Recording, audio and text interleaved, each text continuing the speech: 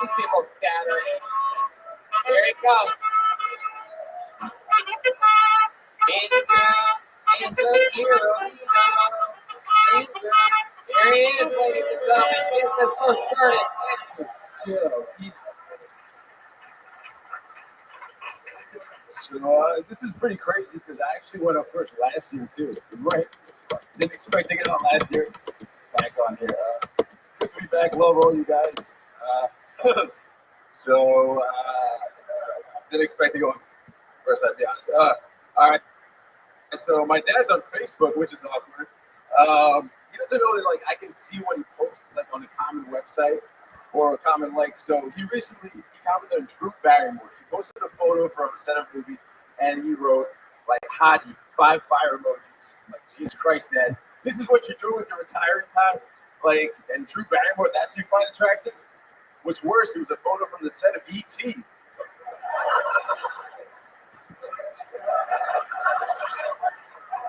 There's nothing straighter than getting head from a bearded woman.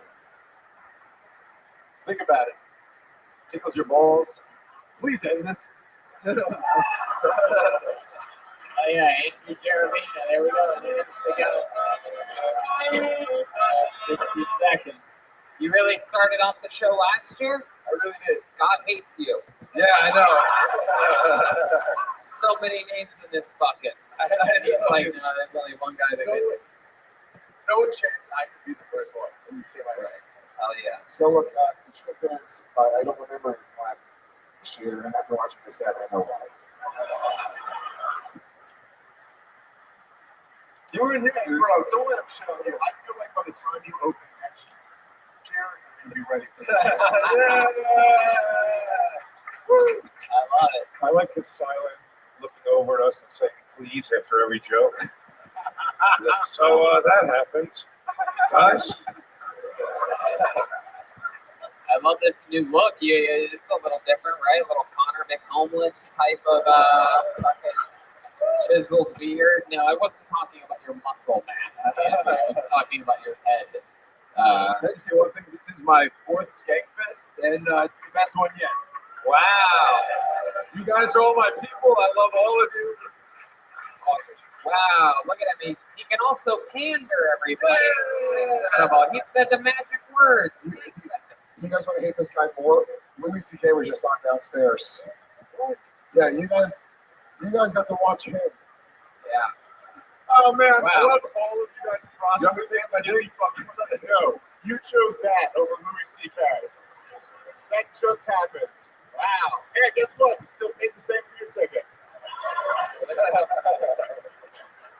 Wow. Way to vary the show. Very Hannah Gadsby of both of you. By the way, Louis no longer on stage downstairs, so you can all get back into the moment. Yes. You guys were actually online when Louis was on stage. Literally, I don't think I've ever felt an energy crash in a room quite as much as you guys just did right there. I mean, incredible. Oh, it's no big deal. You can still catch Cosby tomorrow. don't worry, everyone. He bombed. If you want the energy to dip that hard again, just watch what Lewis says. Whoa! Wait, He has got me down. wait a second. Is this Lewis is up on his feet? I've never seen you stand up to a Big J. Okerson before. This is exciting.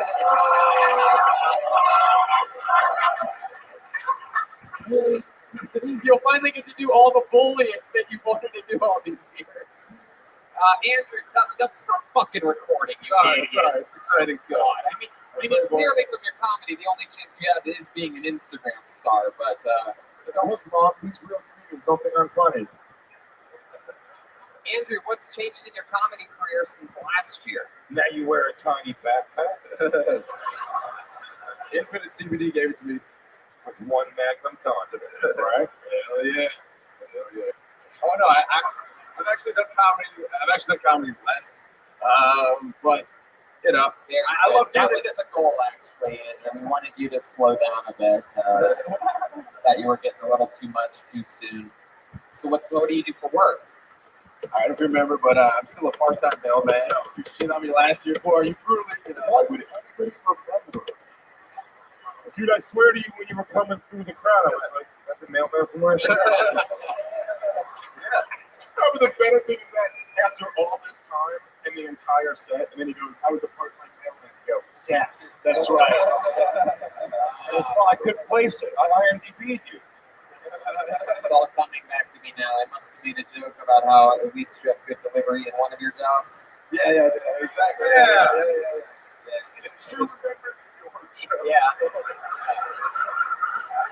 Part-time mailman. Oh yeah, the guy you told me about. I also started working as a bouncer in Best Buy, so I got other jobs you can make fun of too. A bouncer at a Best Buy? What the fuck? No, it's separate. Yeah, but yeah, it's a bar. Oliver, Plattsburgh, New York. Wow. They're not Dude, I never see someone move steam before the woo. South side. Also, there's no such thing as a bouncer at Best Buy. You're the retarded guy who checks the receipts at the door. No, it's in the big TV section, dude. Magnolia Land. You ever bust anybody working at Best Buy? I sell TVs at Best Buy and I bounce at this other bar. I don't bounce at Best Buy. Why didn't you laugh harder at my Magnolia joke? No, it was good. I was trying to think of a joke. I was like, I do people at Best Buy. I was like, so I stopped myself. And you specialize in TVs at Best Buy? There you go. Samsung or Sony? God, you are truly, you are the opposite of comedy. Here we go. I think one of these guys is about to make a joke, audience. I was like, Yeah, I was going to say it's crazy that you sell something that you'll never be on. what I say, I was like, here we go. It's gonna hurt. It's gonna be smart. It's gonna hurt. I'm trying to. Yeah. TV stands for tuberculosis. Wow. Oh fuck. The Blue Jays just high-fived each other. Joel staying in true character there. Andrew, there you go. I'm gonna keep it moving along. There goes Andrew. A weird way to start the show with the same guy that went versus last year, but the Bucket of Destiny has a wild way of working. Let's see what happens now. Oh, okay. Oh, wow. I actually know this guy. I believe he's from Toronto. He's been on the show. I think he was on the show, first road show we ever did 5 years ago in Toronto. Put your hands together for Big Dave Bastian. Here he is.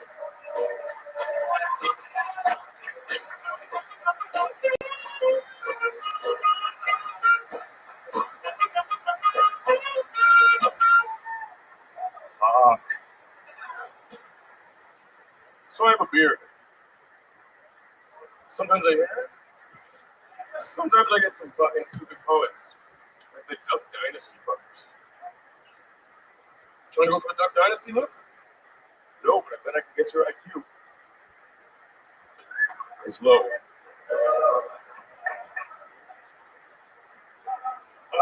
Fuck. Okay. I live in Canada. Here's fucking keeping you warm most of the time. So I trim down the sides a little bit because it's fucking hot out here. Humidity's a motherfucker out here. But that's what beards are for, keeping you warm. Not for trimming down to a symmetrical point to line up with your fucking man bun. And I know what you're thinking. This guy has a ponytail. You can't make fun of man buns. What's wrong? This is a stallion tail. Fuck little bitch ponies. Big Dave Bastian. Wow. I've never seen anybody get exponentially worse over 5 years. I haven't been on stage in 3 years. Oh, okay. What happened?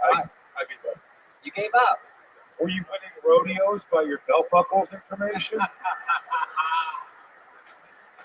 My goodness, what do you mean you gave up? What happened, Big Dave Bastian? The hustle's fucking hard, man. Is it? Especially when you are not funny. I'm lazier than you guys.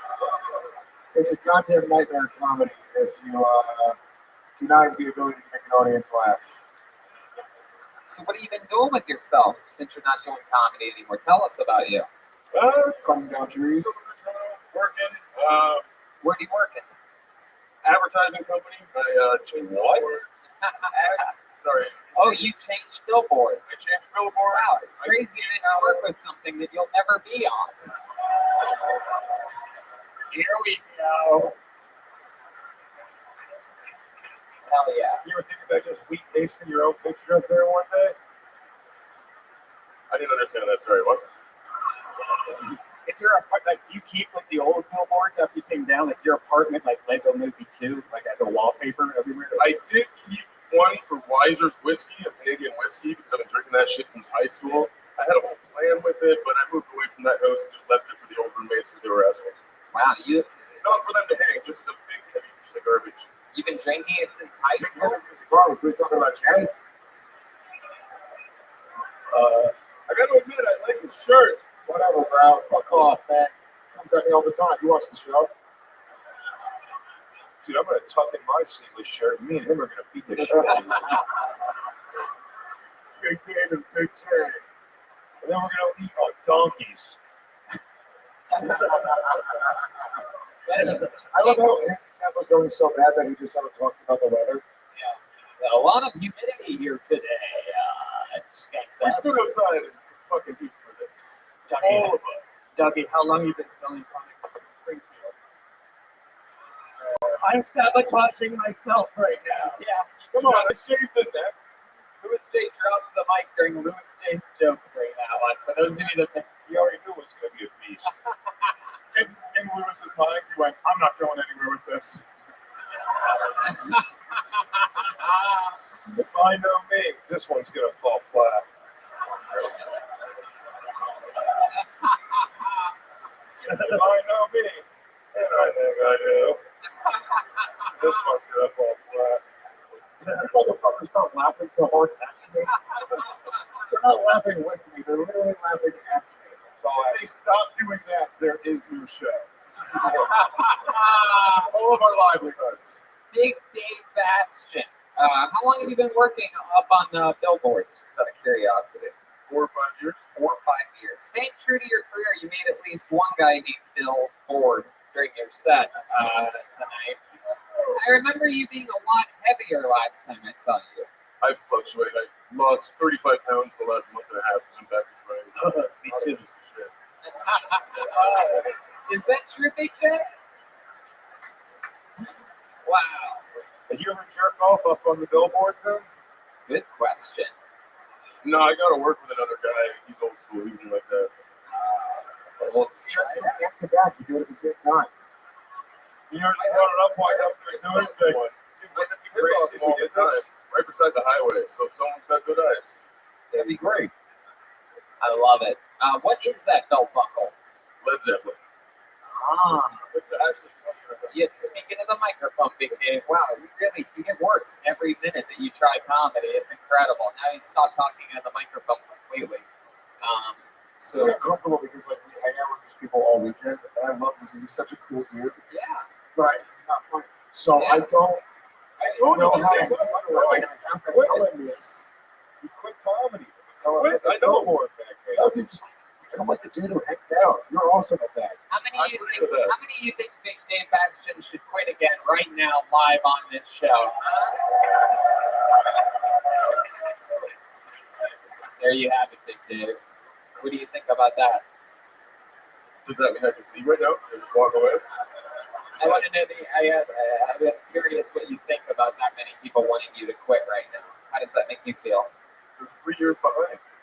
For 3 years. I quit 3 years. Why did you sign up, man? Because I love you guys. I love this fucking show. It Oh, something gay. was on episode 78. Yeah. Love it. I'm gonna sign up tomorrow too. Oh yeah. All right, Big Dave. Big Dave, the Big J's love you. Thank you. By the way, Big J won Doug Loves Movies yesterday and won me to come back here again next year. And a bunch of other awesome shit. And fucking, yeah. Next year, I'm throwing a fucking belt buckle in the prize pack. Hey. I didn't know our fan base would wear fucking personalized belt buckles. Well, Big Dave, I'm going to get another person No up here. problem, man. Congratulations on getting pulled out. There he goes.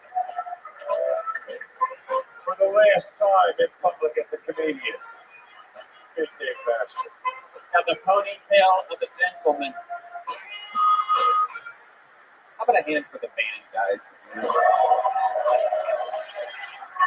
gotta ask, That was pretty sexy with a fucking sax. the Bucket of Destiny works in crazy ways. How many of you like it when comedians do good on the show with their 60 seconds? How many of you like it when comedians do bad on the show? Hey, there you go. That's Michael Che, ladies and gentlemen, just hopping in for a second. I pulled another name out of the bucket. I mean, you would win. No, he's gone. No, we'll come right back up. Jay, you want to judge? You want to come up? You want to be part of the show? There we go. Why not? If there's anybody that can give me Louis C.K., that's the one that I wanted. Whatever you want. Hell yeah. Just make it organic. Jay, sit the fuck down. Everybody gather up. Hell yeah. Hell yeah. There we go. Teamwork makes the dream work. We're going with another big. We had Big Dave Bastion.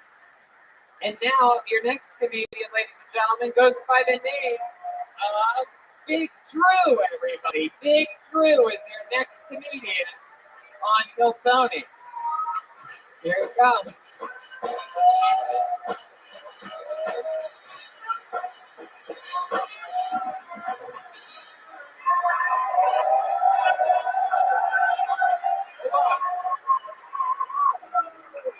I have 6 sisters, and my tits are bigger than 2.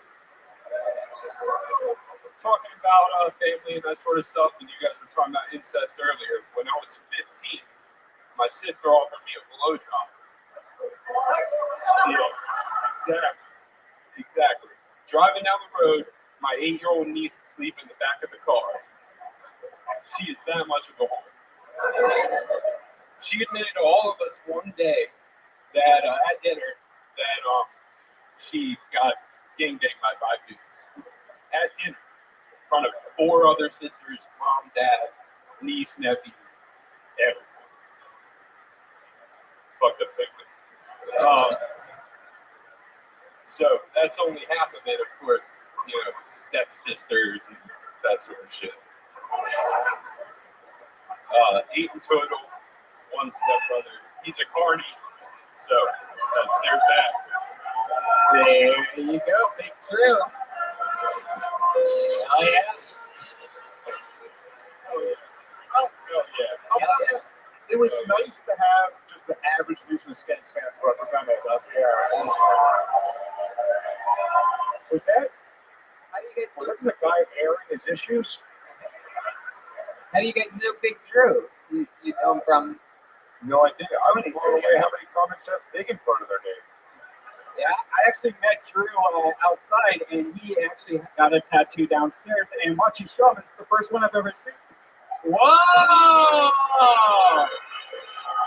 For those of you just listening around the world, that is a true, amazing Kill Tony tattoo. The red and yellow. Wow, that is so fucking cool, Big Drew. How long have you been doing stand-up comedy? First time ever! Wow.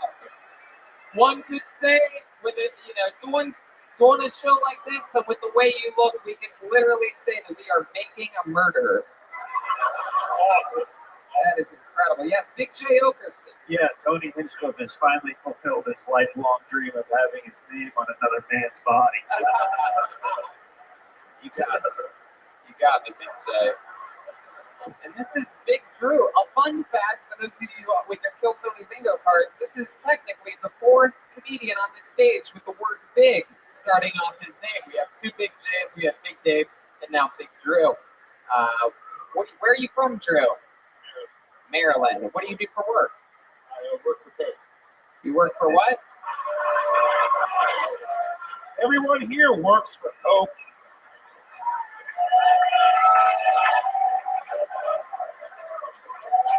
Food, Coke, bills. The real cola company? My goodness, that is exciting. Getting high on your own supply. I love it. How long you been working with them? Actually, a year last week. You drive a truck? No. down? I prepare fountain of women. So Oh, hell yeah. McDonald's can come fill it up. There you go. Fuck yeah, this is the guy that makes the fucking fountains possible. How exciting. First time doing stand-up. How old are you? 26. Yeah. Hell yeah. What'd you guys think of his first I time? didn't think you looked 26. That's a rough 26, man. What happened? Did you come from a logging town? Fishing. Fishing town? There you have it. 5 bars within walking distance of my house. No shit. Nope. Is that your dad? Oh, that's my boy. I love it. My God. But yeah, but, you know, a lot of times you go and get a fountain soda and you don't think to yourself, that doesn't just happen. You know what I mean? There's a person behind that. And his sister's a whore. Yep. Exactly. Clearly, fountain soda is the opposite of the fountain of youth. It really. I mean, I had seen you age 2 years in 4 minutes. It's incredible. From the fountain to the mountain. The Mount Dew. Good one, Lewis. Michael Che, it's your first time seeing anything on Kill Tony. Welcome, guys. How about one more big clap for Michael Che, guys? Hi.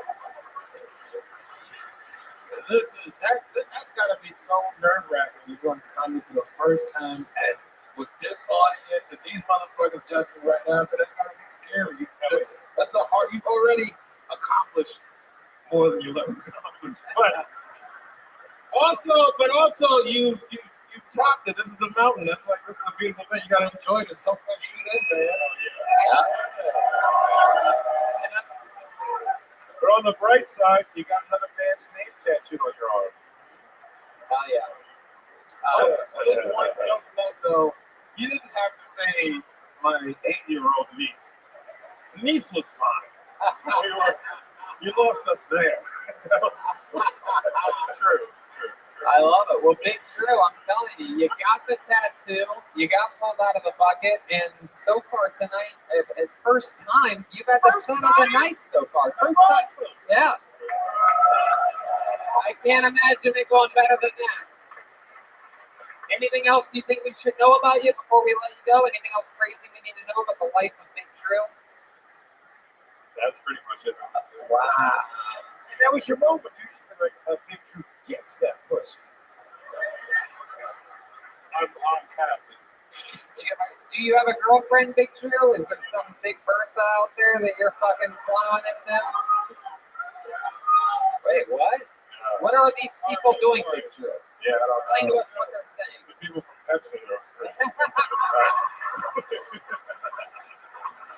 Boo this man! Get him out of here! It's too sweet. I've been talking to this girl that's into DDLG. Wow. Dirty Luis Gomez?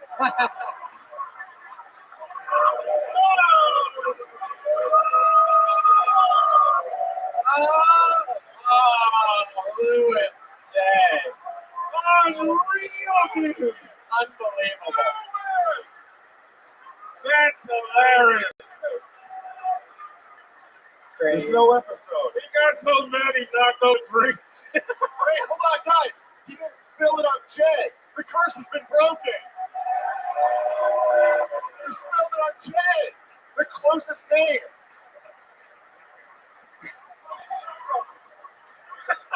I'm doing drums. Guys. Okay. There goes. You sit. He's about to knock over another cup with us. Lewis, sit down. Sit down anywhere. BBLJG. Oh yeah, full recovery. You know what? If you hadn't knocked over that drink, that probably would have popped. I know. So what is DDLG? Daddy dominant middle girl. What? So she's just Daddy dominant middle girl. Daddy dominant. What are you into that? No, this is the first I didn't even know it was a thing. So how did you find it? What did she do? What the heck? Explain it, man. Come on. She likes tasks and commands. For example. She's a dog. She's a real Good girl. like a Windows 95 Microsoft computer. bedtime. So some of the commands. You better Oh, start it's spilling the fucking beans. where a butt plug work. Wow. And she likes it when you tell her to do this shit. So like, is that a task that you've given her before? There's Right into the tip of the microphone, Big Drew. there's too many, and then there's not enough. There's Butt plugs? I've heard of Task Rabbit, but Task Faggot, what the fuck?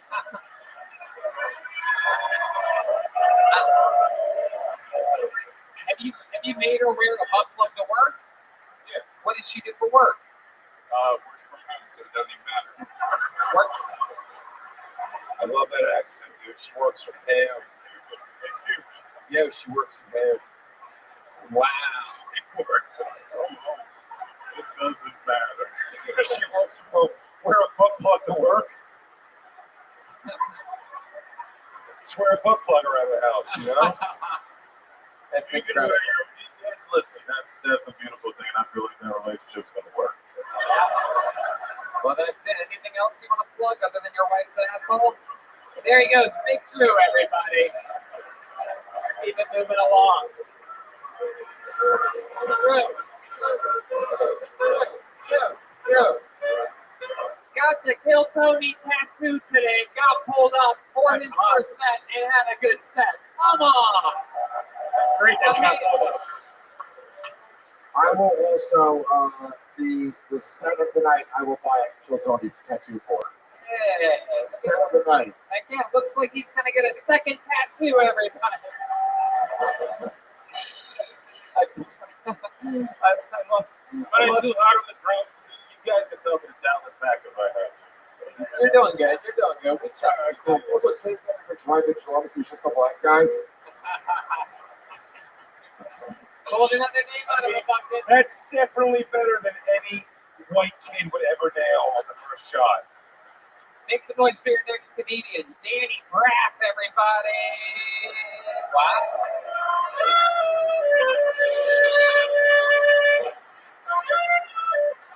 Here he comes. Danny Braff. I'm sorry, I didn't get the sheet music to that song. One more time for Danny Braff. 60 seconds uninterrupted. Starts now. I work at Costco. I'm one of those people that hand out samples. You meet interesting people when you hand out samples at Costco. The other day, a man walks into Costco with a shirt on that says, "Masturbation is murder." And I chuckle, because when I see masturbation is murder, I think, call me Ted Bundy.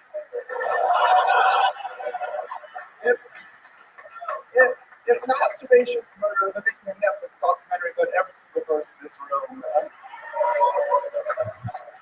And if masturbation is murder, does that mean wearing a condom is kidnapping?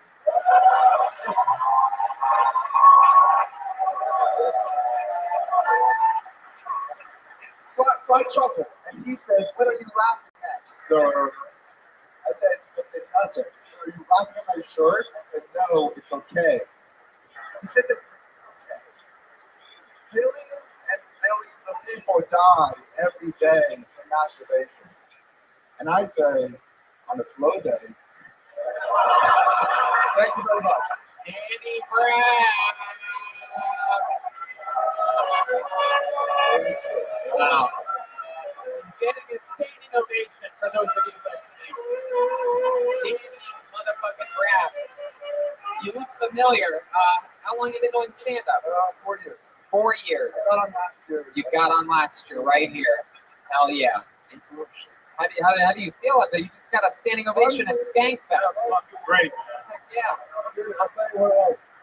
It was great, but when you walked up there, I was like, there's 0% chance that he's going to have a single funny joke.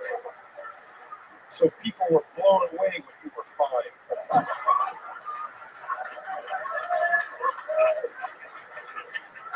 I remember you from last year. Absolutely, you remember, man. It's fucking very funny, man. Great job, dude. Yeah, that was awesome. When you first came out, I was like, this is like if Jared from Subway was a rapist. Louis J just gave Louis J the biggest high five. This is so fun. They are bonding. They have switched hats. So, this is interesting. You're gonna like this. I mentioned last time on the show I used to do magic. I used to go to Magic Camp. Okay. And there's a competition every year. Uh-huh. And I created a whole magic act around Jared from Subway. Oh. And this was I Oh, created shit. a month before he got arrested. He made his dick disappear into a child. Yeah, baby. That was real Louis J. Gomez right there. Do you know how hard it is to have a Jared from Subway story and you be the creepy one? So what were you getting at there, Dan? So then I created this whole thing, spent a lot of money, worked on it, and then he got arrested. But I decided to do it anyway because I spent so much fucking time. Yeah. So at Magic Camp, in front of like a ton of children and the counselors, like the whole act as Jared from Subway. Oh my God. Just holding like giant pants in front of yourself? I did a trick. One of the tricks was like I was wearing normal pants and I pulled them off and like fucking used them. Like it was Do you still do magic? not anymore. No, not anymore. Is there a magic trick that you've learned that maybe you could do for this audience right now? Oh, do your Bill Cosby piece. Do one trick. Do a trick. Do one trick. Do one trick. The fuck you do? You don't have. I don't think I could do a fucking magic trick right now. Do a magic trick. I don't know. Exactly. There you go. Louis J. Gomez has a tissue ball. He grabbed it with one hand. Whoa!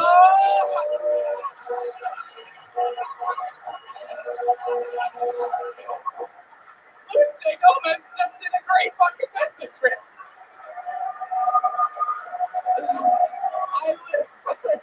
Are you ready? There's nothing better that works with magic than having low expectations. And I was literally expecting it to just drop out of the hand that he had. But it looked like he took it out of, and it came out of his mouth. How long have you had that napkin in your mouth?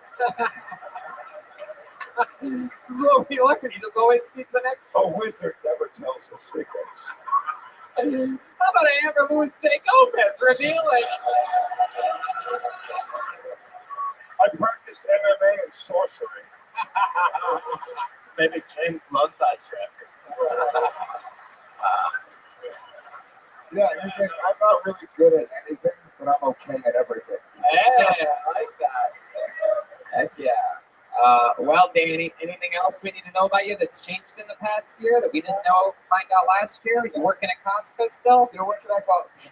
That was about it. Yeah. Are you gonna get a Kill Tony tattoo if you're the funniest one of the night? My parents would kill me. How old are you? Her parents. I'm 22, but they're Wow, 22. Why are you Jewish? That's why.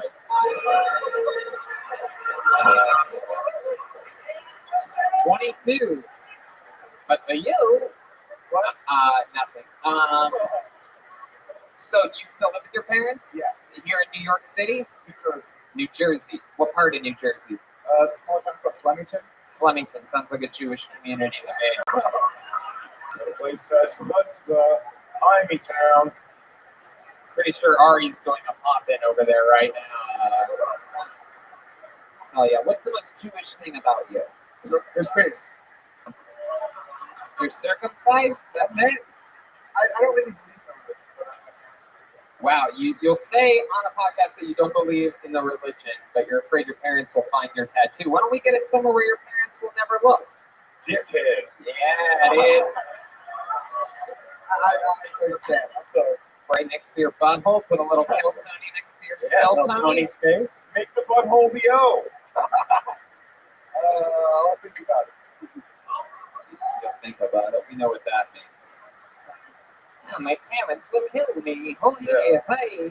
He's gonna go anxiety about it for a while. Oh God! Don't be mad at my parents. Don't be mad. Why do And their parents will be mad. And their parents will be mad. how The laughing stock in Flemington. how it's What would Moses think? how excited were your parents when they found out that you got a job at a bulk discount store? What are you doing? Selling French in bulk? How many weekends? What do you mean? Did they use your membership, your parents?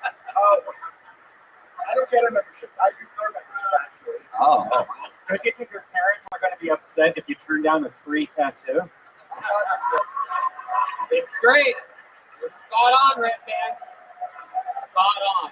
My boy got a tattoo on his sniffle. I will disown you forever. But that, it was free. Come here. Ladies and gentlemen, the great Danny Graff with so far the son of the night. He's in the running to get a free tattoo. A Jewish oxymoron. Get yourself a tattoo in your tuchus. Who's gonna know the difference? I like them. Heck yeah. You guys having fun out there? I always like to do that. We've seen this guy before. He's absolutely insane. Put your hands together for Reverend Johnny Stewart, everybody. Here we go. It's happening. Here we go.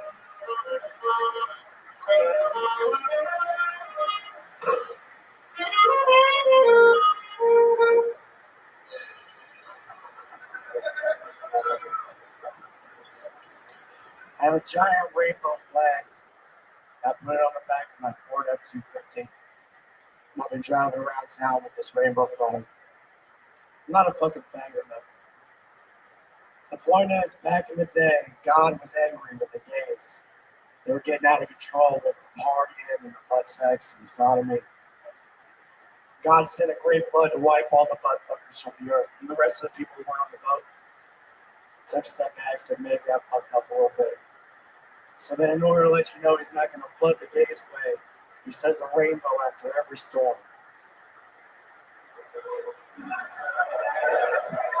A couple thousand years later, all the goddamn people doing all the goddamn sodomy reappropriated it from fucking pride flag. So now I'm taking it back in the name of the Lord, you guys. God changed his mind once, me again, you sinners. I'm looking at you, just spit in his face. You're just a fucking bag about it. I can say that, he's steadfast. And, Reverend Johnny, everybody. Fuck yeah. Or as I call him, Little J. Overson. Yes, bud. Feel how you feel about the set. The history checks out. Yeah. That's how it went down. Historically accurate. Not funny, true. Yeah, it's in the book. Reverend Johnny, we've seen you before. How long have you been doing stand-up?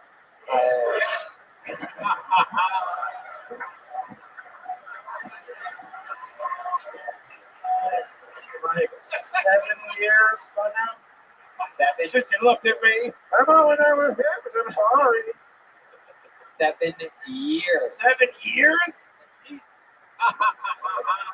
I'll be honest, I thought you were going to say it was your first time. No wonder he doesn't believe in God. Yeah. Reverend John, you live in LA, yeah? Yeah.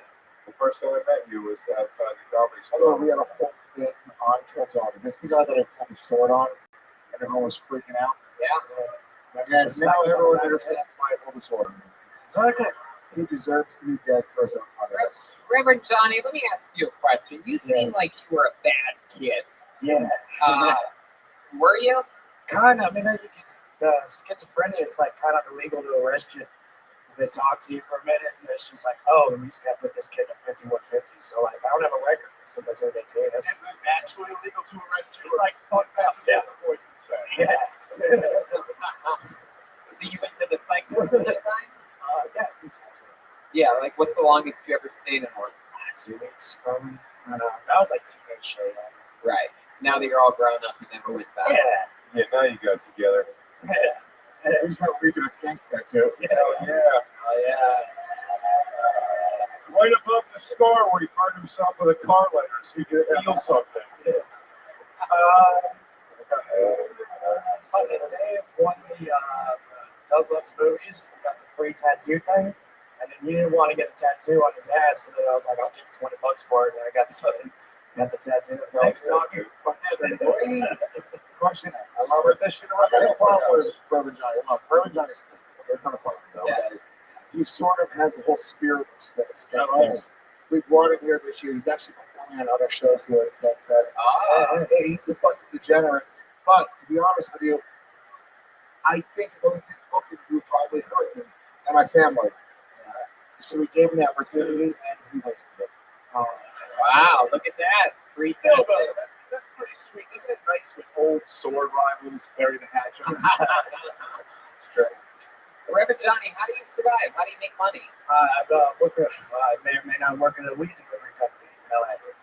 In LA. You look through cars and parking lots for change. Oh shit! How about a weed delivery service called Seedless? That's good. Yeah. That's good. That should have got more. Watermelon flavor. Wow. And you drive? Well, fuck you. Reverend Johnny, you drive the car, you deliver pod driving. What kind of car do you have? Civic hybrid. Civic hybrid. What, a hybrid? I would not guess you were in a hybrid. Energy efficient, buddy. Yeah. Leave a light carbon footprint, buddy. Joel? He looks like a hybrid of Lewis and Jay. Checks out. I'll Fucking fight you. Lewis. All right. So, Reverend Johnny, it was good to see you again. You got on again. How do you feel like tonight's set went? You've been doing this 7 years. That was a 60-second set. How do you feel about it? That was cool. I'll take it, man. It's official. He's schizophrenic, everybody. That's it. It's the win rule. See you guys. One more time for Reverend Johnny, everybody. Come on. Oh, yeah. Back to the bucket we go. How cool is this? An all-star packed stage for Kill Tony. Room is Yeah, just give me capacity. let's See what happens. For your next comedian, Brandon Garrison, everyone. Here we go. Brandon Garrison. Oh, here he comes. Wow.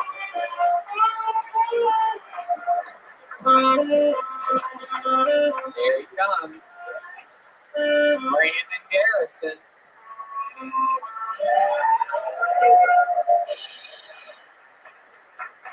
What's up, everybody? I hate the, sorry, my voice. I hate the saying you can be whatever you want to be when you grow up. For instance, I don't believe police officers should be dwarfs. The other way around. But,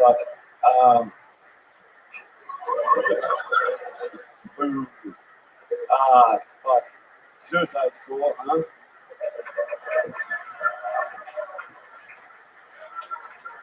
I haven't done it yet, but I'm really fascinated by the people that kill themselves or that attempt to kill themselves and they fell. For instance, in my hometown, a guy pulled up to a gas station, doused himself with gas and lit the match. And my sister was there, so I ended up having to take care of him, and she was telling me she was scared. It's so sad, right? And all I could think was, how much do you prepay? Thank God. Thank God. There you go. Surprisingly, not the worst meeting I've ever seen TJ Dillashaw take. That was incredible. I've never seen a guy. You're an interesting looking guy.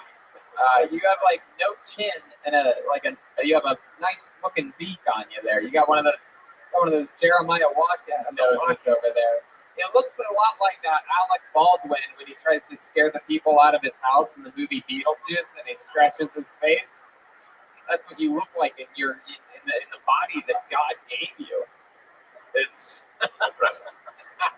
You look like a young Mr. Burns. Hey, guys, there's Jay Gomez. Hey, there's your first shoulder tan of the night. Woo. Just when you thought his head couldn't get any bigger, if you saw it last night at Naked Roast. By the way, I held his dick at one point. I was on a lot of drugs last night. I don't even know. You did what? That wasn't even a stage. What? Like just in private? No, after I went out to him, I picked up his dick. Oh, dude, how heavy was it? It was so heavy. Like, if you remember the first time you held a gun, you're like, oh my God, this is dangerous. Yeah, this is fucking steel. Get this away from me. Wow. I did not realize it was cocked gonna and be loaded, right? So Brandon Garrison, how long you been doing stand-up comedy? Like 4 months. 4 months. Yeah. Where do you live? Salt Lake City, Utah. Salt Lake City, Utah. What do you do for work? Maintenance. Maintenance. Maintenance, yes, sir. Heck yeah. What kind of maintenance exactly? It's like homes, businesses. So I work for a maintenance company. I got it on various rental properties.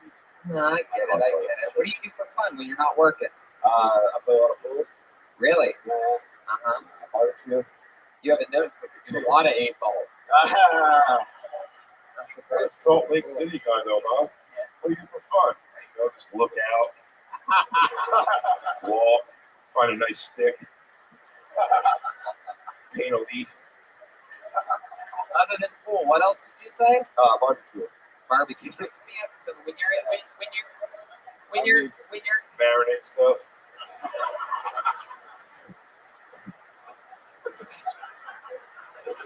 Do pastry prep. barbecue, you have a specialty on the grill? You like Tony Soprano or something like that? What's going on? Yeah, man. I don't know. Just I'll fuck up some brisket. Pork for it. Yeah. Damn. Hell yeah. I'd imagine you just let that fucking, you use your nose as like one of those ventilator hoods over and Yeah. What's The fossils are so big, he just knows. He goes, these are rare. Benson.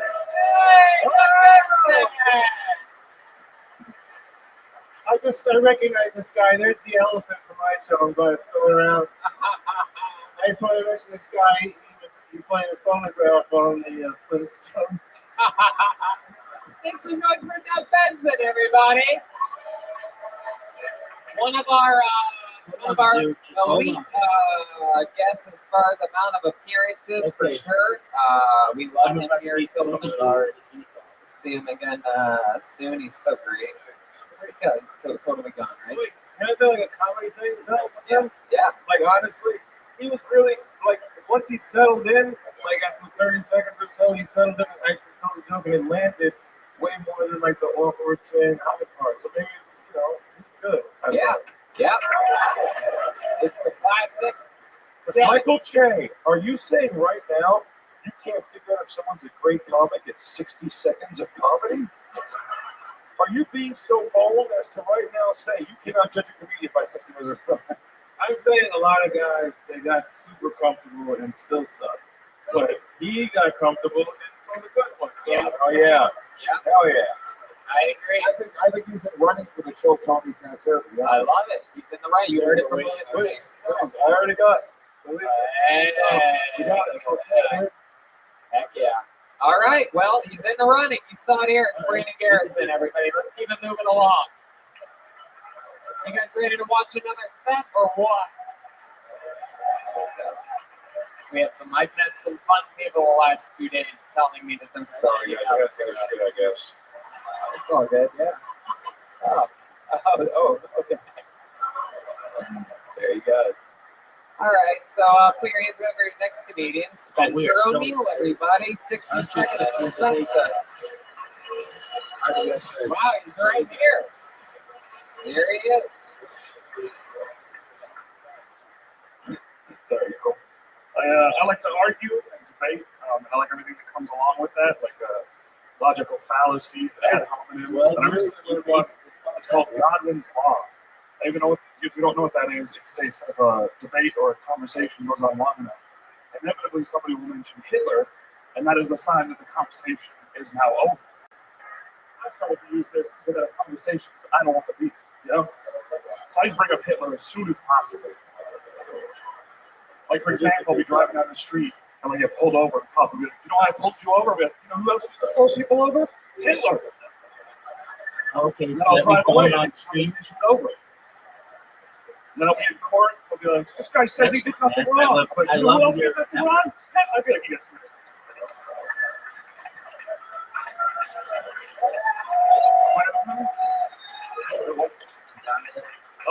You become known as the Hitler guy, though. So when you're walking down the street, somebody's like, "Hey, it's a Hitler guy." And you're like, "Hey, how's it going?" Hey,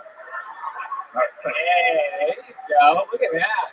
A real one tilt, stayed in the pocket, got better as it went, hit it, set it up, punchline, tag. There you go. That was a real set. How long you been on comedy? 6 years. Oh yeah, that seems like it. That was excellent, man. And for a festival run by a podcast who's been called a Nazi quite a bit lately, I enjoyed that. I wrote it specifically for Lewis. Yeah. And, It was really on brand. he only brought me here because I'm German. Oh yeah, I know feeling that she's going to be very famous. That she's subscribed to her on LA, and he's a killer. And you're going to do it. Besides being legitimately racist in real life, I think you're going to actually have a lot of success in this business. I'm actually very uncomfortable being this close to a Puerto Rican. It's not Damn. I love that. Oh, did you shoot it straight on? It's too Puerto Straight Rican. on. Son of a bitch. Oh, you I got don't it. speak Spanish. Don't listen I to do me. what you say. I don't know. Good shot. How long? Lewis is. This is an excellent question that I think will be debated in business courses in the future. I personally think that Lily Phillips, since she did the whole like, how many dudes can I fuck in a certain amount of time? She did it first, so she gained some momentum from that. But then Bonnie Blue went and got 10 times as many dicks inside of her as Lily Phillips did, which is just kind of ridiculous. So I think that personally, and you know, we're two sides of a separate coin on this one. Oh, what are you doing? And who's hotter? And it could go either way. So I would say that Lily Phillips maybe was more famous. That's shot. But then Bonnie Blue overtook her, something like that. Do you agree with that assessment? Yeah. There you go.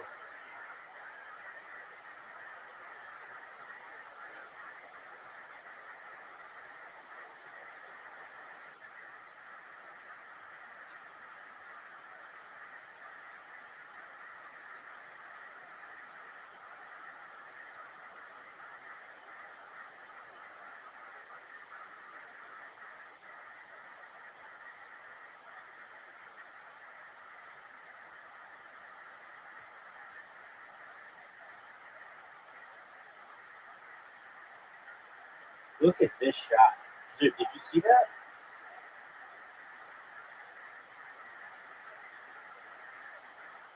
Come on, baby.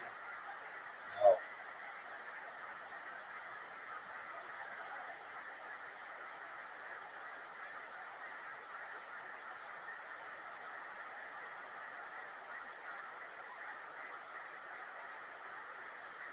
Make it.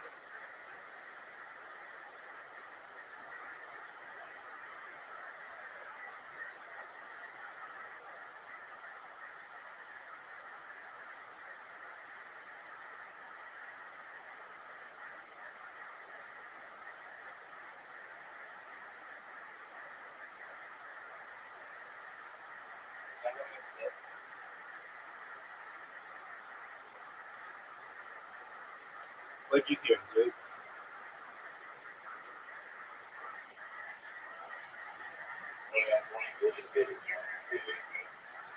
I could see that. She's an attractive woman.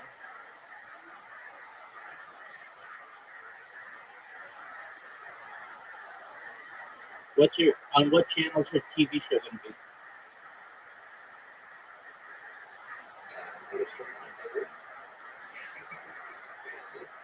She's banned there?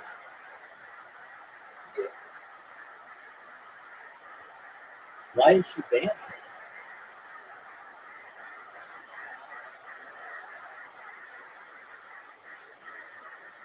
She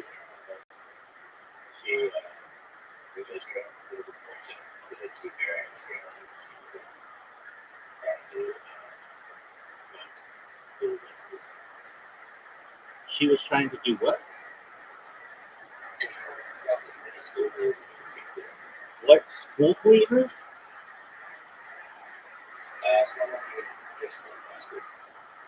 Oh, school leaders. That's not even a word in like American English. School leaders. Wow, dude, that was a really good shot. It would be a shame. I mean, a real shame. I would want to. It just would be a really, just a shame. Dude. I do like that shot.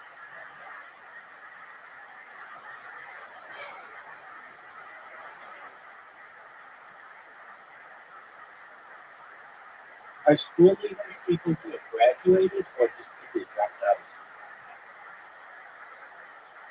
school? Gotcha. Dude, do you know what a perfect game is? Well, it sounds like it.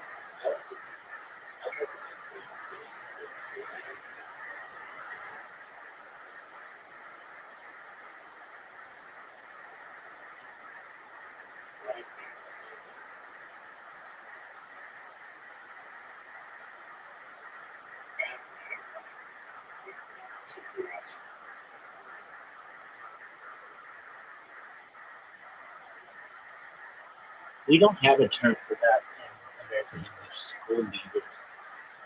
It's not even. Yeah, I guess that's what you would call it. Graduates.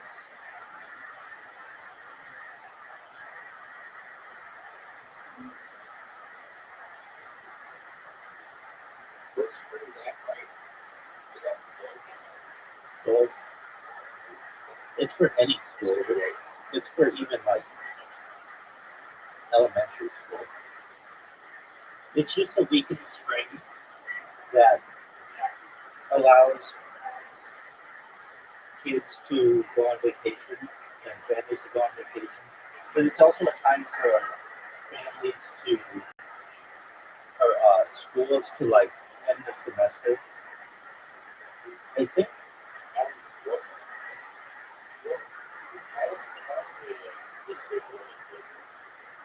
it depends on the school.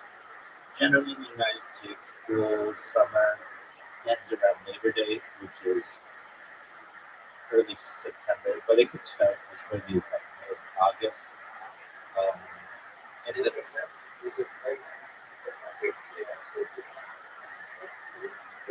yeah, but it's becoming more common in the United States to do school for the whole year. The reason why the 9-month school year was originated was you needed people to work in the summer, particularly like in fields and agriculture.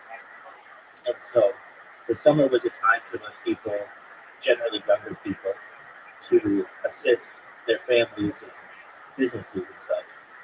But that's more like a 19th century or early 20th century convention. And it became a time for students to also have the ability in later years to go to summer school, to maybe catch up with their peers. And then it meant that schools didn't need to be funded the whole year. Basically, like teachers are paid 9 months out of the year, and they could work like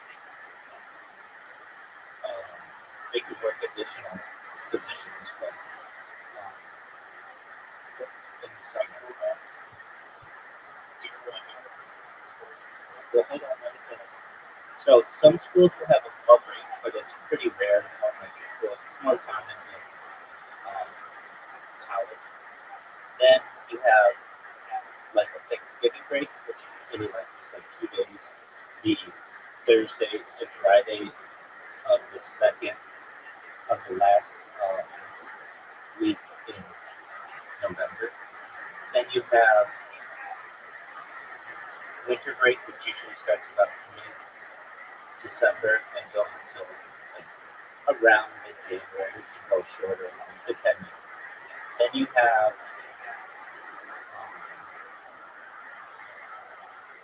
spring break, which is usually around like mid-March. Then some schools do another break around like the spring holiday, not all year. And then summer for colleges usually starts around mid-May, and for elementary school and high school usually starts at like the beginning of June. And that's basically the school stuff. Tell me all about Australia. It's really, we have plans, right? So that's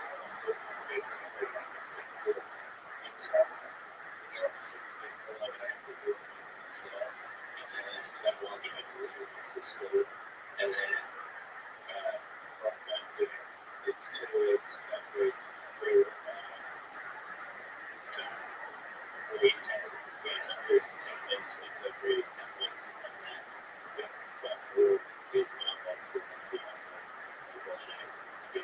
So you get a 6-week break, you get a 4-week break, you get a 6-week break for the summer, and then you get 2 week breaks in the end. Do you like that schedule? Yes. I shouldn't say I've always felt this. As I have matured, I think that school should be year round. And the reason why is you lose a lot of knowledge right at the end of the school year, like unfortunately. And I feel like half the school year is made up of what you forgot last summer and what you forget. Exactly. And if you go to school year round, which is common in some places, that I feel is just more beneficial to learning. Plus, do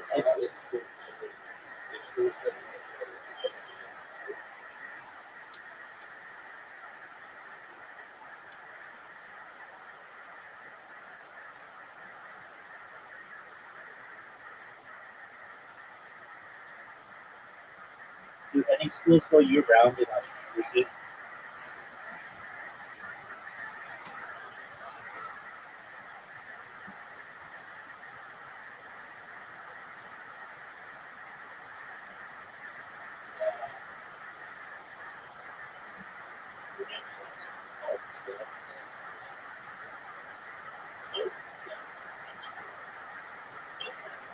Okay, so it's like very rare. It used to be very rare in the United States for people to go to school year round. I mean, like, no one did it, but it's becoming more common now. And while I've never done it, I have known of school systems to do it. I've heard the arguments to do it, and it just makes sense to me. Especially the part about how much information you use over the course of the summer. It's just like half the school year is just trying to remember what you were doing last year. Okay. Yeah. Really cool. All right, so that's what the points.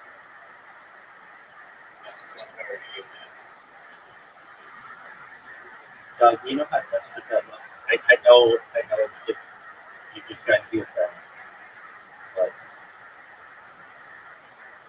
once she just gets back right away, hey, that's fine, let's go.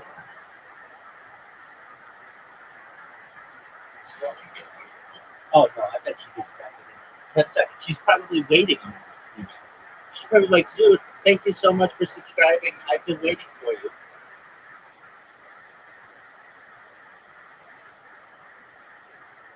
I get a lot of people in here, young people, not anyone under 18, because I do my best to vet anybody, but like people who are right at 18, 19, and I ask them what they want to do with their lives.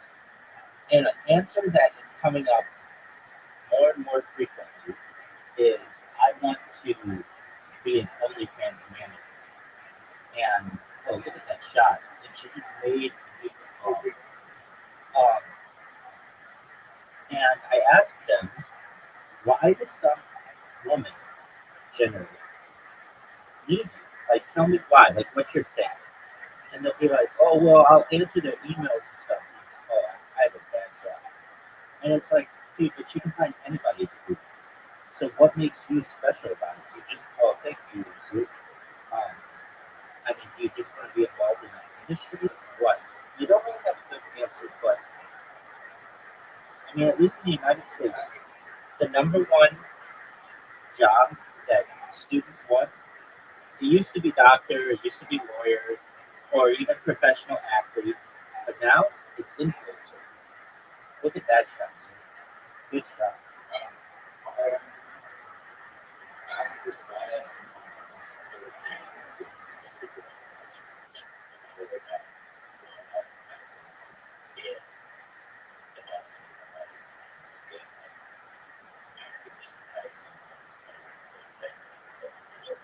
Right, and I think that person, right, and I think that person in the Philippines would probably do a better job of it.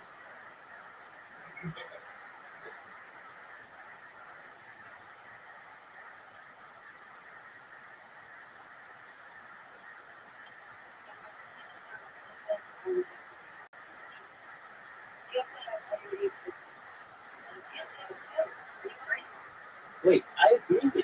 I agree with you, but they don't need.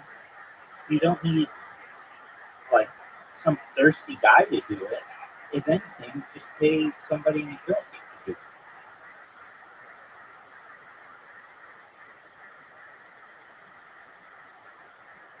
The idea is this: the guy's gonna walk. It doesn't have to be there, but a lot of it could be India, it could be Australia, it could be like any country that basically where you can pay people less than you're gonna pay people in the United States. But the person in the United States is gonna want $100,000 a year, and you can pay someone in the Philippines $10,000. It's just cheaper. Is basically the reason why. But I'm in agreement. If you get really popular, you're going to need somebody to filter all those messages and send them on your behalf and all that other stuff. I agree with you. It's a lot of work, but it's not like that can't be done internationally for much cheaper than what some person wants to do for organization. Well, and on top of that, so this is the first thing. All these people who come in with that dream, I say to them, oh, okay, that's great. How many Instagram followers do you have? And they're like, oh, I've got like 300 Instagram followers. And it's like, all right, well, you can't even promote yourself. Why isn't some Instagram model's going to say, you're the person I want for the job? Like, it'd be one thing if you're like, I've got 13,000 Instagram followers, 100,000 Instagram followers. Okay, then it shows that you have a track record of being able to self-promote. And then you have some experience doing it, but you can't even promote yourself.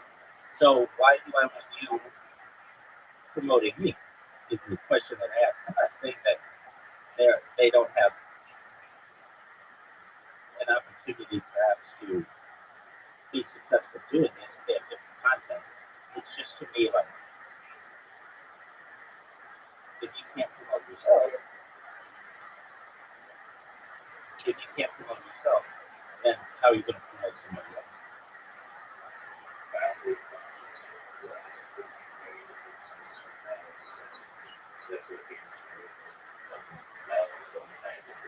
And what did I say?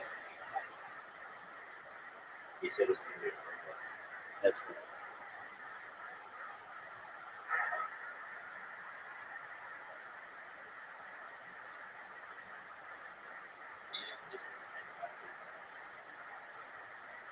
Well, did you tell me even?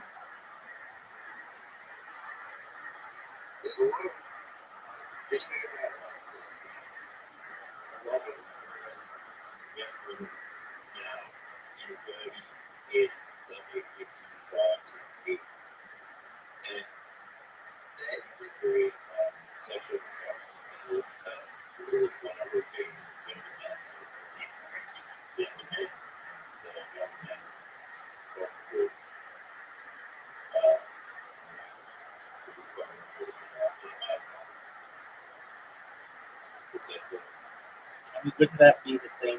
Wouldn't that be true today?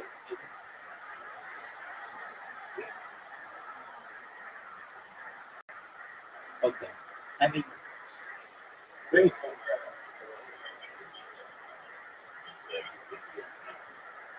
I don't.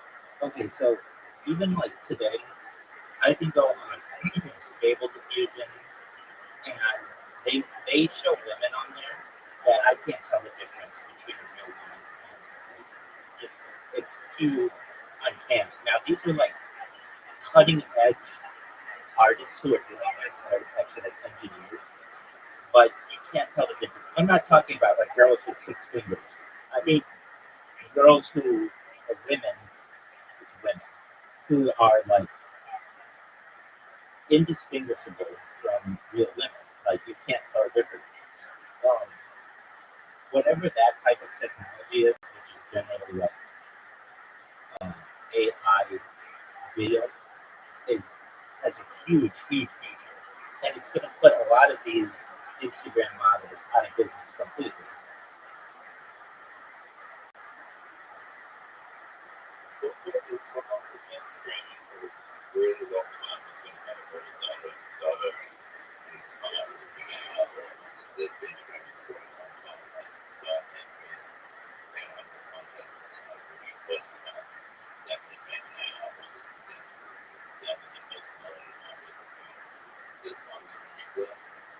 I'm in agreement. I mean, I'm coming close to having 5 years of 24/7 content. I'm closing in on my 4th year, and on top of that, I've got another like 6 months on hard drive. So I thought in the past, well, I should, I had a friend of mine. He's still my friend. He's in Huntington Beach. He's really big into UFOs. He's like super big into UFOs. He's like a UFO influencer, and he hosts these Twitter spaces.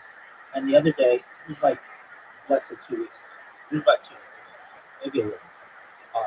He it had been a long time since I had been on Twitter, and I came into his space, and I was just like, "Hey," he was really happy that I was there. He took 30 seconds of my voice and my biography from Rock and had it read it to me, and there were people in there who were like, we would know if that were the real rabbi saying that or AI. It was a very good thing. And all they need to do is just attach that video, and it basically can recreate me or anybody else. Dude, why aren't you shooting?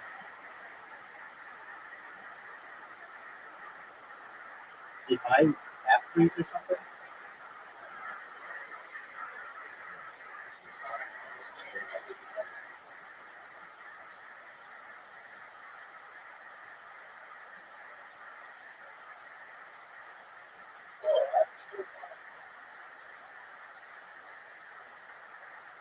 Yeah, no. I'm currently busy making robots and stuff, so I don't have time to. Or I have time, but I don't have energy to focus on it. But don't worry, I'm gonna focus on you just a bit, and I'm gonna beat you so badly that you're gonna cry.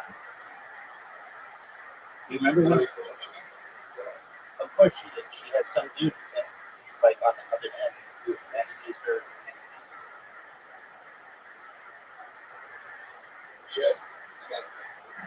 Yeah, you're probably right. I mean, essentially, what those people's job is just an executive assistant.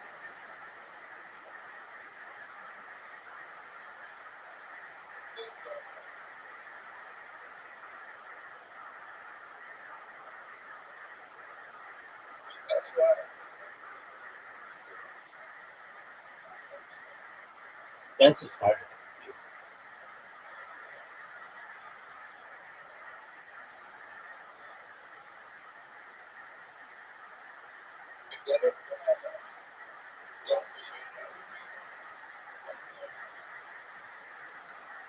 Wow, now you're getting pretty.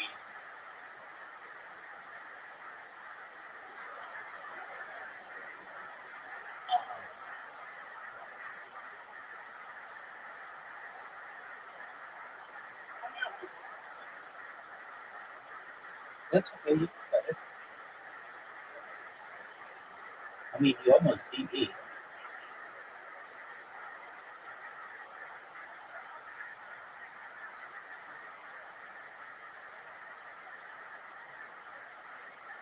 All right.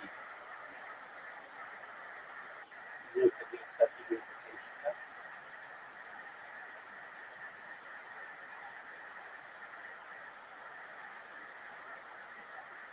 invitation now?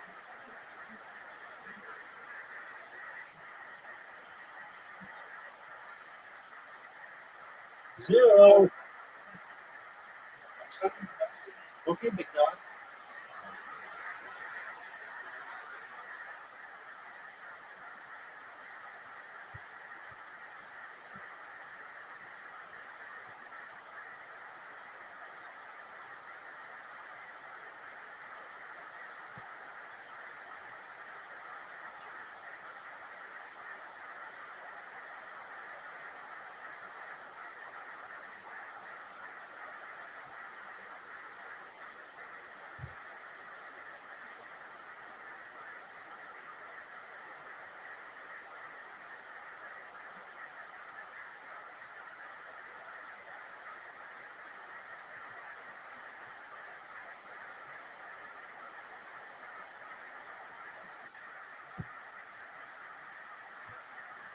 I could be wrong, but I think the golden age of OnlyFans creators is,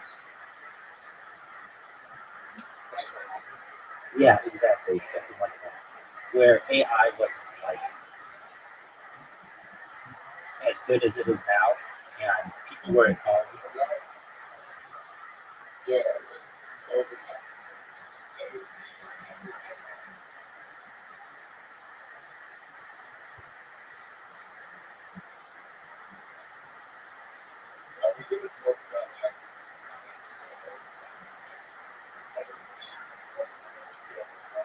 You didn't get a hold of it. You got a hold of him. How did you get a hold of him? No way. Oh man, I missed it. I didn't even think that was possible. Dude, that's incredible.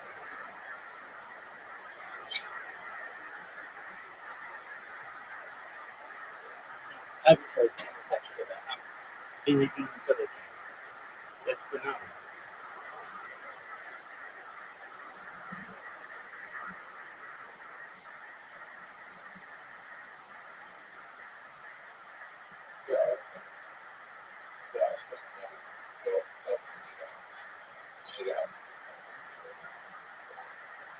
I'm just saying that I don't like those people. They rejected me twice.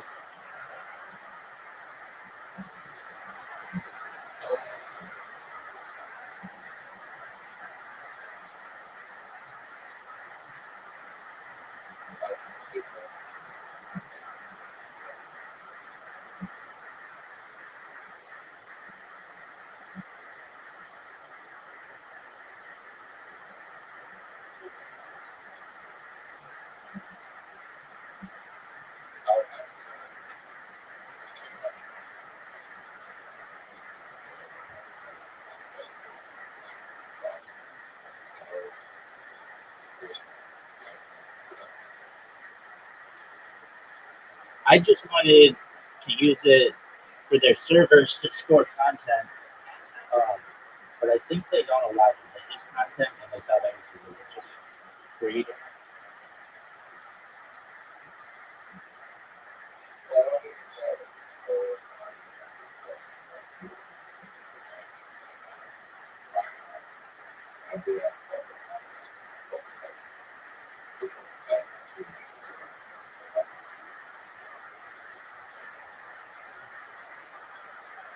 I think this is a funny story.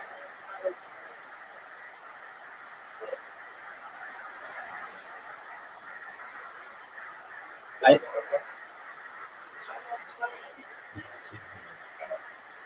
I think this is a funny story. It's not really. It's like it kind of is. If you guys know who Amaranth is, she's like very big gamer girl, and she at one time was the number one OnlyFans creator for like months, and I don't follow her OnlyFans or anything like that. I just knew that she was really big on Twitch and on Kick, and I got into her Discord. She would do this really cool thing where she would chat with her fans or whatever in her Discord, and I would go in there every night and just kind of promote myself on her streams. Anyway, this guy comes in and he starts talking about how he's OnlyFans creator, but he's not very successful. And she's like, okay, well, what do you do? And he's like, well, honestly, I can suck my own dick. Which, if you know any dude, that is like the dream of any dude. So if you really talk to dudes who do it, it's not that enjoyable. As I've heard before, it's 100% sucking, the work of sucking a dick and none of the pleasure from it. So anyway, he's like talking like kind of looking for advice. He's like kind of looking for advice or whatever. And the thing is, all of his fans are like gay dudes because that's not like hot to most women. And so someone asks like, okay, so what's your OnlyFans username?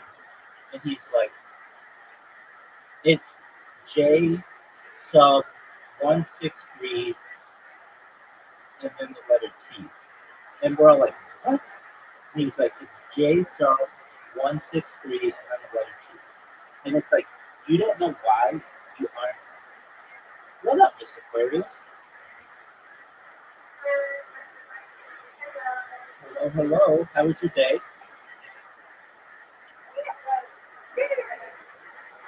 That's excellent. Well, just to tie up that last story I was telling, basically, it's like obvious why you're not, why this person wasn't being successful. They had a very difficult user. Miss Aquarius, you ready to bowl? Okay, that's all right. Is your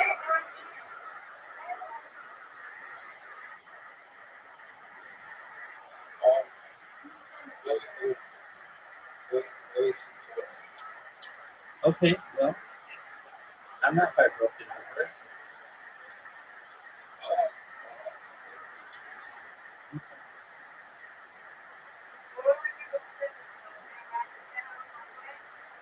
How's your computer with it? Is it any better?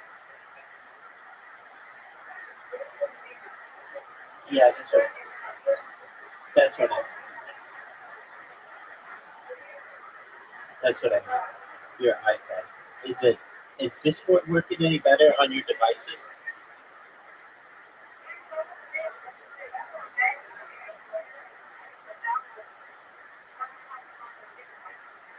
I gotcha.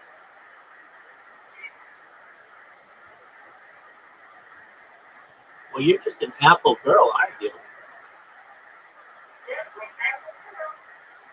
Good for you.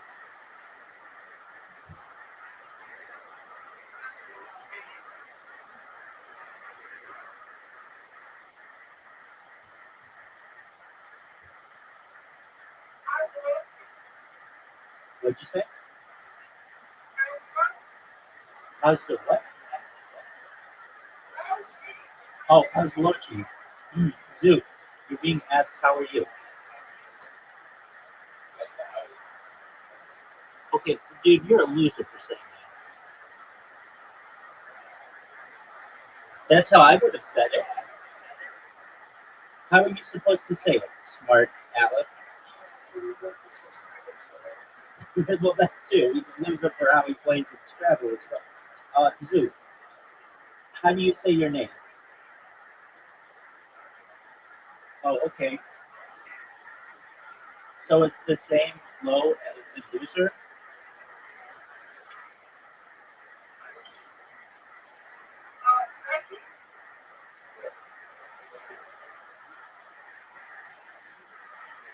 Dude, what are we gonna do with you? Am I saying Zoot correctly? Okay.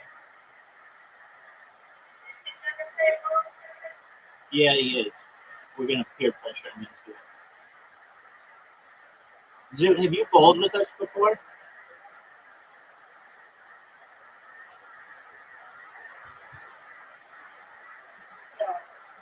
I didn't think so.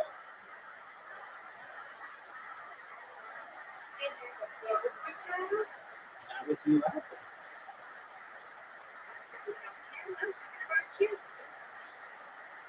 No, we've only played mini golf together, basically.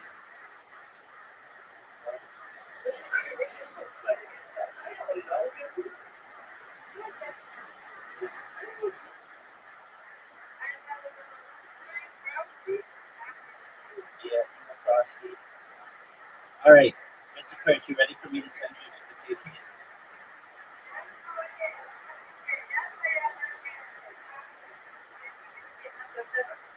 Okay.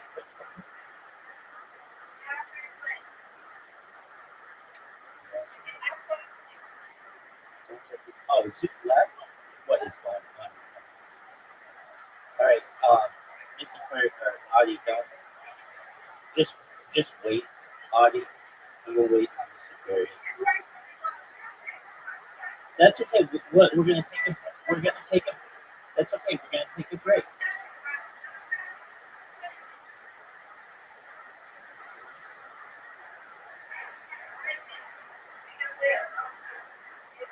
Take your time. Take your time. We're not going.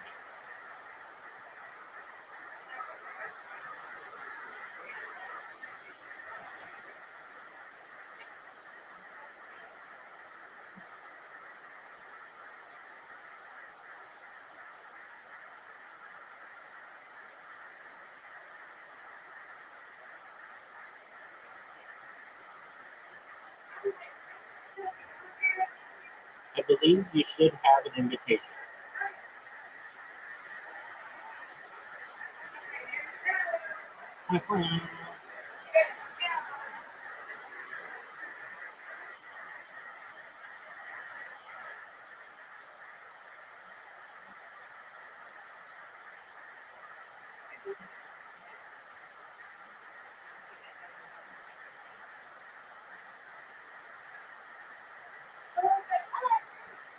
Audie, go.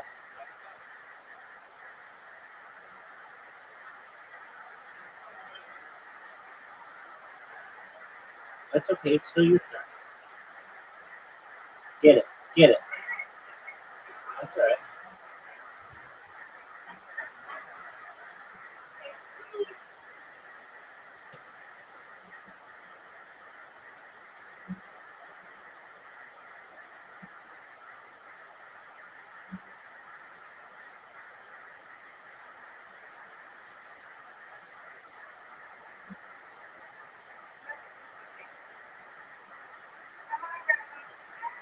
I'm ready.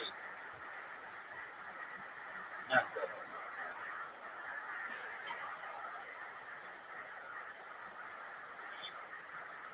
Not ready. Oh, I started off badly.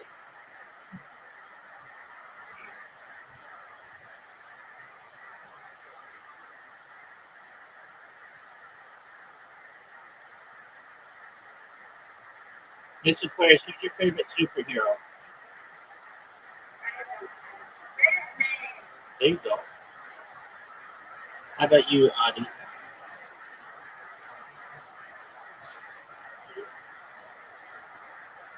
Who?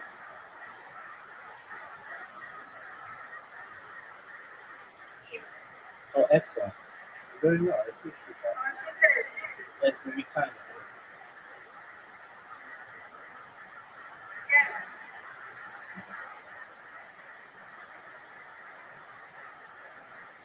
All right. 17, 16, 0, 5. Come on.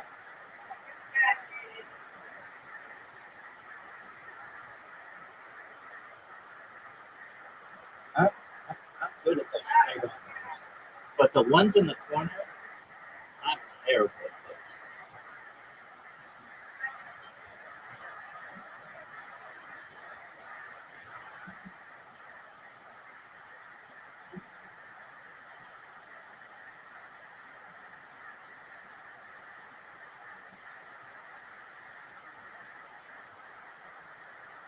There we go.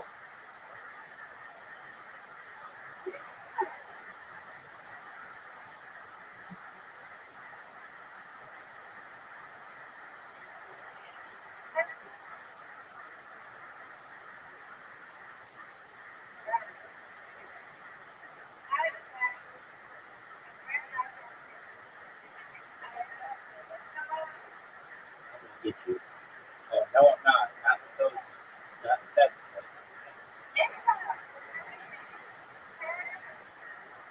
oh, I almost got this first. I almost got this first.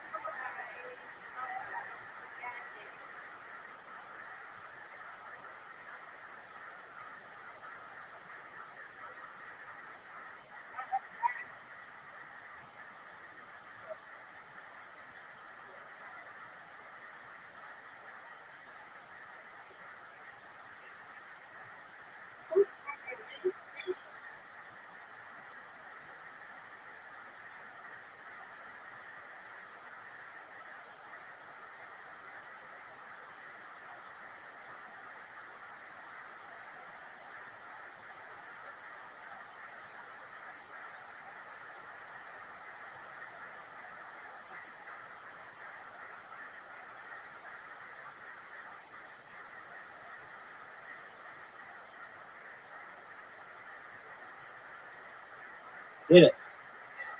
Oh.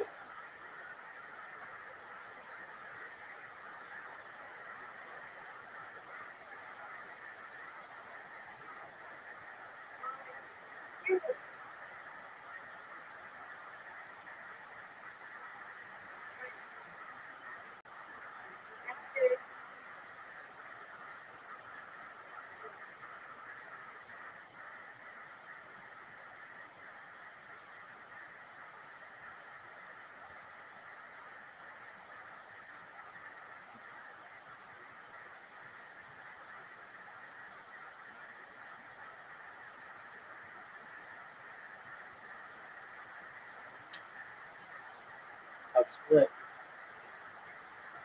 You can do it. You can do it. All right. I agree. I just had a pretty good time. It's kind of unfair. Right. Yeah. Right. Yeah.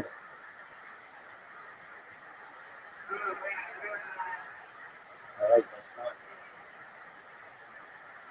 That's one.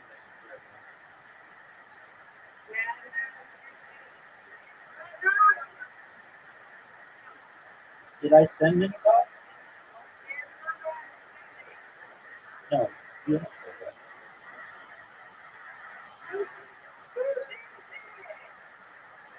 Probably. I think I'm okay.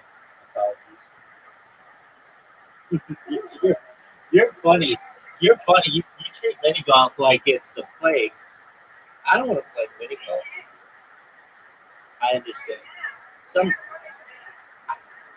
I send so many invitations to people that sometimes I accidentally send them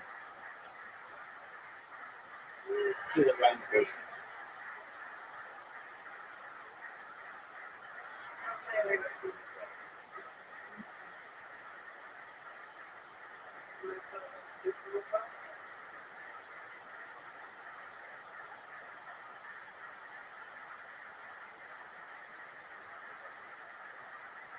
Oh, good spare.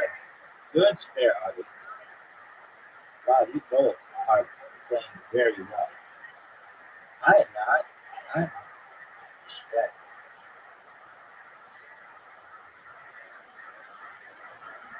Well, that's not good either. You guys beat me pretty bad. I need a comeback.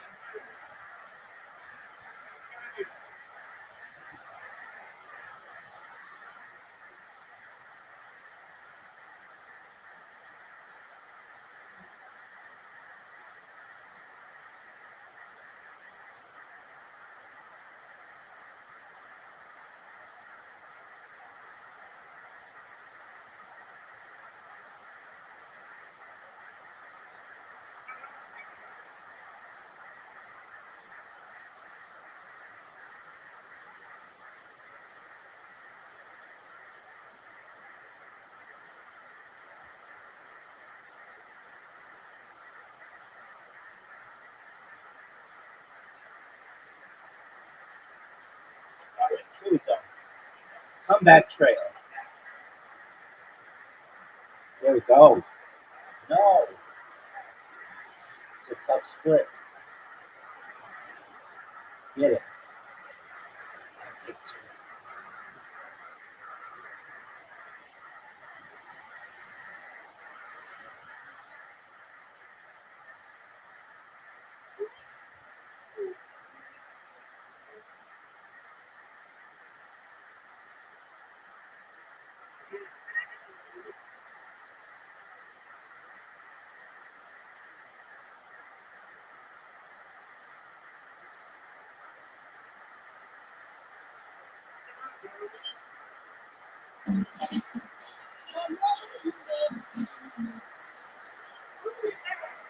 It's just music I have on the background.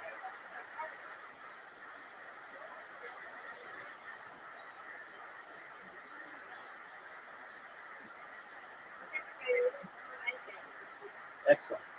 Here we go, girl.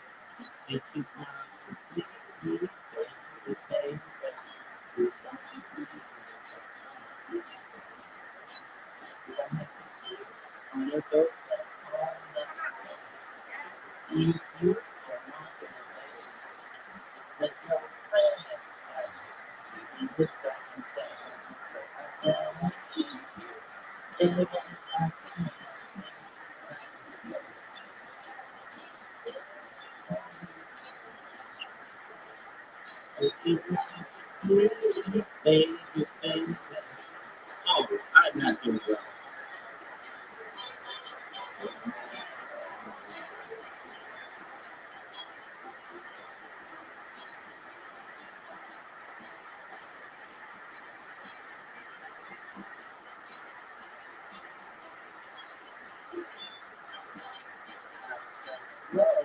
Oh, I missed it.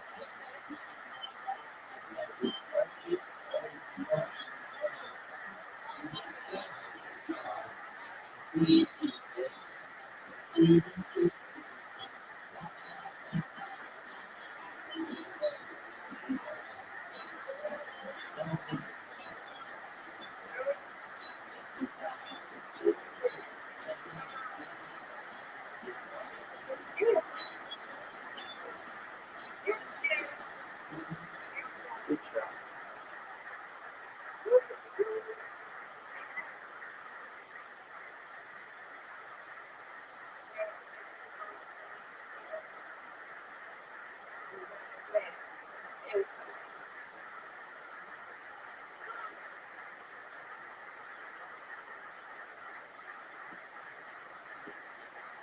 Come on.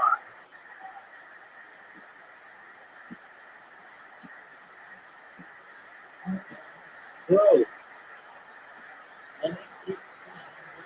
Good one. Audie won. Good job, Audie.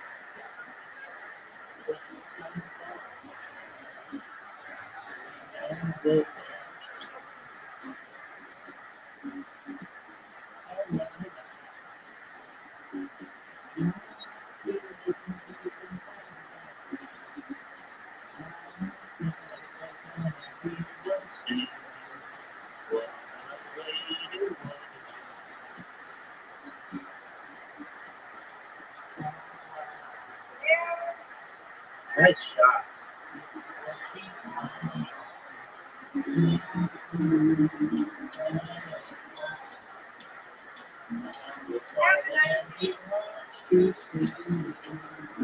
Nice shot, Audie.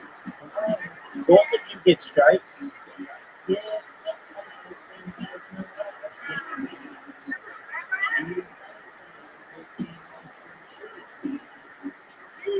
I almost got that split. I might get it one of these days.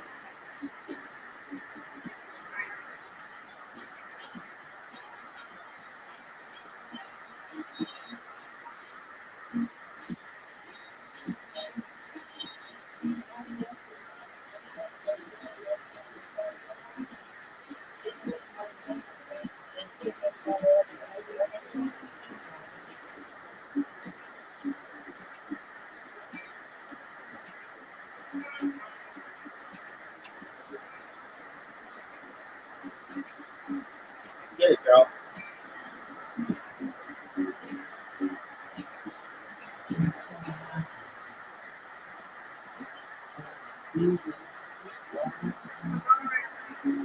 ready. You try to come back.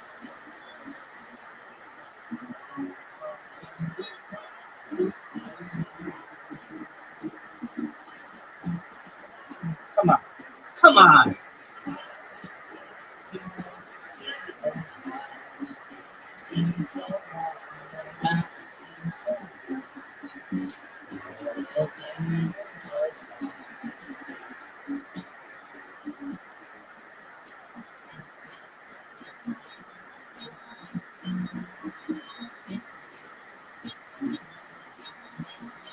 Get it.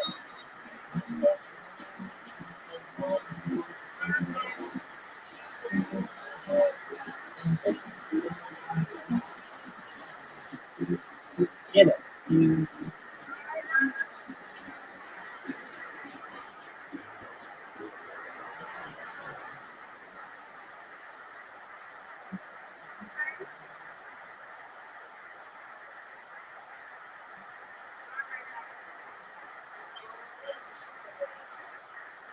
Get it.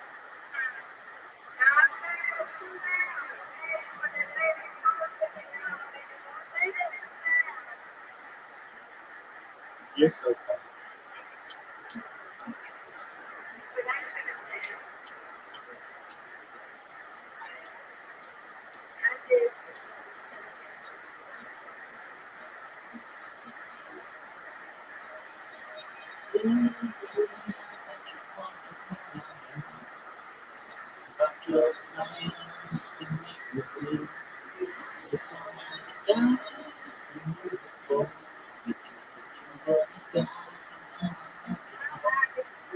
You took me by surprise, I must say. When I found out yesterday, don't you know I love you the great.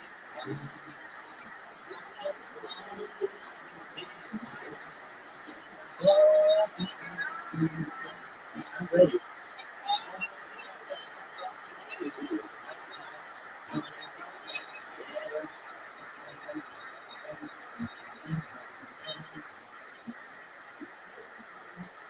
Oh, come on.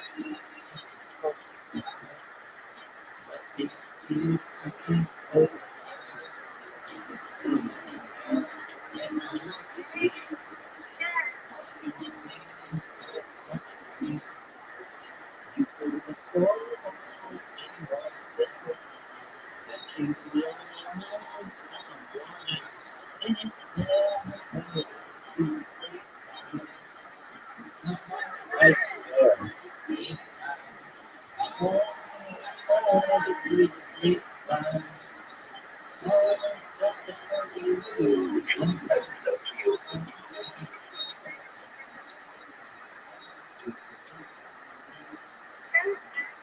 This Aquarius has this thing one. This Aquarius has this thing one. Yes, man.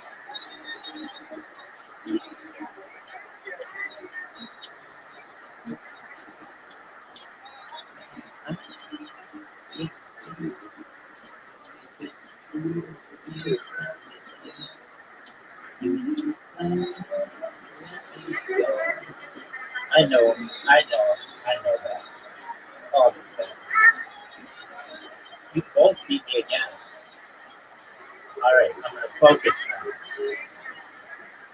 I'm gonna focus.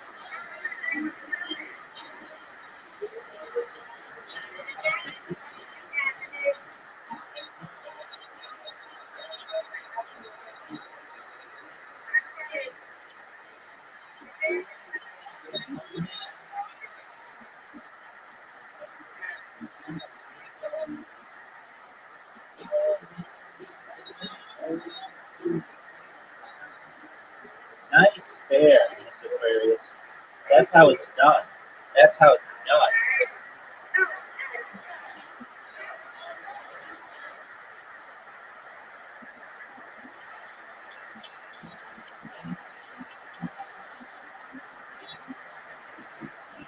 Get it.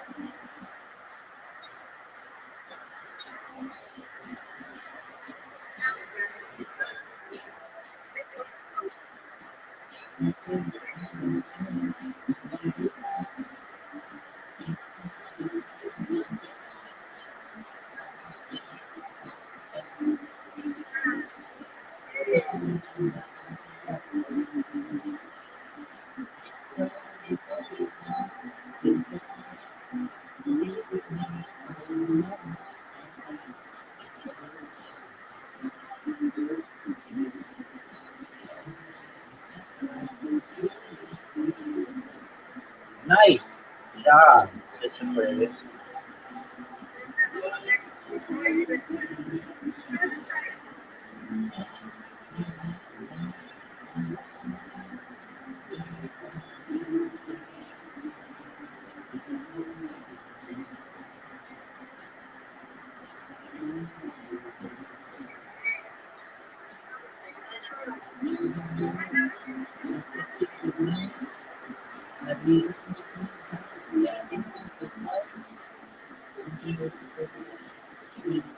Whoa.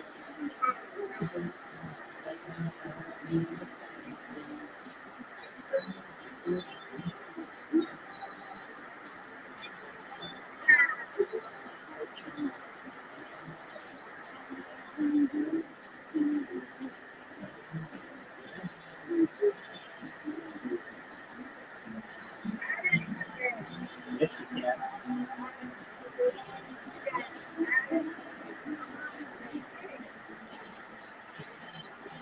There you go.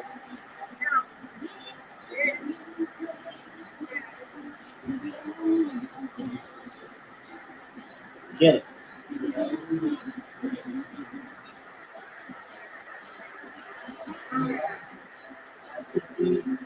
I keep getting these splits that are just ruining it.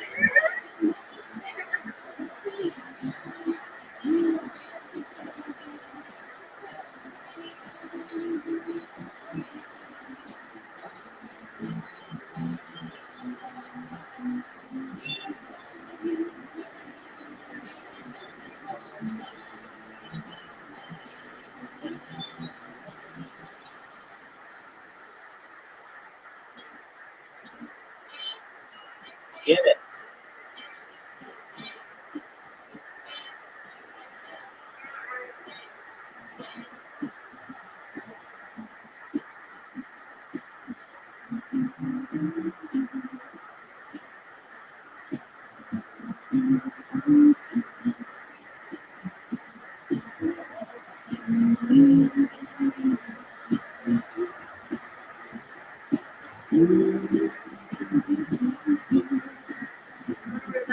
Oh, hey, something happened at the moment. Let me see if I can.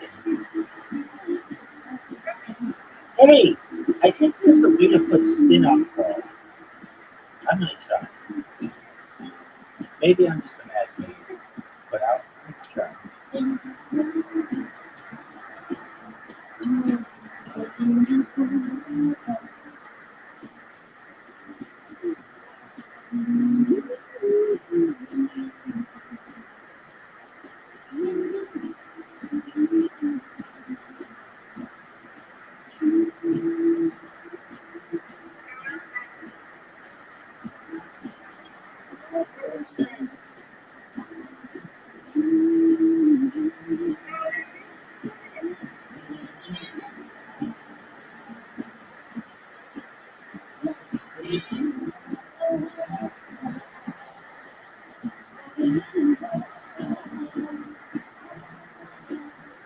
Okay, I'm gonna try to put spin on it.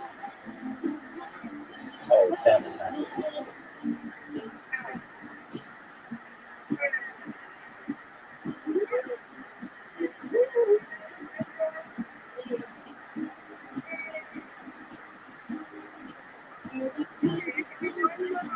All right, I'm gonna get you this time. No, no, no. That's what I want. Go on with your bad self.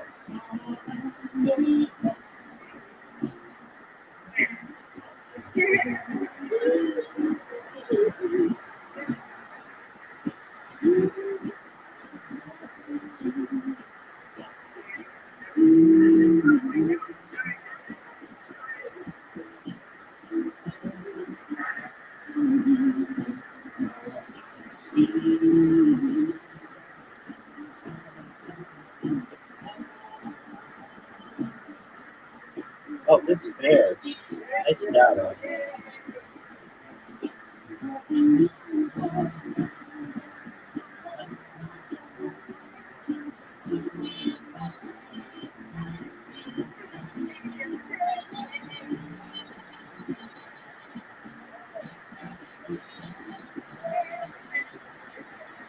That's right.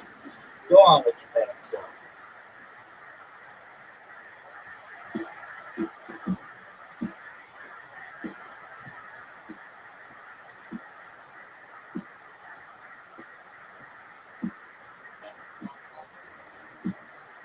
Oh, she's getting that spare. Nice job, Miss Curtis. You're welcome.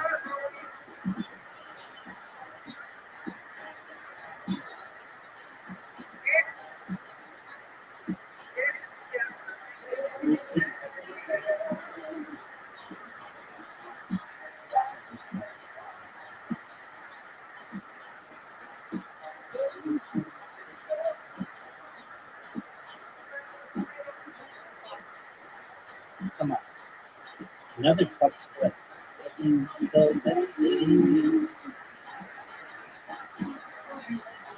Oh, get it.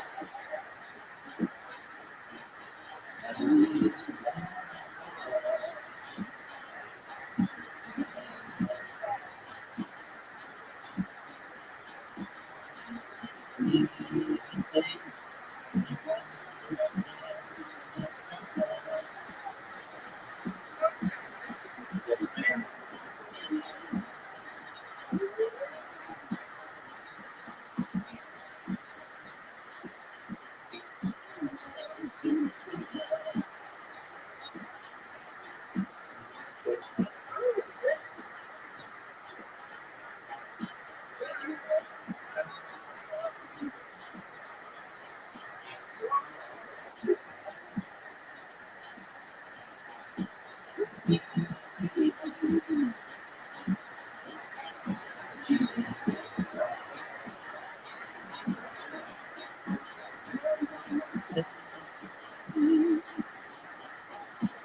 No.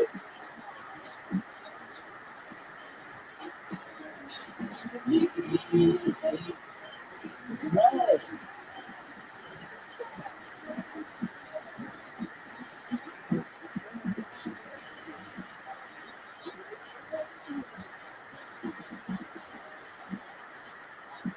Oh, that was good. Like that.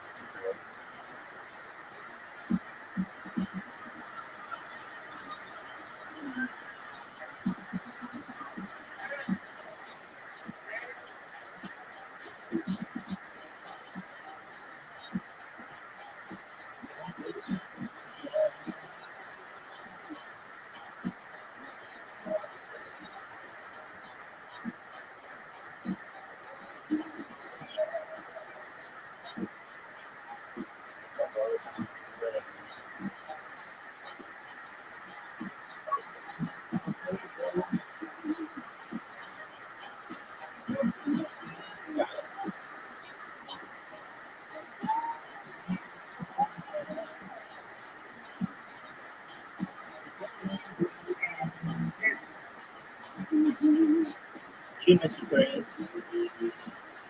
Nice shot. Oh, all but one. You get it.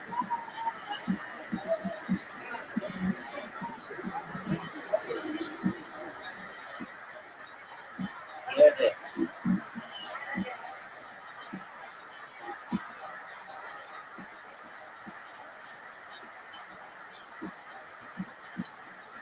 That was good. That was very good.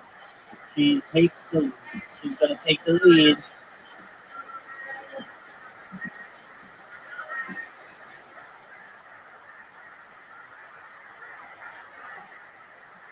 Oh, she does.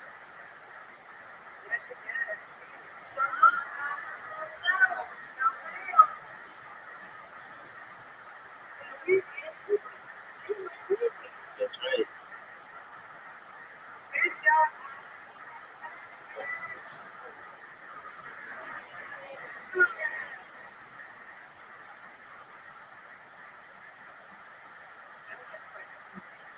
Leave this. No, we tied. Audie and I tied.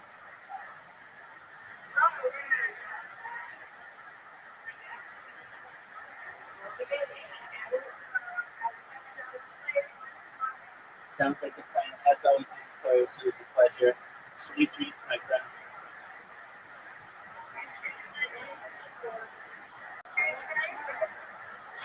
She doesn't go anymore. Sounds great. You want to play Scrabble?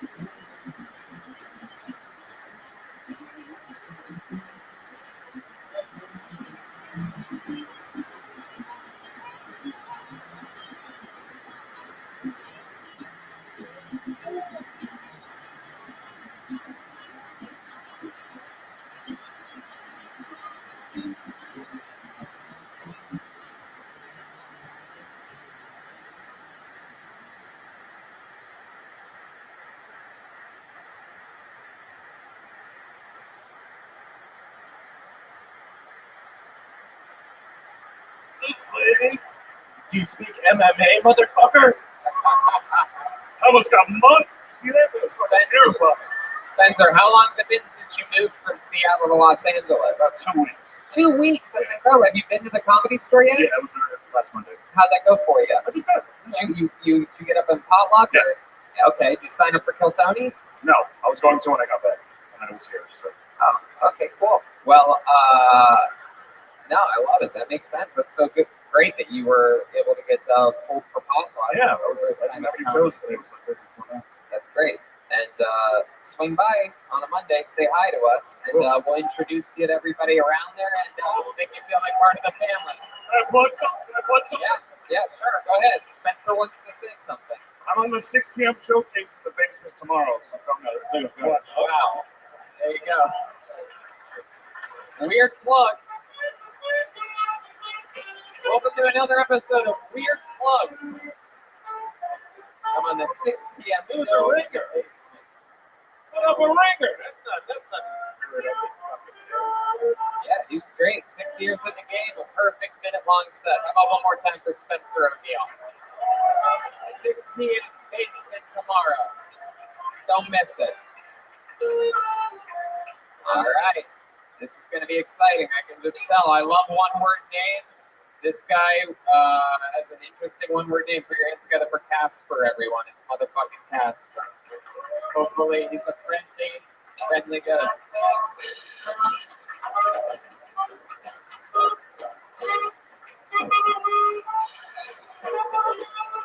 I don't see any movement. Is somebody coming? Casper? Caspel? That's jazz. Is there movement happening back there? Can you guys see movement? Apparently nobody really likes jazz. Okay, all right, there you go. On to the This next. got ghosted by Casper. It's crazy. It's true. Here he is. Here he is. Here he is. It's Casper, ladies and gentlemen. How's everybody doing? All right, cool. Hey, so when I was a kid, I had pale skin, freckles, and red hair. Now that I don't, I consider myself transgender.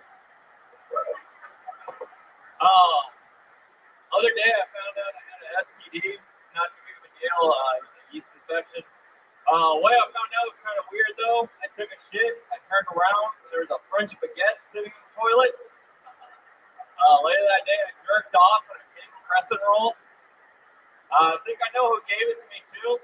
I fucked a bagel last week. It was an everything bagel, so I know she got around. Other day, I was down in Compton. I adopted a dog, and it's like a really good dog, but I think it just like took some traits from like its old owner. I tried taking it for a walk, and it takes me like a half hour to get around the block, but that's because it's just like trailing behind me, like.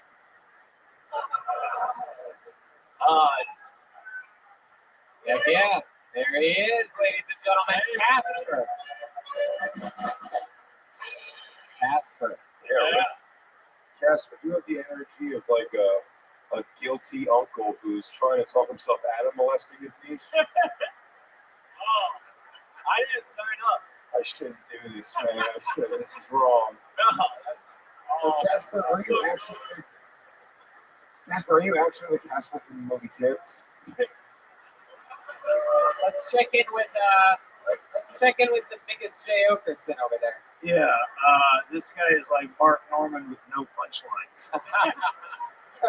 It really is. He has a very interesting look too. For those of you listening, he looks like if James Franco dove into a pool of CBD. You are so just mellowed out. You stoned right now? Hell yeah. James Franco. He looks like Edgar Allan Poe boy.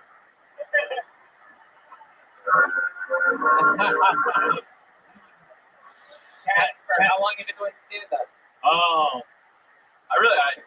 I started when I was like 20. I'm 23 now. I haven't really. So 3 years. I haven't not consistent. That's it. I started when I was Don't have to show your part. You did about stress. You do the best. I love it. So you're 23 years old. You've been doing it for 3 years. How do you make a living? I bust tables right now. Wow. Yeah.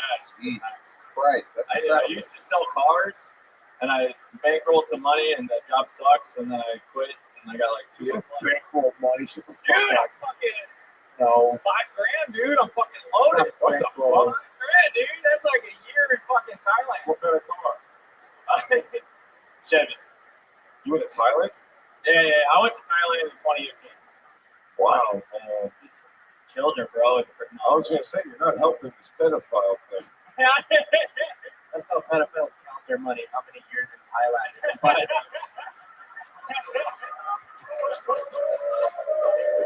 $5,000. I just got myself 2 years of sweet, sweet Thailand. What do you do for fun, Casper? I play a lot of Fortnite. Wow. Dude, you have a PS4 here. I tried to add it. Rugby. Your rattlesnake. That's my username. No, I tried adding. I play on PS4, so I tried adding you. If you don't have an Epic, I got it. We're fine. We're fine. I added Are you good? It's pretty good, dude. How many solo wins? Only 9. But I started playing like 6 months ago. 6 months ago. 6 months ago. I started learning. I just started editing. Garbage. Killing editing right now. Hey, do you two teenage girls want to get back to the job in hand? I'm sorry. That last minute felt like something that could happen as an after-show conversation. I got what you got. I'm 100% on. So used car salesman bankrolled something, and now you're a fucking busboy. How long have you been bussing tables for? And how bad do you want to get these empty drinks off of this table right now? Dude, I cleaned up those naps when the spill came. I ran up for like half a second as a security. It did take you quite a while. That is one slow busboy. What type of restaurant are we talking about? It's like a bar restaurant. It's pretty cool. It's called the Social Hall, Tempe, Arizona. If you're there, come on out. Weird. Why? Welcome to another I episode. don't know. I'm not gonna raise something. That's just more work for you. I'm not gonna tip you. Come on out. No one's got a problem. You need to drink wherever or whatever. Oh, yeah, wear your class anywhere. I'll figure it out. No. Can I admit something? Sure. I didn't sign up today. I got in too late, and I told my girlfriend I'd come up if somebody didn't show up. Oh, you're the worst. Do this, man. Get him out of here. Get him out of here. Put the mic in the mic stand and go. There you go. Yeah. You're an idiot. You're an idiot. Do this, man. You're not moving this man. Motherfucker.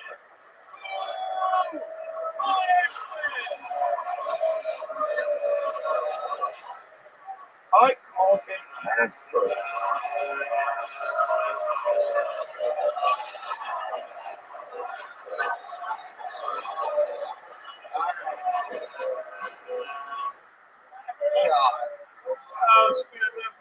All right, hold another one name out. Put your hands together for Dustin, everybody. It's Dustin Deckel. Here we go. Dustin Deckel's coming to the stage. I'm positive of it. Here he is. It's a real human being.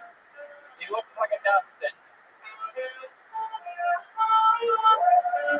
How about you make some noise for Dustin, guys? It's really him.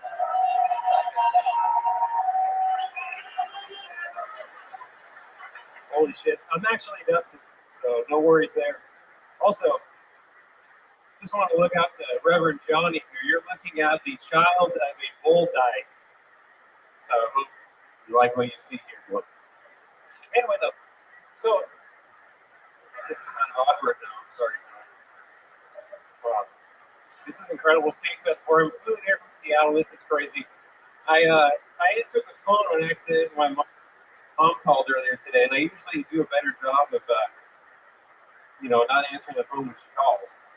And in this case, she calls me and she's like, Dustin, I don't even know who you are anymore. And I just kind of sat there quietly and I said, Mom, you don't even know who you are. You're a bull dyke and you think you're a lipstick lesbian. Okay, no bull dyke jokes about your mom are okay at Skate Fest, apparently. Hopefully I submitted this. I'm sorry, it's not funny. I think it's more your jokes about your mom being a bull dyke at Skankfest that didn't work. How about one more time for Dustin, everyone? If you really, Holy I feel like your lesbian mom should have scissored you at birth. I think so too. She should have hit the abort button, probably. Dustin, I want you to realize that we were having so much fun before you came off the mic. Like, it was like we were having the best Skate Fest we've ever had. But I like blaming the crowd not being able to handle is my favorite thing about it. It's like my mom's a dumb fat bull dyke. Oh, I'm sorry, snowflakes, you princesses. You guys too fucking pussy to hear the real truth. And of all of the reasons to think that the audience didn't want to hear bull dyke jokes, we built this festival for bull dyke jokes. Yeah. That's the whole point. Let's check in with Michael Che back there on drums. I know white guys don't know how to say hi. Everybody up here is probably just saying hi. You guys are terrible at first impressions. And then it takes 45 seconds for you to get one thing out. And if that thing isn't good, we get really mad.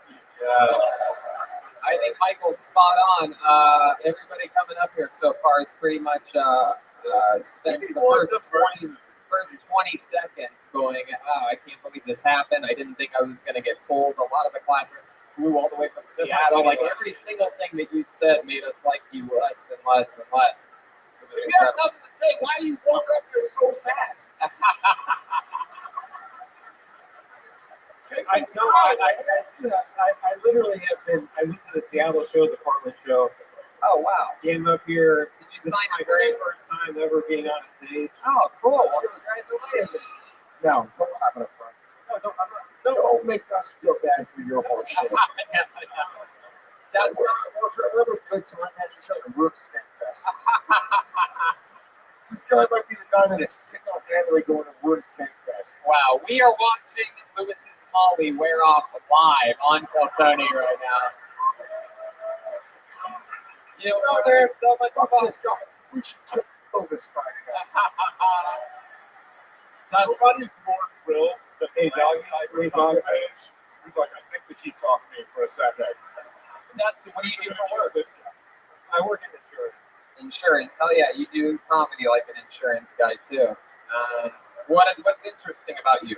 What's a saving grace for us to find a redeeming quality to make us feel like you're not just there like a regular plain Lego man? I mean, I thought the bull bag stuff was going to be enough, but When you say your mom was a bulldog, what exactly do you mean? Your mom was a lesbian, a big manly lesbian that fucked a dude and got pregnant with you. And then once she had you, she started just eating a bunch of pussy. she was prior, so it was kind of an arranged deal. She just wanted to have a baby. Exactly. She let some dude be a human dildo for a Right. night. Did she test him it, or she actually let No, him? real thing. Oh, she had cried the whole time. She's like, it's right. That's brutal. I was in it. Why don't you just do slam poetry? Way up your alley. You really, I'll try that. you really did. I'm gonna go now, Daddy, Mommy, Daddy, Mommy, Mom, me, Dad, I'd like to let you know Society, that government, unite. you did follow in the footsteps of your mother here tonight because you fucking ate it the entire time you were here. So we're just gonna keep it moving along. One more time for Dustin. We're getting through this bucket. We're flying through it.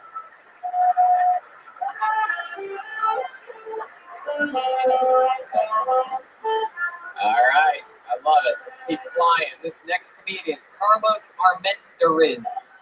Carlos Armendariz. Here he comes. There's some diversity, baby. Carlos Armendariz.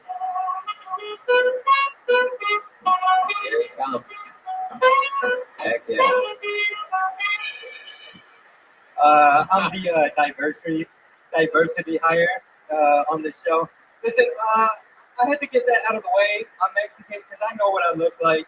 I know I look like, you would call me up if like your internet goes down, you know. I know like my name is probably like Preston or something like that. I did go to Mexico, man, a couple years ago. I got to meet my biological dad for the first time. And I met him, man. I was like, what happened, dude? 26 years. And he was like, you know how it is. And I was like, no, dude, this is why I'm here.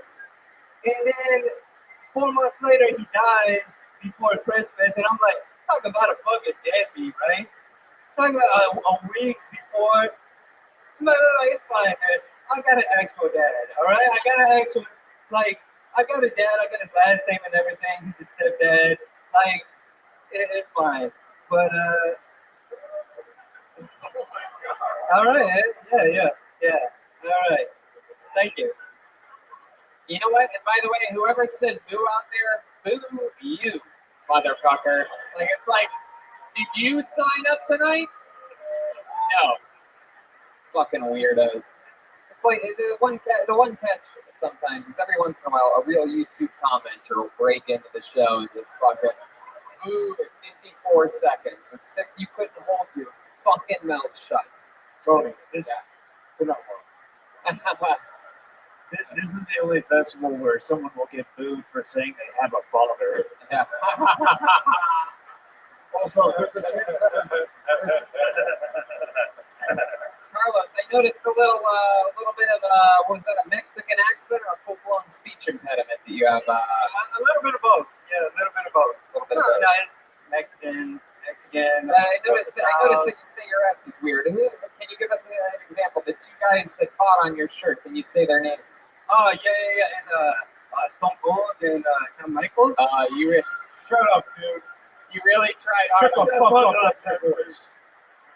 Say Stone Cold's full name. Go ahead. Without thinking about it too hard, you speech impediment motherfucker. All right, hold on. Say Sally sells seashells by the seashore. Yeah, 3 times. Sally sells seashells by the seashore. Seashells. She showed up. I love his voice. It's adorable. I could listen to it forever. How long have you been doing comedy? It's 7 years. About to be a year. What? A year. A year. Where at? Atlanta. Atlanta. Yeah. Heck yeah. Mm-hmm. You ever get jumped down there? No, not yet. I don't know. I don't know what's going on. I want to bully you right now. I can't imagine you surviving in Atlanta. This is incredible. What do you do for work? I paint houses.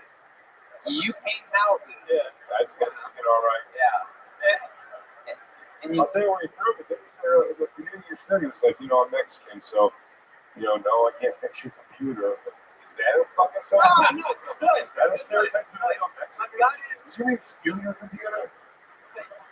No, because people confuse me for Indian a lot. So, yeah. Right, because of the way you sound. Yeah, exactly. Yeah. When you're painting houses, how often are you smelling that paint? Did you always sound like this? Every 77 days. No, you know what's funny? The people that sell like this memberships or like at Walmart and stuff. Yeah, totally. Absolutely. I know nothing about it. Stone Cold Steve Austin and Shawn Michaels. Say the show by the show. Show. Go ahead. So the guys, they try to start up conversations with you, and they're like, "What do you do?" And I was like, "I paint." And he was like, "Well, what are you doing here, man? You should be in New York. Like you're an artist." I was like, "No, man, I paint houses." Dude. And he was like, the disappointment in his face was just. Yeah, the disappointment in his face was really. But that's just the way the cookie crumbles. Carlos, I've never talked to a man that sounds like he's eating pussy at all times and trying to talk at the same time. Do you have a girlfriend? No. Fucking. A special someone, maybe? Yeah. You been talking to someone? Yeah, you ever wipe away the toilet paper rolled up in her pussy cracks?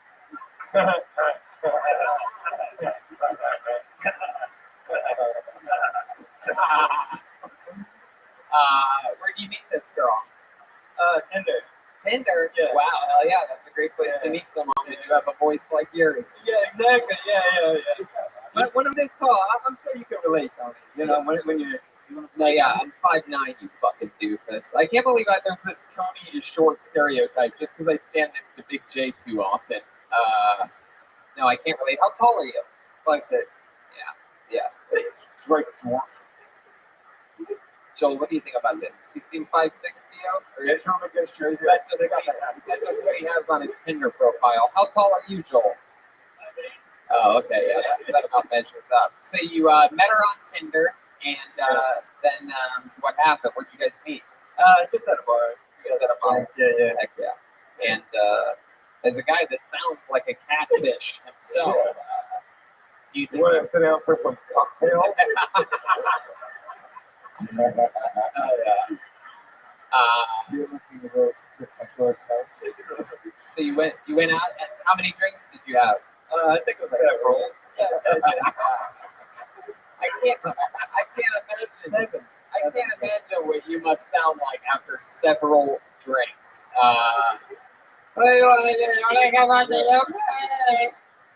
Donald Duck. We're gonna get the fuck out of here. He actually it cleans up, so it goes the opposite. He's like, "Hello, it's great to have you here. Let's go back to my place." When they said we go back to your place, I'm still stuffing your pussy. fun stuff. So did you close the deal? Did you get laid that first Oh night? yeah, yeah. Wow. What? Yeah. That is so exciting. You went back to your place or her place? Her place. Yeah, it was a nice place.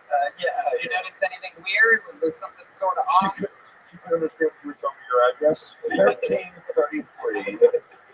I've showed up at 66 wrong places already. All right. So Carlos, you closed that night. Yeah. That is so exciting.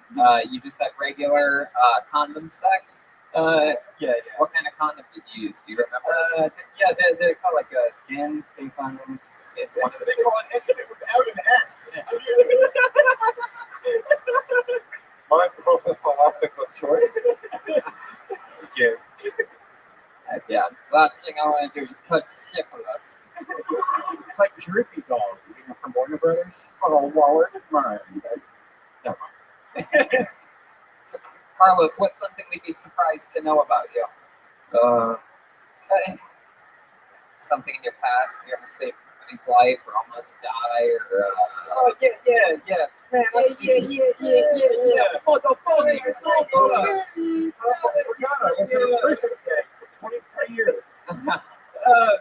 Yeah, one time I saw someone get in an accident, like in a freeway, and then like there was a bunch of traffic, and I got out the car to like help him get out the car, and I was wearing like a stupid Superman T-shirt at the time. Stupid. There's nothing in your story of it. All the nice tea. Could have been Aquaman, dude. I was wearing suspenders and my starter socks and my I was like William Shatner from Star Trek. I got out of my sedan and I slipped on succotash.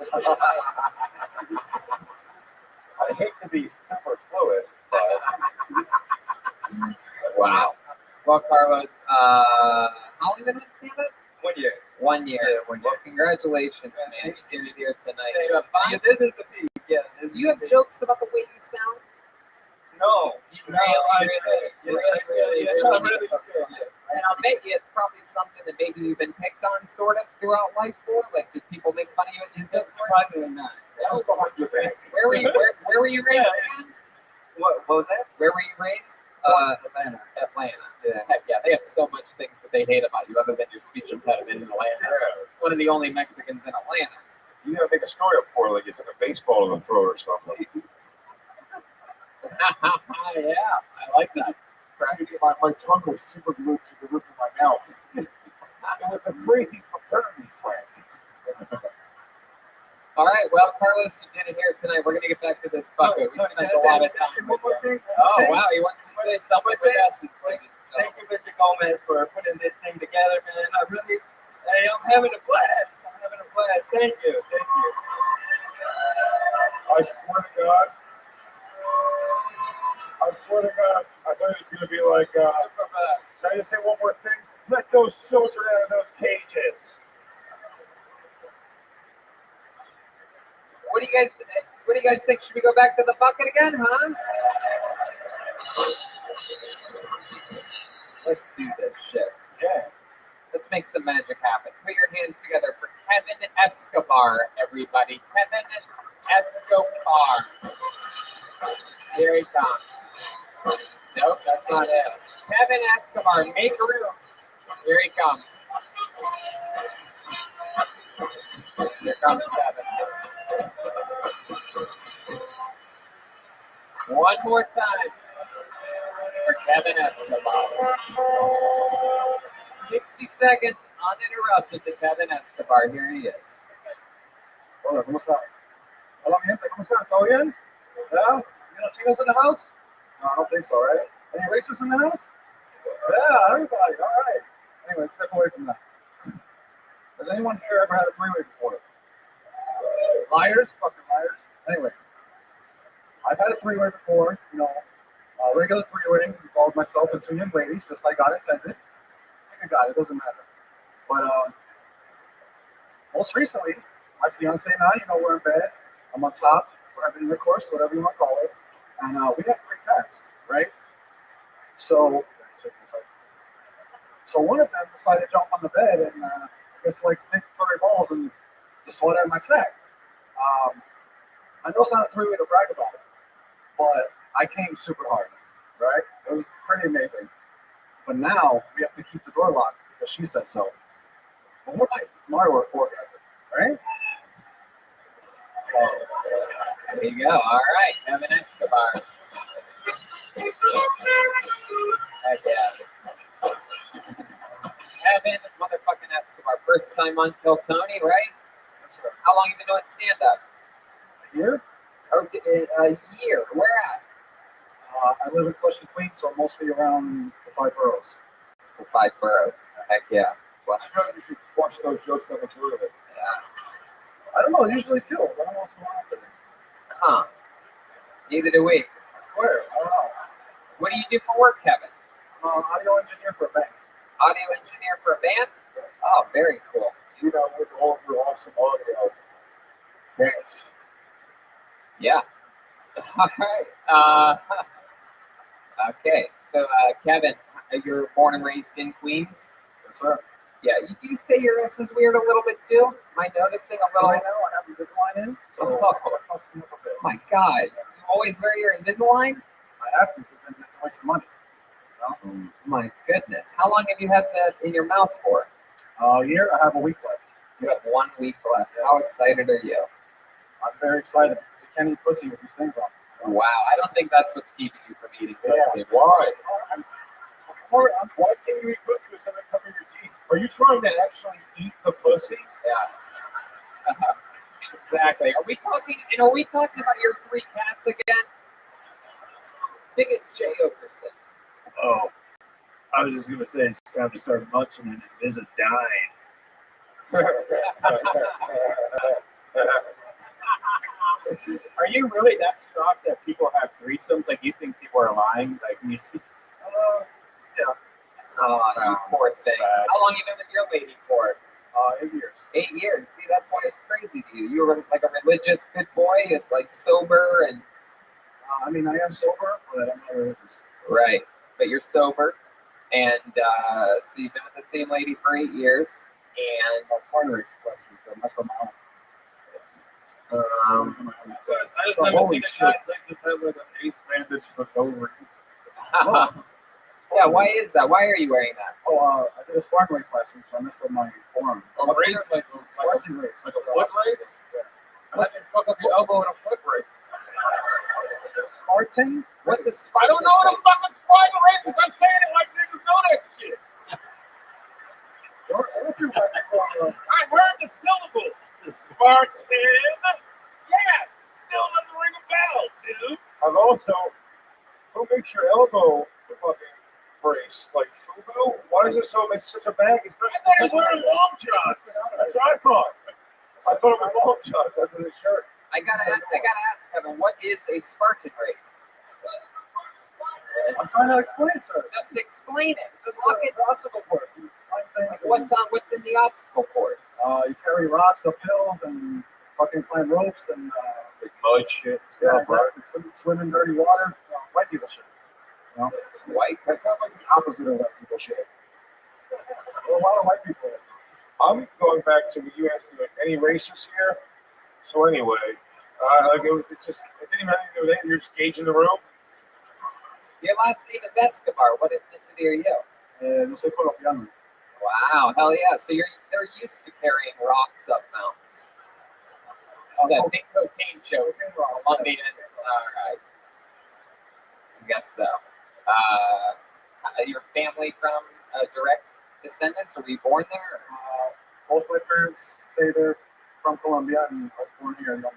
Yeah. What if ICE shows up at the door? Then what do they say? What? ICE. What if ICE? All right, forget it. Hitting too close to home. They're recycling every night. The one they give my boy, he beats him braces. What is The your braces are El Blanco.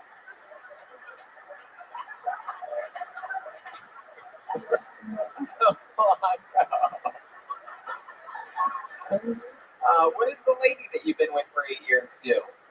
She was also audio engineer for a different band. Wow. Can you say the band that you work with? It runs with Shitty. With Shitty? The name of the band is Shitty, Shitty. No, a band. Oh, a band. Shitty. I swear to God, I thought you said band too. Oh my God. You're audio engineer for a bank? Are you just saying a bank that is city? I didn't say that. It's Citibank. It's an audio engineer for Citibank. I said earlier on, I pointed out how weird it was, and everyone looked at me like I was an asshole. An And I audio? was right. Why would a fucking bank have an audio engineer? That's fuck you, right? Fuck you. Yeah. Suck my Why? dick. That's like I'm an executive producer at a pizza place. Wells Fargo. That is hilarious that Lewis got it before the entire room. We're so used to him being Lewis that when he said it, we all went, shut up. Keep going about your shitty band. So you and your chick are both audio engineers for banks. Where did you meet on your 7 hours of smoke break a day? Come in, tap a few of the microphone, make sure the 3 holes on the glass are working. Pretty much it. Wait, are you for English press 1? No. That'd be easier to go. It's the only audio. The only fucking audio at the bank. You gotta be for Yeah, what audio specifically do you work on? Did you fix the retarded ATM? Hey, Ray Charles, I promise this is all 20s. Rich people, these bankers like using giant screens and microphones to talk to other rich people in China or India. And I got to make sure it's Oh, you set up shit for conference calls. auditoriums and stuff like that. Yeah. Got it. Any other fun facts about Kevin Escobar that we'd be surprised to know? What makes you different than everybody else? I mean, I actually do comedy in Spanish too. Oh, wow. I'm trying out for HBO Latino July 10th. So Oh, can we hear a little one-liner in Spanish? A quick one? Just like a little, like, do you have anything like super short? Spanish breast.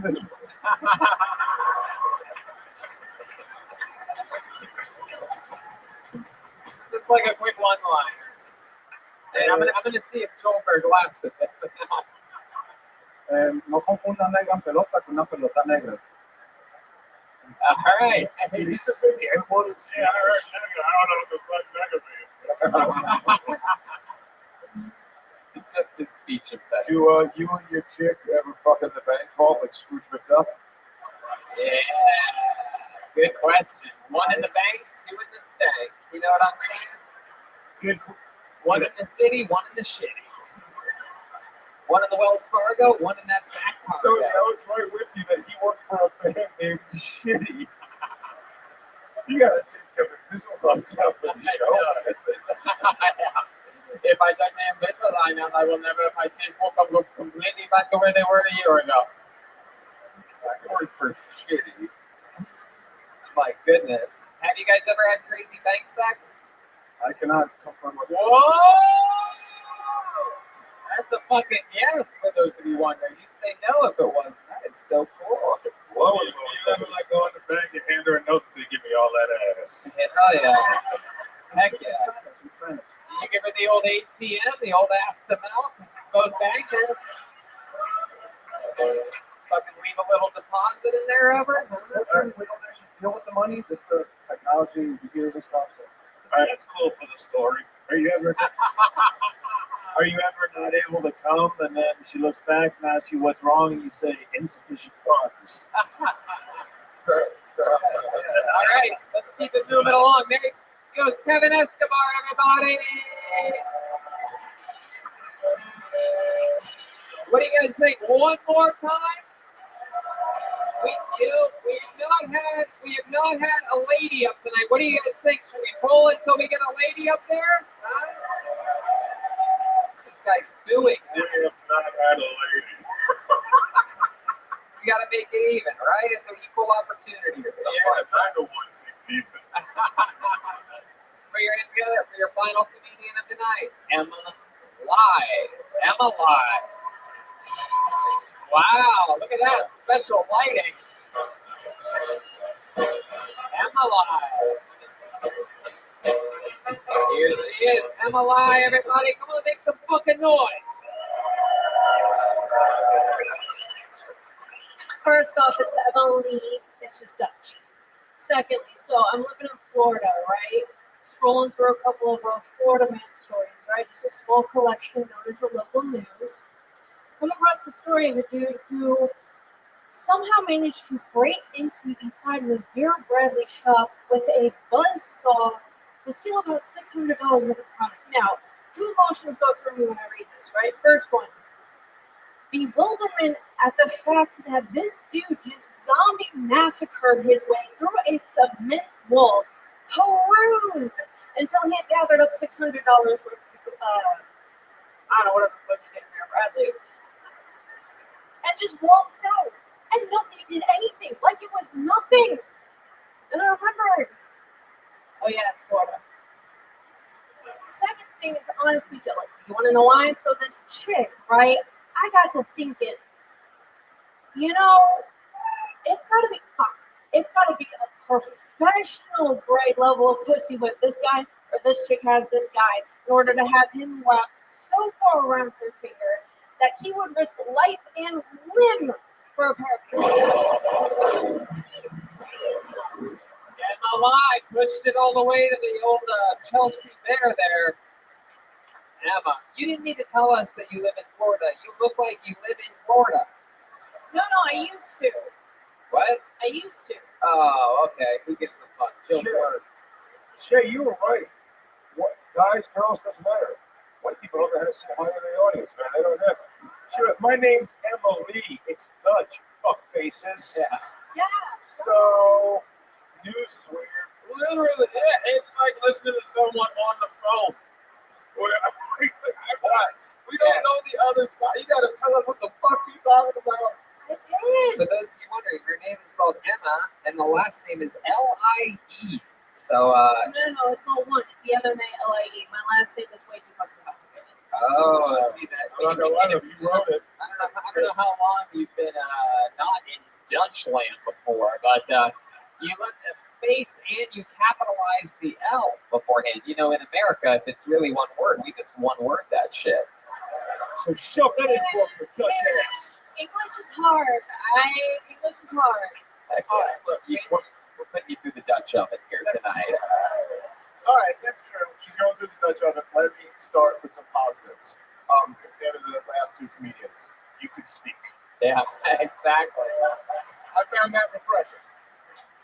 You used to live in Florida. Where do you live now? East LA. LA. Originally from Indiana. Okay. That's probably where it's from. How long have you been working at Hot Topic? Couple of days. I love it. Yeah, just got all pins and patches and shit. Do what? What do you do for work? Postmates. Postmates? Heck yeah. Getting high on your own supply. Have I used that one? Pretty much. You used to keep on code Kill Tony and $100 would work better this time. Oh, I love it. Yeah, Postmates, official sponsor of Kill Tony. Absolutely. Fuck yeah. Okay. Kill I'll Tony. support wherever I can. Yeah, use the promo code Kill Tony. Get $100 free Delivery. free delivery. $100 for the first week. It's literally for you guys. That's like one meal. So Emma, tell us something. How many feet? Because my weight. Yeah. So Emma, tell us something great. How long were you in Florida for? A couple decades or something? 3 years. 3 years. That's it. What's the craziest thing you saw in Florida? What's truly the most Florida shit other than that A story? skinny white kid wearing a shirt. Yeah. No, okay, so the scariest thing I've ever seen, so I'm in Florida, right? I'm training to be a professional wrestler. I'm in class one day. Get the fuck out of here. I'm in class one day, and pretty much these guys were all doing shit, pretty much trying to show up. And one of the guys decides he's just going to shit-can himself over the top rope. The best part is the guys outside of the ring didn't know it. So that was actually, really dicey. Tell that to people who aren't professional wrestlers. What does shit can himself mean? Just took a swan dive over the top rope, set it there, and hope for the best. Let me ask you something. Everybody know that? I didn't know there was about shit can on the indie circuit. And you still know some moves, right? Mm-hmm. Would you mind? I think the crowd here would be pretty excited. Is there any chance? Biggest biggest Jay Okerson over there, the old innocent victim. He has believe it or not, he has a tendency to take a stone cold stunner here and there. You know what that move is? Ooh, but I would not. That's not my gimmick, love. Oh, what is it? What's the type of move that you know how to do? Hand job. Over the pants stuff. But just light over the pants stuff. Good one, man. He's not wrong.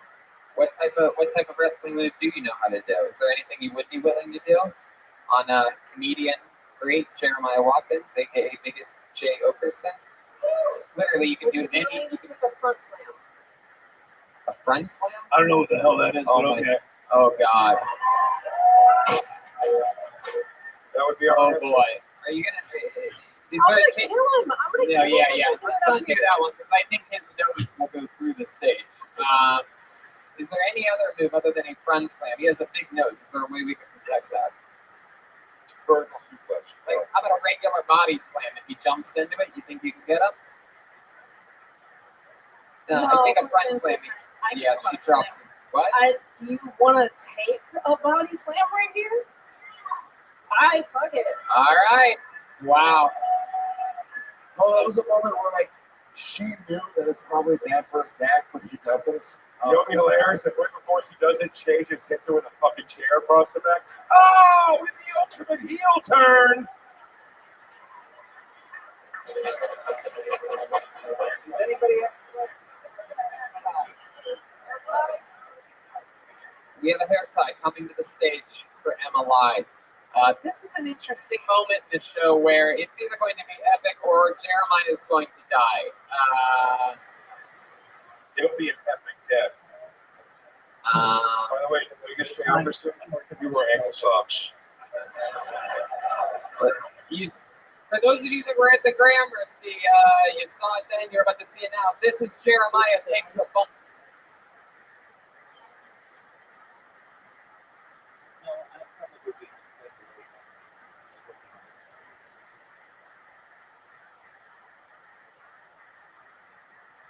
Live on Kill Tony.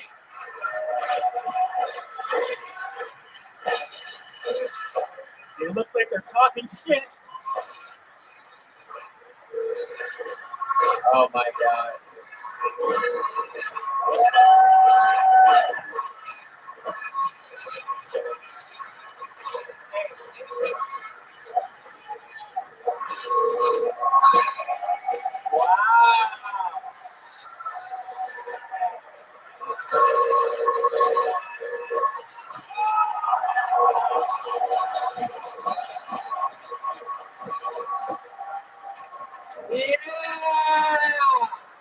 They're on their feet.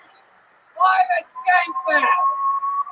Jeremiah takes a bump live on Kill Tony.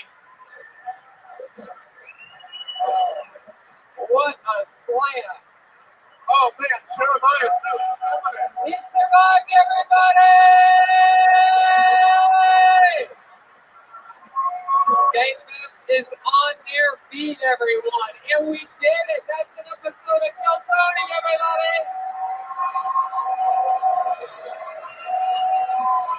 One more time for Emily, everyone. Emily. One more time, as loud as you can get for the Legion of Skanks. One more time, as loud as you can get for Michael Che.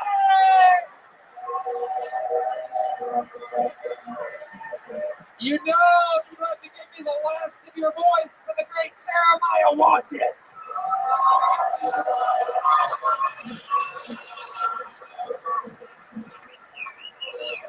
And give it up for the great Joel Bertel in a minute, everybody.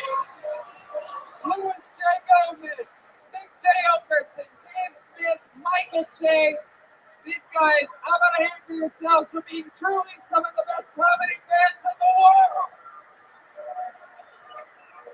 And of course, you gotta give it up for my man on the can, the great Brian Redman, everybody.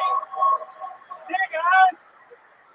Skankfest, we love you. Good night. Good night.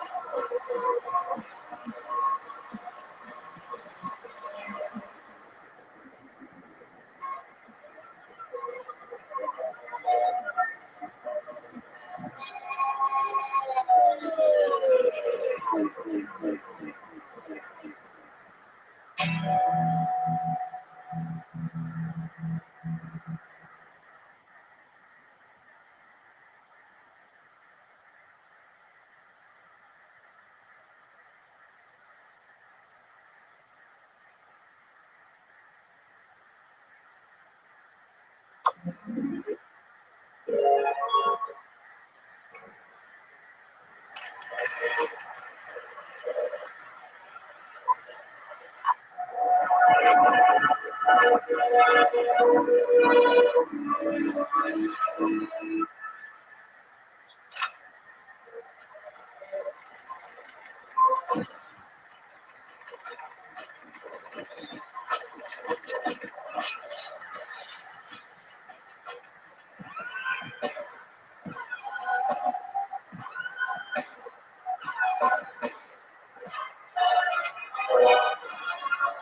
this is Rabbi coming to you live from Sketchfest. We're brand new episode of Kill Tony. Come on for Tony Hensman. Sketchfest, this is it. Last Kill Tony of the festival. You guys ready to do this shit?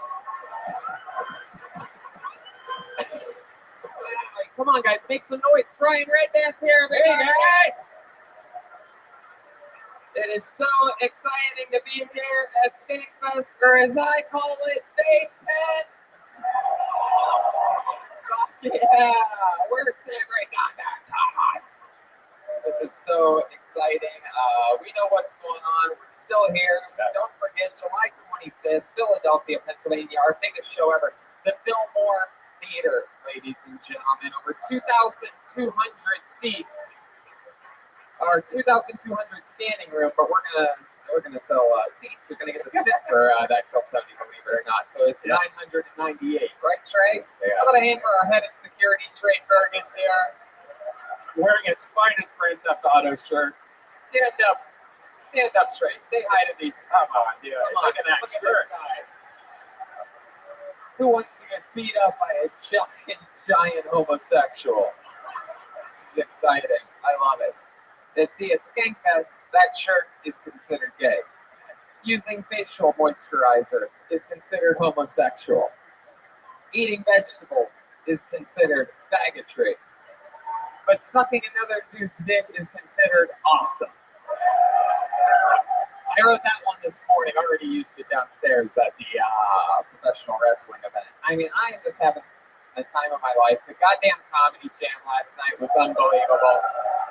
The Skanks are just out here killing it. Perhaps one of my favorite things I've ever seen, the pro wrestling event earlier. Skankfest is truly, I've been saying it for years, and boy, have we watched the stock rise. Skankfest is the greatest comedy festival in the world, everybody. Concise, all in one big, beautiful place. This fucking venue, the Brooklyn Bazaar, is amazing. The staff is so cool. Everything's fucking locked in. So what do you say? Should we just get into this show or what? It's Kill Tony Live. Who loves fucking CBD, huh? I mean, it's unbelievable. It's unbelievable how much CBD they gave us to toss away. The great people at Infinite CBD, that's infinitecbd.com. Simple thinking, people. You use the promo code Kill Tony, you save 15% on everything all the time. I use the caffeine pills in the morning. You know, I always thought coffee was the thing. We used to work at Starbucks, and I got hooked on these lattes, and I put a bunch of fucking sugar in it and everything, and it's just not healthy. And now I just take a pill. There's handicapped people dodging the CBD. You should be. You're the one that needs it the most. Here you go, you little fucking doofus. He can't catch him. Here, take the whole fucking backpack, you idiot. All right. Tonight's guest, I mean, when we're in New York, we get these special fucking treat guests that we simply never get in Los Angeles at our home base of the Comedy Store, where we're back tomorrow with the great Sal Volcano of the Impractical Jokers. But tonight we have three fucking world-class New Yorkers. You know them, you love them, ladies and gentlemen. It is Ari Shaffir, Rich Voss, and Bonnie McFarlane!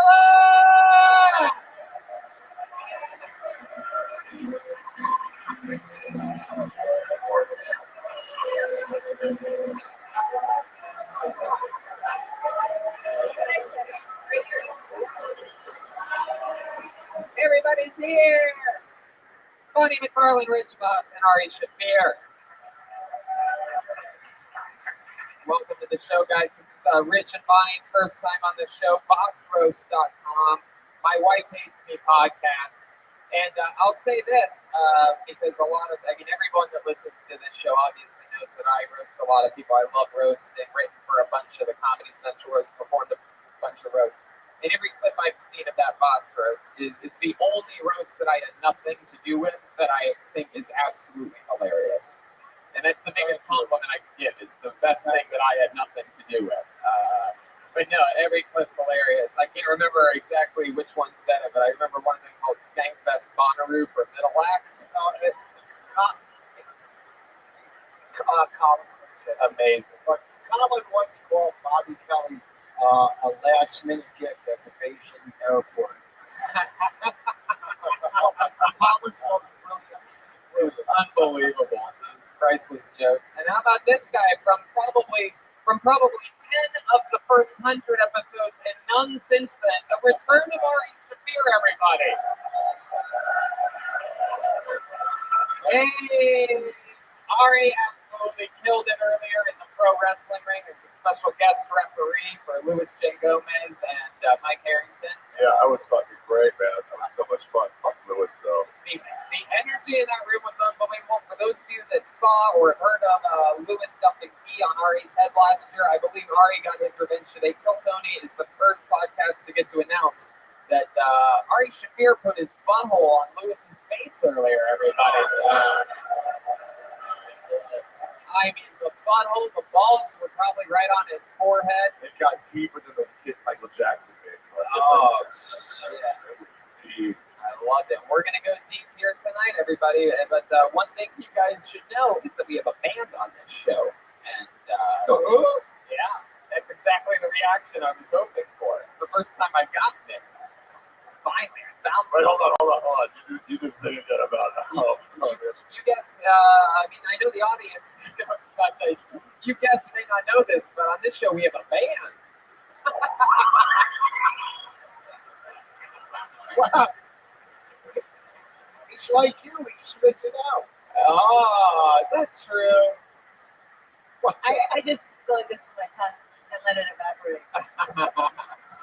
Yeah, the band, they commit to different characters every single episode. They got ready in a different room tonight. Sometimes it's a brand new character that we've never seen before. Sometimes it's the return of some of our classic Kill Tony characters that they've been. And last night they were the Legion of Skanks during the Legion of Skanks episode. Let's see what they are tonight. Make some noise for the best damn band in the land, the Kill Tony band. Jeremiah Watkins and Gilbert Toleman. Oh, that sounds suspicious. We know that music. Oh!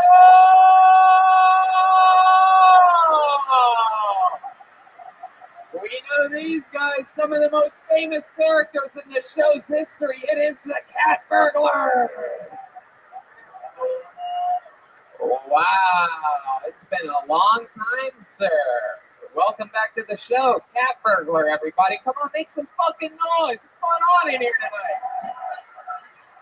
What's going on? Did I throw out too much CBD? What is happening out there with this audience? Cat Burglar, how you doing? Welcome to Skankfest. And then back here, of course, we have Joe Pesci from Home Alone, dressed up for Halloween. What's your name again? Joe Pesci. Wow. Oh my God. Real improv power course we have going on here. So we have the band, we have Bonnie, Rich, Ari, we have Red Band, which brings me to the great hot dog water holder of destiny, everyone. We are going extra skanky here tonight. Steal that from the comic store? No, they have a kitchen here too. Oh, gross. Yeah. But yeah, so a bunch of people signed up before the show. If I pull your name out of the bucket, you get 60 seconds uninterrupted. You know your time is up when you hear the sound of a kitten. That means wrap it up then, or else you're going to bring out the angry Chelsea bear. It's back. And the only entrance way is right here on this side of the stage. Don't jump up on the front. Don't try to go that way. Come up and then that way. You guys Get your fucking head off. Yeah. You guys ready to start this fucking thing or what? It's the final Kill Tony at Skankfest. Back in LA tomorrow. Put your hands together for your first comedian of the night, Kyle Hamhort or Hamhont.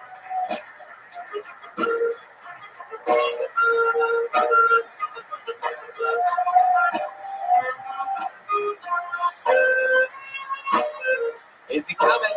Here it comes. One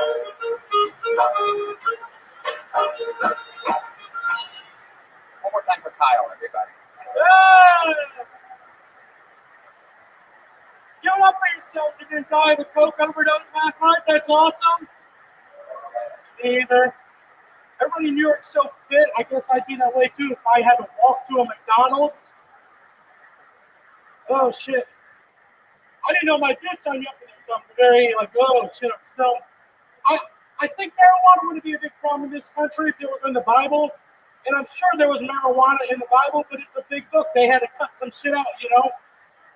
I imagine that night, like anybody who's went out drinking, at the end of the night, they know there's a couple dudes that are always looking for weed. And that night that Jesus turned water into wine, I'm sure there was no difference. There was probably two dudes at the end of the night that walked up to Jesus like, yo, Jesus, that water into wine shit was dope, bro. But I was wondering, if I'm not putting you out, if I'm not asking too much, could you turn this hay into some hash for me? And Jesus looked at him like, my son, I'm the son of God. I can do anything you ask. But I will not turn that hay into hash for my son. We are not out of hash. Go over there. Ask Peter. His shit's the bomb. He'll hook you up. He's got coke too. The guy's cracking away at Saint. Oh, yeah, there you go. Kyle Hamhort. Pushing it to the limit, going way over his time, but what does he know about limits, right? Look at him, everyone. Kyle Hamhort. Hamhort, am I saying that right? Horse. What? Horse. What you gotta say? You've never heard the name Han Horse before?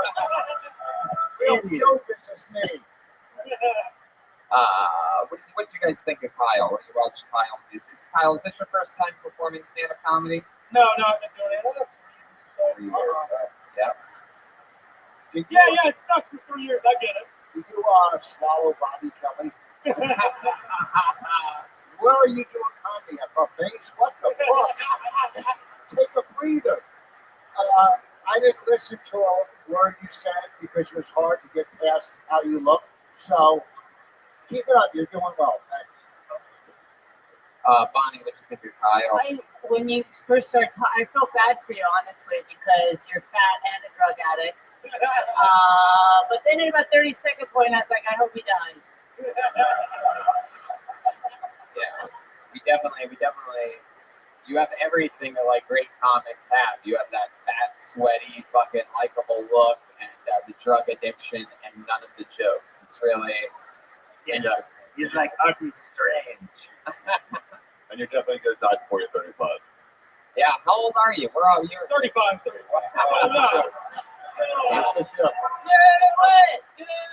Heart failure is coming. Think about your mouth. How many of you want to see this guy do jumping jacks until he has a heart attack tonight? Want to do some jumping jacks for us? All right.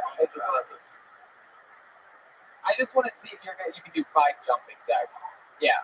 How many do you think you can do? Let me get off the stage before it collapses. Tony, he said 5? Like if he said 1,000. Jump it off for us.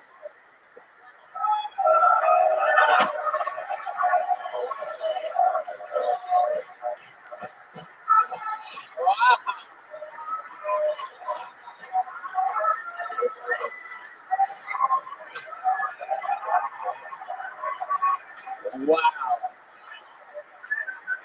Oh my God, there you go. Hey, there's your stuff. Don't forget, he's already losing the blood to his head, everybody. There. He had his hat, his sunglasses, his sleep apnea mask. He left everything up here. That was the biggest, laziest worm I've ever seen. I love that he lost out. It's like you took a worm, threw it in the pavement.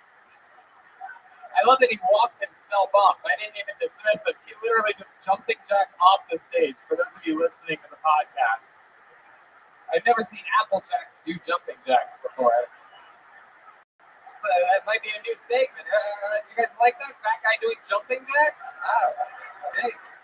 Who knows? Anything is possible here on Kill Tony. I like to who's like New Yorkers. I'm not compared to New Yorkers, but I'm like, dude, look at your audience. You're fucking disgusting. It's incredible. A lot of broken down fellas in there. Heck yeah. That guy loves CBD. Candy, bananas, and diarrhea. All right, fuck it. Pull another name out of it. Why banana? Why would he eat bananas? He doesn't eat fucking bananas. It's a fruit.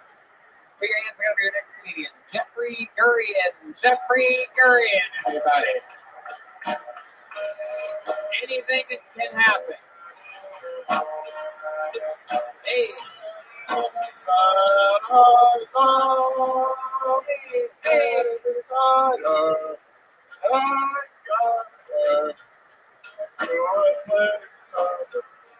How about a hand for the band, everybody? Feeling in here. Jeffrey Gurian. Is anybody singing and moving? No. Good. Yeah, moving. All right, back to the bucket. That guy's blacklisted. Who's doing his hair? Why you insist on doing that? Put your hands together for your next comedian, Diego Lopez, everyone.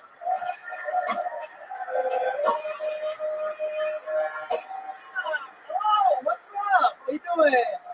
I got an STD test recently, and well, about 2 years ago. And I was in the waiting room, and I got that pamphlet down because it's telling me things you shouldn't be doing. The first thing it says is you shouldn't be using the pull-out method. And I can't get over the fact that we call that a method. Method? Really? Method. What a generous classification for what that is. Yes, what learned men of science we are for not plumbing inside an ornament. Absolutely, yes.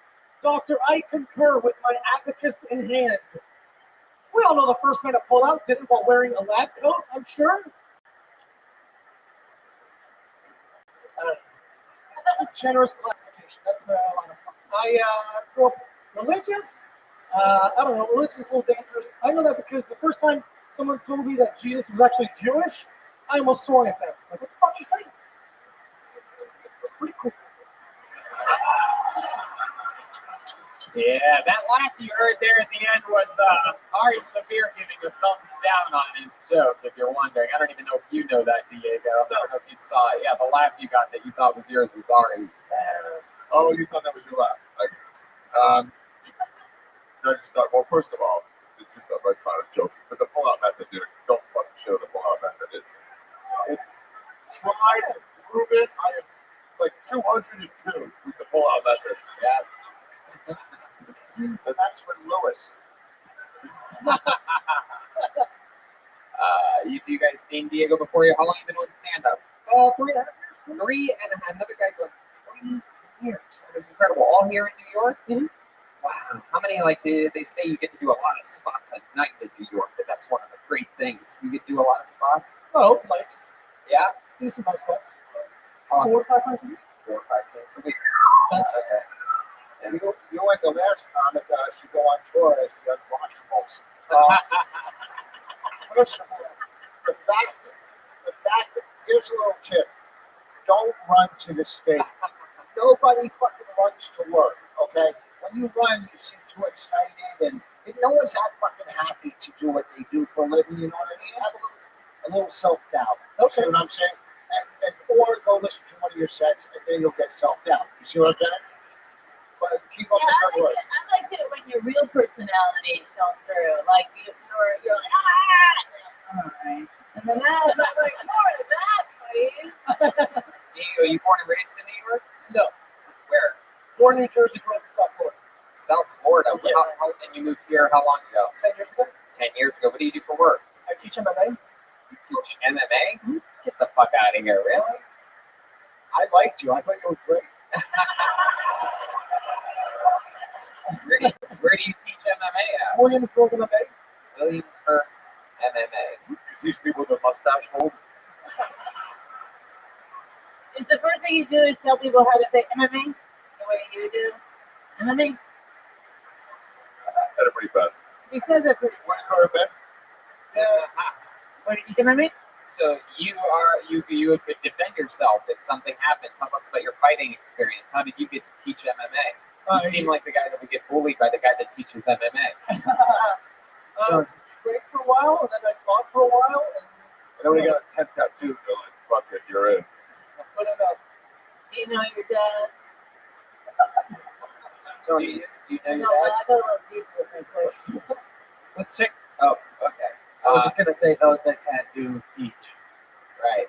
Let the moment pass. Wow. Jeez. It sounds like a challenge of you right now. So, Diego, have you ever had to use your defenses on like the streets or anything like that? Anybody ever been Comedy hit? club. No, not really. I'm pretty lucky. That's it. I teach Lewis. Did that earlier. That was fun.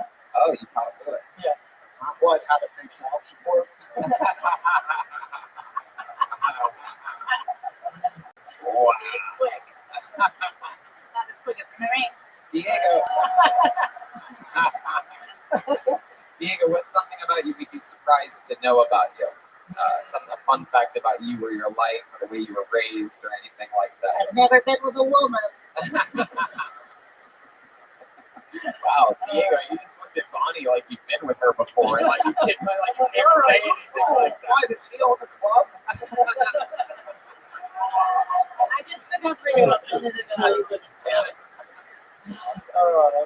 No, sober for a long time. That's about it. Why'd you get sober? That was a bad month. Yeah, what's something that you once did when you were drunk? I punched a hole in the wall and then realized what I did, and then turned around and pulled the thermostat off of another wall and put it in that hole.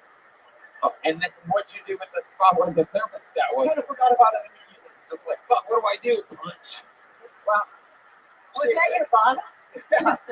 Jesus, I sucked a dick to get high. I guess it punched a hole in the wall. You're MMA, you're supposed to do that. Well, it's fitting, Diego, because I'm pretty sure you're going to be performing comedy at Hole in the Walls for the rest of your life. There he goes, Diego Lopez, everybody. The first guy to not jumping jack off the stage. How about a hand for Jeremiah Watkins over there? This guy did 2 sold-out shows at the Gramercy Theater on Thursday, a show in Poughkeepsie the night before that. We did a show in LA the night before that. And then he flew to a gig in Clusterfest Friday, did a show after midnight, flew all the way back to Skankfest yesterday without missing a beat. I'm pretty sure this is the only comedian to do both Clusterfest and Skankfest on Friday, Saturday combo. He did a show in San Francisco and New York in the same day. Think about that for a second. That was a 12:15 a.m. show, right? That's fucking crazy. All right, pull the name out of the bucket. Put your hands together for Stephen Witkowski, everyone. Here we go. Jeremiah's podcast is Jeremiah Wonders, by the way. Every episode is fun. All right. He's got the new Reagan and Watkins album available at ReaganWatkins.com.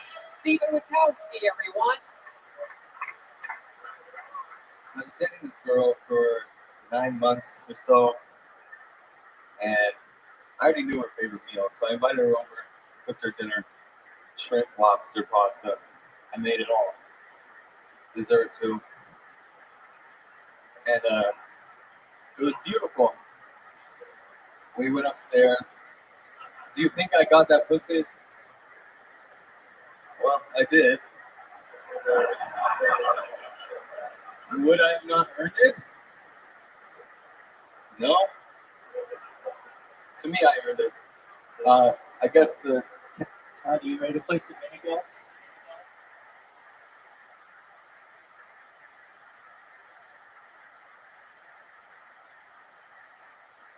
Catch is she was 13. Would you want to sleep?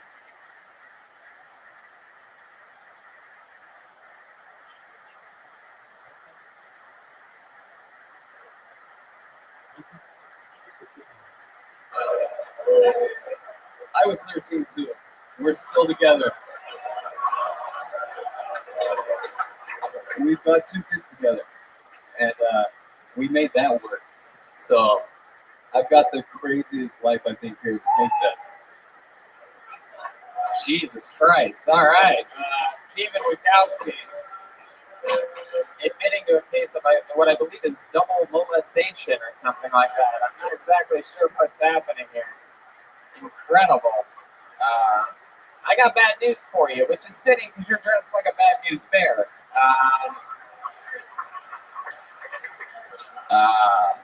Steven, what the fuck was that, man? Explain yourself. I'm going to give you another 60 seconds to fucking explain yourself. Dude, you're never gonna understand the craziest guy at Skegfest. For those of you listening to the podcast, Steven looks like if the Chucky doll took over the body and grew up all the way in human form. He looks like Forrest Gump at the end of the long run. It looks like the clearance section at Target. Target. SpongeBob no jokes. Hey! Roostman. Yeah. It's like watching a documentary on a pedophile. From the viewpoint of the pedophile. Yeah. It's a long story, and I have to tell it quick, so. That's not true, is it? How did It's all true. I honestly cannot believe that at 13 you were cooking lobster. Yeah, no fucking way. He was Well, I earned it. I doubt that you were allowed to use the stove. That's the night I lost my virginity. I like his version of what everything is to cook. Shrimp, lobster, pasta. I did it all. There are literally no foods left over after you get to both shrimp and lobster and pasta.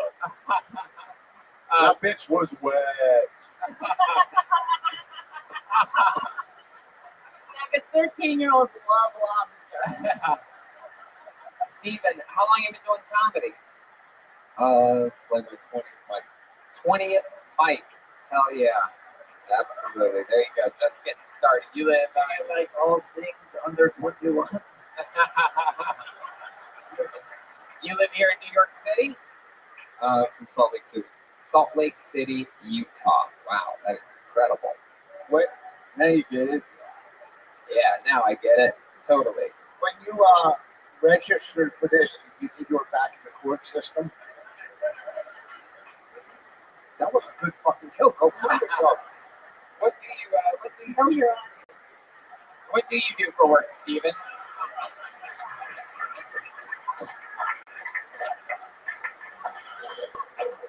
What do you do for a living, Steven? What do you drive and deliver for a living?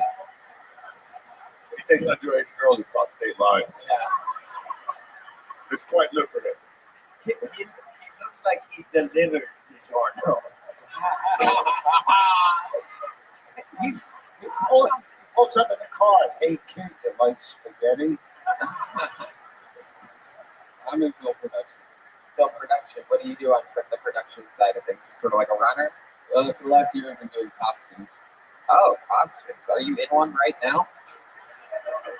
Hell yeah. The Skankfest costume. Heck yeah. You work on any films or any projects that we might recognize? Like Yellowstone. Yeah. What else? Handyman. Oh, okay. What do you like to do for fun? You like to smoke pot for sure. This guy's eyes are fucking red as shit. What's Go ahead, or whatever. Anyone. what's your favorite playground? Yeah, anything outdoors. That's accurate. What are some hobbies of yours? What do you do other than smoking pot? Baseball. What do you do with baseball? The fuck do you sell hot dogs? What do you do with baseball? Baseball. He just trolls little league places and sees who the fucking hot ass there is. What do you do with baseball? You play baseball? Baseball. What kind of league? The lesbian softball league? Amateur leagues. Real leagues. Wow, what position do you play? He's a professional creeper underneath the bleachers. First base. Left-handed. Wow, first base. First base. Well, You nervous, dude? A little bit now. why? What's the worst thing you ever did in your life to anyone? Second worst besides this. Probably get that 13-year-old girl pregnant a couple years later. Wait. So wait a second. Hold on. Well, let's go back to this story.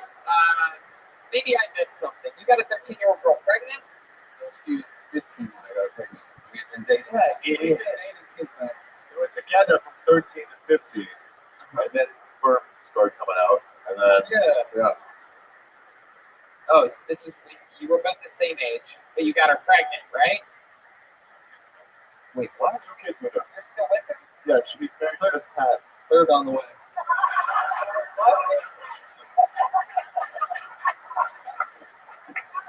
Have you not heard? This is the craziest man at Skatefest.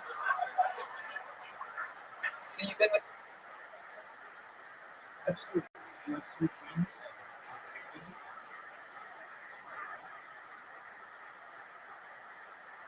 How old are you now? I'm 28. 28. And you've it's the same.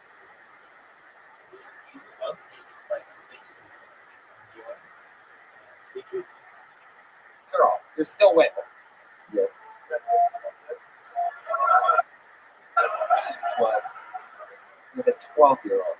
When you go to the junior prom, do you edit any of this? I think we do starting tonight. Wow. So what's it like having a kid that's almost the same age as you? I mean, that's why I say it's crazy. And they ever like, fuck you, Dad. You do your homework. Go back to college, you idiot. You degenerate. Like, is your 15-year-old a girl or a boy? Girl. Yeah, she's about to start talking.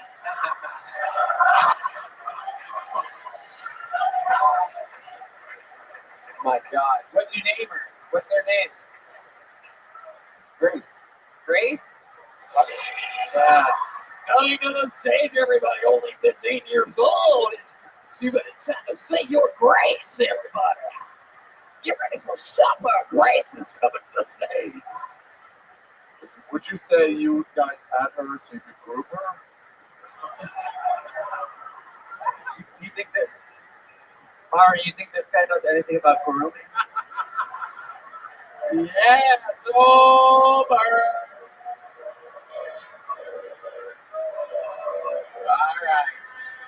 My lesson's not now, but it's still now.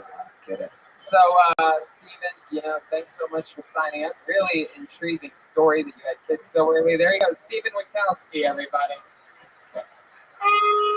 Can somebody start a GoFundMe for those kids? You guys having fun out there?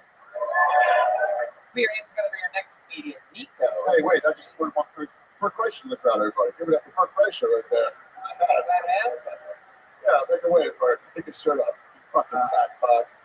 Put your hands together for your next comedian, Nico, everyone. Nico.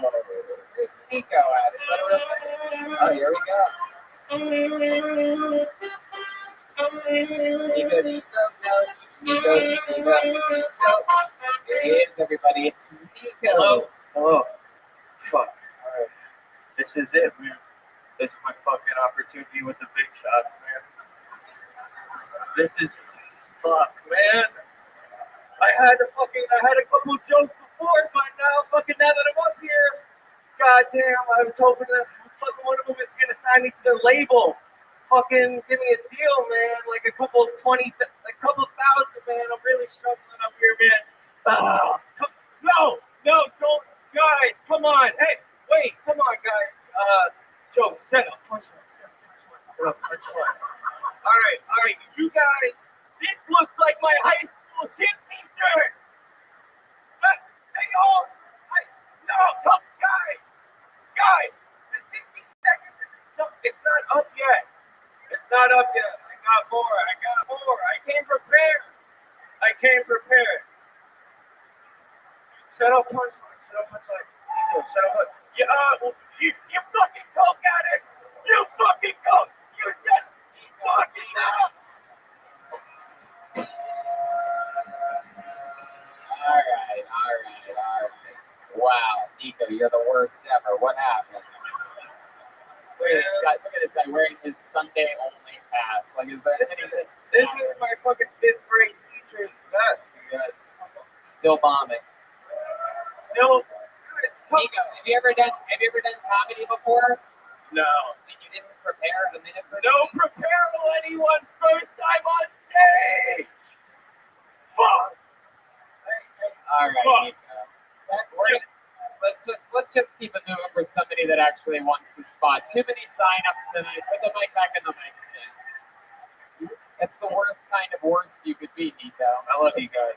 They don't like you.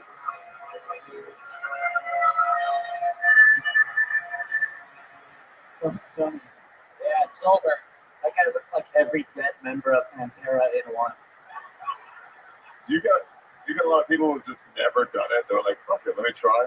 Well, I mean, normally they actually try. Yes, no one's ever like, fuck it, let me not try. I like how he kept yelling out the one thing he didn't do.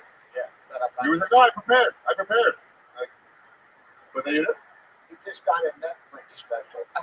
Yeah, He's trans, so they were like, we gotta get something for you. exactly. If he gets pregnant in the next few days, he might get one. We're gonna go to your next comedian, Nikesh, everybody. Nikesh, Nikesa. That sounds brown. It sounds brown. I think it is. It sounds brown as hell.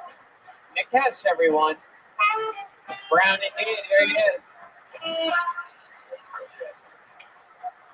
Well, at least I go up after him. So I decided I would get into running recently. I know it doesn't look like it, but went out, got some jeans that are real expensive, black. You're probably thinking, why would you get jeans if you're going to be running? And I would say, what do all the best runners have in common? Black jeans, right?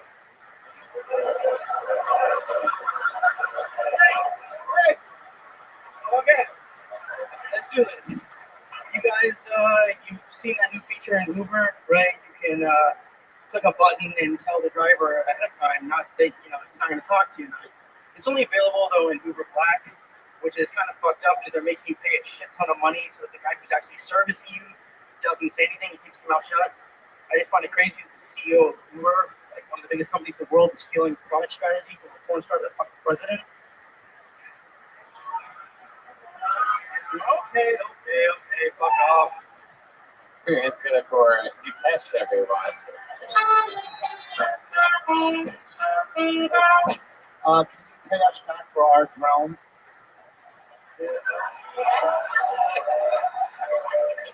Nikesh, is that your first time doing comedy? I did like an open mic like 8 or 10 years ago, and I did a 9/11. You mastered it, then you were like, we don't have to do that anymore. Yeah. I did 9/11 year hiatus after that. So. You're the only brown comedian to take a break after 9/11? Not a good move. Not a good time to stop. That's when they all made it. You know that, right? I don't know. He bombed and then I came up, and so. Well, if it makes you feel any better, you would have never made it anyway. I don't know. This guy looks like if Russell Peters and Gabriel Iglesias made a baby together. He looks disgusting. He's like a Zizum sloppy. Thank you. Cat burglar. Yes, this guy looks like an animated character from the movie Road to El Dorado. I'm amazed that you showed up at Skankfest in this outfit. It's a weird. I like it's an that interesting. snow. You can shut up. It's an interesting. What's wrong with pastels? And I figure that the only way it gets you wet is if he turns around and says pastels. Oh my God! Nikesh, stop it. Oh, Nikesh. hey, you know what the difference is? I didn't fail as a parent. So, what do you do for a living in the day? Good question. I'm a consultant. What do you? Consultant means he answers the phone on tech support and does not get your answers. What type of consultant are you, Nikesh? What do you consult for? Money? No, I help veterans hopefully get into better health care. So. Oh, wow. There you go. Those using the fucking veteran card. My only question is veterans for which country? Iraq or America? What is your heritage, my friend? My parents are from India. Oh, I'm surprised your calves are not bigger. I thought Indian people worship cows. You'd be the opposite, but anyway, No, it's not. if Indian people worship the cow, they So you're from India now, because you guys sit anywhere, you just didn't hear. So now you feel it. Oh, you just realized my I plan. did. I just got it. I really did. I heard it backwards. I'll take the L on that one. I did. I clearly missed that joke. I thought it was backwards. I thought you said they don't worship cows, but yeah. Okay. Cash, how long have you been sipping on that Pedialyte? Yeah, for a while. It's pretty warm and gross. What's something crazy about you that we'd be surprised to know? He has boat shoes on, but no boat. Wow. All right, just knock the drink out of his hand. Wow. I can't see the fucking guy. I can't see. Of course. Why would you get mad? You barely had anything left. No, so Nikesh, explain to me one type of weird year-long vacation. Not many people took a year vacations after 9/11. Explain to me what you. The parents, the people who planned it. They had a tough time. Everything worked out well. Celebrate. What did you do during that year?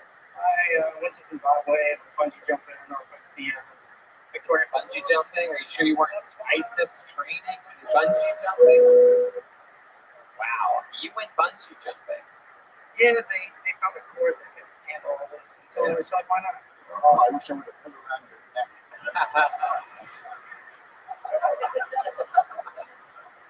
Nikesh, is there anything that you're afraid of that would surprise us that you don't think a lot of people are afraid of?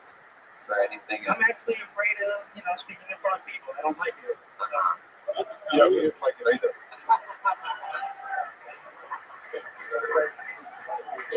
Is this something that you've always wanted to try, stand-up comedy? Yeah, actually, I loved doing it a few years, when I did it back then. Yeah, I wanted to see if I sucked as bad back, now as I did back then, and I do.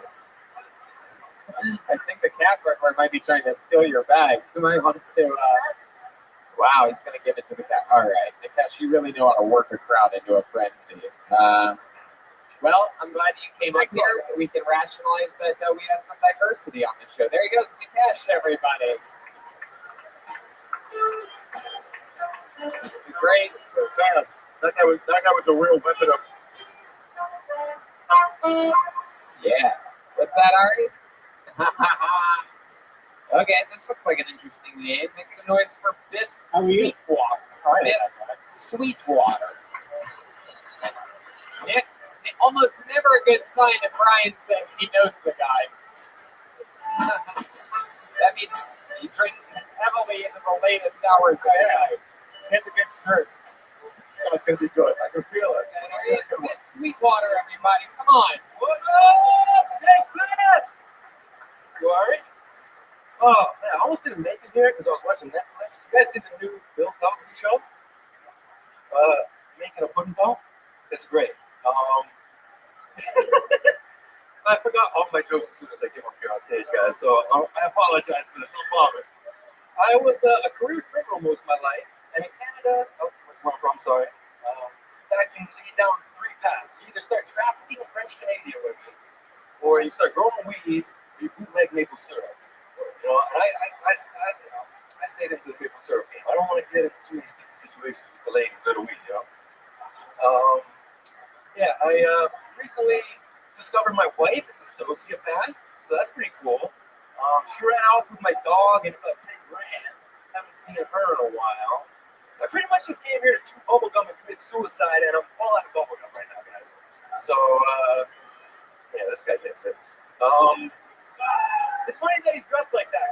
In my high school yearbook, people say, I want to be NHL, I want to be this. I said, I want to be a corrupt police officer or a capper. No lie, that's a real joke. Wow. Oh my goodness. This is incredible. Biff Sweetwater. Wow. What are your initial thoughts on Biff? Anybody have any? This show is getting sadder and sadder. I really was excited when we started. I didn't know it was going to be like this. I've opened 3 GoFundMes for these guys so far. This is crazy. For those of you listening to the podcast, Biff Sweetwater looks like if the bearded lady survived chemo for breast cancer. It's gay narcos. That look like an out-of-work fortune teller. Biff, what do you do for work looking like what you fucking look like? He makes head shirts. I recently got disowned by my family because they did the right selling you in what? 90 grand. Yes. Wow. You cashed out at a bad time, buddy. Spent it all on a do-rag. So you're just milking the 90,000 until it runs out? Well, like I said, my wife went home with a bunch. I already Your wife, slow it down a bit. My God.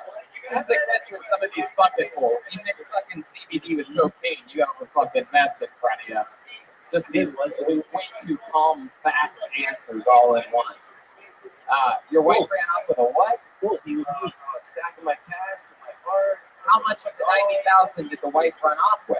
Like 10, but like I had already paid all the fucking fees for the UK. I paid all her fucking debts. How did she? Like, explain to me how and why she ran off with your money, your dog, and what else? Your car. Oh, she left the car. Wow. Okay. Very good. So why did she leave you? How recent? Because I discovered that she was a sociopath. I confronted her, and her move was to call the How was your day going? Not really like say anything that would like get me arrested, but enough to dirty the water. So I look like a bad guy. Right. I feel like you already really enjoy dirty water, but You know what Kill Tony is? Before you spill your heart, you say, You know what Kill Tony is? how long ago was this breakup? Okay, excellent. We'll watch it. You watch it. oh, so fresh. My goodness. I literally I was in Hawaii a month ago. I was ready to I know what you die. Wow. So now to remember her, you just keep an article of her clothing wrapped around your head. So your family disowns you, your wife leaves you, My and dog, stupid fucking dog. yeah, Rescue me, please. rescue, please, you walk on fucking crack and ice to get that dog. Yeah, I'm sure a rescue dog is the cutest dog in the world. What did you do to have your family disown you? Yeah. I asked them to help me with my Dude, dog. I'm already done. What's your dog business? Well, I feel like you have the type of band they had in Dumb and Dumber, where it's like, I got the best idea. It's a band shaped like a dog. I'm trying to be a dog. He fucks dogs. So, cats out in Canada. What he does, he cleans them out, then he fucking cleans them out. What's your dog business? It's called Vince Park Buddies. That's like a dog walker for rich people in Vancouver. Why would rich people want you to walk their dog? No, it wasn't that. It was that like Don't answer my. He's not on a microphone. Answer my question. Why would rich people want you to walk their dog? Convince us. I mean, look at that. Yeah, that's so. The question stands. Why would rich people want you to walk their dog? Okay. All right. Honestly, like I'm a weird animal whisperer. I live in the jungle in Costa Rica. Fuck the horses. Your wife's a psychopath. I wish you would have whispered up here. That deserves more. Go fuck yourself. We're gonna edit in the laughs now. Rich, we're gonna edit in the laughs after everything you say in post. First of all, It's gonna be great. I'm about 7 for 10. That gets me in the Hall of Fame. I love it. All right, she's not gonna leave me for fucking 10 grand. Okay, I'm done. All right. Again, that's gonna kill after editing. Viv, is there anything else crazy about you that you feel like we should know about, that we find interesting about you and your life? Any special skills or talents? I know what's on. He can sweat from his neck. Yeah. I've never seen that before. How about another one, Viv? Anything else that you can do or anything like that? Anything you're good at? Anything you do? He keeps the woman. Like, I feel like it's my time to go. I promised I'd get my friend's wedding in Vancouver, so but like after that, some fentanyl, boom, I'm done. All right, there he goes. Good Sweetwater, everybody. My God, I don't know what's happening here. Woo! Woo! Kill Tony, anything can happen. What makes it great is what makes it scary is that anyone can sign up for this show. First time I've ever heard a plug for fentanyl on a podcast. All right, I'm not even gonna give that name any fucking credit. That's it. Okay, put your hands together for Kevin Kyatovsky. Kevin Kyatovsky, everyone. Let's see what happens now. How many of you like it when comedians do good on this show? How many of you like it when comedians do bad on this show? All right. Well, there you go. You must be loving yourself tonight. One more time for Kevin Hayataka. Thanks everyone. Katie's weird. It is. I don't know how to make a lobster now. It's crazy. It's weird to break the ice. Some people buy girls drinks. Always thinks it's a little bit douchey. There's no creativity. Just flash your card. Like whatever she's having, put on my tab. And I've never tried that. Never think it would work. So I'm at the bar with friends. We're having a good time. Buying drinks, tipping well, and the bartender just a couple of shots of Jamie for free. And I looked at that middle-aged man with a bald spot, gave me a shot. I want to fuck him so bad. Thank you so much. Free drinks are the best. You can have like 15 beers, 3 tequilas, a vodka, and a Long Island iced tea. And the bartender comes like, hey, there's an open PBR. You want it? Fuck yes. Yes, free drinks. Red light, line up. Let's do it. Yeah.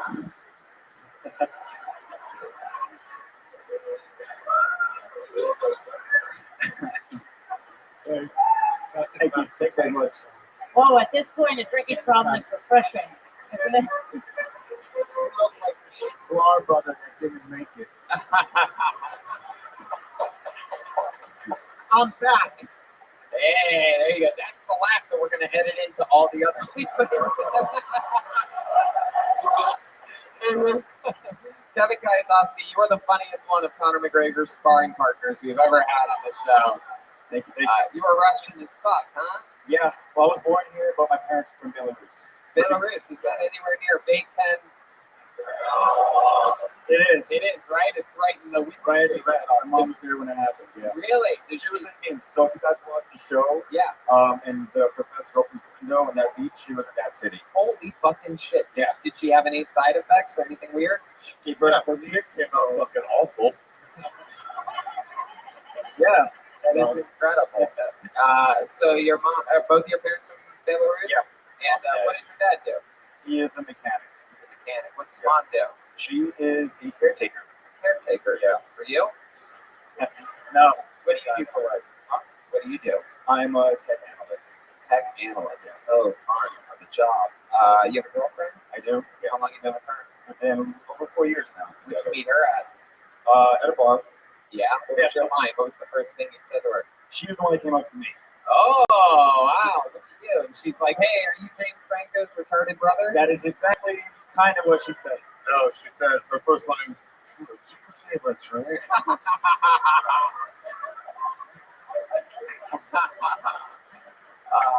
Wow. What does your girlfriend do for work? She is a marketing associate at an architectural firm. Wow, look at that. Bringing home the fucking bacon. My God. Are you pursuing comedy as a career? I am not, no. Okay, we thought that. This is your first time ever doing it? It is, yeah. Wow, congratulations. Is this something you've always wanted to do? I've just been a big fan of Kill Tony for years now. We saw you live 3 times. Wow, where at? First time was the last show in 2017 at the Comedy Store. That was when the band were dressed as old people and they almost drove on a scooter on the stage. Oh, Yeah. Jeremiah spilled my drink on me. Yeah, but Yeah. and then next time was the Snake Fest last year, and I thought, if I'm laughing at people bombing, I should bomb myself, so it feels bad. Heck yeah, people from where you're from love that shit. My goodness. Your parents do anything weird, like Belarusian, that's sort of like strange, or like sort of the normie American people would be like, whoa, the whole house smells like biscuits all the time, or something. No, my mom's a pothead. Really? Yeah, like she'll smoke people here at the table. Really? Yeah, every day. Bring her. I will. It's incredible. Where do they live now? Well, my parents are divorced, but my mom lives in Coney Island, and my dad lives in Jackson Heights. Oh, okay. That's fun. Your eyes are Thank you very much. Is there a Belarusian type of food that's famous that we would recognize? Plenty, yeah. Pilmeni with smetana, borscht is famous, some kadete. It's the best, yeah. All right. Well, very interesting. That's a lot of fun. Tony, it's been a while since I've been. You could get any of these people there with Tony? It actually this has been sort of a crazy. This is one of the by far normally New York episodes are smash. This is a lot of people just like, I'm a fan, had no idea, don't know why I signed up. This is fucking crazy. This is weirder than it feels. The lights are bright. The sound is weird. Once in a while, this happens. It's the worst shit that they could do. And somehow they're all fans of the show. They've heard people do this repeatedly in different cities and at the Comedy Store, and yet here they come. One, I go, I had no idea. This is crazy. It's good to be here. It's good. Exactly. Yeah. That's exactly it. Boggles my mind. One guy didn't even fucking prepare. At least normally people that bomb are like, man, I prepared. No, I fucking don't remember. And the crowd's like, come on, you got it. But no, not you pieces of shit tonight. It's a bunch of real fucking do-nothings. How long did you prepare for this? I was outside. Yeah. Great. Fucking seemed like it. Has anyone ever told you that you're funny? No, not really. I have nothing left to say. I mean, that is just nobody in his life has told him he's funny, and it doesn't change here tonight. There he is, Kevin Yatowski. You know what? I'm gonna do something special. I got The worst thing, by the way, about that is that he didn't prepare at all. He was like, "That's not going to come up here. Let's try something." And he was just as bad as all the people been doing it for 3 years.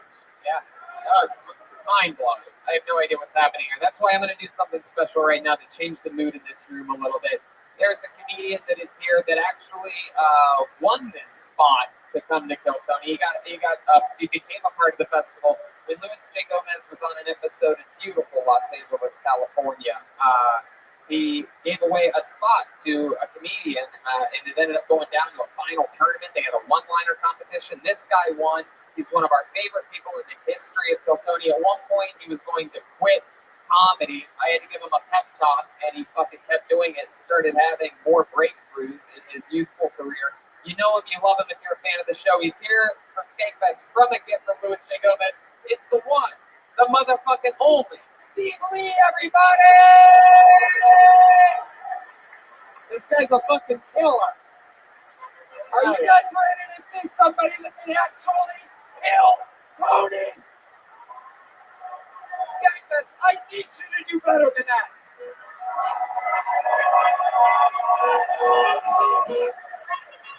Here he goes. Steve Lee. Live from Skankfest. Steve.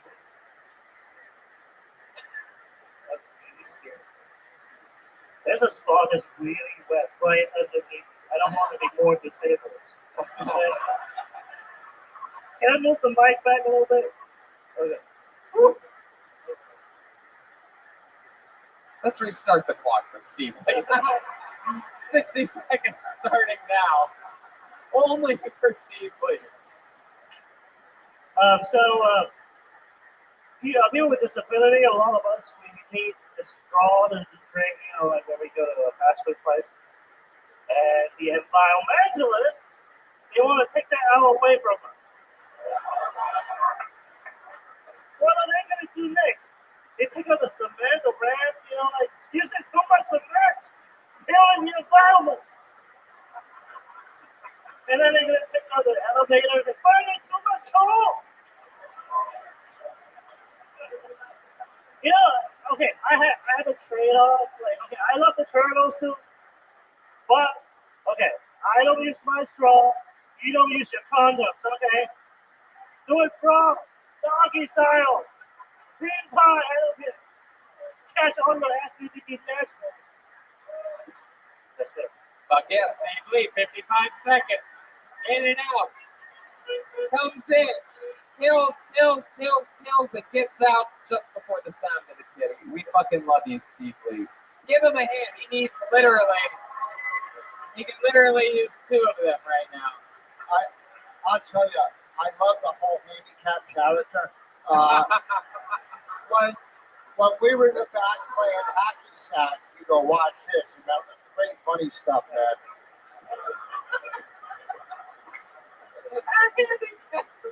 Character. I mean, I am, but I can't get out of it. So. Oh, Tony, that would be so long.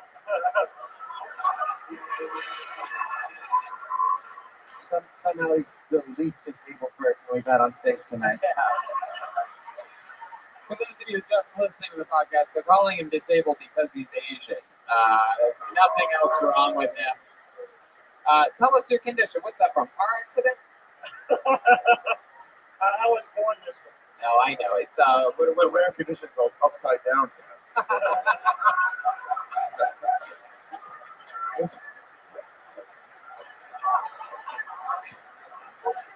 His hands look like a Salvador Dali painting.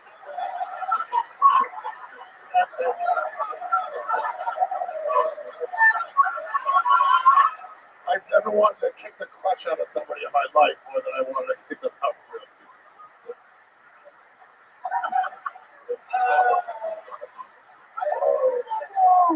all right. Oh wow! I almost passed out there for a second. That was incredible. You Wow. have to stand on your head when you jerk off. Man, you know what? We've had Steve on the show many times, and that actually inspires me to ask, how do you masturbate, Steve Lee? That's a good question. Do you have a special technique? Like I only fuck bitches. Yeah, absolutely.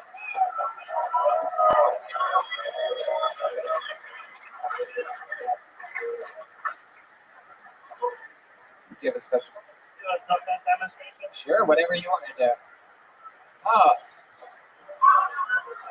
Wow. Wow. That made me laugh and almost puke at the same time. Last night, Louis C.K. Now this. I wouldn't mind. Oh yeah. Oh yeah. That was like. I was like friends too, so if I had to need to open. Oh hell yeah! Those things. So just racially, like ask, your father's Chinese and your mom's white frog.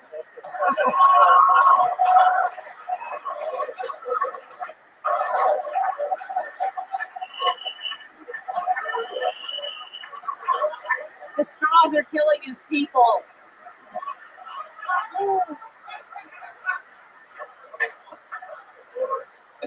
You're full Chinese? Yeah. Yeah. That's right. How's your trip into Skankfest so far? Oh, amazing. The first time I had painkiller and beer together. Wow. Okay. By the way, I need the painkiller unless some of you post earlier. Wow. If anybody has an extra painkiller, give it to Steve Lee. Oh, this guy's going straight into his backpack right now. That's a good cause. When he sees it, like, yeah. Oh yeah. That's what that's the good thing is it's good. Wow, okie dokie. Holy shit. We have our own personal Apollo 13 here at You were born in America? You were born in China? No, he was born in a microwave, clearly. You can tell Hong Kong is not real China because otherwise he would have been drowned. That is incredible. Commentary on China. My goodness, Steve. So, what else? Any other favorite parts of Skankfest? Perhaps like the stairs or something like that? Yeah, right. Getting up and down. That must be a hassle. Well, first of all, I have to thank you guys. You put me on this show, fly me out here, and all you guys appreciate my comedy. Thank you very much.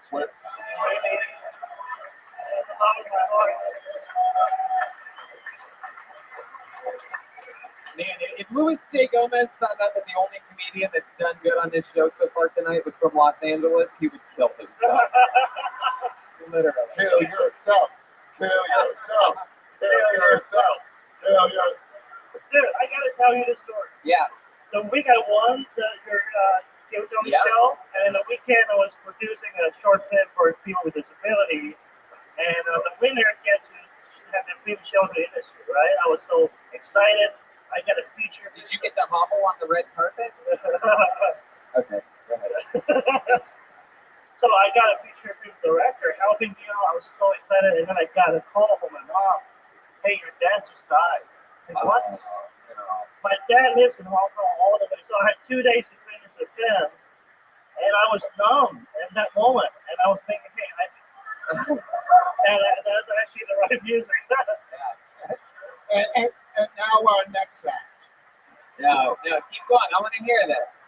So I was thinking, should I abandon the whole team? But no, I stuck with my team. So I was there for 2 more days. And I mean, I didn't get to see my dad anyway. He lives in Hong Kong for all that time. Yeah. And after I finished the writing the first day, I was crying, driving back home. I almost died, dude. Like I rolled all day. Because you driving. So. Yeah, that's kind of true. When you say you almost died, what do you mean? Because I was writing So so sad. the team, and I was like crying, Yeah. and it mixed with my sweat. Right. And plus the way your hand can't reach your eye to let the tears away. So when you're writing, you just bang your face on the computer. no, actually, That's how Rich does it.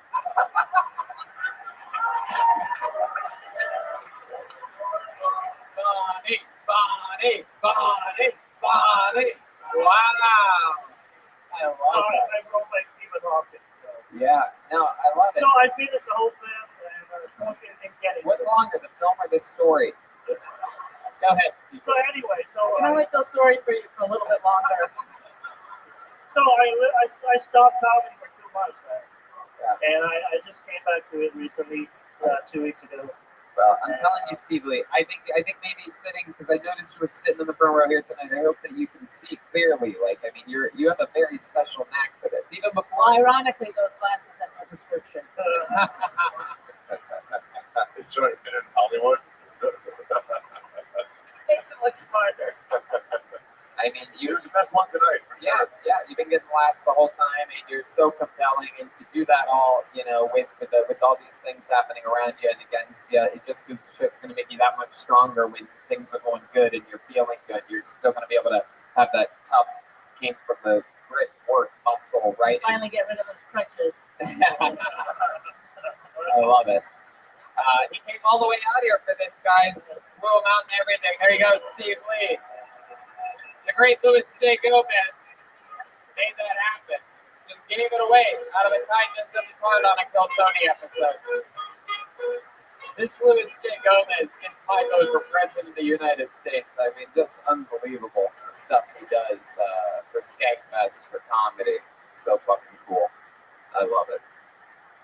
You guys ready to go back to the bucket, see another comedian, huh? Put your hands together for Kevin A. Escobar, everyone. Kevin A. Escobar. Wait a second, this sounds familiar. Was this guy on yesterday? Kevin A. Escobar? Is that you? Yeah, it feels like it was on yesterday. That name sounds familiar. If this guy bombs 2 days before, I'm just gonna kill everybody in the room. So here he comes. Kevin A. Escobar. Holy shit. I got myself up to this. Anyway, how you guys doing? Good? Yeah, let's see. Anyway, when I was 12 years old, I was an altar boy. And listen, before you assume anything, please. But I fucking hated it. And one day I started crying to my mom, saying, I don't want to go to church anymore. I was like, what? The priest or something here? Yeah, that's it, yeah. So then the following week, I find out that he was arrested. Yeah. Because he was actually molesting a few of the other altar boys. Yeah. Now I was angry. Yet really, but was it wrong to be supposed to feel jealousy, right? I felt a little rejected.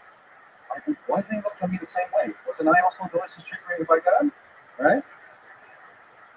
But then again, I only helps other kids that were actually being abused. And who says lying to that, right? Religion does it all the time. I bet. Oh my God. Jesus Christ. Kevin A. I just took a shit, so I'm like, No, don't keep burying the show, Kevin. Just take a breath for a little minute here. you should have pretended you were blind. I actually just took off my glasses. Okay, let's check into the cat burglar over there. You may not be aware, but that is a Don Herrera joke. Oh, it is. Oh yeah, it's an old happy premise. I've never seen it done this badly though. I didn't even notice the punchline. I can't believe that's anyone's. I must have missed it. Like I just sort of like kept trying to pay attention, but I kept tuning out. Kevin, you bombed 2 nights in a row. Incredible. How long have you been doing stand up again? Remind us. 1 year. Oh, 1 year. Very good. Okay. That's enough. Yep. We did. We got it.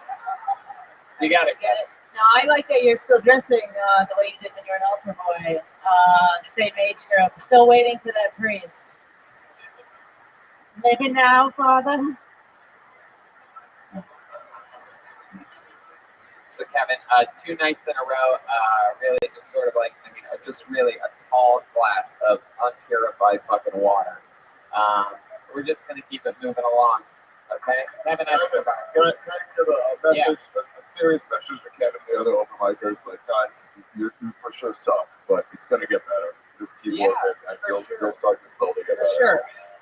And I'll even put one more little icing on the cake on top of that. It's like, write fucking jokes, man. It's about jokes and jokes and jokes and nothing else. And short and sweet and precise and original and fucking dig until you got it. Write dog shit and then sift through it to find the good stuff. Like the editor for Rich Voss is part of this podcast is gonna have to do. Hit it, Chris. I don't think I haven't carried it other shows before.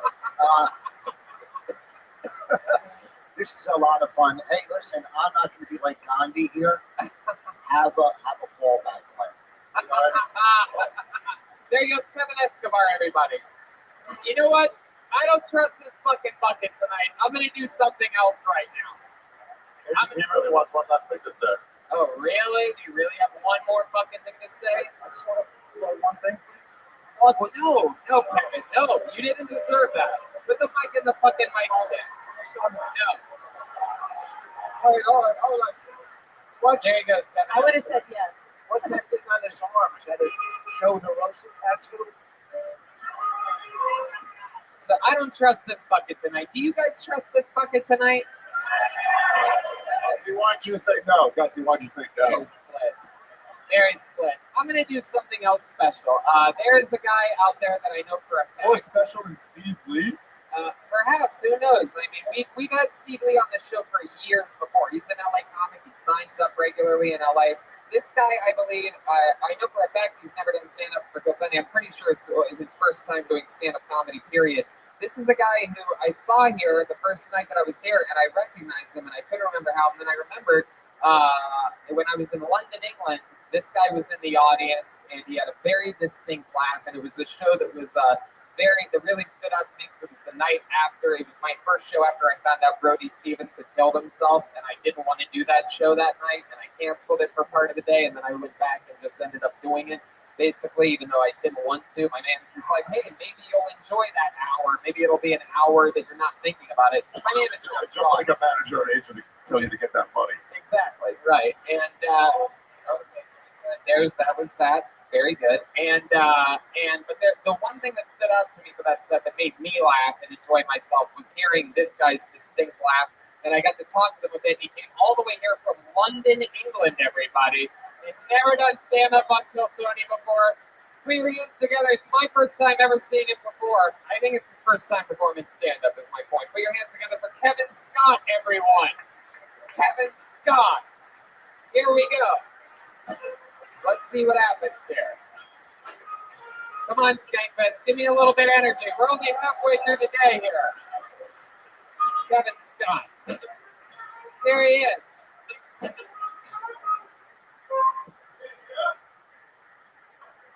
Hey, how you doing? You cool?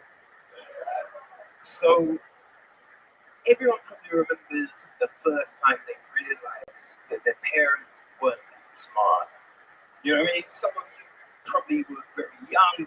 Some of you a bit older. Could have been yesterday because others of you. But myself, I think I was probably around 11. I can't remember what happened. Probably some shit at school. And I came home and my parents started shouting at me. And the big thing was, they're just like, "We wish we didn't have you." And I was a bit like, wait, so that's the big thing? That's the big thing to hurt me? I'm like, you adopted me, you idiot. You had a receipt. You could have returned me. What is wrong with you? You fools. You know, it's just like, I'm not hurt. But now you've just got on the disdain train. I thank you. Yeah, Kevin Scott. Look at that. I love that. Grab that microphone, Kevin. We're going to talk to you a bit here. Grab that microphone. Heck yeah. You may recognize Kevin Scott as the guy from The Sandlot. The ball rolled over to his side of the fence. It's British powder. There really is no sun in Europe. Huh? Heck yeah. Welcome. And so, Kevin, this is your first time on Kill Tony. First time to New York. You come here often? Third time. Third time to New York. Very good. And you are blind? Yeah, I'm kind of registered blind. I've got kind of a sight, but it's like you're just kind of an outline kind of thing. There's no real detail or anything like that. Oh, well, good. If you're that close to Ari, that's a good thing. You must be thinking that there's a shark swimming sideways next to you. That's just his nose. Oh. There are two sharks circling you right now.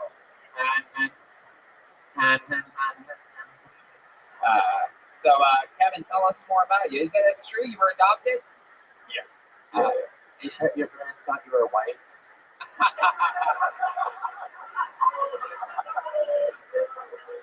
And so, what have you been doing with your life? Tell us more about you. You seem like a wise, good gentleman. You made it all the way here. I can't believe such a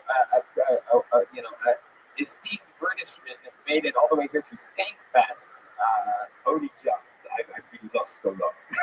What was that? Because I came to the Gramercy on Thursday, and Google Maps said that it should take me 25 minutes, and it took over an hour. Yeah. It sucks being blind, I'm sure.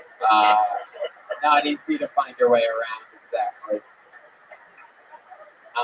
That is cool. I know you're blind. Have you checked the chicks in Thailand? Chicks in Thailand? Yeah, they love anal, bro. Hey. Yeah.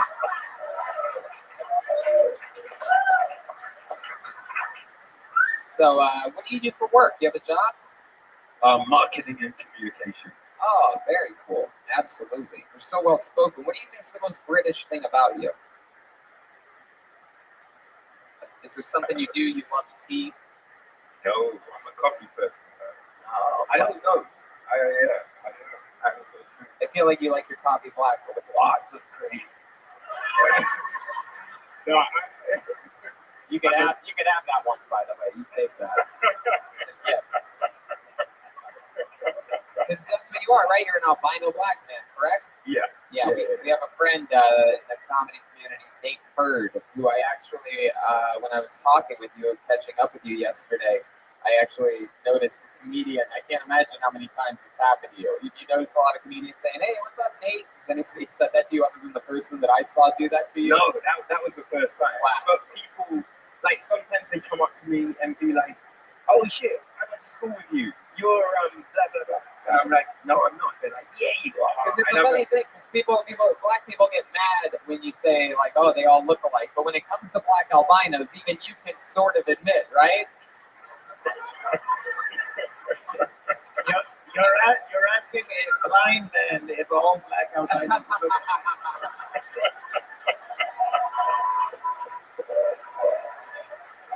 Come on, you can agree. Come on. Have you ever been called the N-word? Yeah. Really? By who? Yeah. No, I grew up in a very white area, so it was it was kind of crazy. I have a question about the adoption system in the UK. Do you think it's a secret they're getting before they make their decision, or is it more like a potluck and they lost?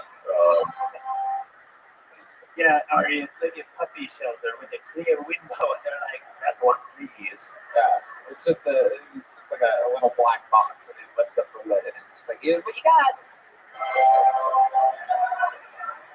It's like, "Oh damn, a black albino, shucks." That white baby has a huge dick. If you would know something about that, wouldn't you? Schulberg over here, we found out at the Naked Roast the other day. Now I call him Mr. Potato Head. The Holberg. Yeah. My goodness. Is there anything we'd be surprised about your life that you do or as a hobby or anything like that? What do you do for fun? Is there anything else you're into other than comedy? I've got a couple of podcasts. A couple of podcasts? Oh, Yeah. you do podcasts? Yeah. Oh, that's cool. I mean, I would love to listen to your voice to fall asleep to. This would be a good time to plug your podcast. For that show. All right, yeah. So I've got one called Echoes from the Void that comes out every Wednesday. What's that about? That's just like general shit. So if I talk about like things that I saw in the news that I might have something to say on, and then thoughts on like shit I've done that week. I feel like feeding on babies after midnight. There's that laugh. That's the laugh, by the way. It made my set that night in London so fun. I've never, literally the most depressed I've ever been in my life. And the only shining little star in the black sky was a I'm like, I don't even want to be up there. And then each joke, I'm like, wait, I got to hear more of that. So I'm just like, Poor punchlines.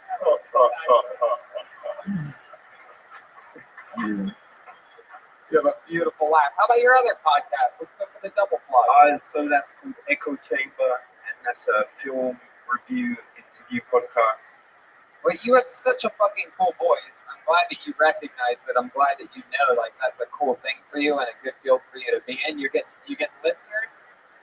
Yes, it's Start small, it grows. That's exactly what happens. Well, you're about to get 9 more.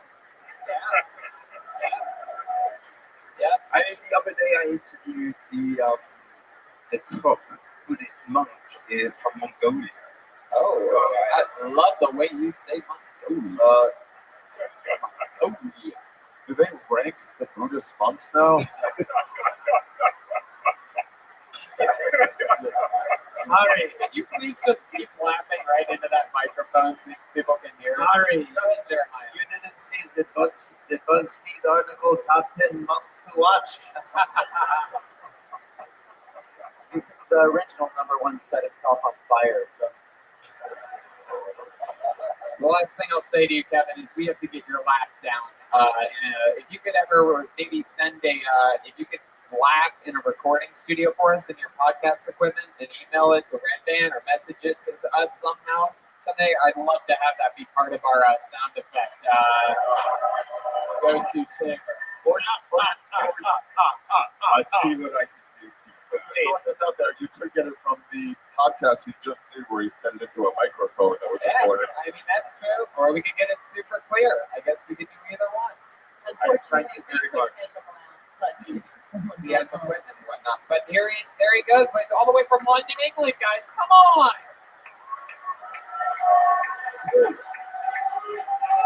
All right. I mean, when I say this is risky business, I mean this is fucking risky business. But should we go back to this thing one last time? All right. I'll fucking really try my best here. Okay, put your hands together for your final comedian. Oh wait, we didn't get a girl up here, have we? We haven't had a lady up here tonight. Let's see. Bonnie is sitting right next to you. You want her to do a minute on her? No. Matt is not a girl. Chris is not a girl. You want to get one? You're at Skanksa. Sorry to Lewis. Sorry to Dylan. Oh, there's Steve Lee's name. There's Calvin. Josh. Brandon. Oh, okay. We found one. You guys ready for this? For final comedian of the night. By the way, that process is just like when it's booked, it's not happening, and all these qualified men. I was like, no, next, we gotta get one. No, all right, yeah, that'll do. Gotta get one in there. It's 2019, people. Put your hands together for Becca Kidder, everybody. Here she comes. In the way there's that. Sit right up.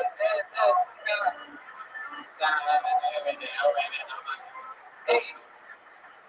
Step back from that ledge, my friend. One more time for Becca Kidder, everybody.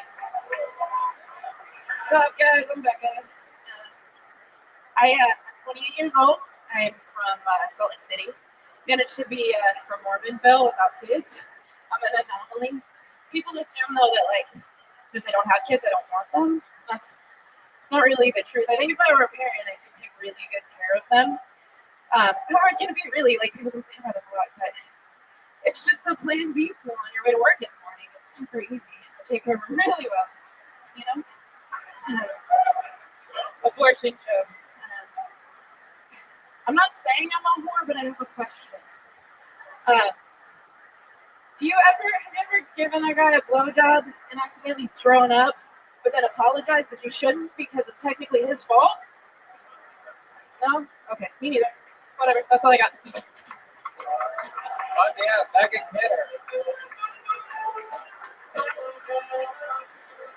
My friend. One more time for Becca, guys. We did it, Becca. Is this your first time you've been doing stand-up a while? No, just a few months. Oh, very cool. All of it in Salt Lake City? Yeah, it's You go to Wise Guys, the open mic there? Yeah, it's cutthroat, like you wouldn't imagine. No, I do imagine it's a great scene there. Keith over at that club is unbelievable. Yep, one of the most beautiful cities. I met in Salt Lake City. Really?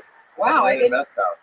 Yeah, I did not know that. How does it feel to be by far and away the better of the two Salt Lake City comics tonight? Great, I feel good. It is incredible. Salt Lake City's Becca Kidder. You look like you like everything with salt. Even your cities. Let's check in with Joel for 12 minutes. I can tell she's having a great time at Skankfest because from back here it looks like she laughed her ass off. No ass. Oh my god. Oh my god. Look, you really don't have a butt. I used to get sense. What happened to your butt? I lost a bunch of weight.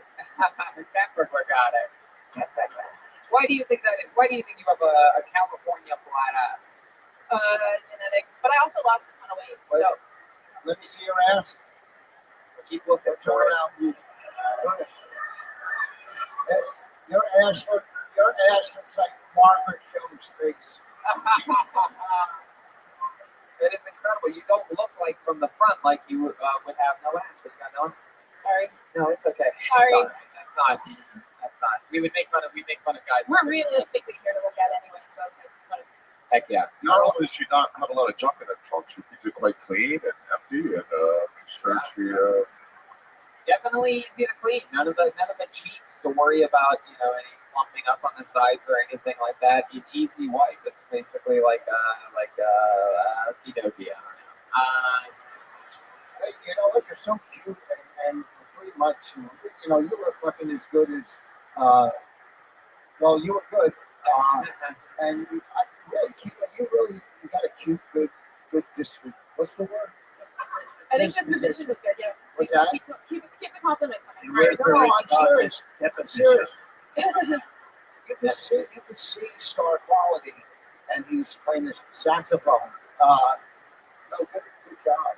Yeah, that's fucking nice, you asshole. Yeah, absolutely. A few months in, let's check in with the great Bonnie McFarlane. Well, unlike these guys, I'm not going to talk about your looks. I'm going to talk about your comedy. Yes. How fat is that brain of yours?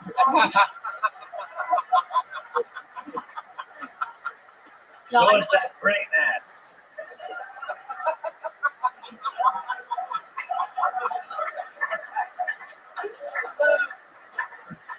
What that right stem do?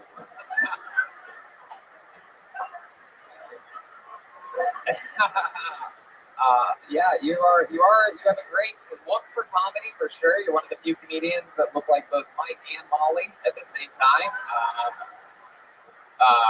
That's so fun. So Salt Lake City's competitive, huh? Yeah. Are there a lot of women in the scene there? Like at the open mic area? It's not like any comedy. It's not female heavy. Right. However, you are. You're going to hear from Bonnie McFarlane again. I'm just happy to hear you like that meeting. Did you really puke while giving a blowjob? Is that real? Oh, I do that all the time. Yeah, I was gonna say it's a good thing. That way. He says that, but it's like no. I'm sorry. It honestly looks like your pet name is bacon. It used to be. You're fun. What do you do for work, Becca? I work for a food distribution company. Food I just distribution. buy groceries. Oh, cool. You're a grocery bagger. No, like they give me money and I spend their money to buy groceries. Like for Wendy's, I'm their big account of ours. Oh, wait, what? Yeah. Yeah. Wendy's. Wow, that's great. So you do a lot, basically a lot of grocery shopping in between doing a lot of grocery shopping. Yep. All right. These guys can't laugh at jokes of fat chicks because that's all that they fuck. Oh yeah. Okay. I'll bite you. I'll get you. All right. What else? Anything we'd be shocked to know about you? Any other super fun facts or anything? You're like a pro wrestling champion or anything? Yeah, someone I went bodies. to juvie when I was 17. I was in juvie for like 2 years. Oh wow. A battery was in charge. Wow. My goodness. What kind of battery? The one you use to put in your vibrator? Didn't even Those make are dead. Sometimes I go for speed instead of structure, and You can see you're trying to find it out. We're like, what kind of battery? Come to me. The kind that you come on, you put in your what kind of battery? Battery. You know it wasn't assault and battery. Fuck. way to take the heat off Tony. Wow.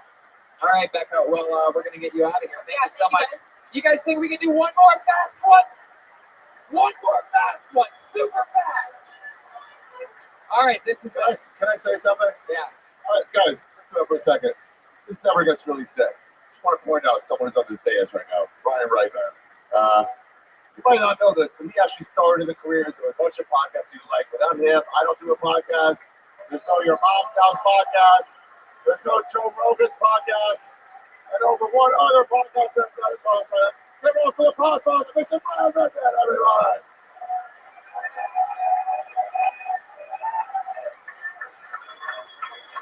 Beautiful. Beautiful. I love that. Overrated.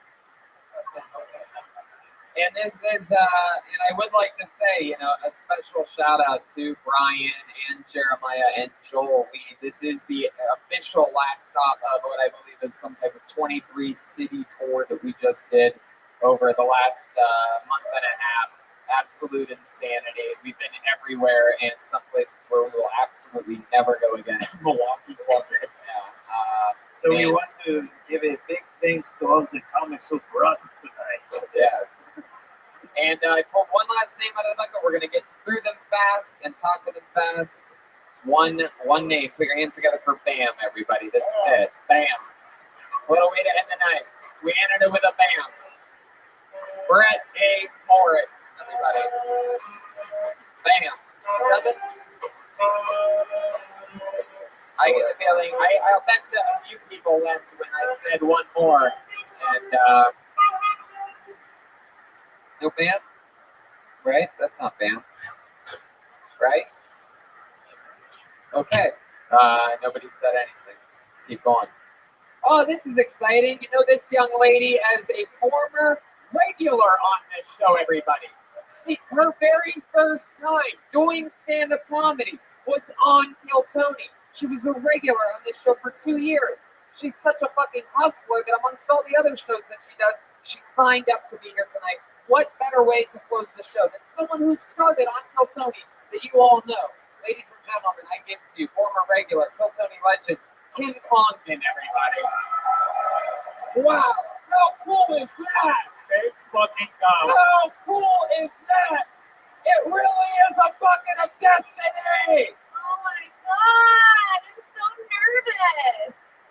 This is crazy. I know this is kind of awkward, and some of you are like, holy shit, Kim's here at Skankfest. It's kind of weird. Her and Lewis broke up, and now she's here doing stand up. But like, the truth is, I'm not here to do stand up. I came to kill Lewis. He's gonna die. Oh, thank you. Thank you. It is weird dating a guy with a kid because I always knew that like I probably didn't have like that motherly instinct to save him first if something bad happened. Like one night I was putting him to bed, Liz was at home, and I read him a book, I sang him a song, and he was like, "Hey Kim, I'm scared. Can you stay a little longer?" I was like, "Yeah, what's wrong?" And he goes, I can't tell you, but she's in my room. It was a pitch black. I said that, and I was like, hey, I gotta go.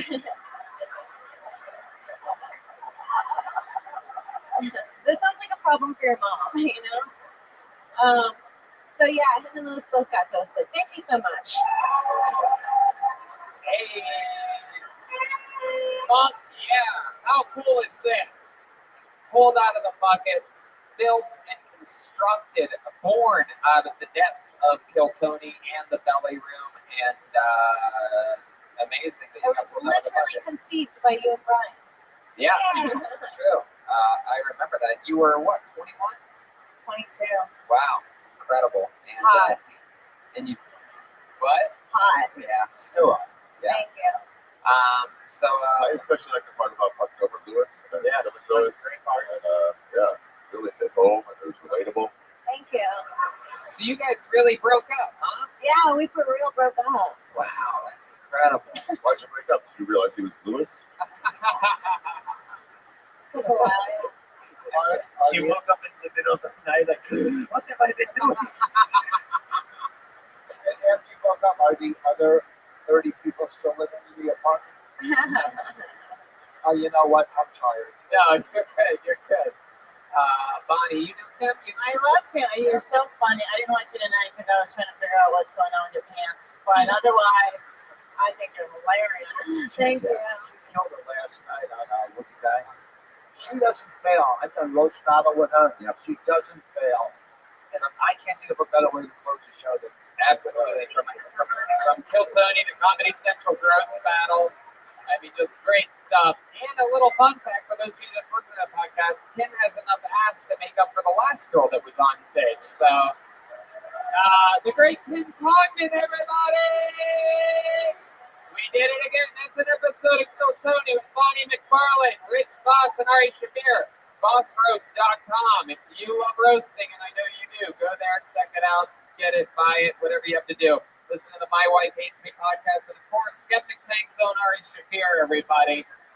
We love you guys. Thank you so much for doing this. You guys are amazing. How about one more time? Good on for the great Jeremiah Watkins. Jeremiah Wonders, Jeremiah Stand Up, everything on social media. How about one more time? Good on for Chilbert Jimenez, guys.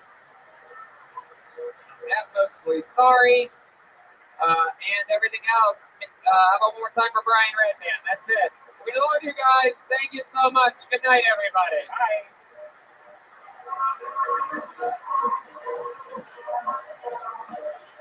Oh, yeah. Hey. Hey, also, Jake the Snake is doing meet and greets in the lobby. And then he'll be up at 6:30 in the ballroom. Jake the Snake Roberts, everyone. Meet and greets in the lobby right now.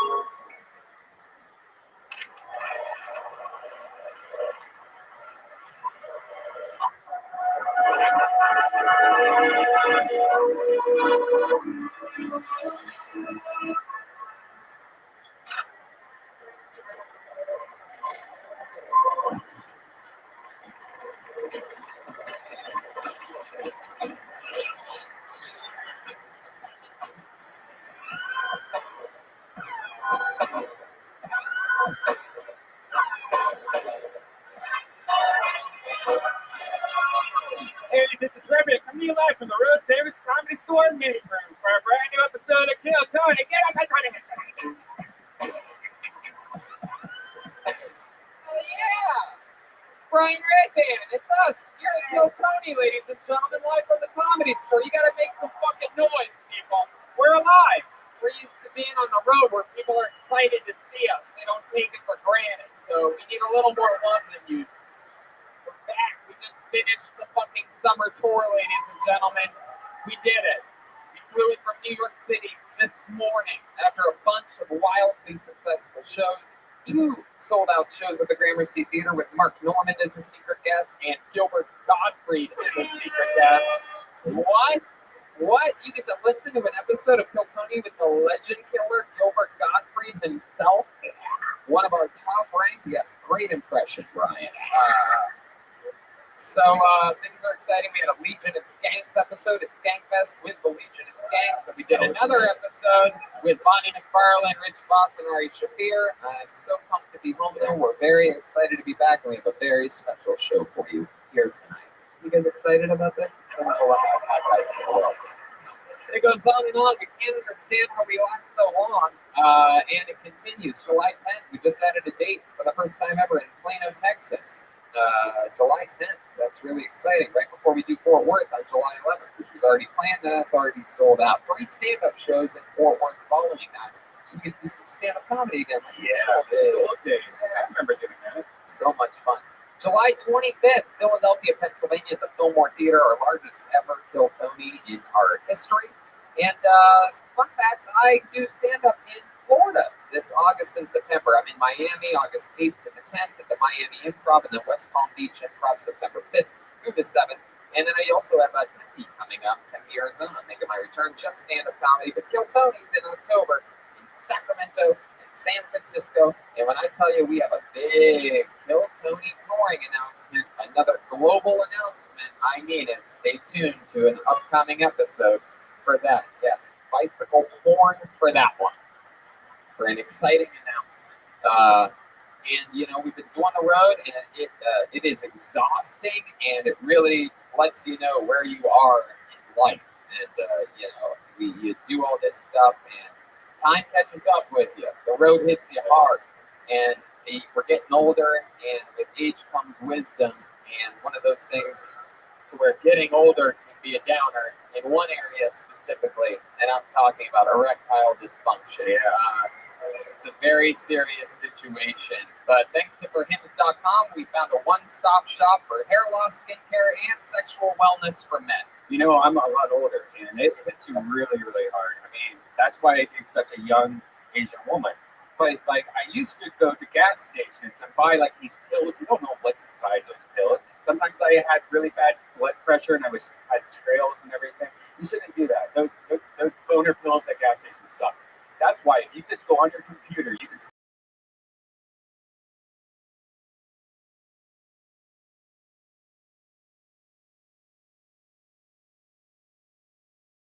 being your best means performing your low to your little friend. You can try Hims for a month today for just $5. We'll get you started for just $5 while supplies last.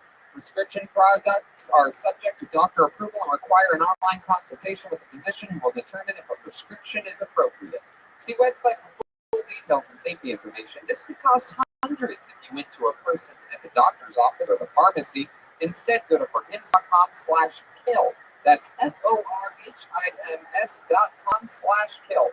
forhims.com/kill. So you guys ready to start tonight's episode or what? We are live. It is happening from the Comedy Store where it all started, up in the belly room with 6 people in the room. We've now traveled the entire globe, and we fill up the main room every fucking Monday. Are you guys excited about this?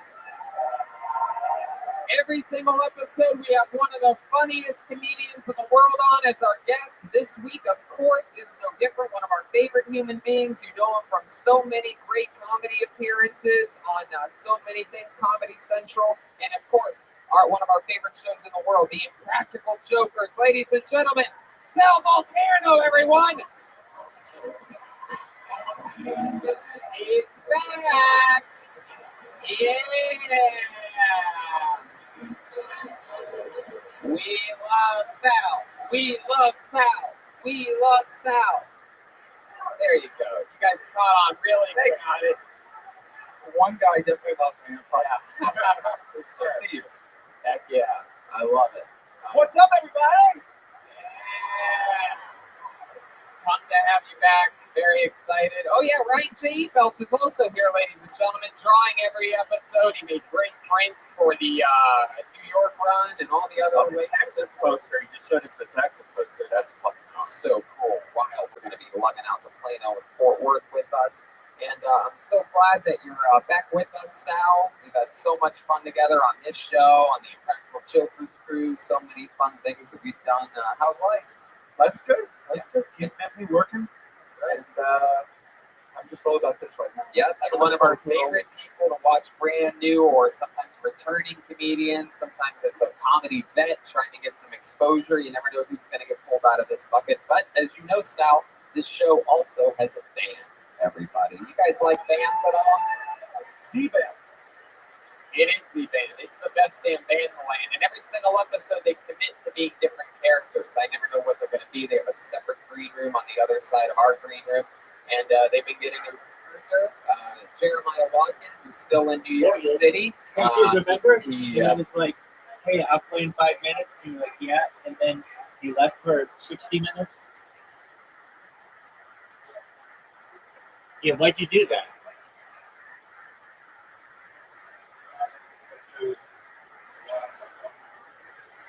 All right.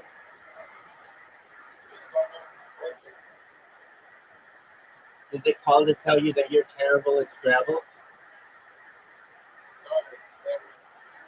Oh, what'd they say?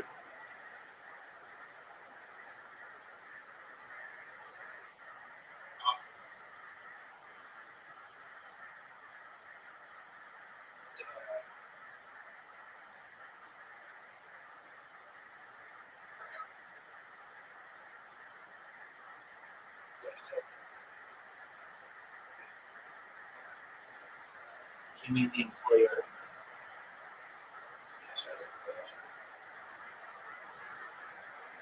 Well, that's good. Yeah. That's really great. Isn't it? Yeah. Excellent. Did they also tell you that I'm going to beat you 5 games straight in mini golf? Yeah. Okay. They told you that? Yeah.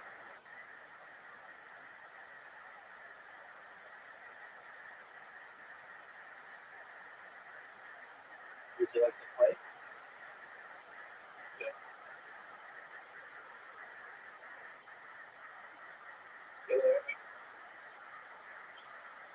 $2,400.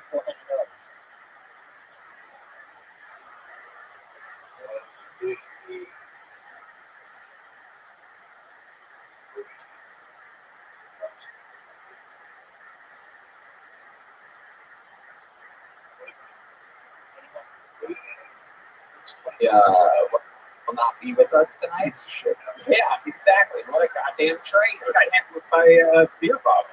No, it was a half-filled water bottle.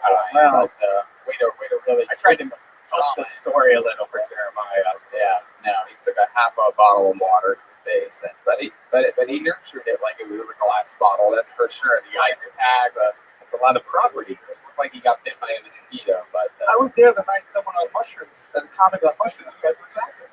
yeah, I was there. Yeah, Right. So I don't know that. epic night. So, but we have the rest of the band for you. They're the best damn band in the land. You guys, maybe it's the return of one of their famous characters. Maybe it's a brand new character. We don't know what's going to happen, but tonight's an exciting night because Chroma Chris is going to have to step it up. Make some noise for the Kill Tony band, Joel Jimenez and Chroma Chris. There we go. Wow. Wow.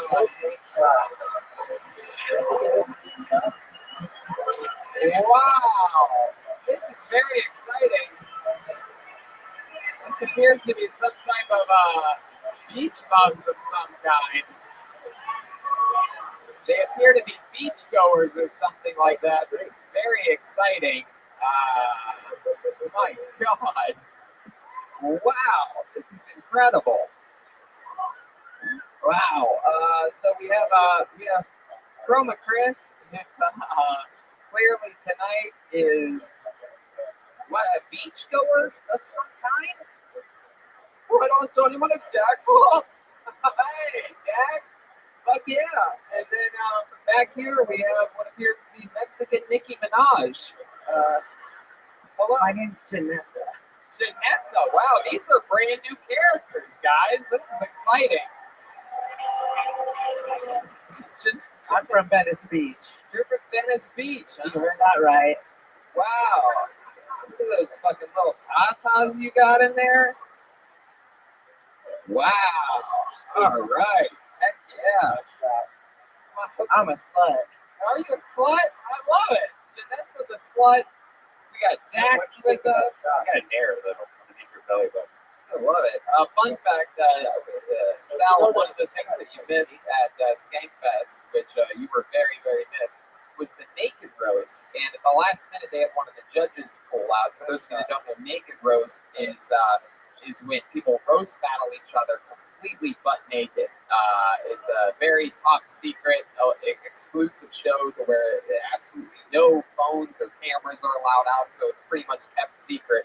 But it packs out, it's insanity, and all the judges are naked too. And they had a last minute fallout for a judge, and they asked Joel, who at the time was sort of, only famous to the Kill Tony fans at the festival, guest judge, and he came out, and now I call Joel Mr. Potato Head because it turns out Joel has a fucking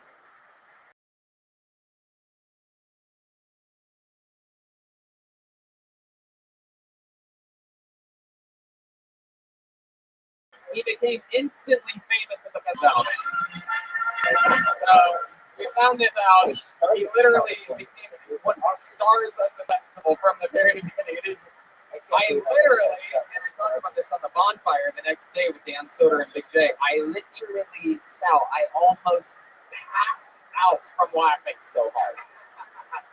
Everybody was looking, he came out and the entire audience started looking at me because they wanted to see my reaction to his giant dick.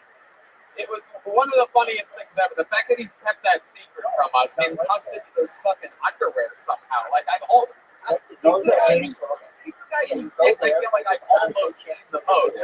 And now that I've seen it, I don't know how I haven't seen it.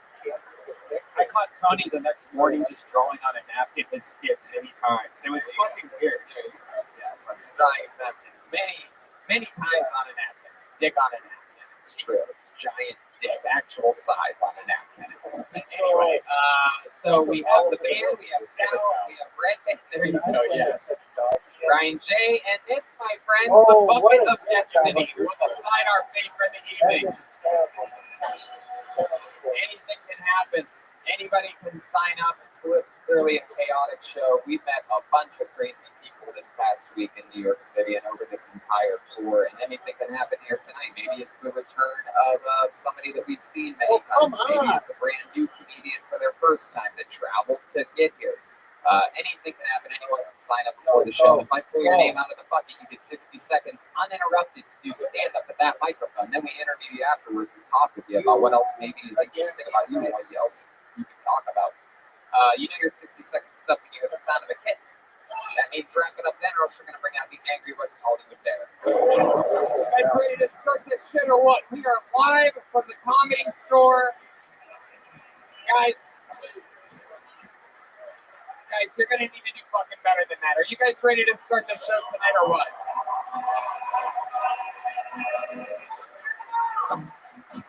Here we go.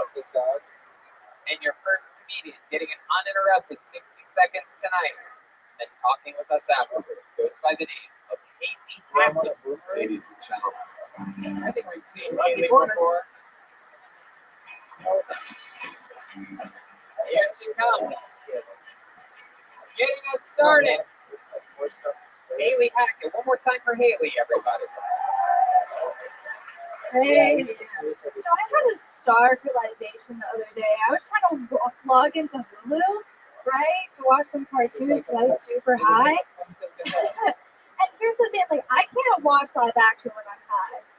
I see the acting. You see Owen Wilson, I see Owen Wilson staring in the mirror, practicing his lines and pretending to be Owen Wilson. It's rough. But I was trying to log into Hulu, And it asked me the question, like, are you a robot, right? I'm like, I don't think they're trying to figure out if I'm a robot. I think they're trying to figure out if I'm too high because I cannot pass that test. Like, I was sitting there like, whoa, what is a storefront anyways? Like, this could be a pop-up shop in the next few months, you know? I'm not trying to limit this bridge's potential. I refreshed it thinking that my answers were too smart. You know? I was like, it's just a little abstract. Let's try again, you know? And it was like, oh, identify the signs. I was like, whoa. You and I identify signs. I am not qualified. Like, oh my God. All right, thank you. There you go, Anthony Hackett, getting it started. Little Hulu show. Hell yeah. Haley, how long have you been doing stand-up? Now it's like 7 months. 7 months. Yeah, you saw me during my first time. That was your first time on this show. Yeah, that's awesome. And there you are. It took a little while to get there, but once you started hitting it through combinations, you have your towel wrapped around your neck. Did you just come from the beach? No, I remember the shower. What's the shower? Oh, Janessa, you dirty, dirty curl back there. Look at that. Look at that little, I love that little foot bounce you do. Look at that. She's got such a huge cock. For a girl, she's got a huge cock for a girl. It really does. It's 2019. That shit's just fully acceptable. So Haley, how's it going? It's going well. 7 months you've been doing this. All in Los Angeles. All in Los Angeles. What's your day job? My day, I'm a receptionist now. Heck yeah. Now, what were you doing before? Oh shit. Yep. I mean, exactly. I've done so many things. I was like a Lyft driver. I worked at the escape room. I did pokey for a while. I was an associate producer for a hot second. What? Now I'm a receptionist. Yeah. I might not know. What is that? I did pokey for a long time. I was a pokey artist. Oh, means I made poke molds. You don't even have to cook fish and throw it in with some lettuce. Yeah, exactly. Exactly. My boss yelled at me all the time. He didn't like my art. Wow. That's called pokey? Or poke. I don't know if he was incorrect or like, you know what I mean? Everyone coming in with No, I thought it was fucking poke. Oh. I'm from the East Coast. I was like, oh. Give me one of those fucking poke bowls. Do you say gyro? You guys got poke? You guys got poke here? Do you say gyro too? Gyro. Yeah, I say gyro. What is the real term for it? Euro. Yeah, that's because people always say euro. What? Someone would say it's fucking right now. Like it's gyro. Euro? You're wrong. What do you? Gyro. What do you call the candy with peanut butter? Okay, I'm sorry. Wow. I'm very passionate. I already feel stupid about the gyro and the poke. Actually, both of those things sound like food. I love pho. I'm going to be mean to you on the phone. Yeah, how do you call pho? I say pho, although I know it's far, right? We're all in that culture. Janessa, what's your favorite food? Yes. I think you mean Finnies, so it's good. So Haley, you've been doing a lot of open mics over the past 7 Yeah. months. You get a lot of have you hooked up with a comedian yet? Yeah. Yeah, that open mic scene, and you guys don't know because you're fucking normal people. But the open mic scene, you end up only being able to really relate to other people sort of also doing what you're doing, and you see them night after night, and sometimes you get bored, you have a couple drinks, okay. No, And, I swear off them. Absolutely not. When I first started, I was like, oh wow, he's funny. Now I'm like, no, never again. They're all unstable. No offense to all the favorites. Sorry. Yeah, it's So you guys poke? Yeah, we poke. you let them We poke your poke bar? at the pokey shop, you know? Sure. Yeah. Wow. So now you're single? Yeah. That's fun. And you're working as a receptionist. What's your living situation? You live with other comedians or? No, I live with like screenwriters. Oh, Yeah. they're never gonna make it. You mean baristas? You live with baristas. My roommate works in the AT&T store. Yeah. Yeah. So, what's that like? You have your own bedroom or something like No, that? Right? I sleep with 2 other people. Not in the same bed. Yeah. Not in the same bed. Right, not in the same bed. Different beds, but the same room. Very much the same room. How many rooms are in the place? two. So there's 3 in one room. How many other? There's two. No, it's a couple in the other. They're all Okay. cute. So there's 5 people Yeah. total in the apartment. How And then many bathrooms? there's 2. Wow, So the that's 3 good. people do the like one bathroom, and then if someone's trying to get laid, we just pull one of the mattresses out to the living room. Oh, We're very considerate. What is going on? This is yeah, this is how it It's works. way to get mattresses out, all helping each other fuck. Yeah. The couple We're too? supportive. No, the couple fucks in their room. How old are you? I'm 22. That makes a lot Yeah. more sense now. How old did you think I was? I don't know, but Yeah. you live in a fuck house and you just, I don't see this kind of thing. You're eating poke, you're fucking people. It's true. It's true. You're successful now. So you're successful, Sal. So you don't have to deal with this stuff. But a lot of the open mic lifestyle is a lot like parts of the Impractical Jokers show. Like, all right, here's the deal. You have to try to have sex with him, but you're gonna have to convince him to do it in the living room. Impractical Brokers.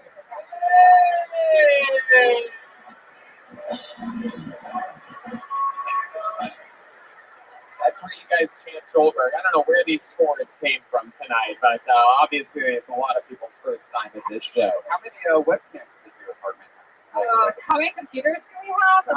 About 4. In the bathroom. How many are in like the bedrooms? Okay, Brian. No one knows where you're trying to red band. Wow. So that Red Bull kicks in hard at the top of the show.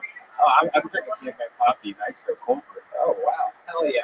Don't forget, use the promo code Kill Tony, save 15% on all orders of delicious nitro cold brew coffee, which we really, really swear by and love. Does that keep you open night? What? Does that keep you open night? Oh, Yeah. Are you planning to go to I've sleep? never done that. Did you see that? Okay. It's just What's the good about that? What's up with your questions? Who the hell? Are you like living your dreams right now? no. Haley, tell us something that we'd be so nice to know about you. Anything interesting that happened recently or in your life? Recently or in my life? Like, I just thought of a random thing, but like, I tattooed someone before. I've done like a lot of weird things to people. Yes, you tattooed someone before. Tattooed someone before. I used to. An ex of mine used to be on testosterone. what a shot. I used to put it in his butt. What a shot. Used to Yeah. Never shoot the shot in his butt. Yeah. Shots at him. It is weird. That was wild. Did you tell him you're going to feel a slight poke? Oh, I don't know. thank you. Good seeing you. Wow, you guys. From the comedy store. It's the Poke Bowl. I think you do it, but no one knows how to shut up. That's why I said you had to do that. You press the Really? middle. No, Yeah, I the free spots. if we go back to the set, if you like that, not that I like, okay. Yeah, I mean, it was relatable when you had to prove yourself you weren't a robot. That happens to me all the time. And I swear that I put street signs, front door signs all the time. And it's so hard to verify. So I had a real nice laugh internally at that part. Prior, I didn't really know when you were going to report all those stuff, but then we didn't really get anywhere with that one. So I would just like get to that other stuff, unless you have something you want to explore. I agree. Listen to that set again and cut out all the information that you don't have a direct punchline for it. There's not a reason for Owen Wilson. You don't need to paint that picture for the people because the stuff that's funny isn't the Owen Wilson stuff. Okay. Yeah. There you go. Good. Yeah. Thank you. And that's your first comedian of the night, Haley Hackett, ladies and gentlemen. And we have begun. She's on Twitter at Haley Hackett, all one word. HACKETT. You guys having fun already? Huh? You get it? This is interesting. It seems like an industry-heavy room tonight. I feel like there's a lot of people. Sometimes I forget how like mellow Hollywood is. Yeah. It's weird to see. That's the catch with doing the road is you realize like, oh, great audiences are great audiences. Then you come back home and everybody's like, oh, we're here to critique your show. Number one podcast, the River Life podcast, will be the decider of that. Okay, put your hands together for your next comedian. You'll like this. How about this? Salvatore Fratelloni. This is a real Sal coming up here. Wow, that back corner again. Salvatore I think she's getting Fratelloni. married. Here he comes. Sally Fratelloni. Yeah, looks like a real Salvatore. One more time for Salvatore. Some like NBA player. How's it going? I'm aware I look like a mob boss's douchebag son. I look like I'm in charge of pasta night at my fraternity, guys. I could be wrong, but I saw something. For some reason, I'm dressed like a background actor on Saved by the Bell too. I don't know why I dress like this every day. I had sex with a girl recently. Yeah, and I came on her chest. Yeah. Right after I came on her chest, she goes, "This is true. Did you really have to toast or strudel me?" What? Also, I didn't know it was possible to fuck a girl that's a bigger douchebag than I am. Like, I don't think it should work out that way. All right, I'm going to duck out early. Thanks, guys. Heck yeah, 52 seconds with Salvatore Fratelloni. Came out guns a-blazing. I love it. Making fun of yourself about the way you look, and it's all absolutely spot on. Everything you said was definitely true. You have the real fucking, and you noticed it as he came up, you have the real Italian fucking, what is that, the ghost horn? The horn? Yeah. Yep. Salvatore Fratelloni. So where are you from, Salvatore? All right, this isn't on brand, but I'm from Minnesota. Wow, Minnesota. That explains the Saved by the Bell look. I love that it's permeated culture so much that you came up to do a 1 minute spot and you're like, it's not on my brand. But, you can think about the joke starts on the brand later, you know, for sure. Yeah, how long have you been doing stand-up? So about 2 years fucking around. These last 3 months, been going up every night, trying to... What changed 3 months ago that you started taking it more seriously? I stopped smoking weed. That was it. So yeah. Is there a reason? Look how great the why you shot stopped is, smoking weed or just I would go home after work at around 7. I bar back during the day and bear back at night. Yeah. You and I both have dirty minds tonight, huh? Look at that slut. So you bar I don't back want you to say anything. Yeah, and then I would go home at get off at 7, go home, take a dab, and just be scared in my room. Keep your so stuff. you You don't need anything. dabs, all right. Anything that I need, I would smoke 5 backwards with my buddies after that. And also, I didn't take one hit of a joint. You know that, right? I know. I'm just yeah. Hey, who the fuck is this guy? Salvatore. What is this? Smoke 5 what? Backwoods. It's a blunt wrap that's real tobacco leaf, and you have to put a lot of weed in there to get it real fucked up. It's delicious. Yeah, they're really good. I'm learning some shit. There you go. So you don't smoke any more pot, but clearly your barber does.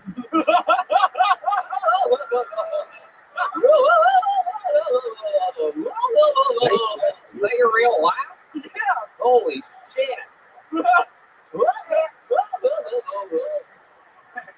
It sounds like you slipped on a meatball and you're trying to keep the tray in your hand.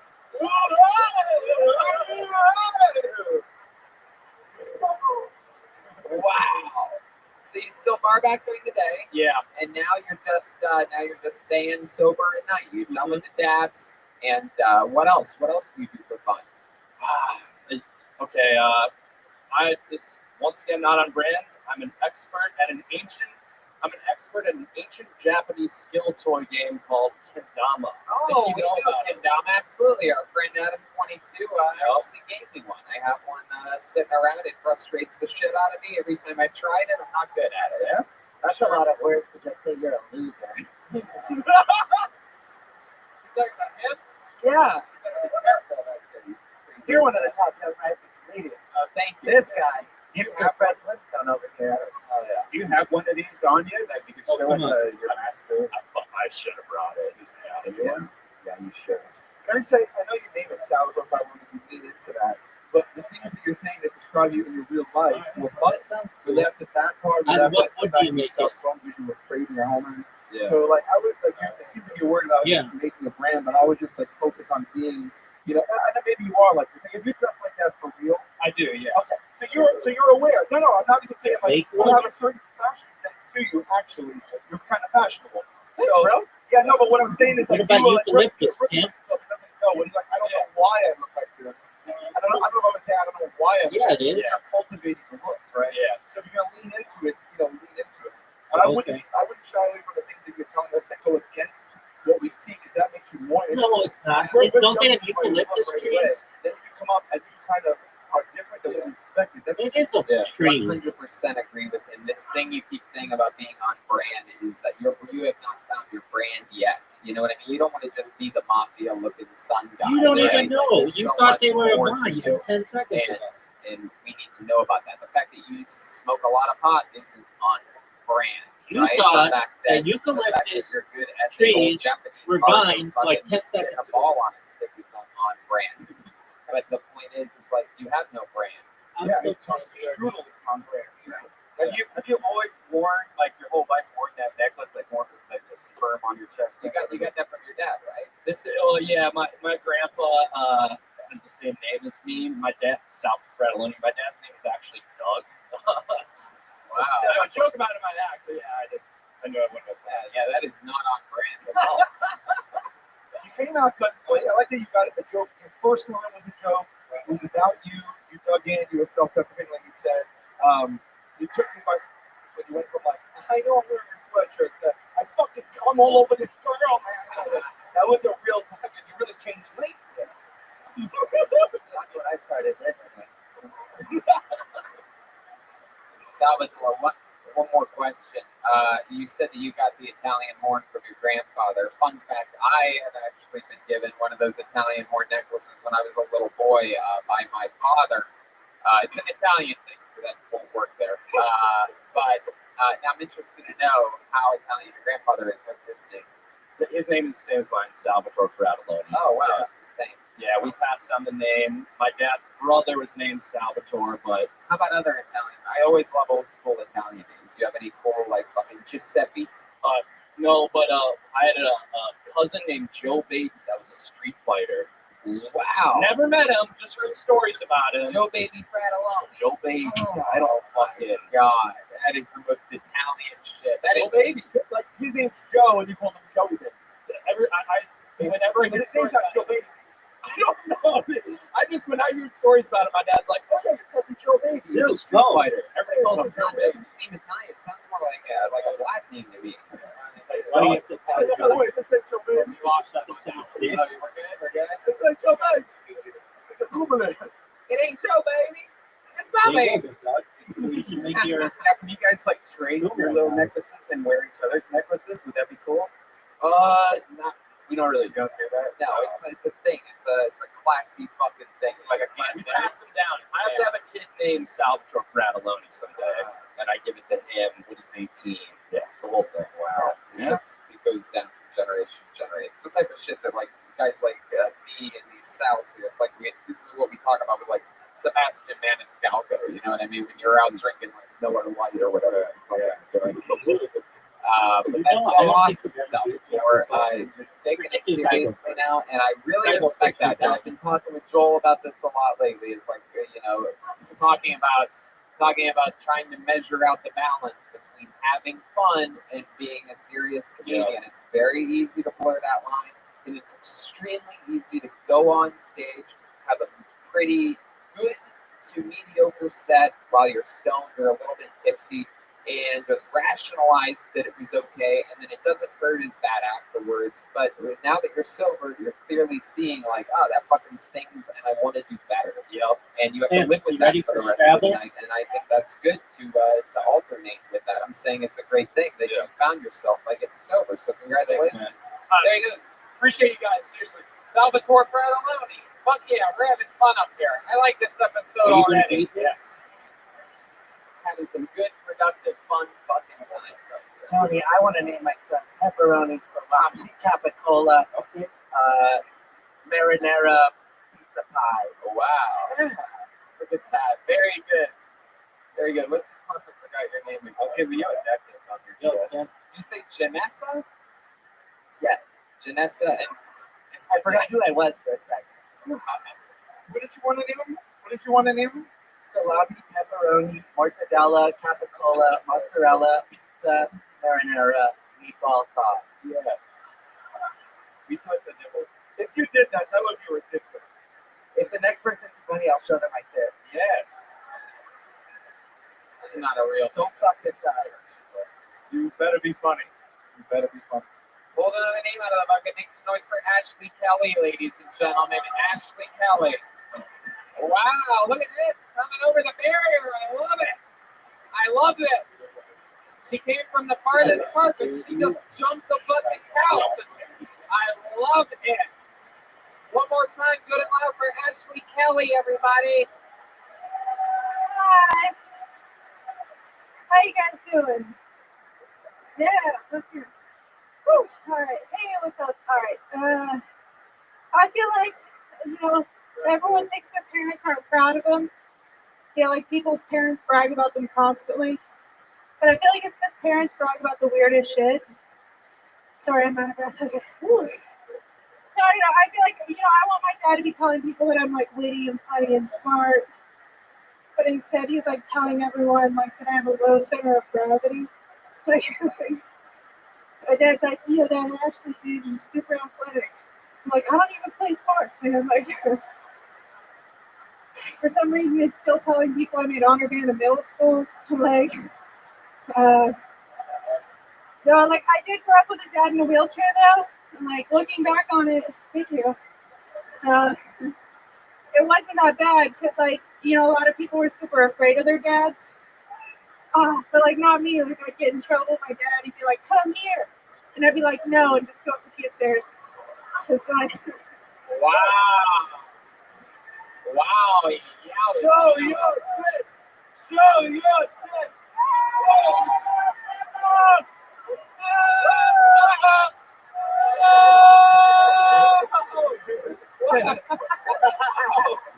A dollar store lotion.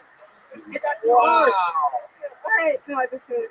That was fucking awesome. Ashley Kelly, this is your first time on the show, correct? Yeah. Hell yeah. I'm shaking. I was like, That was an every time you guys go to the bucket, I pretend like I'm going to get up. I'm like, it's going to be me. Love it. What And this just time I was happened? like, that's me. Oh, God. Clearly you were prepared and awesome. you. Fucking minute. This is incredible.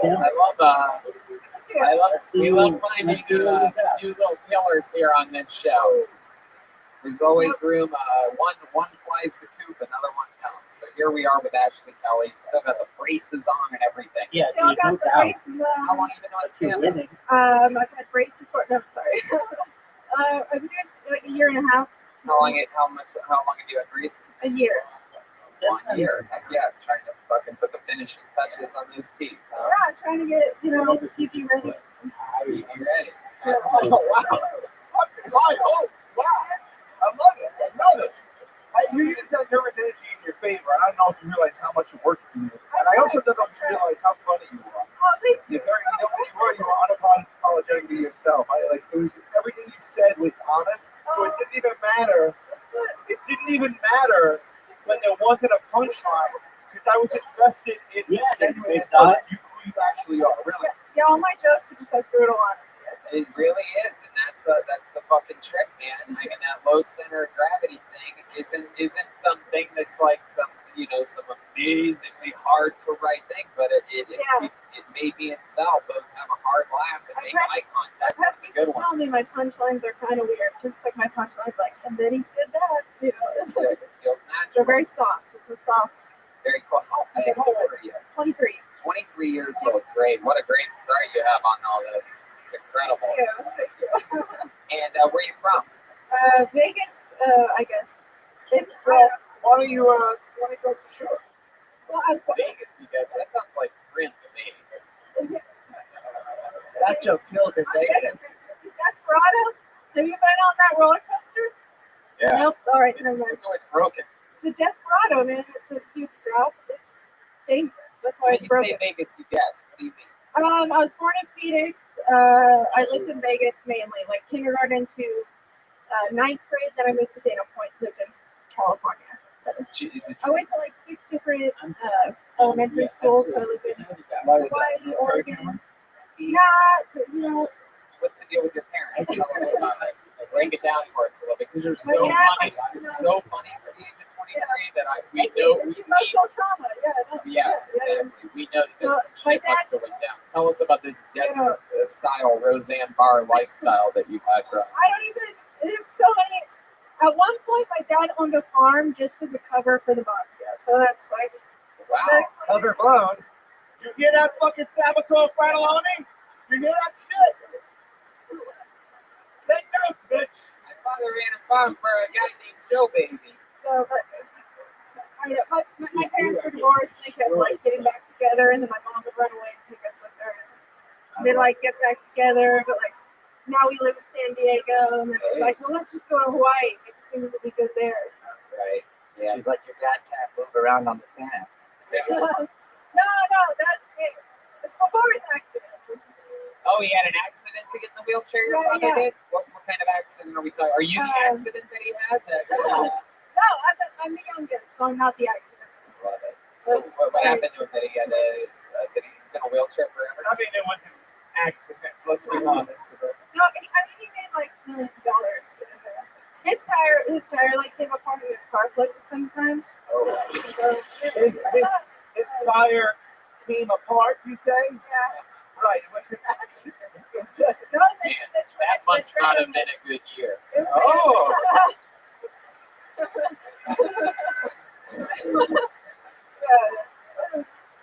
Tire jokes, ladies and gentlemen. How did they do it? No, the tread came off the tire. Yeah. No, it didn't. No, it did.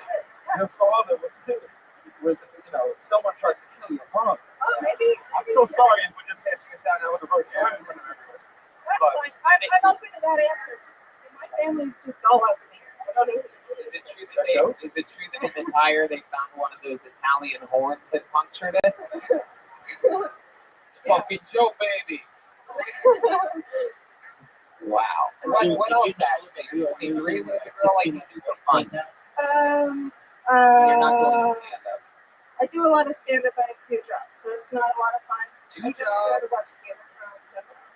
Wow, still catching up on Game of Thrones. Huh? Just started, yeah. What 2 jobs did you have? Waitress and bartender. I've seen you before at a Mommy Burger. I work there. The one at the farmer's market? No, in Irvine. What? No, you asshole. It was in Irvine. It's connected to I'm so sorry. I'm so sorry. It's connected to the fucking farmer's market. You're a fucking asshole. Yeah. And that night, Tony's tires came apart. What the fuck are you talking about? Forgot that. Fucking Irvine. Pull your head out of your fucking ass. The Umami Burger is connected to the Irvine Improv there. Yes. Yes. Well, what the fuck is your problem now? You know what he was fucking saying? Okay. What farmer's market? Where is that involved? I'm pretty sure there's one right there at the farmer's market. What? Yeah. At the farmer's there's the farmer's market in Fairfax and 3rd. There's a famous farmer's market called the farmer's market. Don't worry, your family will be moving there next week. Wait, what is that? You said that you fucking saw me at a fucking Umami Burger. Fucking son of a It just so happens that I live next to a fucking Umami Burger. So I assume that you work at the fucking Umami Burger that I live next to. But instead, you work at the motherfucking... I pull out my necklace for the first time ever. I assume that you fucking wanted the fucking... I've been to that fucking Umami Burger 1, maybe 2 fucking times. Alright? If somebody go get mortadella, salami, pepperoni, fucking consents. do yourself a favor. Check the tread on your tires when you leave here. End up like your father. You don't fuck around. Me, Sal, and my boy fucking Joe Baby. Don't question my fucking umami. I got fucking umami issues. I go to all the. I'm a huge Umami fan. I'm an umami's boy. Ashley, you are an absolute murder. I'm telling you right now, on a show like this, you know, I'm looking out there right now at a young lady, the great Allie Makovsky over there working the door tonight. Bill Tony legend, was a regular on this show for a couple years. She now opens up for Joe Rogan. She does comedy festivals. She travels the fucking world doing stand-up. She's an in-demand comedian, and she worked it out and learned a lot on a show like this, and she started young. And in a crazy way, you remind me a lot of her, and it's always fun to find someone new and exciting on this show. It's one of the coolest parts of it. You just made that happen for us tonight. Ladies and gentlemen, the introduction of Ashley Kelly on Kiltonian. She's on Instagram at Ashley Kelly, all one word. Ashley Kelly. Wow. 23 with the braces. Move over, Amy Schumer. Ashley Kelly has arrived. Move over more, Amy Schumer. No, Yes. move over a little more. Keep moving, Amy Schumer. A little bit more, Amy Schumer. Heck yeah. And just like some of the greats like Amy Schumer and Ali Wong, I feel like Ashley's going to be pregnant in no time.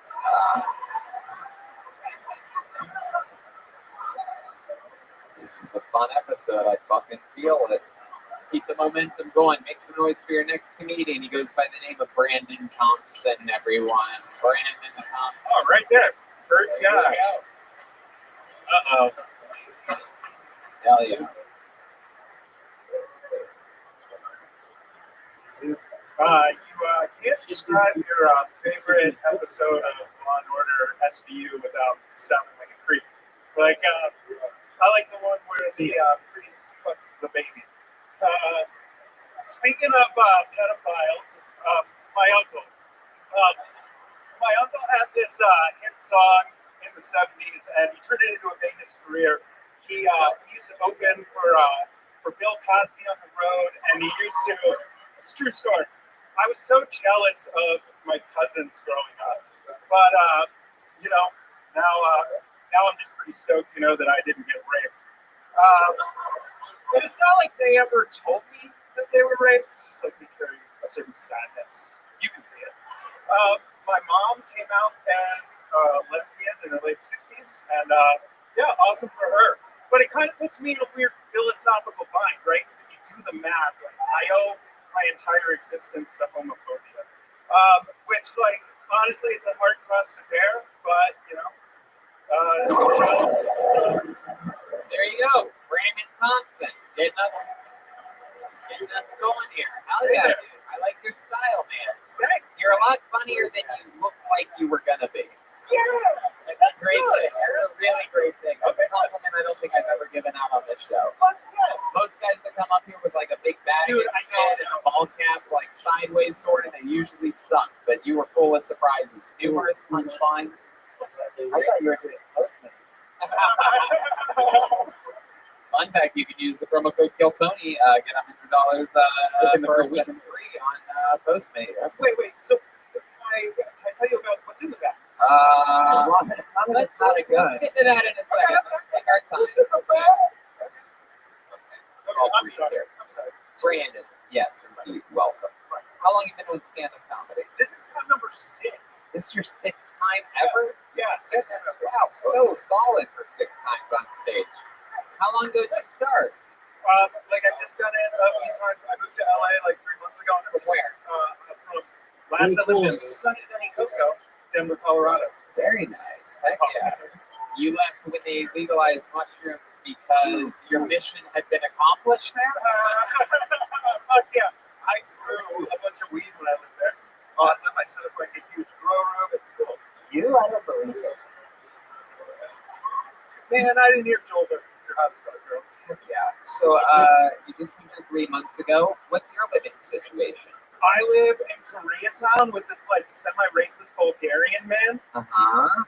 What's so racist about him? What's his least favorite race?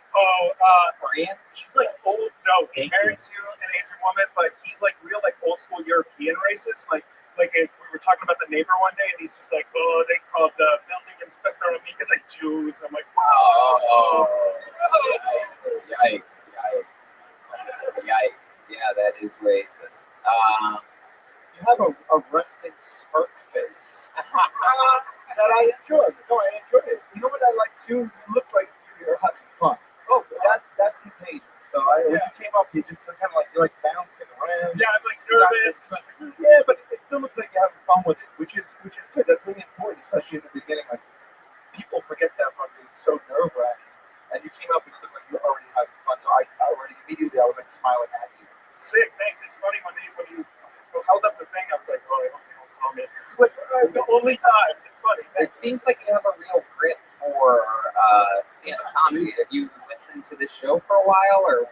Dude, I have been listening to this show on repeat like a crazy person lately because I work in I do like AV stuff for bands and DJs and stuff, and I've toured a lot and done that kind of thing. But I make like video shows, and so what I've made is been for Brian basically. Are you gonna pull that out of the bag, or are we gonna get that? All right, let's find out what's in the bag. Welcome to another episode of What's in That Bag.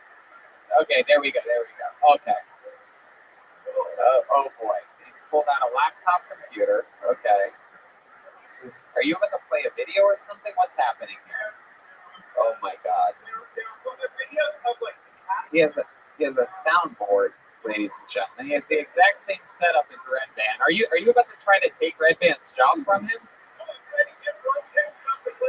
Oh, holy shit! Look at that.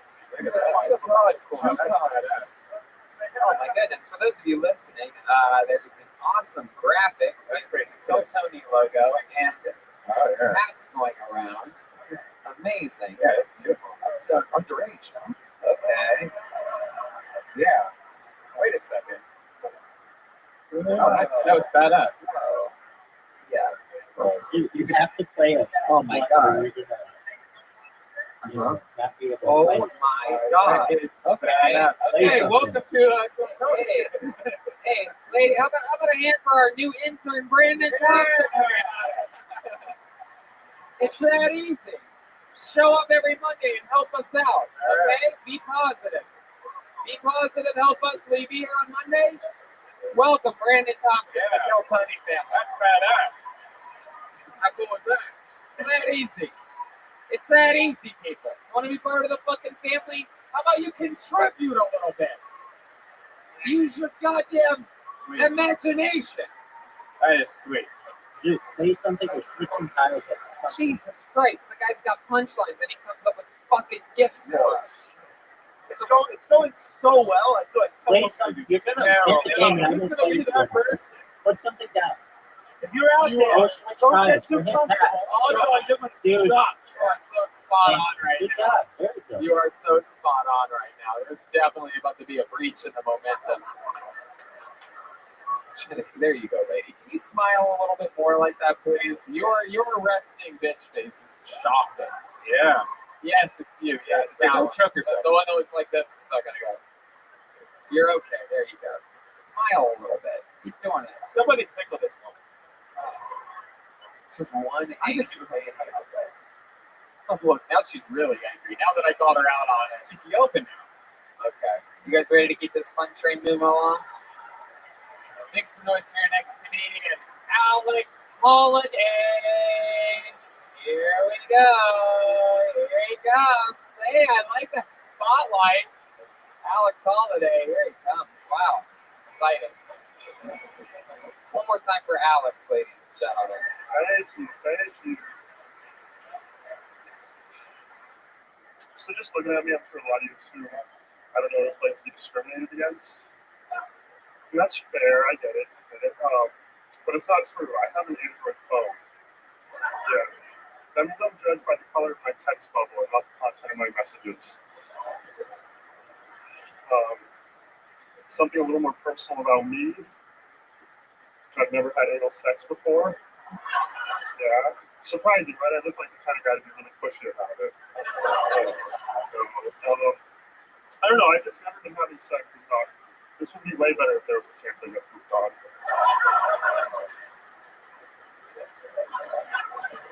That's what I got for now, guys. Wow. There he is. Alex Holiday. First time on the show. I would remember you. Very exciting. Has anyone ever told you have a very distinct voice before? Yes, I'm ready. Ray Romano. I've heard Ray Romano in slow motion. We actually have a little bit of you singing. Oh God. All right. You definitely rock that shit at karaoke, right? Because you know. You can be that slaying so much pussy. You just Kermit in karaoke. Yeah. You really never had anal before, huh? Never. Janessa, what do you think I was about gonna this? say, would you like to?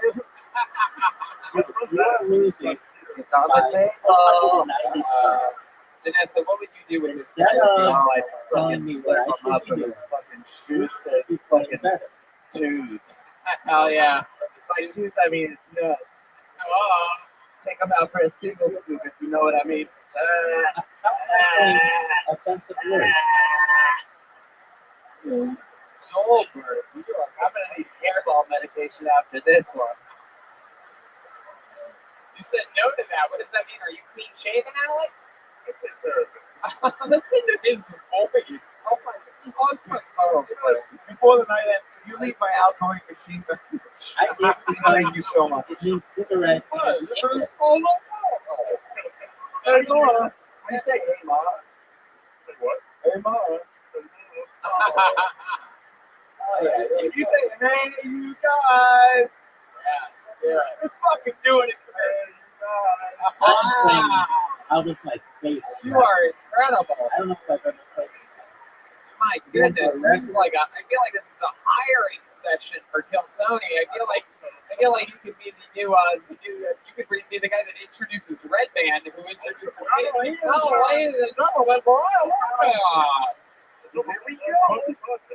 Oh wow, look at you. How old are you? I'm 23. 23, and you're clearly going through super puberty. Yeah, I know. I have. My voice keeps getting lower. When did that start? The voice like that? Was it your whole life? Oh no, it was immediate. It was like 7th grade, spring break. I left like sounding like a small little kid and came back sounding like this. My God. Did you? Colonel Chris. Looks like you found a machine and wished it could be. Oh man. So you're 23 years old. How do you make money? I actually work for my dad. Oh yeah. What does he sound like? Does he sound like you too? No, he sounds younger. Well, less. He sounds disappointed. Very proud. What does your dad do for work? He owns a home theater alarm company. So yeah, I like him. I'm like lead man in the field, which Home means I do. theater alarm company. So it's an alarm for the home theater? Oh no, a lot like basically anything in your house that like needs an alarm. Security system. Oh my god, I would buy the shit out of you trying to sell me that. Yeah. With that fucking voice being like, imagine if an intruder came in and was like, let me into this house. Let me into this house. I'd be like, give me the premiere package. Yeah. Intruder alert. Intruder alert. Yeah. Have you ever thought about recording your own voice for the alarm? Oh, get out of here. Wow. Oh, she came out and had actually, you were the first person like that had actually crafted written jokes and punchlines right out of the gate. I really like that. Yeah, it's incredible. How long have you been doing stand-up? 2 months. Wow, 2 months. Incredible. And you're born and raised here in Los Angeles. Incredible. You were raised on Venice. They're not security here for tonight. I'm telling you. Hey! Hell yeah. Do you have a security system? You still live with your parents? No, I don't. Oh, you have your own place. Yeah, well, I live with 2 roommates, but we each have our own bedroom. Yeah. I mean, you pull mattresses down for each other when you're trying to fuck. No, close doors. You got to go to Haley's place. Yeah, that's true. So you're 23 years old. What do you like to do for fun? You look like you've collected all the Pokemon Go. Pokeballs. Got that shit. A Pokemon. But, oh, you did? Yeah. Hell yeah. But I basically work, go to the gym, hang out with friends. Yeah, what do you work out at the gym? Your voice box? This guy's trachea does bigger squats than he can. You're gonna walk on it. Put a pedal. You sound like you attach kettlebells to your throat.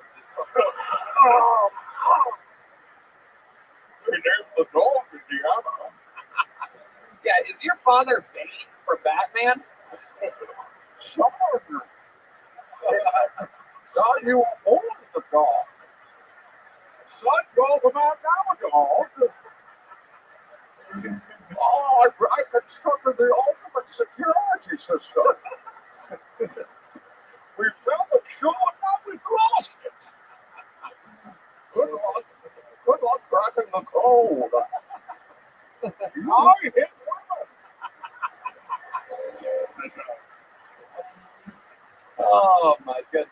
something else about you, Alex, that we'd be surprised to know about you?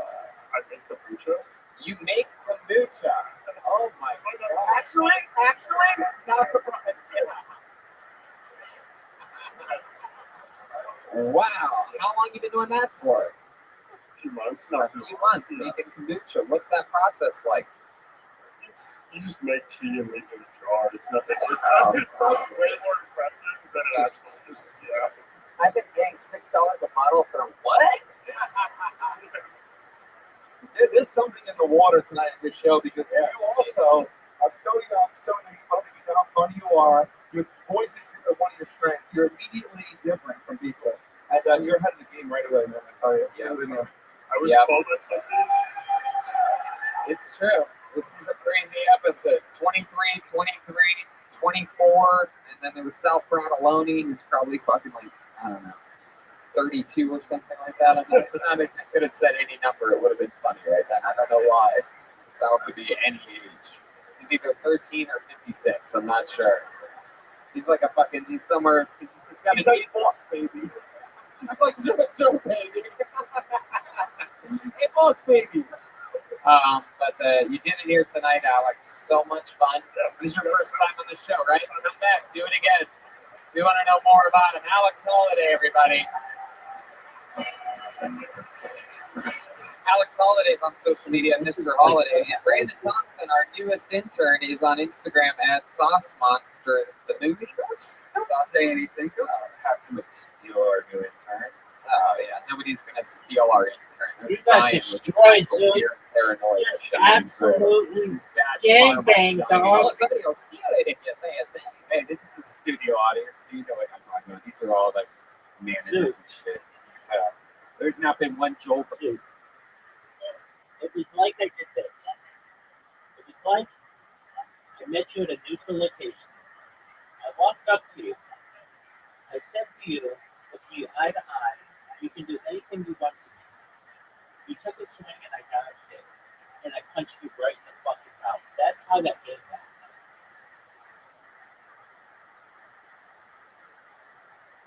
Hey, I had a record. 407. I've never had that many. So thank you for the win. Thank you for the championship. I broke 400 for the first time against you. What are your thoughts on that?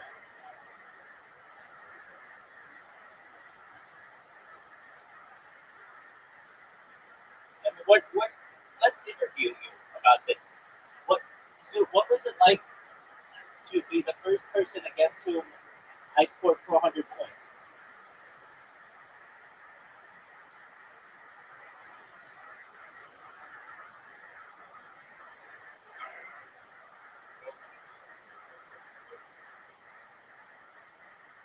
I mean, even the blind pig gets lucky every once in a while.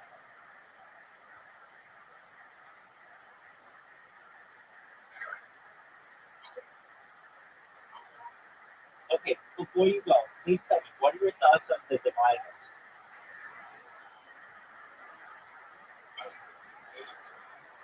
Okay, well, they're like perhaps the best Australian band of all time.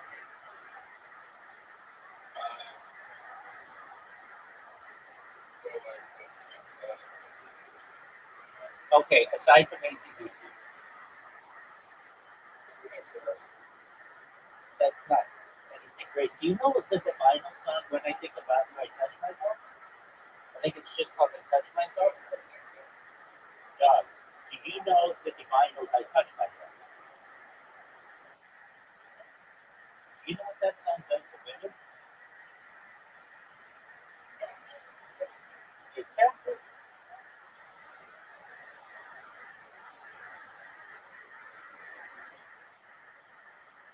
Dude, I want to make sure that we get this recorded.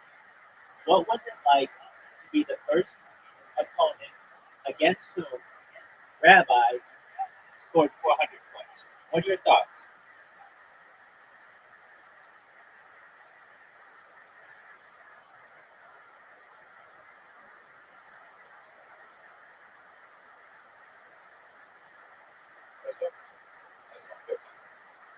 Yeah, that's pretty amazing. But back to the question at hand. I've only scored 400 points to my knowledge against one opponent ever. That is you. What was it like to play me under such circumstances? There you go. That's what I wanted to hear. Do you want to play again?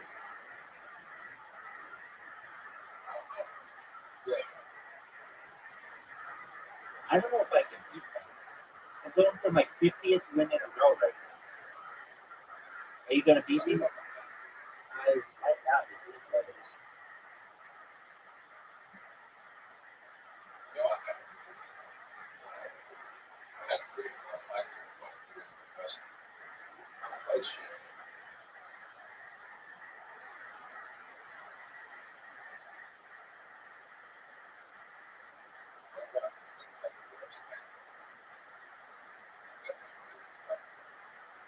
Okay.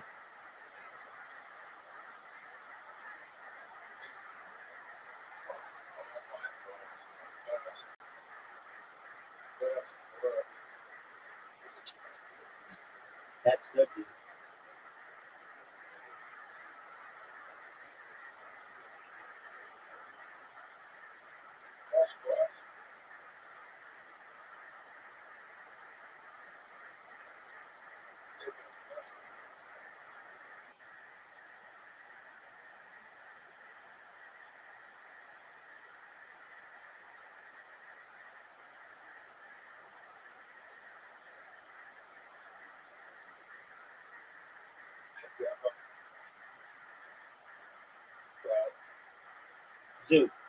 Zoot, just focus on winning. Oh, wow. That's good. That's really good.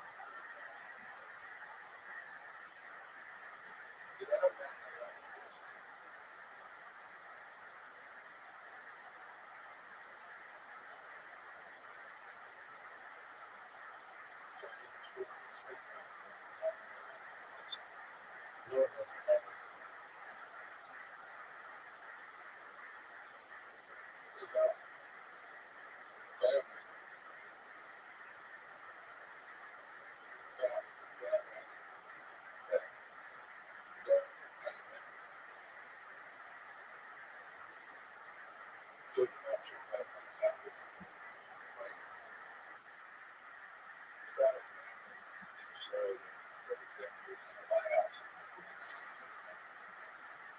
Yeah, no one knows what that is.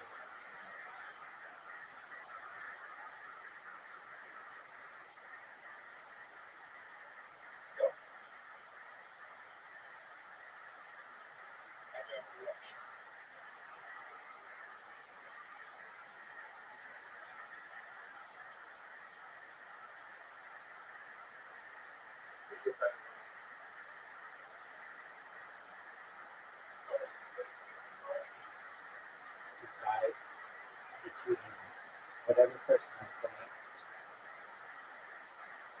Let that be mine.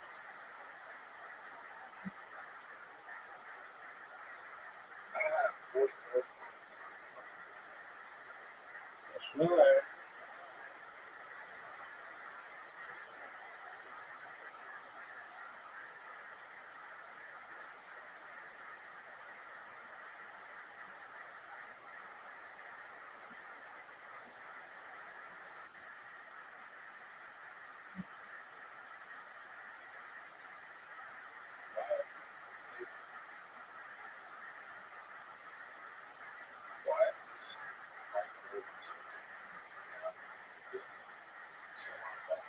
What is it at right now?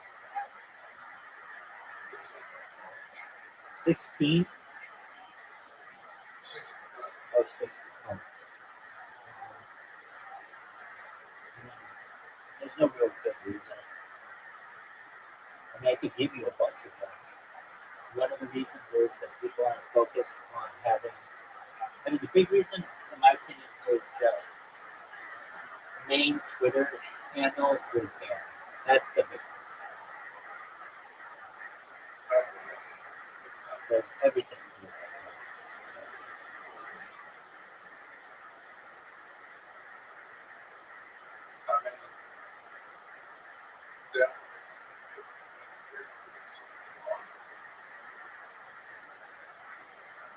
Remember that time you were celebrating the fact that you had a lead?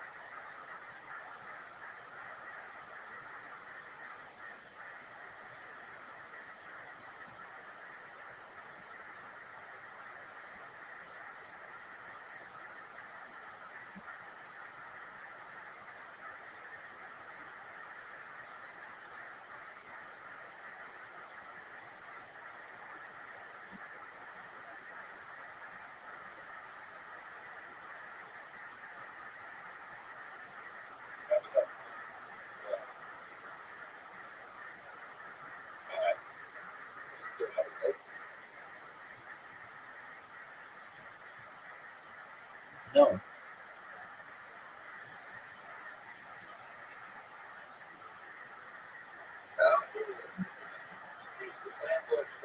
I know, isn't that funny?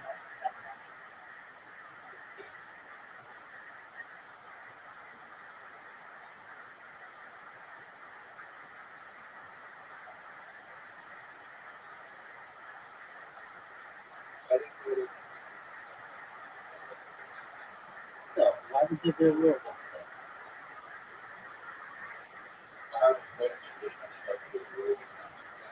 There is.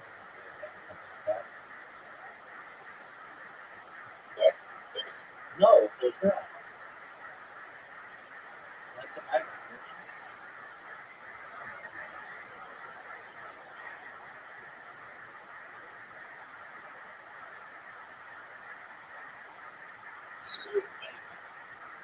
What is this?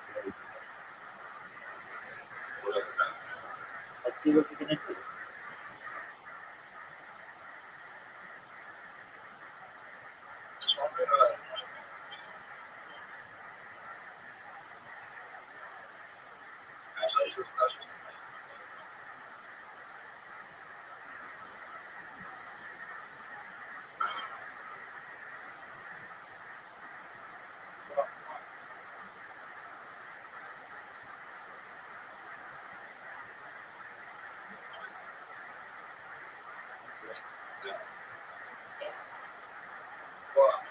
That was really good. Whoa. 26? That was, dude, you really, you took the lead.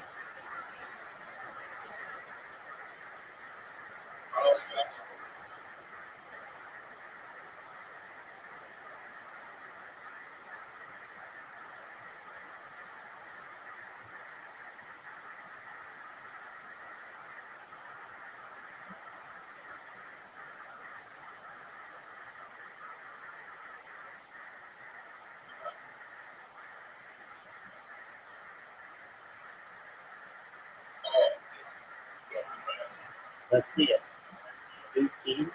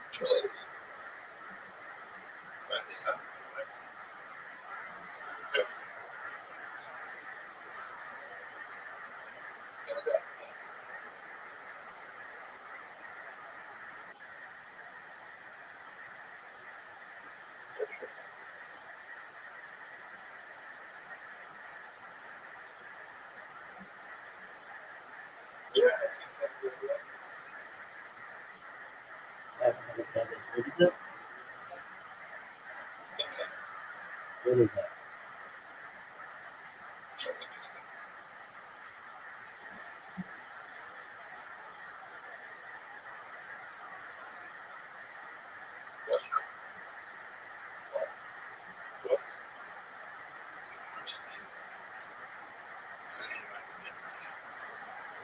So just beat me. That's all. That's all. Goldberg chant the whole night. You guys are chills. You know, just started out of nowhere, you fucking drunk idiot. My God, this guy over here, visiting from Indiana, clearly. Wow, there's a mentally retarded man in the audience, everybody. Alex, you're done. Alex, there's no more from you, Alex. Kidding. That's an old friend, Cody. Cody, chill out over there. You relax. You relax until your goddamn name gets pulled out of the fucking bucket. His voice, Cody's voice has retard strength, everyone. Be careful, I might fuck that. He's my friend, I can talk about him like that. You fucking liberal pussies in this room. Fucking chill. All these women looking at each other like, oh my God, did I can say that? God, yes, I can say retard, alright? I'm allowed. I have a retarded nephew, and he laughs every time I call him retarded. Anyway, I'm stupid retarded. There you go. I pulled another name out of the bucket for you. Together for Jason King, everyone. Here we go. This is a crazy show. Everyone's been fun.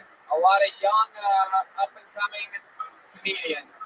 And here we go. Here comes Jason King, everybody.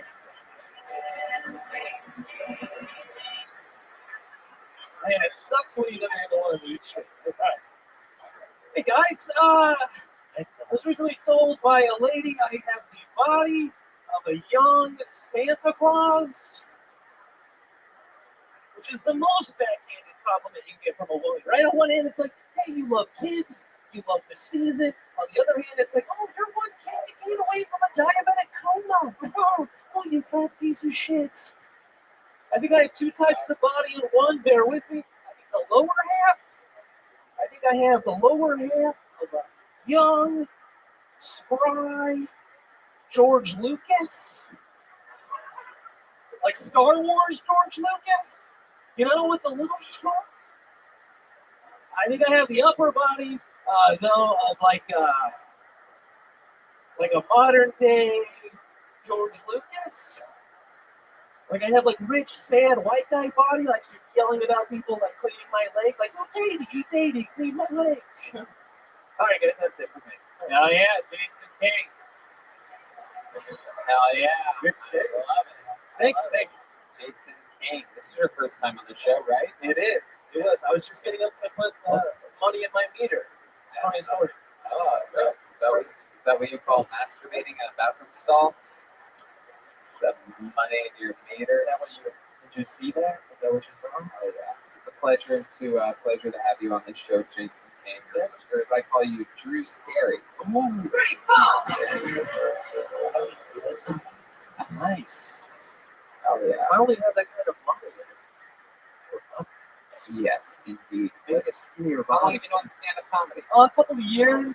2 years. All here in LA? Here in LA, Long Beach, in Orange County. When I was in Long Beach, but yeah, 2 years. Lived in K-Town, now I'm in downtown LA. Oh boy. What do you do for work? What kind of videos do you edit for them? Yeah. I don't know. Yeah, no, I'm a freelance video production editor.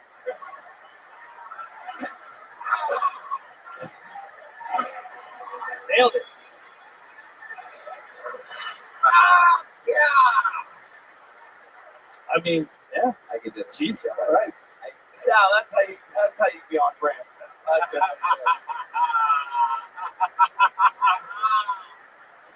Hell yeah. So how long you been editing for? A couple of years. Started out doing homemade stuff, and now the Funniest home videos. funniest home videos. Yeah. Masturbation. Funniest masturbation home videos. Okay. So, yeah. So I think I'm Pornhub. Yeah.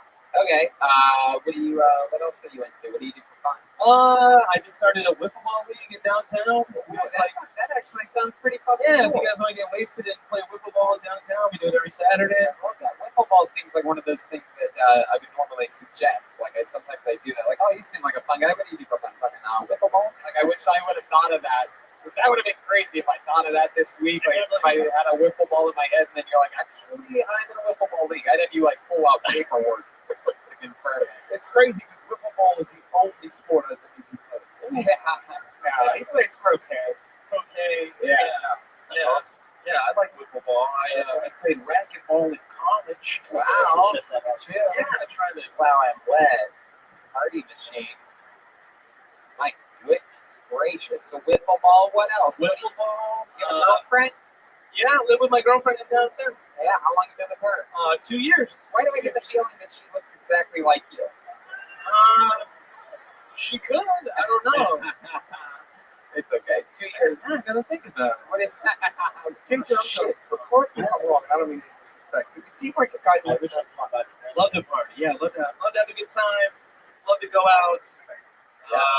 Yeah, I enjoy staying out late, staying up late. Yeah. You look like you drink past Blue Ribbon tall cans in your pinball machines a lot. Yeah. That's true. Yeah, I enjoy pinball. Yeah, I'm in a pinball league. Is that true? No, I'm not. Oh, okay. Other groups like that. Wow. So what does your girlfriend do? She works at a big company for it's like a car marketing company. Okay. Yeah. Good enough for me. Yeah. Where'd you meet her at? I met her off Tinder. Whoa. Heck yeah. So what's gonna last? I'm excited. This is the one. Heck yeah. So you went out on that first date. What'd you guys do? We went to a bar that's no longer open. Yeah, typical LA. It was called Now Boarding. I don't know if you guys ever went. It was like a 60s airplane thing. Yeah, that sounds cool. Yeah, it was like Pan Am, but in a bar. Wait, airplane game? I would want to go there. Yes, that's with airplanes, everybody. I want to be a commercial airline pilot, everyone. That does sound pretty fucking awesome. I'm not surprised it closed down because if you took a girl there, she was probably underage. Yeah, most likely. Yeah, Tony's really on brand with me. I like him young. Is your girlfriend younger than you? She's younger than me. Yeah. How much younger? Ballpark it. Enough. Yeah. Younger than. Wow. Yeah. Does it rhyme? Well, Sal got upset. She's like 2 years younger. Relax. Come on. Well, you're the one who said it all fucking out. I know, right? Like, what do you mean? Like, whoa, like, calm down. It's 24 months. Yeah. She's only 2 years younger than you, so she's like 47. Perfect. She's 44. Yeah, that's right. Yeah. Oh, wow. Okay. So close. Are you 46? I'm 46 years Oh old. wow. So really? Are you? No, I'm 20. I'm 24 years old, guys. Wow. I'm keeping it young. 24. It's unbelievable. You guessed her exact age. That's a joke. It was your age. It's anything says my age. I love that. Oh, it's not your age. No, bro. Keep up age. How old are you? I mean, why don't you just tell the truth, you fucking idiot? Oh, he was doing a joke. I was doing a bit on the bit. The joke. You don't need to do the jokes. Tell the truth. We interview you, you fucking moron. Oh, sorry. By the way, I've never met a guy that looks both like Drew Carey and Mimi from the Drew Carey show before. That's how you It's true. up. It's good. I've never gotten to make that joke before. And when you go out and pay that meter, check your tread, all right? Check your tread, I'm going to tell you something. All right. As I leave, I'm feeling all right. How old are you? 33. 33. All right, very good. It should concern you that we all thought you were 46. I believe it. I get it. I want to start I see it. maybe some extra water intake. And, Definitely. Yeah. Get More water. face lotion. Face lotion. These are all good tips. Can I just talk about your step for 1 second? Please go ahead. I would try next time you go up, right? Try to deliver the exact same material, just as close to your own regular talking voice and your own personality as possible. I thought it was a little performance-y, and it felt a little bit inauthentic to me. Because like you were almost like kind of like trying a little too hard with the way you delivered it. I thought that I would have enjoyed it more. Because after I see you talk to yourself, I think that's good enough. I like a little bit more energy. I feel like I'm a little too. The energy was great.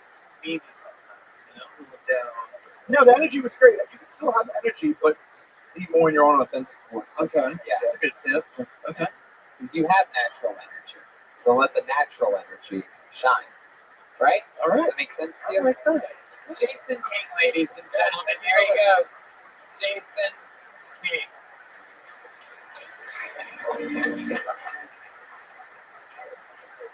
All of them. So on this show, Sal, you know that we have a regular every single week, and I'm not sure. Have you been here since William Montgomery became a regular? Ooh, I don't know if I Oh yeah, no. Malcolm has moved on. He's in the new Justin Roiland video game. Yeah. So going good for our old friend Malcolm, and since then we have acquired who seems to be one of the most popular regulars of all time. He's been doing it 12 years. He has a very distinct style. Of improvisational joke. I don't know how to describe it. He's a very powerful beast of a comedian. He's one of my favorite things in all of comedy. And he is performing a brand new minute for you right now. Ladies and gentlemen, it's the great William Montgomery, everybody. Here we go. Here he comes. Wow. Yeah. I'm excited about this. Come on, guys. Make some fucking noise for William Montgomery. I've been going to the airport a lot lately, not flying on planes, but stealing people's shit. You're going to Jacksonville. Your bag's not. You're flying in Russia. I've heard bad things about the airspace. Your bag's not following you. Means like a part within a larger. Man, get off my gate. Black Dracula. So it's hard doing cocaine with Dracula because whenever we're bent down in front of the mirror, I can't see his fucking reflection.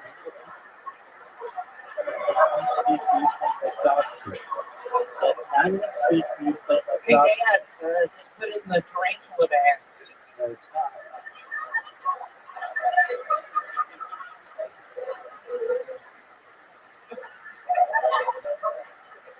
I don't know. Y'all are familiar with it. Got it. Oh yeah, William. Another new minute. Did you add something there at the end, or were you just stalling for time? But I don't know if you're familiar with. Did you have something you wanted to do?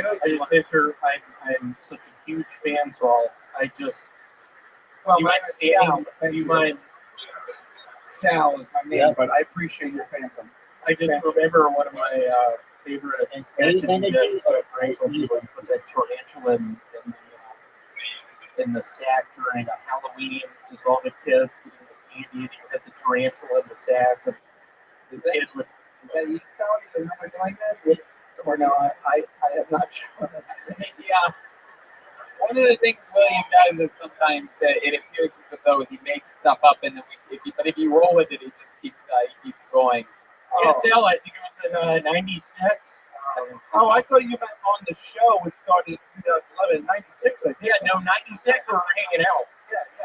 That was so crazy. Y'all will never believe this. Sal was putting tarantulas in the Halloween bags. God. You told me you'd never say anything. I knew one day you would.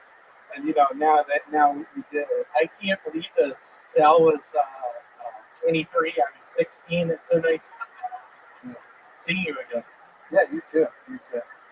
Why didn't you guys ever stay in contact after that? Oh, no, we did. I just haven't seen him this week. Oh, okay. Yeah, no, we're very good friends. We're both on AOL. We He's on Mount 69 at AOL. Right? And you're Pat 106. Yeah. I love it.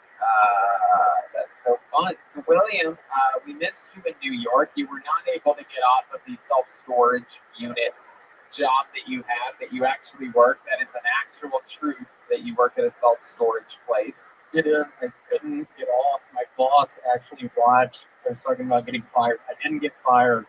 Your boss. My boss saw me yelling at her a bitch. Which was horrible. Your boss really watched last week's episode. She did. Why? Which pissed me off.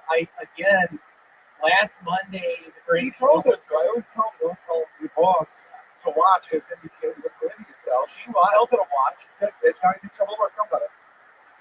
Yeah, tell us more. Yeah, I mean, if she could have only seen Sal, you and I, it was so fun. Just 96, Atlanta, Georgia, just thinking about making pint bombs. just being in that house, just ending up putting them under the bleachers. Yeah, it was so hot. It was so hot. It's humid too, right? It was a nightmare. Mosquitoes everywhere. Yeah. Well, we had the Deepwood Deep. This episode tonight is dedicated to Deepwood Deep. Fun fact about William and mosquitoes. I actually know this. He actually bites mosquitoes. I do. Not a lot of people know this about me. I have really sharp front teeth, so I can. It's actually a sound. Y'all know what a mosquito sound like? That's the sweet, sweet sound of mosquitoes. Mosquitoes. So William, did you ever find the person's number that offered you a much better paying job with working your own hours and you'd be able to do comedy? I never did. What was her name? Let's call her out right now. Can she give me her number again? I know she's a fan of the show. I know that they come here quite often, so I figure if we just keep talking about it, eventually maybe they'll track you down, or something like that. Or maybe not. That's what I'm worried about. If I'll be quite frank, I don't think I've told this to anybody, but when my comedy doesn't work out here, I picture myself moving back to Memphis, becoming an 8th grade English teacher, all black, inner city school, maybe Fraser, maybe Southside, getting into dog gambling across the tracks, West Memphis, Arkansas, just starting to do. Williams, do you have a website? Do you have a website? I do. What is it?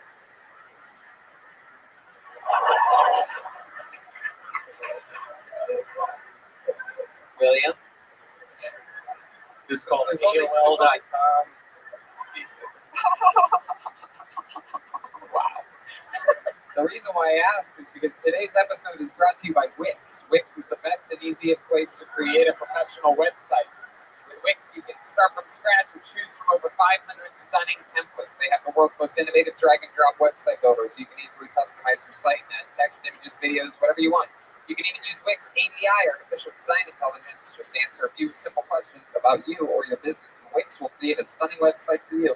You know a lot about this. Yeah, I went to college to make websites, and I thought it was a great thing until everyone wanted me to make them a website. That was one of the most annoying things I had to deal with like 5 years ago. This website, you just do a couple things. I don't know. Hey, shut up, I'm talking. Keep going, Brian. I am just so passionate about Wix, because it is. Anybody can do this.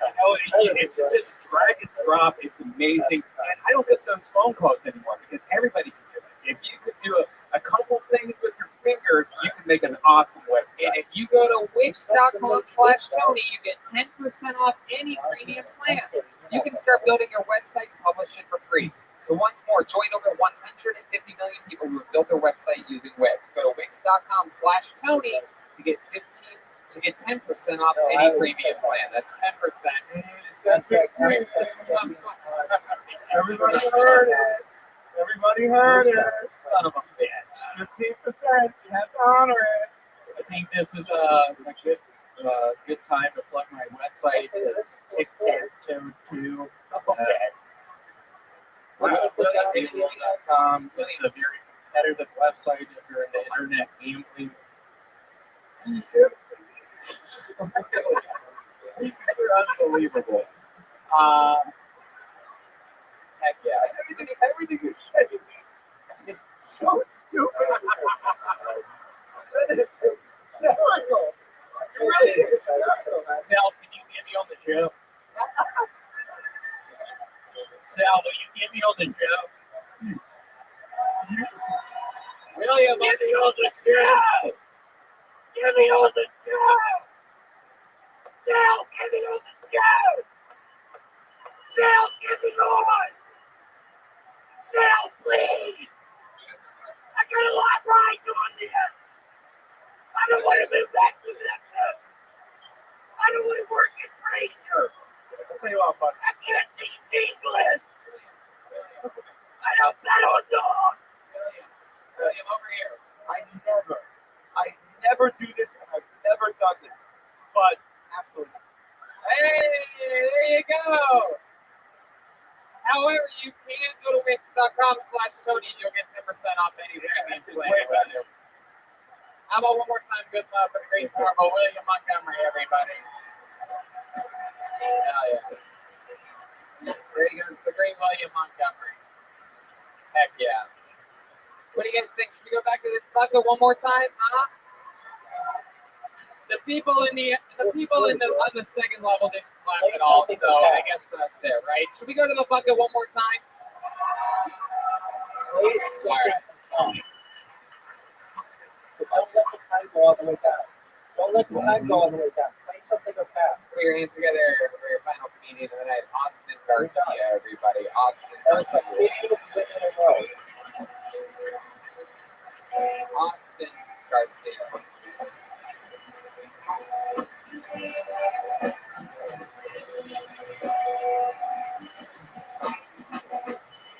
Hi, I'm Austin. You'll have to forgive me. I'm a huge introvert, so it physically pains me to hear my own name sometimes. Man, woo! Here we are. The bouncer was ruthless. He was like, all right, everyone get against the wall, tightly packed together. I was like, all right, we're doing slave ship comedy tonight. This Me Too movement is crazy. Funny thing about the Me Too movement, Harvey Weinstein was caught on video extorting women for sex, but the first guy to go to jail was a black guy. But that's okay. I'm glad Bill Cosby went to prison. He's going to be the only father figure those criminals have ever had. Well, you see, Warden, T-Dog is not a bad guy. He's just a little misguided. Oh, man. Okay. Wow. I finished my sets just like sex really fast. Less than a minute, apparently. So that's all I got.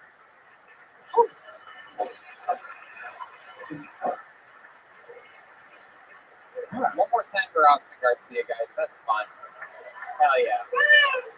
Taking a break from training with Rocky Balboa to be here tonight. Yes. This is very exciting, Austin. Big gloves, tiny t-shirt. I like your style. Thank you. Heck yeah. How long have you been doing stand-up? 2.5 years. 2.5 years. All of it in Los Angeles? Yes. All of it here in LA. Is this where you're from? From Connecticut. Connecticut. Yeah, that's why I sound so square. Yeah, for sure. Wow. For sure. Yeah, that is a Connecticut thing. Connecticut has some of the most, really just plain people, right?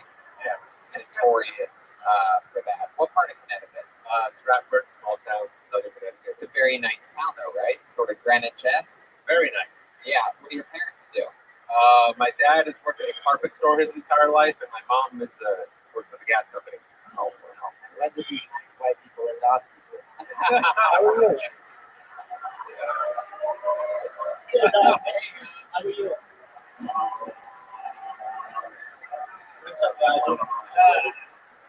Have you always worn those gloves? Like, what's the reason for the gloves? Fashion or just because my hands just don't like to be naked?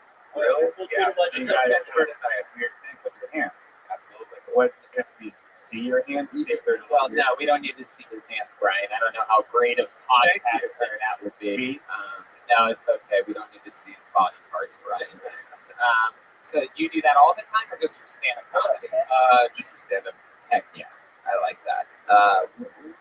When did you realize that you don't like your hands exposed during stand-up comedy? Was it after a few months in? Something like that? I was working at the office and I was typing on the computer and I was like, you know what? Fuck these guys. Cover up. Heck yeah, a real I can find out about it. I love it. The only person I've ever met that cannot do a real comedy impression. How did you find out about it? It's an easy one. It's an easy one. So. Well, you see. No. Okay. No. It's unbelievable. It's great. It's great. I thought it was hysterical. That's all I can do. Believably unbelievable. You're fascinating. The introvert part about you, your regular personality, your rustic person, is so interesting. Like, I'm trying to figure out in a minute I could. You were all over the place with the comedy because you started with the introvert thing. And I was like, oh. And then you went into like Bill Cosby stuff. And I was like, I want to hear more specifically about you when you do introvert stuff. Helps you in your life. Okay. Wait, what, right now? You know, in life, you know, it's just like, oh. That's good comedy. The reason you're here tonight, you know, how about helping? I didn't always want to be a comedian. I've been Android my entire life, and then one day at 25, I had a panic attack that lasted like a week, and I was like, wow, I'm gonna die if I don't start living my life. So I love that. awesome. I die anyway, but I might as well live my life. No, it is hard enough to get up here, but it's so. I don't know if the casual, person that comes to the Patreon realizes how nerve-wracking, scary. You probably think about it all week. When you decide you're gonna do it, you probably sit in the back, butterfly feeling. To be an introvert on top of that, I really report that. Yeah, absolutely, no doubt about it. And I'll tell you what, we're just gonna have a quick one with you, and we're gonna move on to the next one. Sign up again, will you? There you go, Austin Garcia. Let's do something fun. Okay, we're going to do something fun right now. As you know, when we do shows on the road, there is a very rare thing that happens sometimes where if someone absolutely fucking destroys Sal, and if they destroy the interview, and if we find them to be an amazing character, it's only happened, I believe, 4, maybe 5 times in the history of the show. There's a thing that it can't be won called the golden ticket, which means that any time that they ever come to the Comedy Store in LA, they get to do a new minute like a regular at the Comedy Store. This guy got it in Phoenix, Arizona. He's made the long drive today. I happen to know for a fact he sent me a message earlier. He came with his mother. Ladies and gentlemen, put your hands together for Phoenix's own, the great Tristan Bowling, everyone. Here we go. Oh, how we doing, Tony, huh? Yeah, a lot of my friends are scared of having daughters. Listen, a lot of them are scared. They're like, yo, what if she's a slut? Which is progressive as shit.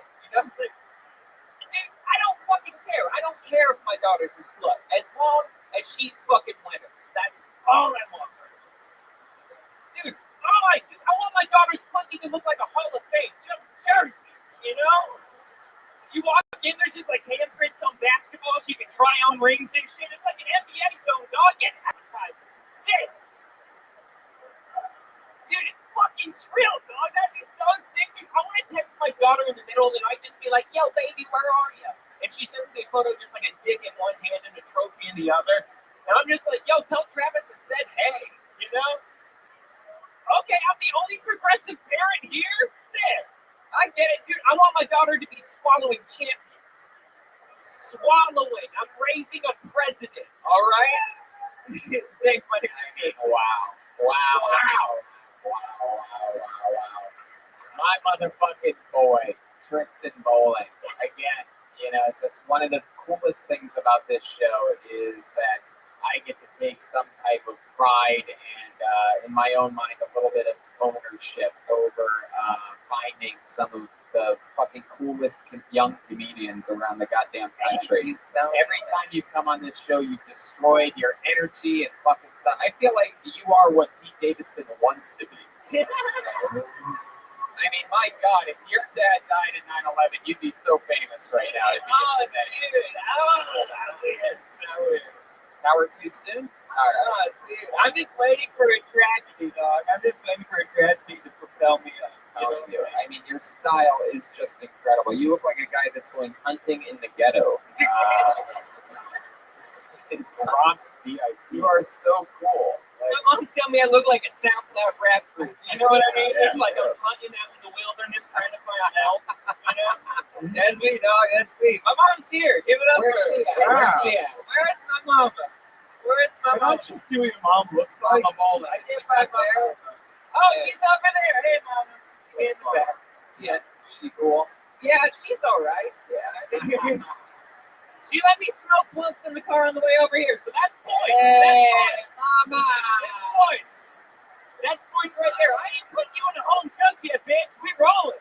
Hey, I love that. We rolling together, ride or die. Maybe that bitch pushed me out. I'm happy about it. I love your style. I mean, you are just so fucking cool. I'm gonna ask Sal, what do you think about? Before I check in with you, I'm gonna check in with Sal. This is your first time seeing Tristan. Yeah. Very nice to meet you. Nice to meet you. Nice to meet you. I'm just trying to figure you out, man. I'm staring at you. I'm really sizing everybody. Dude, I dress like this everywhere, dog. I got dripping head to tell you can't fuck with me. Remind us again how old you are, Tristan. I'm 21. I just turned 21. Oh, that's right. Yeah. A fun fact about him is he won the golden ticket at the age of 20, and he literally turned 21 2 days later, cashed in, made the drive that Monday, one day after you turned 21. Yeah.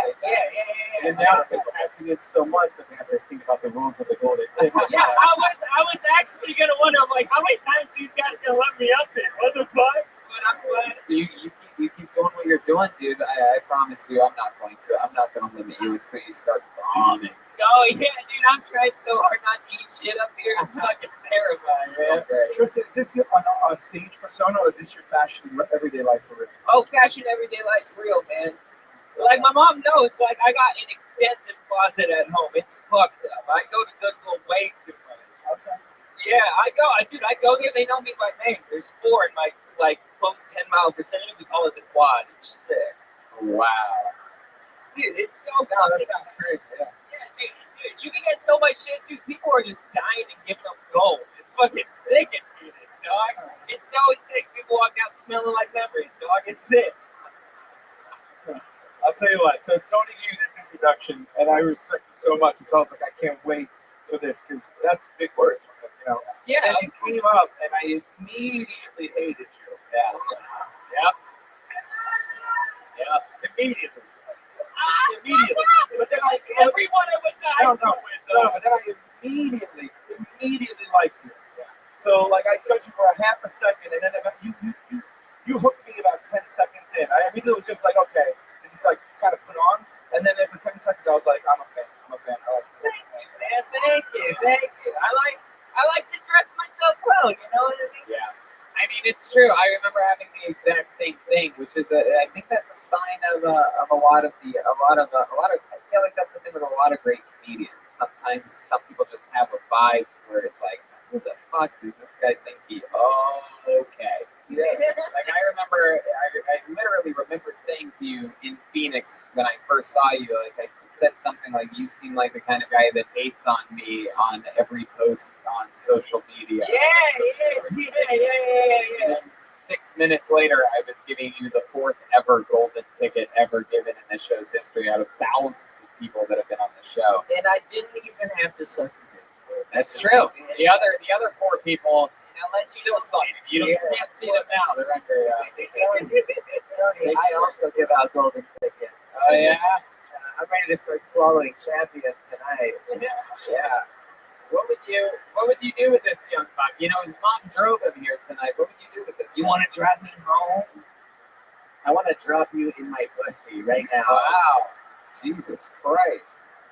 I want to rebirth you.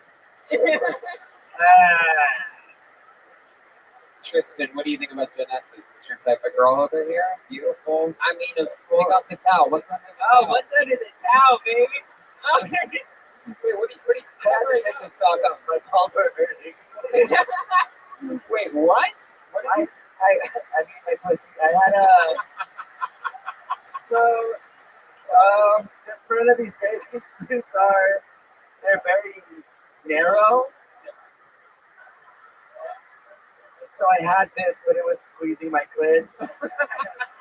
Oh, God. Send it maybe over. I had to take that off, but what kind of clit do you have? I got a hanger. So far, you're selling it. I want to. You have a hanger? You got the axe like a look at that ass. She really was born and raised in California. You can tell.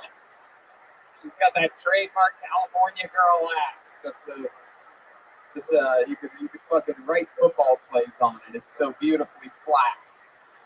My ex used to project movies onto it. Wow, baby. When I say I love this fucking episode of Kill Tony, I mean it from the bottom of my goddamn heart. Tristan Bowling, ladies and gentlemen. Thank you. Follow me on Instagram. Tristan is a comedian. Everybody, good night. I love Tristan is a comedian. We love him here on Kill Tony. How loud can this place get for the great and powerful Sal Volcano? Look at this drawing for the great Ryan J. Evelt, everybody. He did that throughout the show while you sat around laughing. He made this drawing. Every print of every episode is available at RyanJEvelt.com, including all the famous Tony travel posters and anniversary posters. Sal, you have any dates or anything else coming up we should be on the lookout for?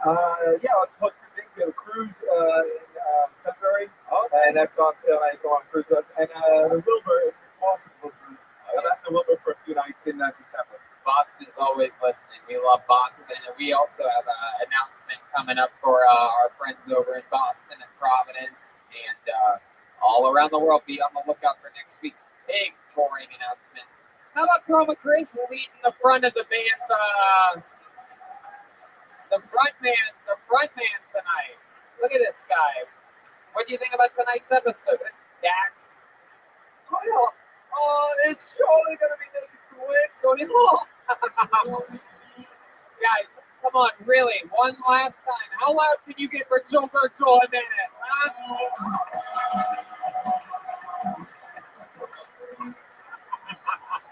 He's on social media, mostly sorry. He absolutely annihilated at Skankfest in a great many ways, and he just finished his first ever Super World Tour with us. Anything else, Joel? I want to thank everybody at Skankfest, all the staff, everybody. It was such a great time, one of the best times of my life. So do we. I'm telling you, all you diehard comedy fans listening, I've warned you year after year that Skankfest is the best comedy festival in the world. Truly, Louis J. Gomez is on another level. Christine, Rebecca, Big J, everybody, thank you so much for being so great for comedy. It's an unbelievable thing that I implore all of you to look into. We were hanging out with Bill Burr, talked about me and Red Band today on his podcast. I was having a conversation with Louis C.K. about Kill Tony 2 days ago. Anything can happen. Be on the lookout. Have fun with yourselves. We love you for coming out. Thank you guys so much. Thank you guys. Great night.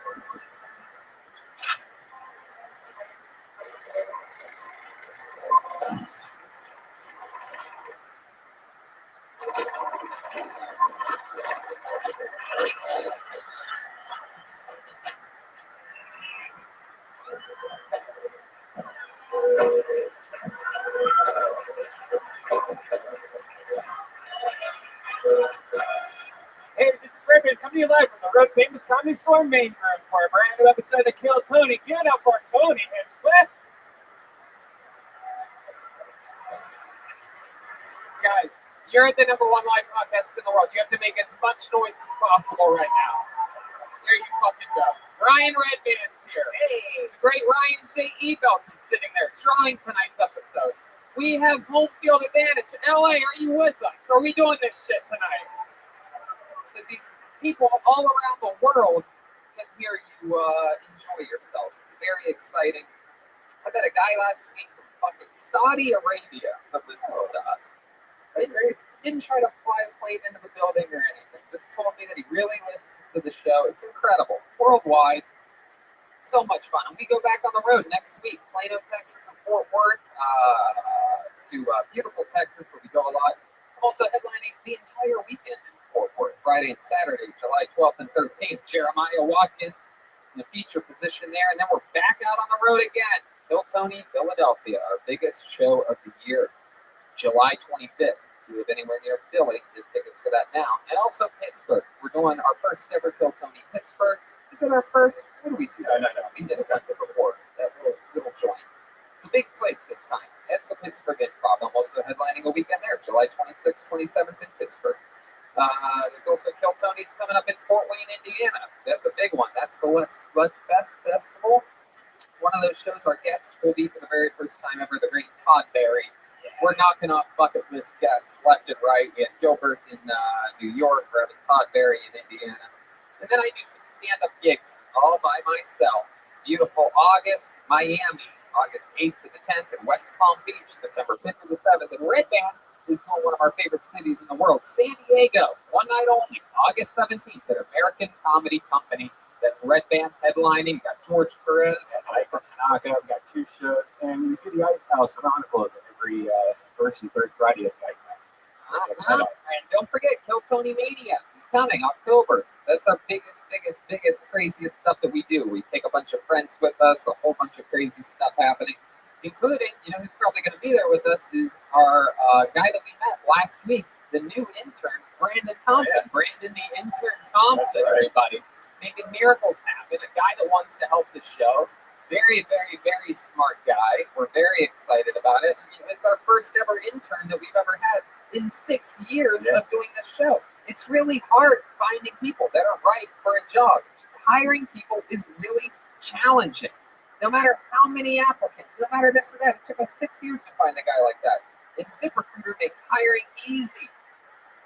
Hiring is challenging, and it's the only place to go that's actually simple, fast, and smart. A place where growing businesses connect to qualified candidates. That place is ZipRecruiter.com/KillTony. Yeah, if you're looking for somebody to hire, ZipRecruiter sends your job to over 100 of the leading job boards. But they don't stop there. With their powerful matching technology, ZipRecruiter scans thousands of resumes to find people with the right experience and invites them to apply to your job. As applicants come in line, ZipRecruiter analyzes each one and spotlights the top candidates so you never miss a great match. ZipRecruiter is really effective too. Yeah. Like 4 out of 5 employers who post on ZipRecruiter get a quality candidate throughout the first day. It is unbelievably effective. And right now, our listeners can try ZipRecruiter for free at this exclusive web address, ZipRecruiter.com/KillTony. That's ZipRecruiter.com/KILLTONY. ZipRecruiter.com/KillTony. ZipRecruiter, the smartest way to hire. Ooh, wee. You guys ready to start tonight's episode? I'm so excited about this.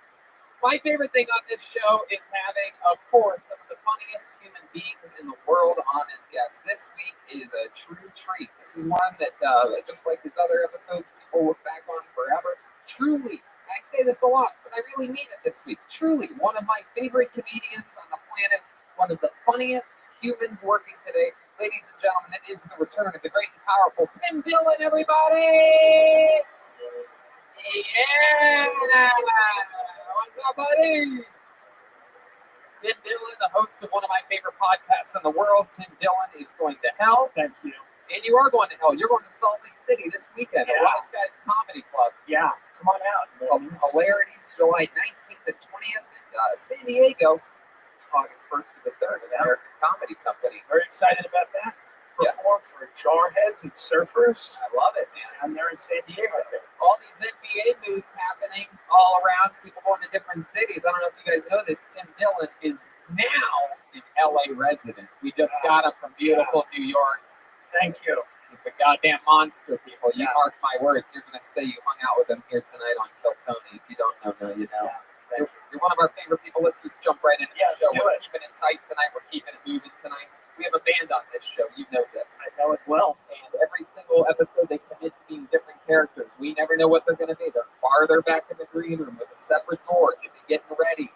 Maybe it's the return of one of our favorite characters that we've ever had on. Maybe it's a brand new character. Let's all find out together. Ladies and gentlemen, I present to you the best stand band in the land. It's the Kill Tony Band. Jeremiah Watkins, Tolbert, Joel Jimenez, and Chroma Chris. Ooh la la. Let's see what they are tonight. Whoa! Wow. How cool is this? Oh, wow. This is incredible. incredible. I believe they are ISIS. Some type of genies or something, perhaps. My goodness. Trump is not going to like this episode. I'll tell you that much. One of our biggest fans, the President of the United States of America. He watches every show. Every episode, the live stream, all the way from D.C. God bless him. Yeah, are you a genie or Middle Eastern man, perhaps? Neither. Oh, what are you? Autistic? We are fortune tellers. Whoa, fortune tellers. This is definitely a first. I'd remember this if I saw it before. I am Quasar. That is Joltar, and that is Retard. Quasar, Joltar, and Retard. I got it. Yeah. Pretty easy to remember. You look great tonight, Quasar. You look fantastic. I do like seeing Middle Eastern roles played by white guys. That is one of my favorites. There is no race in the future. Oh, all right. Interesting, Quasar. Next to you, we have Retard, who looks an awfully lot like a French tourist. But I guess you are a fortune teller here tonight. I'm excited to see what he offers up. And back here, clearly, we have Wario from the hit game Mario Kart. We have Wario. Yeah, I knew you would make that joke. I love it, man. So we have fortune tellers. We got Tim Dillon. We got Red Band. We got Ryan J. Whoa, look at this star coming in. That Black Cloud. Woo! The sweet, sweet Aphrodite is joining us live. Black Cloud. Yeah, look at that. My goodness, which brings me to this right here, everybody. It is the Bucket of Destiny. A bunch of people signed up way before tonight's show for the opportunity to get on this stage, do 60 seconds of stand-up, and then get interviewed by me and, of course, this illustrious panel.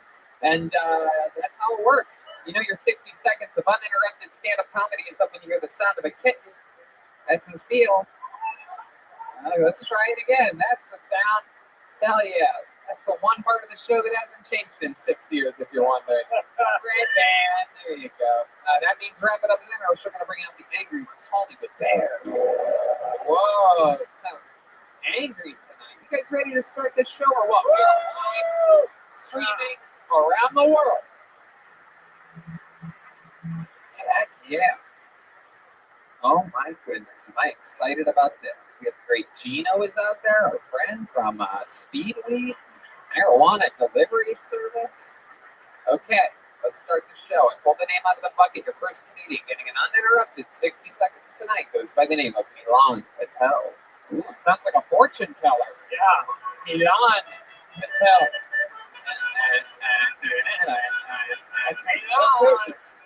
Milan Patel. Whoa! I think we got yeah. All right, guys, hold on a second. Mr. Patel is too offended that his culture has been desecrated on stage. He's like, I can't do this. I have to go back to my. Milan Patel didn't make a spot. Okay, put your hands together for Cameron Torrey, everyone. Cameron Torrey. Yeah.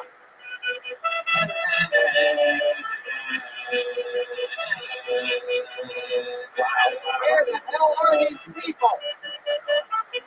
Where are these? These are all Russian bots. Sorry for Kiltonic. This is what's going on. It's an act. This isn't an act. Damn it. It's a Russian meddling going on here. Oh, what's your name? No, you're not Cameron. You're the guy that went up one time under somebody else's name, right? Let me see your ID. Yep. That's the rule. It's not because you're black either. Let me see your ID. Yeah. Let me see this thing. Okay, it's Cameron Torrey, everybody! Woo! All right, get ready for like 1 minute of some bullshit. Oh God, I don't know. Oh God was like when I was in 3rd grade, and I went to an all-white elementary school. You can't tell. And my dad never showed up. So what do white people think when their dad doesn't show up to greet them? The white people are the takers. You don't have a dad. You don't have a dad. One day he showed up. I was like, all right, motherfuckers. Guess who's here? My dad's a stand-up comedian. You guys are looking at him. Sat in the blood. He did 5 minutes in a room full of 8-year-olds. And you think it's a given that it should be a clean room. No. So for the next 2 weeks, you had all the little kids around the class talking about, what's a pussy? Huh? Cameron's dad was talking about eating a pussy at career day. He said you gotta beat the pussy up. Mom, you said it's mean to beat pussies up. All right, I'm out. There we go. Cameron Story. Welcome. Welcome. How do you feel like that went? I feel like my set in the other room went a little bit better. Oh, it's a shame that one. It's a shame that one wasn't on it's a shame that one wasn't on a live podcast. Well, oh well. Welcome, Cameron. You've been on this show once before. I have. And you are related to a famous comedian, correct? 2 actually. Yeah, tell us about it. All right, there's Joe Torre. Huh? Manager of the New York Yankees, correct? What? Former manager of the New York Yankees? No. You think I'd be doing this shit? Yeah, you probably would be. Yeah, absolutely would. But I'd be dressed a little bit better. But, Joe Torre, and that's your dad? Joe Torre's my father. Guy Torre's my uncle. He did Fat Tuesdays here, which was a really big thing. I don't know. Nobody remembers. Everybody's young as fuck with this motherfucker. Well, I'm young too, but shit. I think that's why it didn't go well, because they're too young. Yeah. I mean, maybe I just didn't deliver. How long have you been doing stand-up comedy? A year and a half. Year and a half. Okay. And it's something that you've always wanted to do? No, actually, I never wanted to do it because my dad and my uncle did. I'm not fucking follow that. Fuck them. Right. I'm the actor. But I'm on IMDb. I've been in some shit. Yeah. What have you done? Congratulations on being on IMDb. A TV show and fucking. Well, you know what? You gotta start somewhere. I just asked, you know what? Yeah. That wasn't him. That was the fortune teller. Yeah. You're yelling at the wrong guy. It's the white guy with the turban. Either way. Either fucking way. What are some of the IMDb credits that we would recognize you from? Unsung Hollywood. Uh-huh. Okay, what is that about? Yeah, good question. It's a TV show for black people, so yeah, you guys wouldn't know. Unless you have TV One. Wow, none of these people can relate to anything. Yeah. They're too young, they're too white. Yeah, but you know what? Aphrodite, you ever see the show he's talking about? Aphrodite's old and black, and she has no idea what you're talking about. I know. Hey. I wouldn't be able to see shit with that nose right here. That shit is big as a motherfucker. All right. What are we back in the movie theater? You two are on set now. It's not trying about to marry. That's all. Shut up. What do you do for work? I have a production company. Oh, yeah? You know, LA should be firebombed. It's not bullshit. Like, legitimately firebombed. I got a business friend. I got a fucking business card. I'm a CEO, motherfucker. Wow, yes. CEO. What are you producing? What are you excited about? I'm producing go to the some website. videos on YouTube. I'm producing little sketches. You got to start small. You don't 25. You don't have to start with a company. You're 25? Yes, you do. Yeah. You don't. Yeah, you do. You need an LLC or some kind of shit. Why? Because taxes. That's why. What money? Wait, taxes. Yeah. What money? Wait a minute. Don't worry about where my money comes from. Okay. But that's what I asked for. I want to know how you actually make I know I look like you're something. Yeah, I'm not. I know I look like a cop. I'm not a cop. You can relax. Stop talking to me like I'm a DA. Hey, so he does have a production company. You can't just talk anytime you want to. You gotta fucking relax. And check this out, Tony. It is legit. You know, he has video production, photography, web design, graphic design, auto sales, and leasing. There's actually a picture of you selling a car now. By the way, that's the one you want to keep doing. Keep selling and leasing cars. Don't stop that. Did you Photoshop this guy with you, or is he really a millionaire? Wow. So did you really sell him a car? Yeah, no, he leased it. Oh, you leased it from you? Yeah. Were you working for a company? I just told you I have my own company. No, I know that. That's the production company. Does your production company sell cars? No, but I work with dealerships that do. It's always good when you meet with a production company and they try to sell you a Kia. That's always a vote of confidence. I know what Tony's trying to say. How the fuck? They're like, hey, we're a production company. If you also need a wedding DJ. I sold cars for 4 years. So when I launched my production company, I said I was done selling cars. Fuck this shit. But then people call me all the time for cars. Right. Fucking $500, $1,000. People just call you up about a car and just get to me for giving them a fucking deal that they could have got from walking off. That's good for you. So I'm not gonna sleep on the money. If you were gonna sell, I want to see how you would sell a Qualtar over here. Qualzar, a car. Sell him a car. Go ahead. Abu Dhabi. Oh no, Cameron. Don't try to be funny. It doesn't work for you. Just sell him a car. Sell him a car, Cameron. I'm trying to help you out here. I'm trying to set you up for success. All right, sir. What are you looking for? A car. Okay. I understand. You're in the right place. We've got tons of cars. Do you want something fuel efficient? Do you want something for the family? I mean, you gotta help me out a little bit. What are your two-seaters like? I got some badass Corvettes. Ooh. I got a black one with red stripes.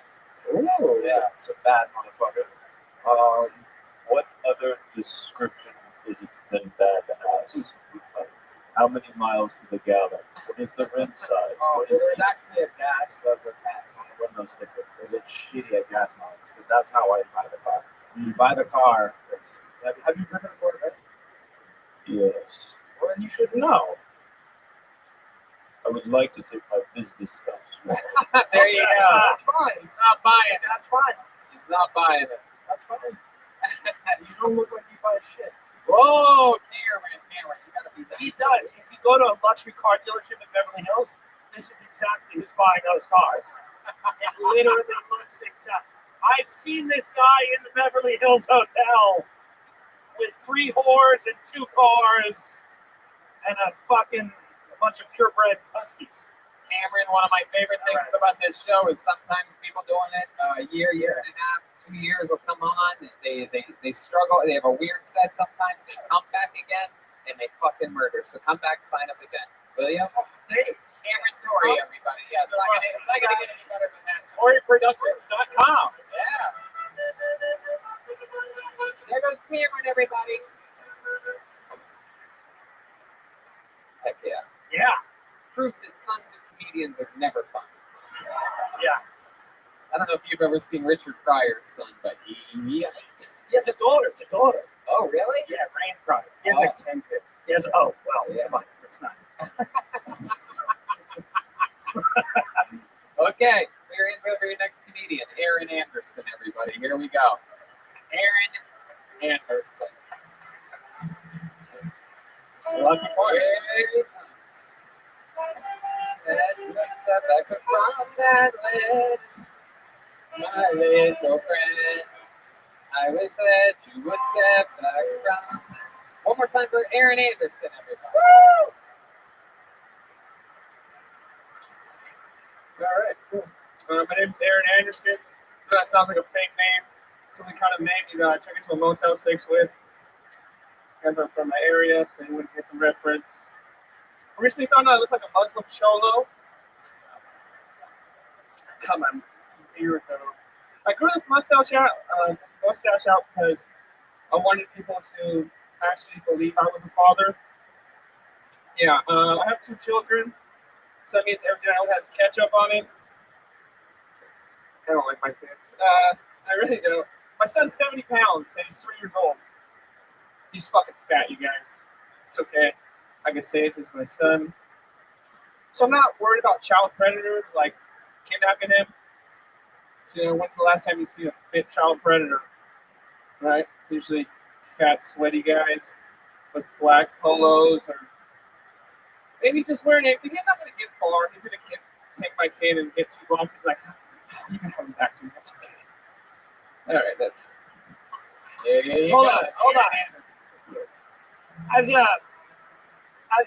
fat, sweaty guy in a polo, let me just respond to that. No one wants to fuck your jalapeno popper kid. I thought you were going to turn the joke on your kid, which would have made sense. Like, who's fucking this fat pig? But then you bring in another fat guy, and it's somehow his fault that your kid's gross.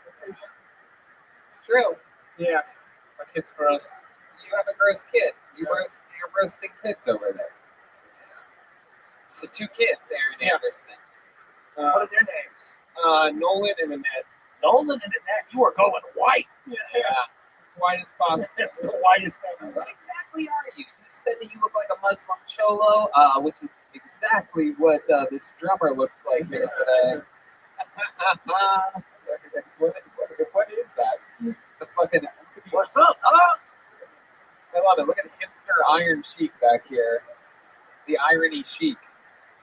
I'm actually Native American and Irish. Native American and Irish. What are we talking? What kind of Native American? Are we talking Pocahontas or Elizabeth Warren? What are we talking about?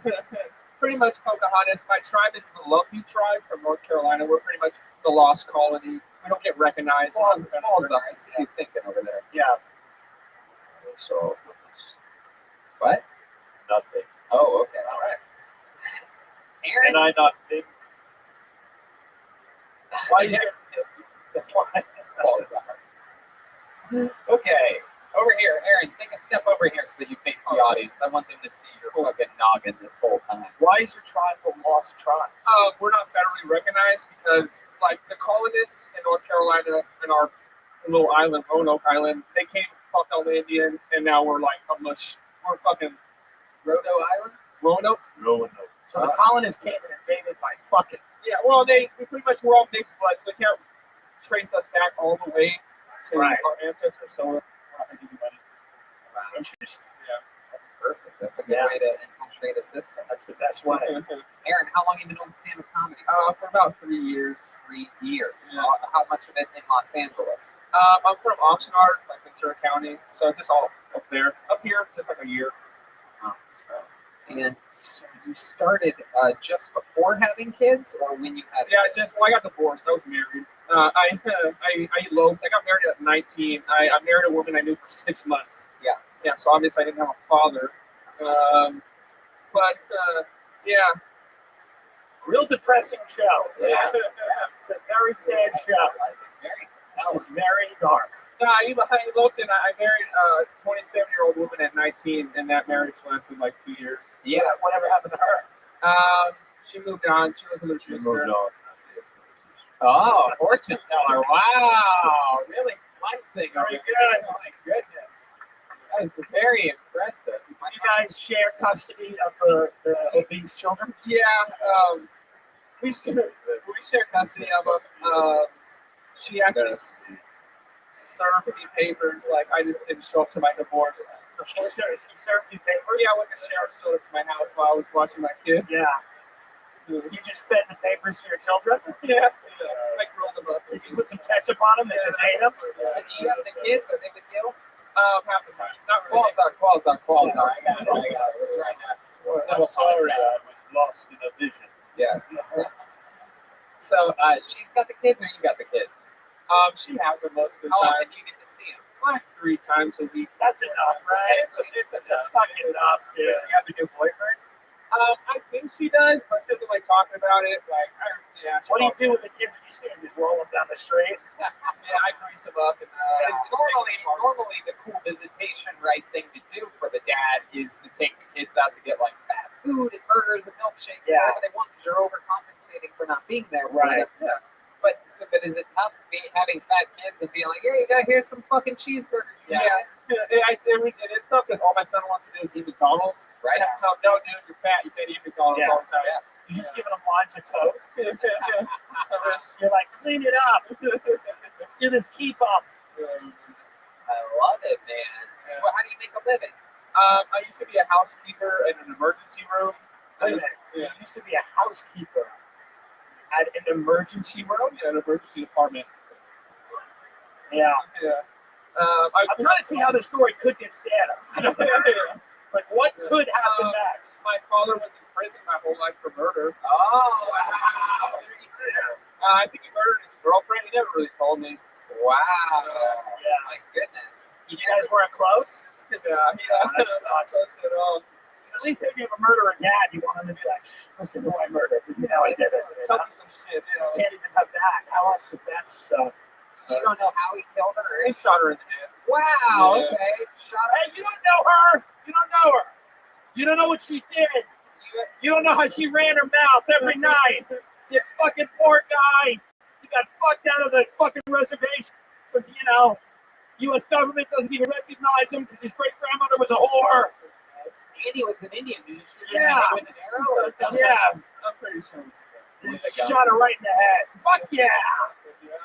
Good for him. Wow. And you have no idea why he shot her? I think he's kind of misled it to me. He was like in a motorcycle gang or something out in North Carolina, and he's all choked out, and like shot her in the head, and like left, and then like came back, and then turned. Where did he shoot her? On the bike? No, in his trailer. Yeah. Great. The double wide. It does. It's gotten progressively worse. It's amazing how bad it's gotten, how quickly it's gotten. Oh, I love it. It's like, and where was the trailer? He's like on the North Tower of the World Trade Center. A plane flew into it while he was shooting her. Oh, God. I love it. That is so goddamn interesting. What else should we know about you? I love this. This is what we found out just the first Has anything good ever happened? Even by accident? I'm going to take this one. No. Qualzar. I got to claim my kids last year or this year by taxes. Like I snuck it. I did it as fast as possible. Yeah. I got $9,000. Whoa. That's only because it got, That's only because the government thought they were a car. They looked at them. Let's check in with Qualzar. $9,000 does not equal the atrocities that is your life. So, wow, what did you do with the $9,000? How much of that was spent on McDonald's for your fat boy? A lot of it, mostly Chick-fil-A and Olive Garden. Olive Garden's real trash. It's the trashiest. That's it. If you're taking your kids to Olive Garden, you could give a shit less about them. Exactly. Like, if you're sitting down looking at your son in an Olive Garden, man. And you blame him? He said he didn't have a father. When he's there, he's back. Qualzar! Wow. Well, Aaron, some fun jokes, man. You got a good pop off your Muslim Cholo joke. The Aaron Anderson, I would skip the Aaron Anderson thing. I don't think you need to do that. People don't react to jokes about names as well as what people look like. Yeah. There's a lot more that you could fucking do. Who's the guy who's that one actor that's in a lot of Adam Sandler movies with the fucking, the rich one and all that? He plays the butler, right? Not John Turturro. Yeah. You're like, you could say that you're like John Turturro with like leukemia or something like that too. Also, dude, your life is so interesting. You should be getting comedy from your horrific life. Yeah, that's what I'm trying. Like, there's so much more than your kids just being gross. If my dad admitted to being a murderer, I would joke about it. You should have 5 minutes on your dad shooting that dumb bitch in the face. Yeah, absolutely. You know? Yeah, He's a fucking man. if I talk to him, You should be proud. You should be proud of that fucking guy. You should My dad's a singer, you know? I wish my dad was a biker gang fucking murderer. What prison is he at? He was in like a Greenville prison. He's out. I went and visited him. He's out. He's like that. Give it up for Daddy! He's in the audience tonight. He's been out for a couple years. I went and visited him.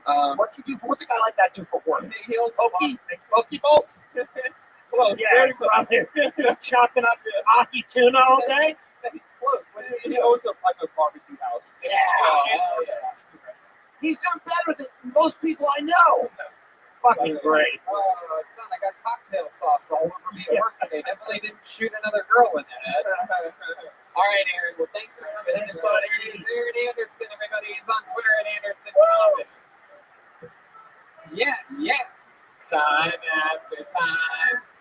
If you bomb, I will catch you. I will be waiting. Time Your after dad's really a time. singer? He's like a singer. He's like a failed musician. Oh, yeah. is he on Spotify? What? Is he on Spotify? No, he's done. He's failed. He sucks. Really? Put it up. He's on Twitch. Is he like a lasso singer? Is he a heavy drinker? No, he's like a guitar guy. He's okay. He's okay at it, but it would have been much cooler if he shot someone in the face. Yeah, for sure. Can you see? No. I thought you did it. That the apple doesn't fall far from the tree. You said your dad could sing. All right. Good. Well, that came out of the bug figure answer for Dan Veer. This looks like a new name. Whoa, from the monkey area, Dan Beer, everyone. Here we go. Dan Beer. You can stay with only time. One more time for Dan Beer. All right. How's everybody doing? I feel like I'm a chameleon to my environment sometimes. Like my thoughts just take over another personality. Like I'll be in the gym, I'll be looking at myself and I'll be like, yes, you're doing it very nicely. You're getting the pump. Everybody needs the pump. If you get the pump, it's just like coming. I mean, I get the pump everywhere. I come in my house. I come in my housekeeper.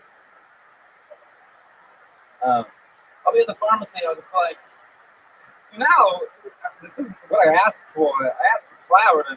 This is clearly not Claritin. The only thing I can see clearly now is that this is the wrong prescription. The only prescription I need for more cowbell.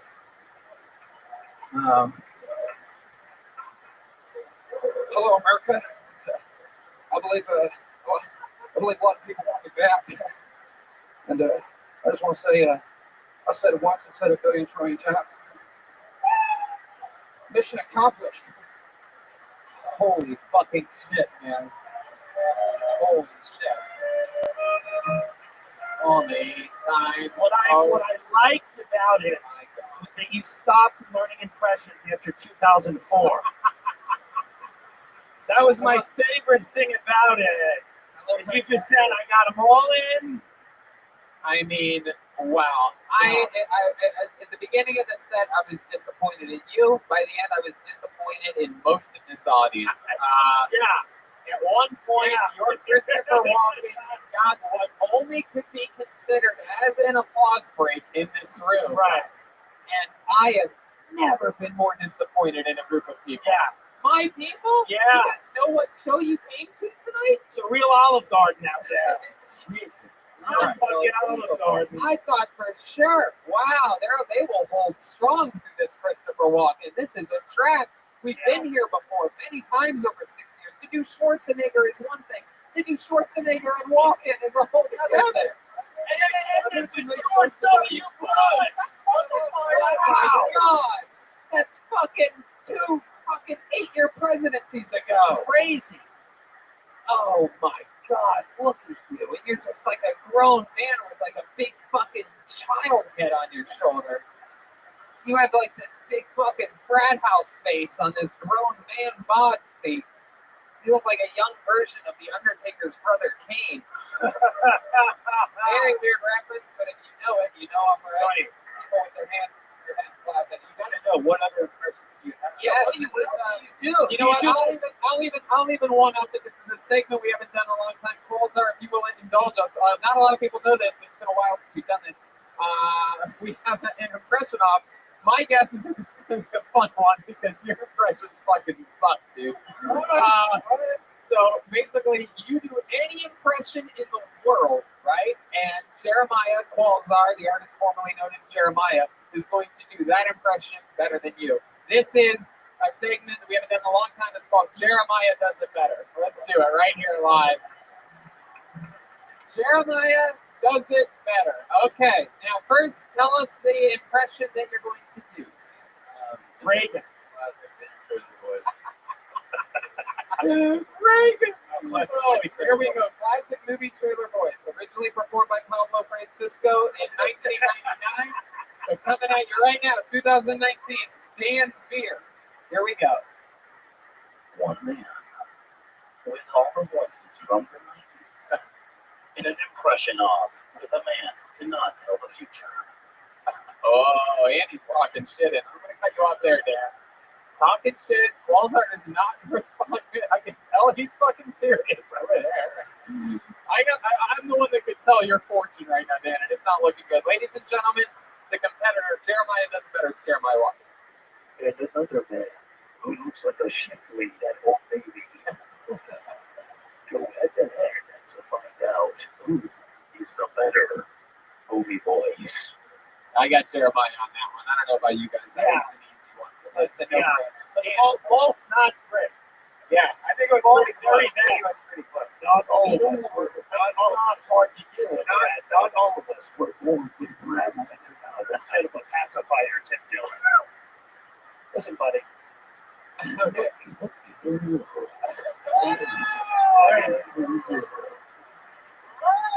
In a world where horrible comedians rule, a man who's been smoking since he's 2 doesn't know how to end this bitch. All right, let's go back in. We're going to check back in with Dan here. Dan, what's another impression that you sort of know how to do? I think I have a pretty decent Russell Brand. Oh, Russell Brand. This is one I've never heard Jeremiah do before. This will be interesting. Go ahead, Dan Beer. What is Russell Brand? Right, so I watch these podcasts, right, with Joe Rogan, and if you think emphatically the way I do, I look at a woman and she's got voluptuous breasts. And I want to shove my face right in between that. And in the previous life, I may have done like 3 or 4, 15 lines off of those babies. All right, I'm going to stop you right there. I'm going to be honest with you. That's good. Good. That was the other one. Dan. Yeah. Well, Jeremiah giving the thumbs up over there. So let me just tell you something, Dan. That is an impression, not only that is in the past 2 decades, right? But it's also something I've never seen anyone do. The other ones I've seen everyone that tries impressions do. So why not write? Have you thought of, how long have you been on stand-up? Like 2 years. 2 years. Where at? Mostly in Iowa. Arizona. I went to school at Arizona State. I played football there. Oh, wow. Look at that. Real smart crowds in Arizona. Yeah. They're known for their real smart crowds. Fuck yeah, dude. I got a favorite comedian. You gotta see this guy's fucking Bill Clinton, dude. I got a 12-pack of Natty Ice. We're gonna go fucking watch Dan Beer tonight, dude. Nothing says comedy fan like a co-core who hangs out by the pool all day. Now, this is an interesting study because now we've seen 5 total impressions. The first 4, all bad, and one in the way that it's unoriginal, and one really good that you can really write around, that you can get genuine laughs from. I mean, this crowd who hated you gave you a full-blown applause break.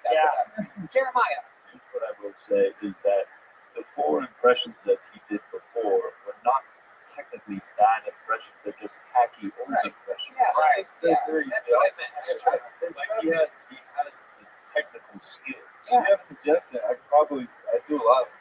Yeah. What else you got? Random Asian. I mean, like Kim Jong-un from like the head. I just want to get as offensive as possible. Yeah. How about a guy who's half black, half Asian, from the and Nazi? He's also a Nazi. Half black, half Asian. He chose Barker.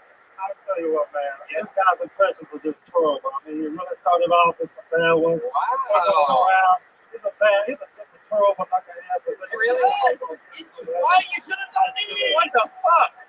This is a very interesting thing that I'm glad we're exposing right now on this You show. just made the wrong choice. You should have done that impression in blackface. My friend, that would have been good. My friend Benji Aflalo has a great saying. They always remember you by your worst joke. And you, my friend, need to not do the things that you think are going to get a laugh. You need to keep doing these things that you think are obscure that will get you laughs. What's another one you got? Trailer Park Boys? I don't watch that show, but you go ahead. We'll see what the crowd says. All right, so this is Bubbles from Trailer Park Boys. Idiot. Can't fucking do that. Good. Okay, what's another one? Let's keep it moving. I can do cartoon voices from Family Guy. I can do these like the Coors. He just wants Coors Light beer guy, like Coors Light. You do that? Do you need more Rocky Mountain water in your beer? Wow! I mean, wow! This is what you have to do. You have to find us expensive. It's so crazy that you chose the old. I feel like somebody paid you money to come up and bomb. Like, you threw the game. You have all these great impressions. I've been doing those for so long. So it's like when you only have a minute, I'm just like, but you're good. You only have a minute to do the 3 impressions from fucking 1998. It's the opposite. I can actually do it with Joker too. That's like that. Which Joker? The Heath Ledger Joker. Let's hear it. Do it. It's fucking interesting. Kill you. I want to kill you. You're really good at it. Good, dude. You're shockingly good at impressions. Yeah. So the moral of the story here is, Dan, never do the first three. Like, Ever never. fucking again, you'll never have to. You'll never have to because I'm telling you, it disguises all your talent. Never trust your own instincts. Yes. Yes. Every instinct that you have, and anything you feel, go the other way immediately. I feel like this is like You probably do that on dates. You look like a guy who thinks, should I hit her? But you don't. You look like a guy. You have a homework assignment, Dan, and that is go and fucking write the proper joke for the Coors Light guy so that it's in joke form. Like, why does the guy that does this always sound like the Coors Light guy? Blah, blah, blah, the blah. ESPN guy. Why does the ESPN guy always bring up beer commercials? The ESPN guy is just super unique. He's like the Brought to you by Budweiser. Wow! This fucking guy's unbelievable. This is what I'm talking about. I'm so glad you did this because I guarantee you all around the country and somewhere around the world, there's young people that want to do comedy. They all listen to this show. They learn a lot from it. There's impressionists out there that are learning the grandest fucking lesson. Just take chances. Go for the references that aren't fucking used. It's crazy that you had to knock those first four out of the way.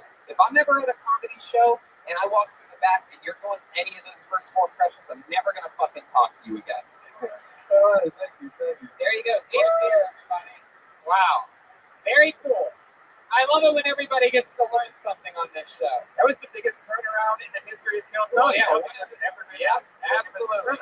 A guy that dug himself a deep, deep hole, dug himself out of it. That was one of the biggest reversals I've ever seen on this show. Fucking unbelievable. What a twist. You thought he was the bad guy, he was the good guy all along. Bright eyes.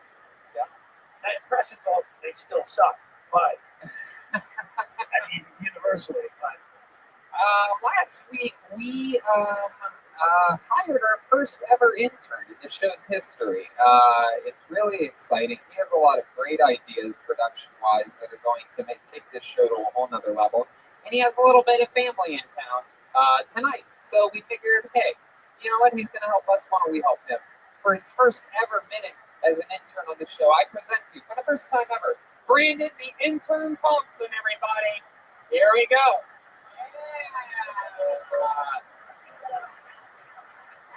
It's pretty suspect whenever somebody thinks that their own race is the master race.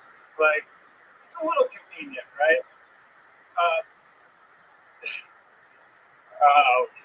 It's bombing his intern.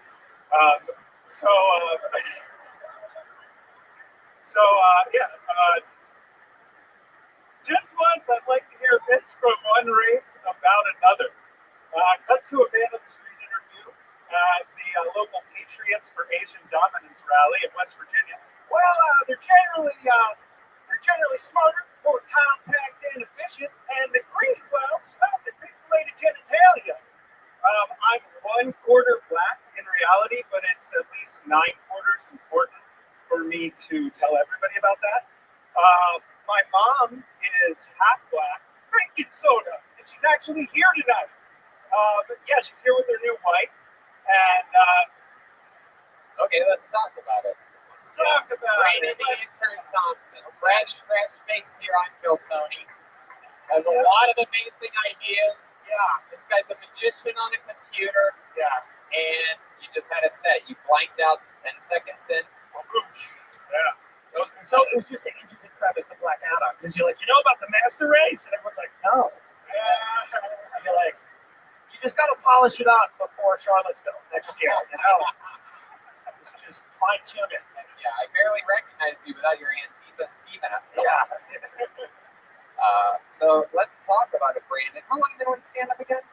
Well, last week I told you that it was my 6th time, but it was really my 5th, and one of those was like years ago. Okay, so you let's just say that you started last week. You've been doing this 1 week, perfect. That'll really change the expectations of everyone, rather than saying you did it 5 times over the past few years. Yeah, it's good. So that's fine. That makes sense that you blanked out. It's not easy. The more pressure you put on yourself, the more it's always going to do that. So you have to counteract that by doing a lot of spots. You haven't gone up since last week. I went up twice since last week. Okay. So this sort of fired you up a little bit, right? Oh yeah, for sure. Right. So, Yeah. okay, so let's talk about your half-black lesbian mom. Is that true? Yeah. Wow, that's very rare. For those of you with your Kill Tony bingo cards, you just cross off half-black lesbian. Yeah. This is very exciting. By the way, she will have a show before you do. No, you know that. Wait. Well, she's already had shows. She's got shows. I was in the womb in front of like 72-piece orchestra and shit. Really? Real crushed it. Yeah, what did she do? Well, at that time, geez, I missed it in the joke. But here, stand between calls. There you go. Hello.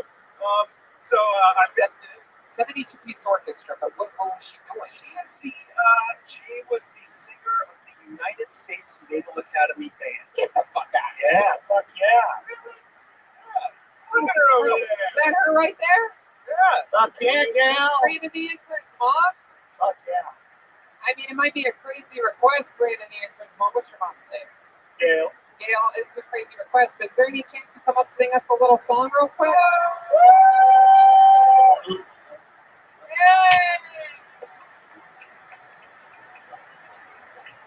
Here she comes, former lead singer of the Naval Academy Orchestra. This is incredible. Fortune teller. I'm having a vision. She's going to do better than her son just did.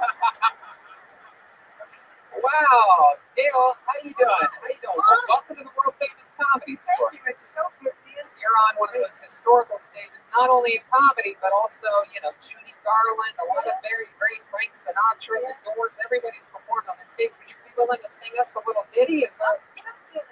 Yeah, what would it be? Don't forget the words.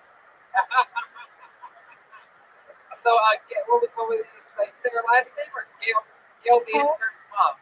Gail Holmes. Gail Holmes, ladies and gentlemen. Oh, she's gonna get a bass line and everything. Look at this. Damn, she really is half black. She's got rhythm. She's telling the bass player what to do. I'm having a vision. The band is not going to know the song that she's on. I tried. Summertime and the river music. Oh shit. Fish are jumping. And the fountain is high, reaching up to the sky. Oh, that is rich. Hey, come on, she's gonna get me. Yeah. So come on and hush, little baby. Come on. Don't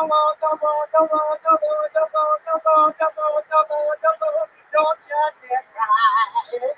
Wow. Woo! No. That was fucking amazing. Holy shit. That was fucking amazing. When did you adopt him? Yeah. That was fucking awesome. That was awesome. Yeah, so cool. How about one more time for Gail Holmes? So cool. So probably your first time at the Comedy Store, right? First time at the Comedy Store here tonight? And how about that? You already got the finger bumping. There she goes, Gail Holmes, everybody.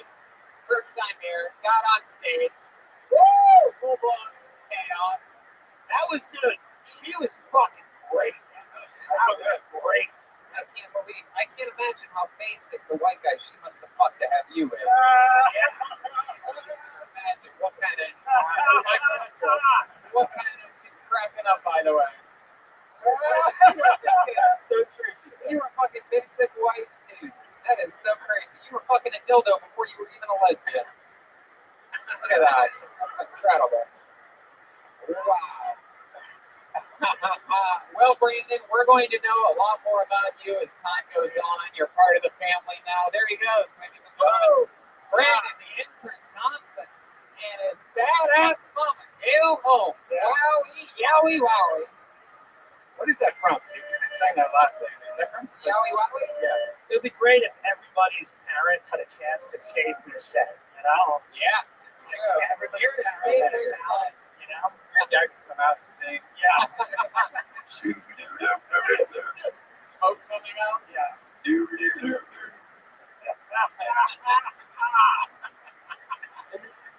My mom once performed on this stage at the 5-year anniversary. Close it out. Yeah. She got a fucking standing ovation on arrival and exit. She hosted everybody. It was a lot of fun. Good for her. So that was fun. We had Brand of the Intern back to the bucket. What do you guys say? Yeah. This shit. We're having fun. Nobody has more fun on Mondays than us. How's the upper deck doing back there, huh? Hell yeah. I like this thing. It's a fun one. Okay, put your hands together. Your next comedian goes by the name of Danny Williams. Danny Williams. Danny Williams. Hey. If you're not Danny Williams, don't know what this is.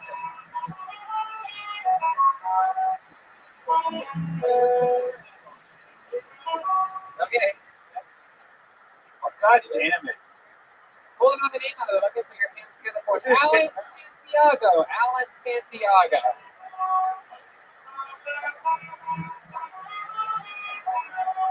Alan Santiago. Wow, no movement. This is crazy tonight. That is crazy. All right. How about Sarah Kenny? We know Sarah. Oh, yeah. Kenny. Where the hell is Sarah Kenny? There she is. Sarah Kenny. S-A-R-A-H Kenny. Dun, dun, dun, dun. Sarah Kenny. She's a hacker. Sarah Kenny. One more time for Sarah Kenny, everybody. Have you guys heard of this camel pack bra? You store booze in your bra. I'm wearing one. Earlier I had giant tits. Now I'm just flat and drunk.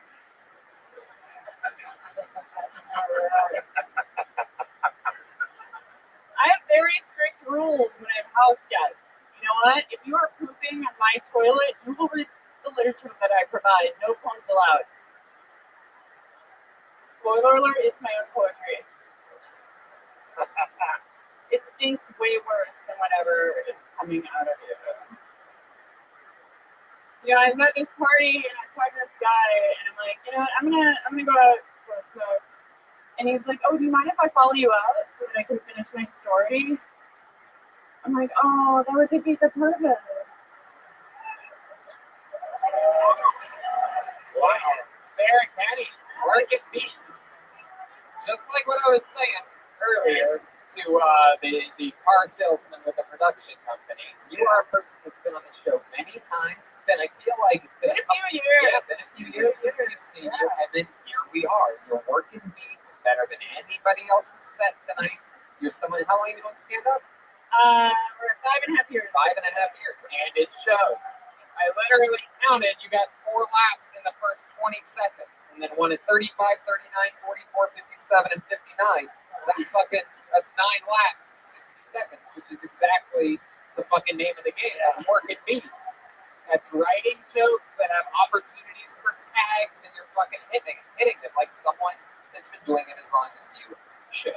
Fucking great. It was great. As a raw joke was one of my favorites. And you could also say like things like bulimics would like, you know, they had a raw, the sicker they got, the better tits they would have or something. Jesus. Yeah, you can make a less funny if you want. Yeah, it was, I mean, there's like other things to it, you know, like. Did not think of that. Obviously, there was not even a joke for it. I know, okay. So Sarah, what do you do for work? So I'm a programmer. That's my thing. Oh, that's right. We know that about you. It's been so long. Where have you been all these years? I don't know. You know, I'm at the West Side Comedy Theater a lot in Santa Monica. By the beach. I'm a West Sider. I don't live quite that far west, but I'm fairly close to it. So I'm not that Did you move to that area? I did one. I'm a Culver City person. That's where I'm at. So I'm a little bit more west and less Hollywood. But I like to miss comedy. I haven't been here in a little while. So it's got back. I haven't actually done this in the main room ever. I always was in the belly room. Yeah, like it was back when there was hardly anybody. We're all evolving. We have an intern now and everything. I know. I guess we're so legit now. We have an intern with a very talented mom. Wow. So Sarah, what you been up to? What's been fun in your not computer programming, not stand-up life? Well, okay. Other than those 2 things, I do a lot of beach volleyball. That's the only other. Whoa, that's what's ruining you. That's ruining me. Stand up. 5 yards to be healthy on a beach. Yeah, it's taking you out of the game. To be fair, I'm hungover a lot on the beach volleyball court. Beach volleyball. Have you met our intern's half-gay mother? I don't think volleyball's a big lesbian sport. I think In the future it is. Hey, I love it. How about your love life, Sarah? What's been going on there? Not a whole lot. Wow. What do you mean not a whole lot? Like, I don't know. I mean, I get it when I need it, but it's like, what does that mean? How often do you need it? That sounds like a crack addict, by the way. I get the dick when I need it, and that's it. With for example, like you have a regular guy that you just hook up. You have like a Craigslist fuck buddy. What is it? I have a couple fuck buddies. Yeah. Is it like a hot volleyball guy, or is it like a homeless guy by the beach that you Actually, just? volleyball has done me well.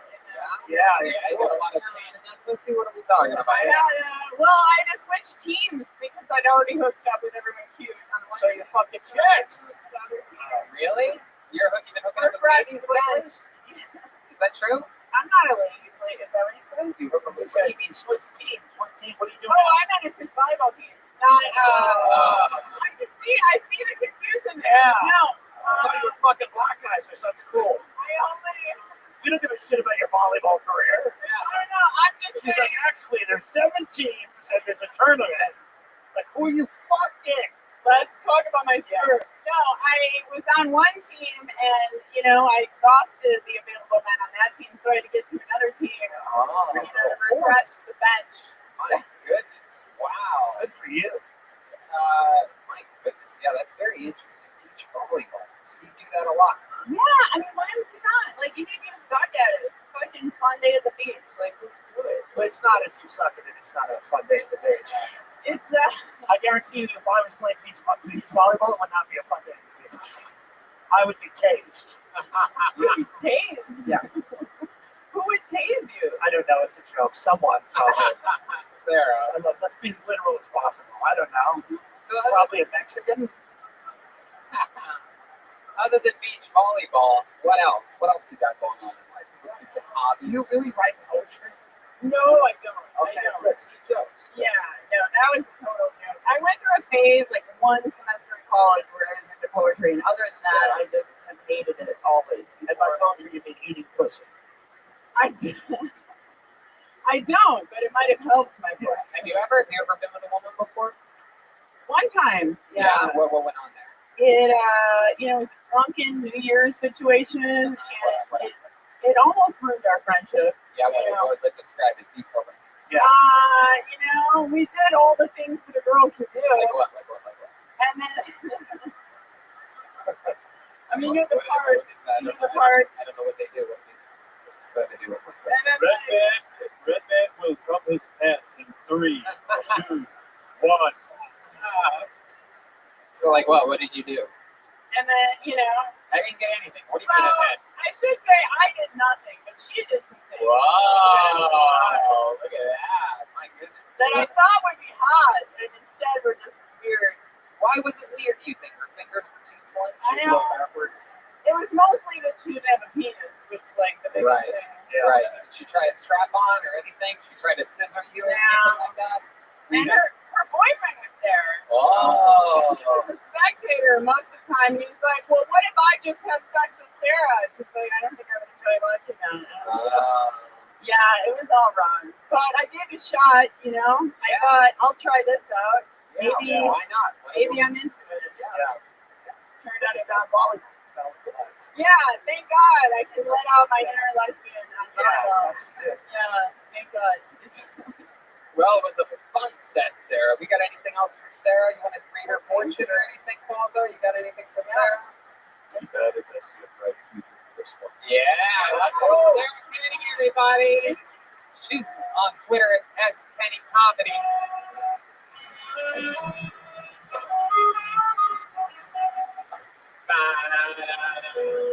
And Sarah used to always sit in the back of the room with her computers out and just look like she was hacking everything. Matrix style numbers. She was funny, man.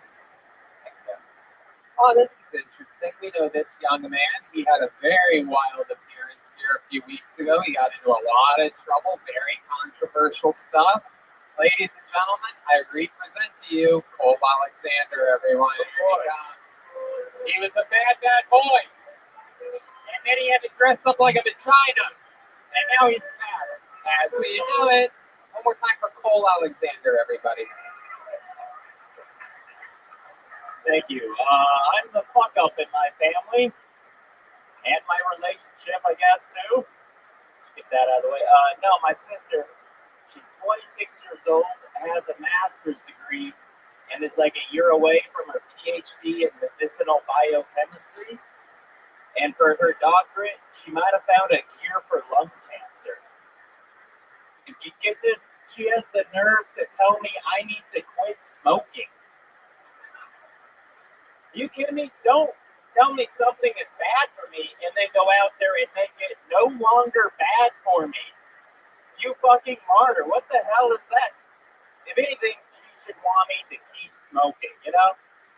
I'm your inspiration. Find the cure, save your family. I hope she doesn't cure it. That would suck for me, at least. All right, yeah. It's, what do you buy a Nobel Prize winner for Christmas? My $25 to Starbucks won't fly anymore. So Starbucks, it's bad for you. I'm like, why don't you fucking cure that thing, okay? Do the one thing you're good at. I tell multiple jokes a night. She might cure one disease in her whole life. Heck yeah. Trim out some of the Starbucks shit. That's a good joke. Hell yeah. It goes a little bit long there at the end. That was good though. What did you do last time? I'm so curious. What happened? We were gonna go there. I don't know. Just that's his lovely girlfriend. And that's the great Cassandra Katz is here, ladies and gentlemen. Yeah. She's one of the stars of the show. Here every single week that she can be. And he may have just I made some mistakes. Yeah, he said a lot during the interview part. I was prodding. She wasn't here. I was a little bit probably guilty of as well. It happened. Yeah. You know. I'll blame you as much as you blame me. Sure. How have things been lately? Well, we're good now, I would say, right? Yeah. Wow. Look at that. I've been reinstated. Hey. Hell yeah. I'm getting a vision. You will mess this up again. My goodness. So how long have you been doing stand-up, Cole? Year and what's that? June? Year and 3 months. Well, how do you make money again? I work at a golf course. Oh yeah. You look like you work at a golf course. Yeah. Thank you. Is that true about your sister? Did she? Yeah, she found some new chemical in the ocean that kills lung cancer cells. My goodness, one of the hardest cancers to cure, one of the ones with the highest death rate. That is incredible. Mm-hmm. Did you start smoking again? Tell me if this is true. No. How did she tell you this? Over text. You should have texted her back, but you're still a woman. You know what I mean? I know what you mean. Yeah. Just, let her know. Yeah. That's what I would have texted back. What? If she didn't text back LOL, then fuck her. Not my sister Yeah. anymore. That's for sure. That's right. Wow. So that's fun. So your sister is super successful. You're working on a golf course. What do you do on the golf course? I work outside service, so I pretty much just drive golf carts from one place to where the people take them to play. Are you a heavy drinker? Yeah. You drink almost every night? I take nights off here, but you really go hard when you do drink. I was gonna say good thing you can't get a DUI in a golf cart. Yeah. That's true. no, I just kind of like it's steady when I do drink, So like how many you do drink? How much do you drink? About 6, 7, 8 drinks, you'd say? Yeah, 4 to 6. So there, I heard Cassandra making a little bit of a noise over there. 46 drinks doesn't mean anything. It depends where it's at. Like you could be at the saddle ranch and have one drink. That's like 5 drinks. So it's also the way alcoholics. Yes, absolutely. That's red. People that live in tents have that exact. Exactly. 4 or 5, 8 drinks means nothing. Be at the saddle ranch, doesn't matter where you are. Be in this tent, doesn't matter. Who cares? Drink it out of a toilet. 2 drinks is 6 drinks. You know, none of it matters. It's not real. Nothing's real. You look like the designated racist at the golf course where like people need to say racist shit and you're the guy that gets in the car with them. The guy's like, I really need to let off some steam. They're like, all right, put him in. Let's go. You just get in next to him. You're like, tell me how great Trump is. Let's go. I agree. Let's play a team. I agree. What is your least favorite race, Cole? Oh, yeah. Women, come on. There's not a right answer for that one. Really? Sure there is. I'm not. Asians can take it. I got in trouble enough last time. I'm not going down this route again. Oh, Jesus. What's your least favorite? You can learn. My least favorite is I probably have to go with Middle Eastern comedians. Yeah.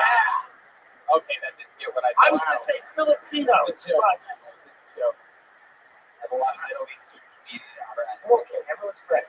They're all very successful right now because they're getting all the gigs that white people like me used to get. Yeah. Anyway, this is a real rally. You really turned this. It's very uncomfortable saying this to this guy, you know?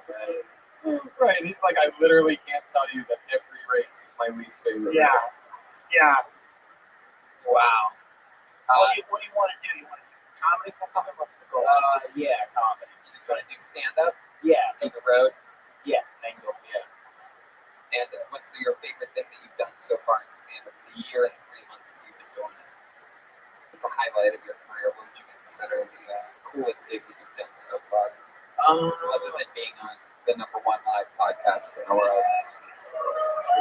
With the top young rising comedians. Sure, yeah. Yeah. I don't know, roast battles been fun. Yeah. How many times have you done roast battle? You've done it like 2 or 3 times, right? What was that? What did I miss there? What did that happen? Someone yelled out the name of it. Oh, wow. Always well look. Is that like a safe space for people who want to say the N-word? Actually, yeah. That's what it feels like. That's what a real comedy is, bro. That's right. Well, how often do you do sets sober? Good question. Like the first one of the night, for sure. First one of the night. But then you just start pounding after that. No, it depends on what night. Do you record your sets? Yeah. And do you listen to your sets after drinking? Yeah. And do you notice a very distinct difference in your sets being so He's drunk when he listens to them. Yeah. No, he's just listening to himself being thrown out of a bar.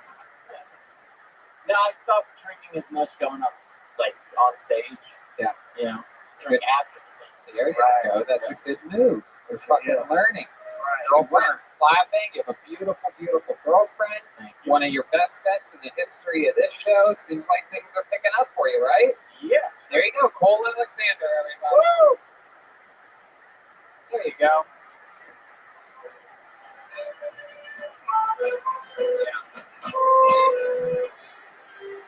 So much fun. Such an exciting thing. You know, we're having so much fun here tonight. But it's a hospital game.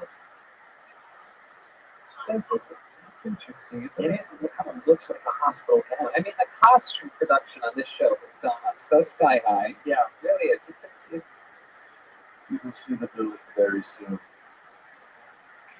Okay. Good. Just a reminder, we've had a lot of fun on this episode. We looked up, some people's websites and this and that. It reminds me that today's episode is brought to you by Wix. Wix is the best and easiest place to create a professional website. With Wix, you can start from scratch and choose from over 500 stunning templates. They have the world's most innovative drag-and-drop website builder, so you can easily customize your site and add text, images, videos, whatever you want. You can even use Wix ADI, Artificial Design Intelligence, to answer a few simple questions about you or your business, and Wix will create a stunning website for you. Yeah, the coolest thing is the drag and drop shit. You know, like if you really want like a live chat for your store, you just drag the chat over to the right. It's that easy. You don't have to sit there and like code all these websites. It used to take me weeks to do half the stuff that they offer by just dragging and dropping. You can always have it change a different look. You can have a store. It's awesome, and you can do it in seconds. That's right. If you go to Wix.com/Tony, you get 10% off any premium plan. It's something everybody here should have. So once more, join the over 150 million people who have built their website using Wix. Go to Wix.com/Tony to get 10% off any premium plan now. That's right. Wix.com/Tony. Get 10% off any premium plan. Yeah. Okay. Wait, what? David, what's going on? You okay? What's going on? Oh, Is there a security issue? Is there a breach?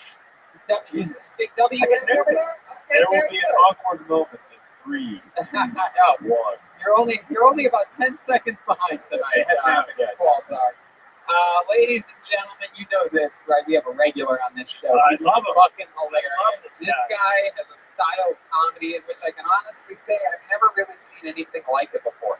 Very innovative. He might be one of the greatest things happening in all of improvisational, loose-lying stand-up comedy right now. He's definitely one of my favorite comedians to watch. He's got a lot of buzz around him. Ladies and gentlemen, I present to you one of my favorite comedians, our regular. This guy writes and performs a brand new 60 seconds every week. It's the one and only William Montgomery. Here we go. Here he is. The monster. I need you guys to make a lot of noise. What the fuck is going on?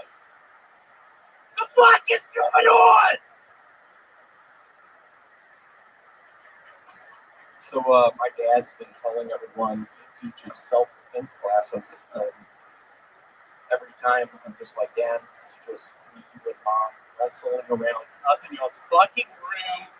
Quit getting me in those holes. That's my best joke. It scares me. I didn't laugh at that. I don't know if you want to see the Honey I Shrunk the Kids yet, but that glitter scene. That's my best joke, so it scares me. You aren't laughing at that. I don't know if y'all heard about that guy that got beat up out front of the grocery store about all the black belts. You're in for a treat. This is probably my best impression. That is the guy who uses black belts with black people. Wow, William Montgomery. Doing it again. Woo! He's doing a lot of energy.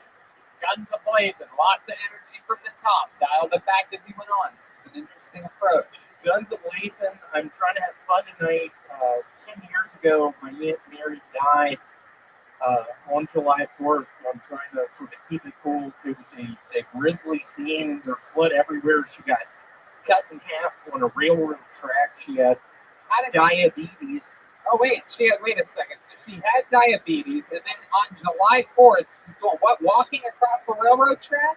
She couldn't hear. The diabetes took the ability for her to hear. She was on a train track. I was with my brother's aunts just on the side of the hill. Wow, that's it. Aunt Mary, hang on a second. Just sort of what haunts me is I was on that side of the hill. I saw Aunt Mary, her abdomen on one side of the tracks, her legs on the other. She got cut in fucking half. I did CPR on her. I tried to save her. You did. Which half did you do CPR on? The top half or the bottom half? Her bottom half.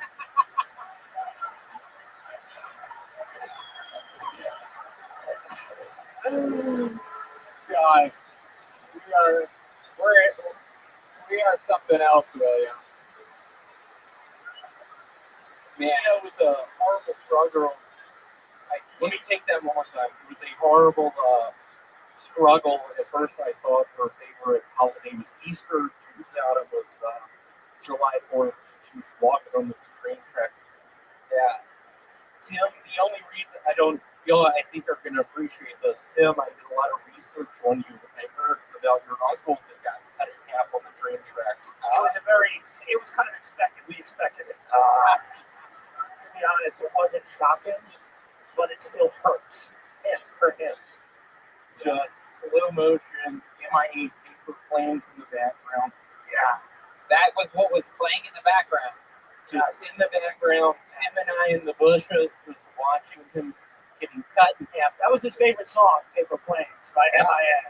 Yeah. Just Tim and I in the bushes, just watching the grisly scene, Tim screaming at me. Yes. Both of us masturbating, we don't know why. Great song. It's a great song. Just like that. And Tim, that's, will you get up here for 1 second? Get you the dance we do? oh, you guys did a dance with that song one more time? They did a dance. It was as my uncle was being severed. Yeah, they did a dance together, it turns out. Here it is. They're about to do it. A little more volume on that music. Let's see what happens there. Hey, Tim, is your uncle cut in half? Oh my God, that sucks. He had kids. And then what was the... He had kids? He had kids, and now they're not going to have a dad, or they'll have 2 dads. Hold on, what's my kid doing here? Let's give it up for Travis. William, what was the dance that you guys did? Yeah, this was it, actually. This was our dance. Just us standing by the bush. We had been in a car accident the week earlier, and we're both paralyzed. I can't feel my fucking legs at the time. Wow. All right. This was the dance. That was incredible. Tony? Yes, Joel Jimenez. So the woman that's been trying to hire William reached out to me and asked me if we should bring paperwork tonight. Yeah, William. Well, that woman should be in jail. We have been trying to get you a new job.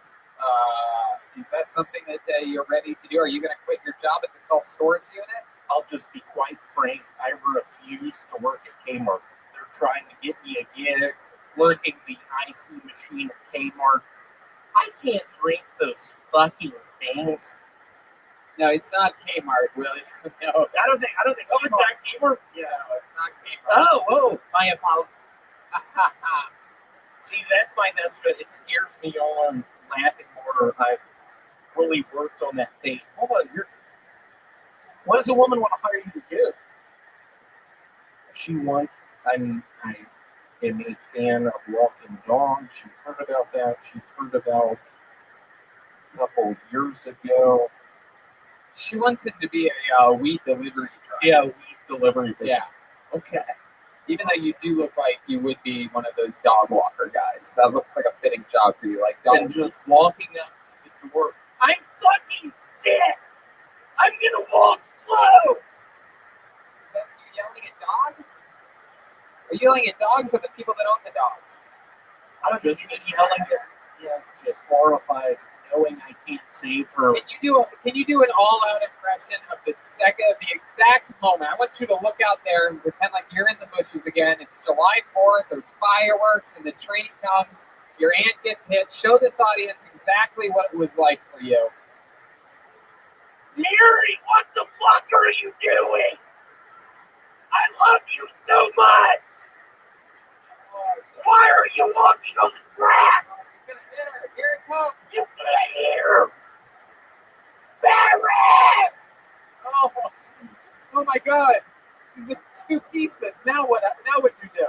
Just me looking over at my brother Vance. Vance, I don't know if you could. That's what you did? Yeah, I said Vance, I don't know. See, she had diabetes for 6 years. I don't know if y'all are familiar with that disease, but it really sort of takes the taste out of your taste buds. It sort of takes the treble out of your ears. Wow. All right. Well, William. She's in a better place. Yeah, now. For sure. She's on the right side of the tracks. Yeah. She's got it all figured out now. William, I really hope that you take this job that they're offering you. I think she may be here tonight, actually. So yeah, I'm pretty sure they're going to follow up with you tonight. Listen, don't take it if you don't want to fucking take it. I'm starting to think what I worry about. It's not full time, and with my current job, I have health insurance. I worry But about. William, you never use your health insurance. We talked about this. This is the thing that your dad is instilled in your head that you need health insurance because he feels like he can't protect Y'all you. don't repeat this. Something that scares me. I've been horribly unhealthy for years now. Yeah. And when I am putting deodorant under my arms, there's a little spot that hurts a little bit. Isn't that where your lymph nodes are? Yes. I'm worried I have cancer. Well, when's the last time you saw a doctor? Right? It's cured. Remember? Hold on. You have to. That's a different. Not all cancers are the same, Brian. Yeah. You have to. Is that true? What you're saying? Totally. Is there a doctor in the house tonight? Is there anybody with any nursing or Dr. medical Kalani? experience? Really not. Is there a single doctor anywhere of any kind? Dr. Kalani? Is there really a doctor over there? No? All right, I was just figuring we could check William for cancer, but that would also be very weird if we found out William had cancer on his show. That would be crazy. The bad case scenario would be one of the saddest moments. That'd be a fun improv challenge, you know? How good are we? He's got AIDS. No. Well, He William, plays the Ouija board a bunch. It does a great Schwarzenegger impression. William, the catch with you working that Plays storage. Monopoly. The catch with William working the storage unit job is that he absolutely can never do the road at all. He can never do any gig outside of Los Angeles for life if you keep doing that job. So What do I do? I implore you to go get a checkup, get your lymph nodes checked, and if you don't have cancer, get the fuck out of the self-storage unit. Take the job. Yeah. Be with the ladies tonight. There he goes, William Montgomery, everybody. Or just take a couple of days off once in a while. Yeah. 2 week notice, give it. Yeah, they don't even let him do that. That's Really? the thing, yeah. They don't let him like move his schedule around. Sit down. It's a very bizarre job that he has. But of course, he's a wild man. What do you guys say? Fuck it, one more time. We got to keep this show tight. One more. Let's do it. One last time. Okay. David Paulus. David Paulus. Paulus. What's that back corner again? Here he comes. This is exciting. This is going to be the last comedian of the episode. Extra tight episode. Hey, by the way, little fun fact. We're back next week with the return of Dane Cook, everybody. How cool is that? Here he is. One more time for your final comedian, David Paulus. I've always been a fat chick magnet. Something about this just screams I'll take anything. But it wasn't always that way. There was a time when I had a little bit of money, was a little bit younger, could afford to have a social life. I didn't do well with the ladies. Last few years happened. I turned 40, fucking broke. Now I get recession pussy. You know, guys, the kind of woman that talks to you when you're falling apart at the seams, can't afford to buy a drink. But it's okay, because I know my place in all this. I walk into a bar on the off chance I see a beautiful woman, I walk right past her. I know I can't afford that emotionally or financially. So I spot my demographic at the bar, walk up and say something original and clever, like, come here often. And she normally replies, oh, and she throws me over her shoulder and she walks me out to the Falcon. Thank you. Okay, 48 seconds of thunder. David Paulus. Wow, that set was very 2019, you know? Taking down fat chicks. Yeah. Walking into a bar, looking at women like prey. Yeah. Yeah. David, you've been doing this for what, 4 months? Roughly January. Yep. Okay. 4 months. Close enough, 6 months. Perfect. You have a lot of, I sense a lot of anger in you from Chicago. Detroit. Detroit, very fucking close. It's about a 2-hour drive, right? Yes, sir. And 4 hours. Sure, okay. Like I said, sense a lot of anger in you. You feel like a cop who was suspended for shooting a pregnant woman. Yeah. Is this close? That's kind of it's the energy you have. What kind of? How old are you? I am nearly 40. 40 years old. Oh, that's right. You said you're broke. Why are you broke? I took a business risk a few years ago, and what was the risk? I made a movie. You made a movie. Oh my goodness! What kind of movie did you make? Comedy. Sharknado? No, I wish. Would have made money. What kind of comedy was it? True story. Of what? Yeah. Best Thanksgiving ever. What? Something that happened on Thanksgiving in 2000. What happened? My brother never made it to LA because he had a whole fucking disaster of his own life. So I ended up entertaining his friends, and a woman squirted. How much money? Squirted for you on Thanksgiving? Us. It was a really strange situation. Yeah. So I'm giving you the cliff notes. How much? What was the budget of this film? Good question. $500,000. Get the fuck out of here. $500,000. You raised the $500,000. Yeah. And what happened? Oh my God! I almost passed out. That's so scary. Anybody that thinks it can't happen. Well, you know what I mean? Like anybody who thinks you can't raise the money and squander it and ruin your life. And this was your absolutely can. This was your little baby, right? You wrote the script.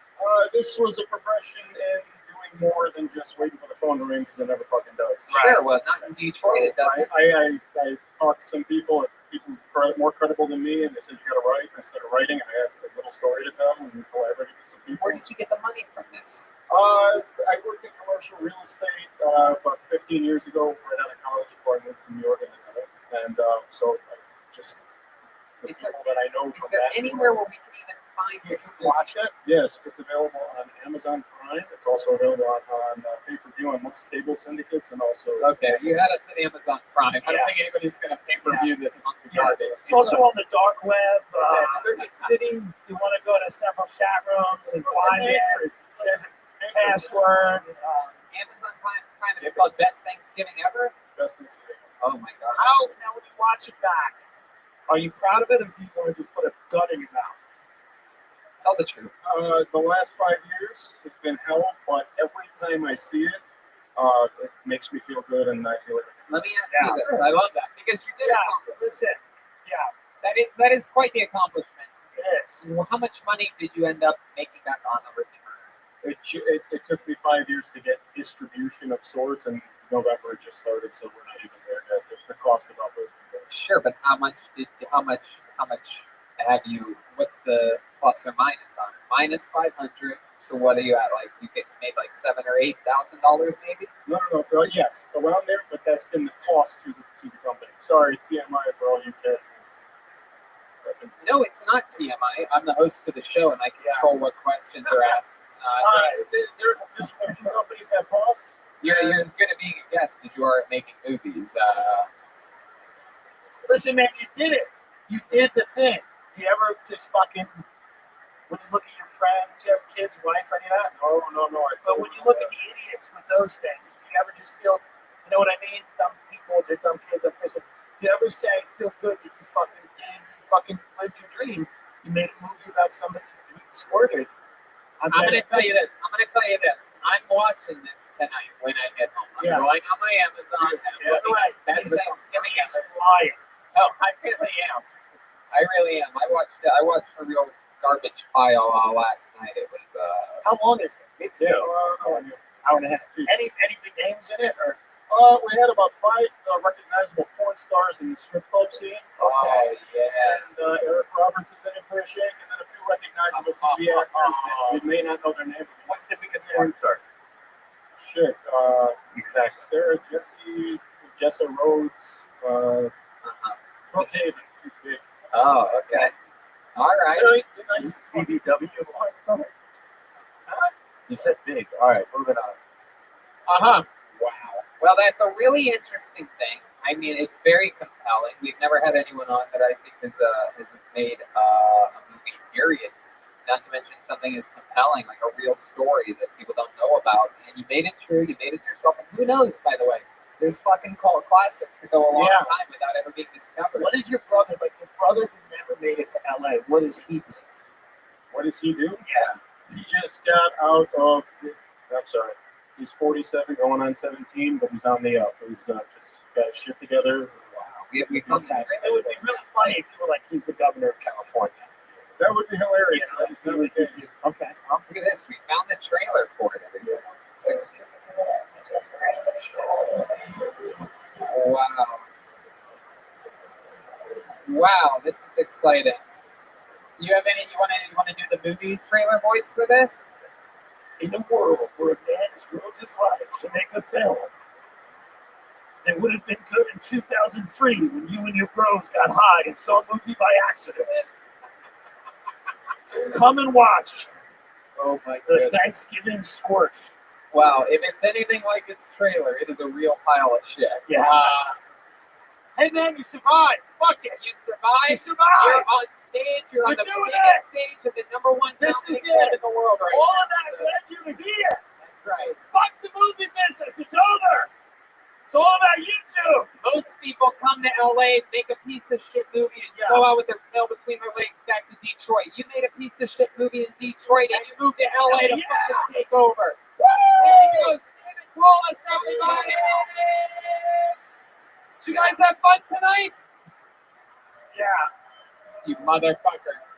The great and powerful Tim Dillon goes to Wise Guys this weekend. Cleveland Hilarities, July 19th and 20th, and San Diego, August 1st to the 3rd. Make some noise for Tim Dillon, ladies and gentlemen. Look at that drawing from Ryan J. Ebel featuring the fortune tellers and us on tarot cards. Unbelievable work, Ryan J.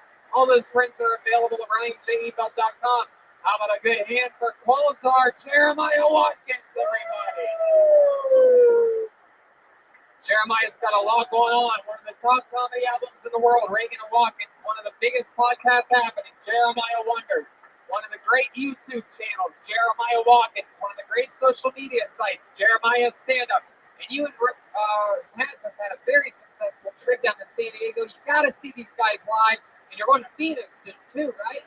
Going to Phoenix as well as Huntington Beach will be at the Rec Room. William Montgomery's coming. Chroma Chris on bass. It's going to be the whole Totally Band plus. How about a big hand for Chroma Chris tonight, huh? Oh, sorry. Yep. And the volume 3 of the Jeremiah Wonders Roadcast is up now with Tony Hinchcliffe, Brian That's Redford. right. We had a fun one. We're talking a lot of bison over there on this new Roadcast. These motherfuckers. Everybody's telling me that I saw a bison, by the way. You guys are real fools, I'm telling you. How about another hand for Chroma Chris, a.k.a. Benito Mussolini over there? Thank you. You can follow me at Chroma Chris on Instagram. And you're on Twitter now, too, right? No. Oh, okay. I've been tagging somebody else the last 2 weeks. Oh, yeah, somebody else has my name, which is why I don't have. Oh, okay. What do you think about tonight's episode, retard? It will be #1 most listened to podcast next week. Wow, look at that. I can tell you that will not come true. Wait a minute. Wait. I didn't see this. #1 live podcast next week. Yeah, I like that. How about one more time for Joel Menace, everybody? Come on. Joelberg's on social media, mostly sorry.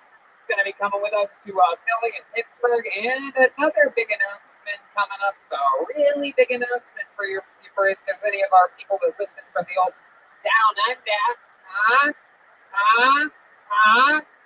Stay tuned to some of these upcoming episodes for a couple more massive tour announcements. Anything else you want to say, Joel? Love you guys. Peace. Follow him on social media. Go see Tim Dillon live. Live audience. Thank you. All right. Bye, everybody. Thank you.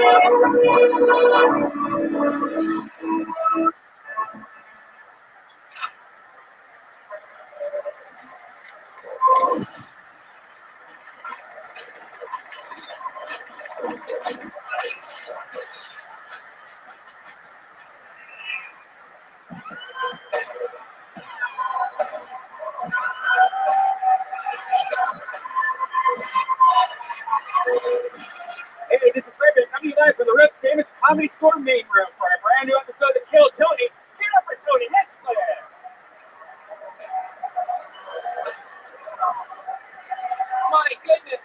to that. You guys excited to be here at the #1 live podcast in the world? Oh my goodness, this is a hot Monday night. Brian Redban's here, guys. How exciting. It's a fucking hot crowd right from the get. Exciting. Hey, this is so much fun. The great Ryan J. Ebelt's here. He's going to be drawing this episode tonight. Freshly shaved. Because every episode, those prints are all available. RyanJebelt.com. He even makes prints for us when we go on the road. He just gave me a stack of Texas posters because we do our first ever Kill Tony in Plano, Texas, Wednesday night, and then Fort Worth on Thursday. And then I do an entire weekend of stand-up comedy at the Fort Worth Hyenas Club, which has become one of our favorites. I go back there too often. In fact, I'm going to be doing a lot of crowd work this weekend in order to not repeat jokes from the last time I headlined there 4 months ago. And then Philly, don't forget, the biggest Kill Tony in our history takes place July 25th in Philadelphia, and then we do one the 26th in Pittsburgh, followed by another weekend of stand-up comedy. How exciting is that? We are just on the road again, like the great Willie Nelson once said, on the road again. And then August 2nd and 3rd, we're in Fort Wayne doing a couple Kill Tonys, stand-up shows, everything there at Let's Fest.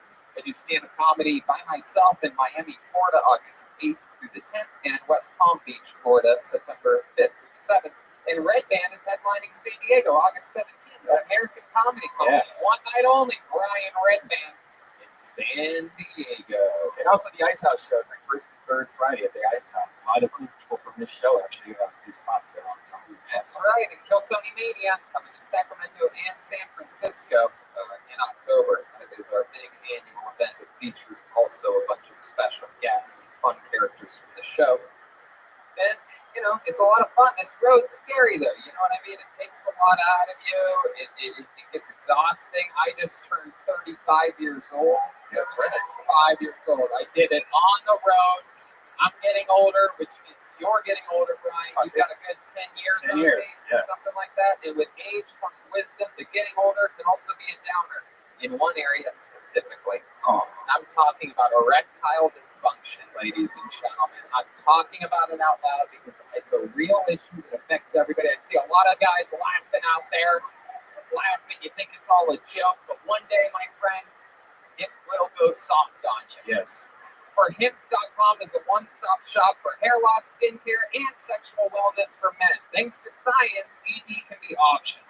You know about For Hims? Oh yeah, and I'm just like you guys. You know, I used to use gas station boner pills all the time just to get a little stiffy. Well, that's dangerous. You don't know what you're eating in there. Now you can go on this website, answer a couple questions, talk to a real doctor that prescribed real medicine for ED. It's all legal and it's all fast and cheap. That's right. Brian's a big soft guy. Now his boner's the only thing on him that's hard. That's right. And for Hims, it's a lot of boner pills I ate. Like 30 a day. Gravy. All right. You can try Hims for a month today for just $5. We'll get you started for just $5 while supplies last. Prescription products are subject to doctor approval and require an online consultation with a physician who will determine if a prescription is appropriate. See website for full details and safety information. This could cost hundreds if you went to a person at the doctor's office or the pharmacy instead. Go to forhims.com/kill. That's FORHIMS.com/kill. Forhims.com/kill. All right, you guys ready to start this show or what? We are live at the Comedy Store, the greatest comedy club in the world. I'm one of the top young rising comedians in the world. This is the Podfather. Everything's happening. It's so exciting. And tonight's guest, as always, one of the funniest humans in the world. This is his return. We had so much goddamn fun with him last time he's on the show. We've all been waiting for this night. Ladies and gentlemen, I present to you one of the greats, Dean Cook. Wow. Here we go. He's back. Hey, it's the real Dean Cook. It's the real guy. My goodness, he is back. He's going to Honolulu, Hawaii on the 20th of this month, and he's doing Radio City motherfucking Music Hall September 14th. That's right. See, dreams come true. So if you get up here tonight, you gotta fucking make it matter, and maybe someday you'll get to Radio City, or maybe you'll work at a gas station. Yes. Either or. That's right. I mean, just imagine the possibilities. You heard it here. There is a slight chance that someone pulled out of this bucket might get a chance to open up for Dane Cook at Radio City Music Hall. That's what he said, and those are the type of stakes that are on the line tonight. His amazing sellout tour, Tell It Like It Is, tickets available at DaneCook.com for Radio City Music Hall. And beautiful Honolulu, Hawaii. What a fucking life. You're going to I'm stuck in fucking Plano, Texas Wednesday, and you're going to goddamn Honolulu, Hawaii. That's a great city if you're a poet.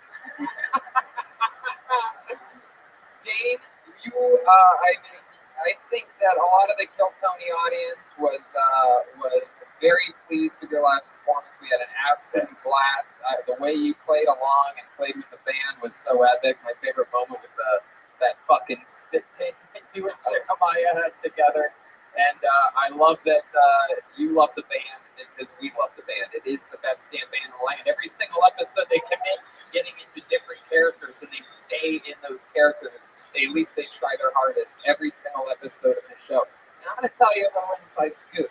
I tried to use the restroom about 10 minutes ago back there and they wouldn't let me, which usually means they are already getting into character, which is a very good sign that these might be some interesting ones tonight.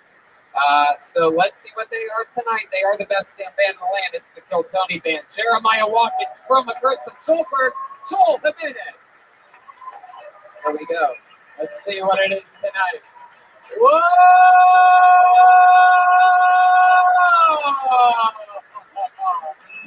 Wow! We've seen these guys before. It is the Red Hot Chili Peppers. Wow. I thought it was my act from the early 2000s. My goodness, this has been a long time since we've seen the Red Hot Chili Peppers. Welcome back. The great Anthony Kiedis is here, ladies and gentlemen. Hi, Anthony. Red Hot. Wow. Nothing has changed over there. We have what appears to be Flea. Is that correct? Hi, Tony. How you doing? Wow. I didn't know that's how Flea talk. Do you have a gap in your teeth? You don't gotta bring it up, Tony. Wow, the shy little Flea. That's why we don't let him talk too much, man. Wow.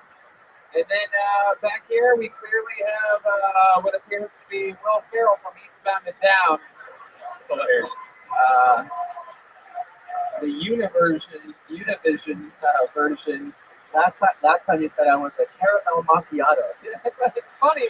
I almost called you that again. I didn't know whether her name's Chad, Tony. Chad Smith. Chad Smith. You are the drummer for. Wow. Three stages Lariat. My goodness, this is incredible. You look like the new Chucky doll from the new Child's Play, dude. But I'm excited that you're here tonight. Chad is the drummer for the Red Hot Chili Peppers. So we have Chad, Flea, Anthony, we have Dane, we have Red Van, me, which leaves me to just one thing. It's this, the bucket of destiny, ladies and gentlemen. The thing that makes the whole thing go around. For this amazing sold-out show, we have selected 30 of the luckiest motherfuckers out there, and they are already waiting in the helms for their opportunity. So if I pull their name out of the bucket, they get 60 seconds to do stand-up comedy uninterrupted. They know their time is up when they hear the sound of a kitten. That means wrap it up then, or else you're going to bring out the angry West Hollywood bear. It seems furious tonight. You guys ready to start the show? Here we go. It's Kill Tony. Wow. Band sounds good.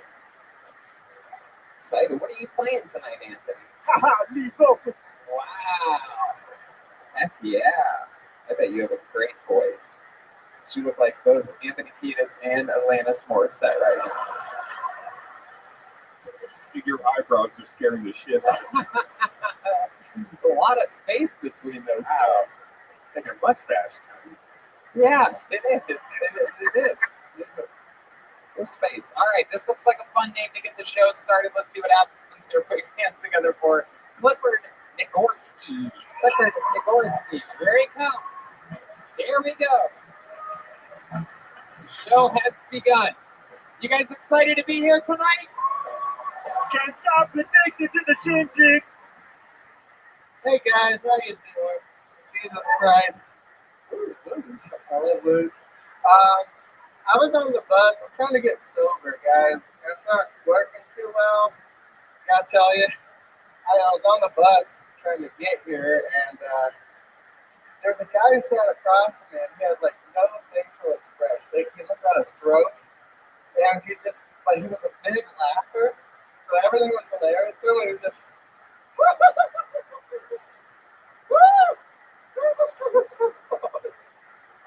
it was horrifying. So I started drinking again as soon as I got off the bus. Have you ever tried to get sober? It's horrifying. I have a friend who's like on to partying sober, and to me that doesn't exist. Who the fuck is sober? Just, that's insane.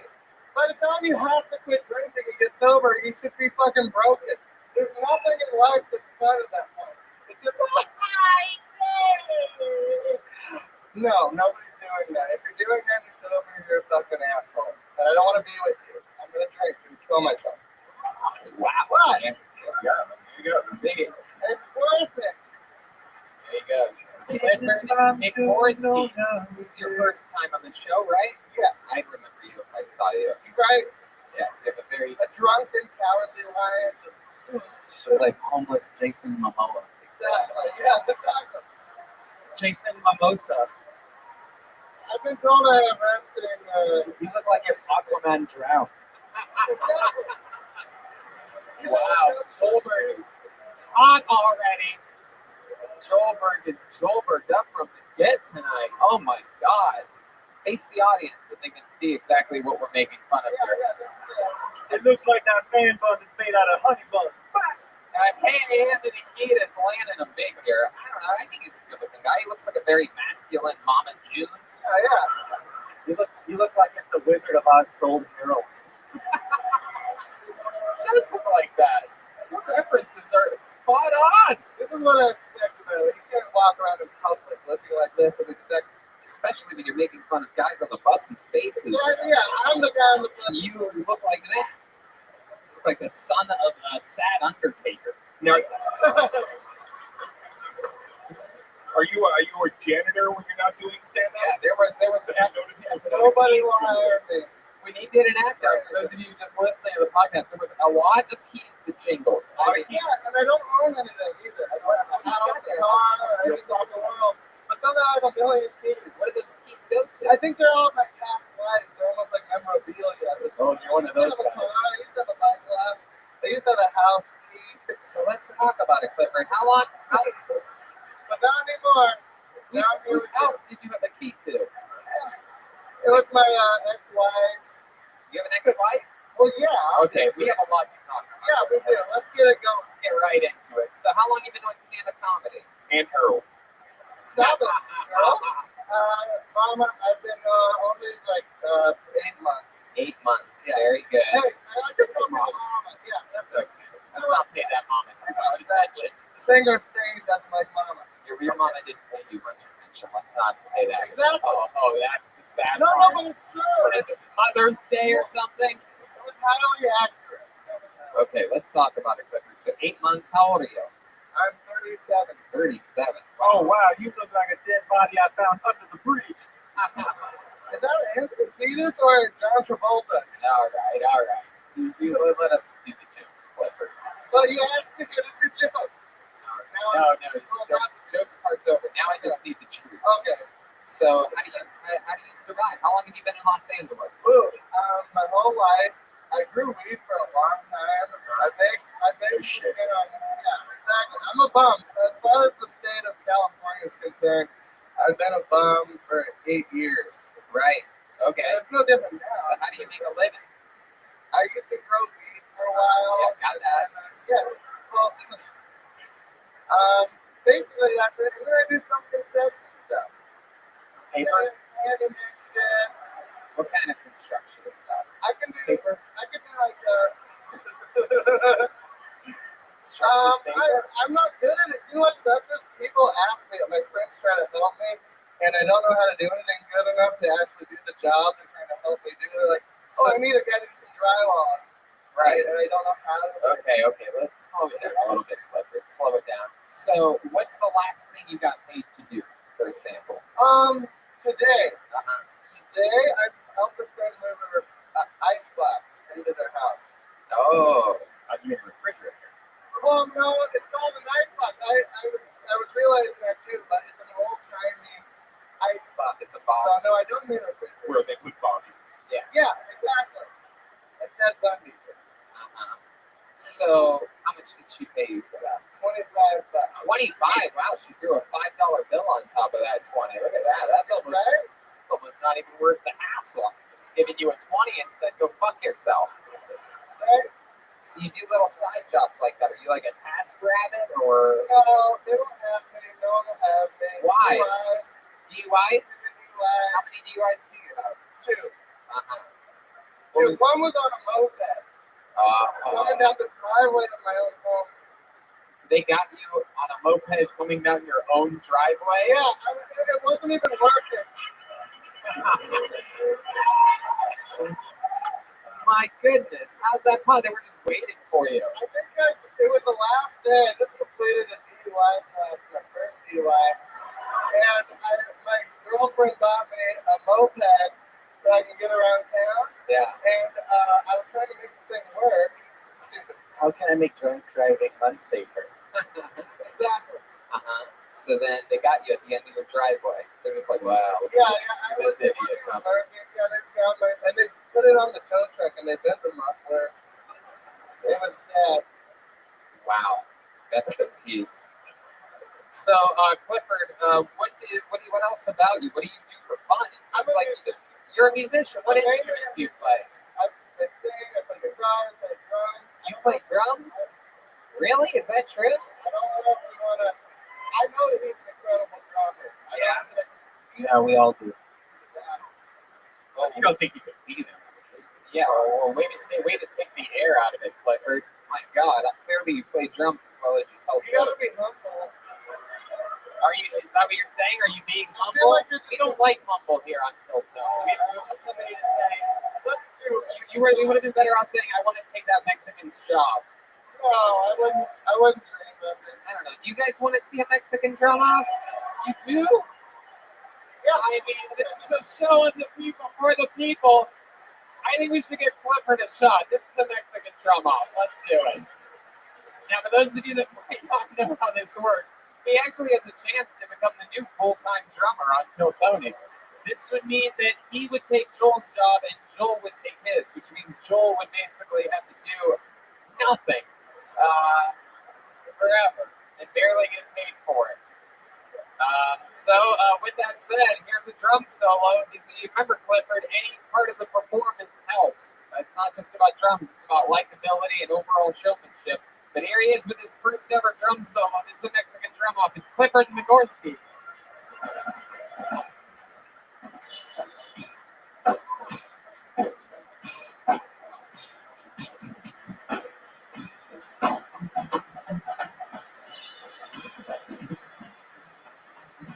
Wow, I like it. Pretty good. Very jazzy.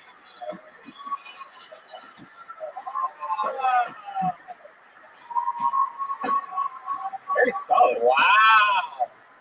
That's good.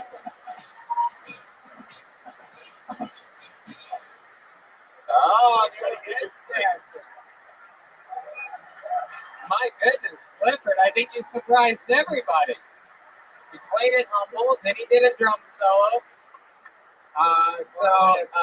Clifford, I mean, you know how this works.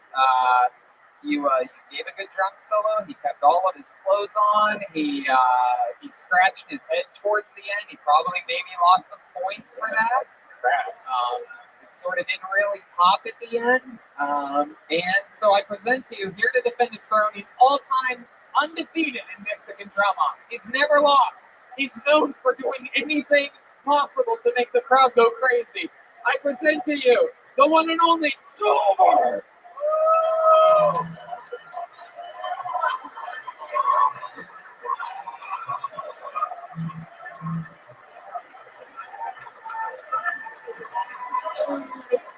He's got the dildo.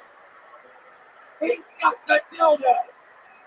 He's wearing. I told these fucking losers I keep that thing on me. You better watch your ass. Oh my God! He's wearing some type of women's sexual outfit. I don't know. Yeah, it looks like all that bullshit or something. Yes, he's wearing all Abdul shit, a massive purple dildo. We've seen this dildo before. It is won in battles at the Gramercy Theater and all over the world. Ladies and gentlemen, I present to you the defending champion, Gilbert Jimenez.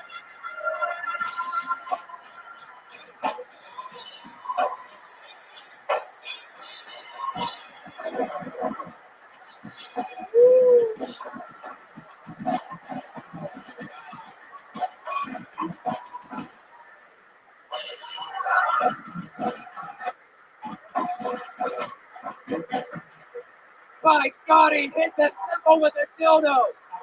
Just slithering across the floor. Oh! Butthole in the air. Oh, we've seen this move before. The 360 flip off.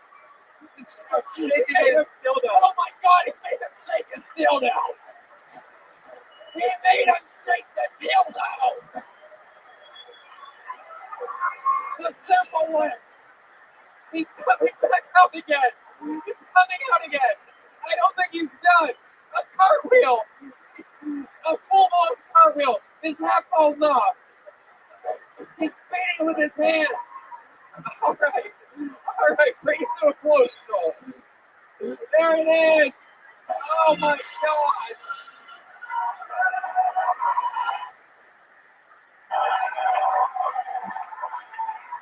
How does it say?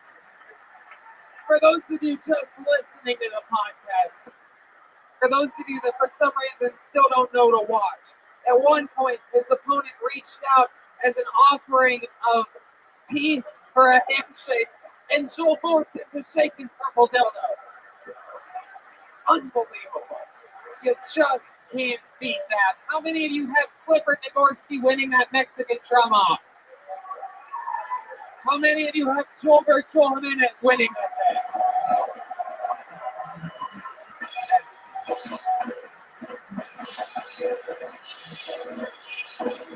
Wow. Go fuck yourself. That is how you get a sponsorship by Ludwig Jumps.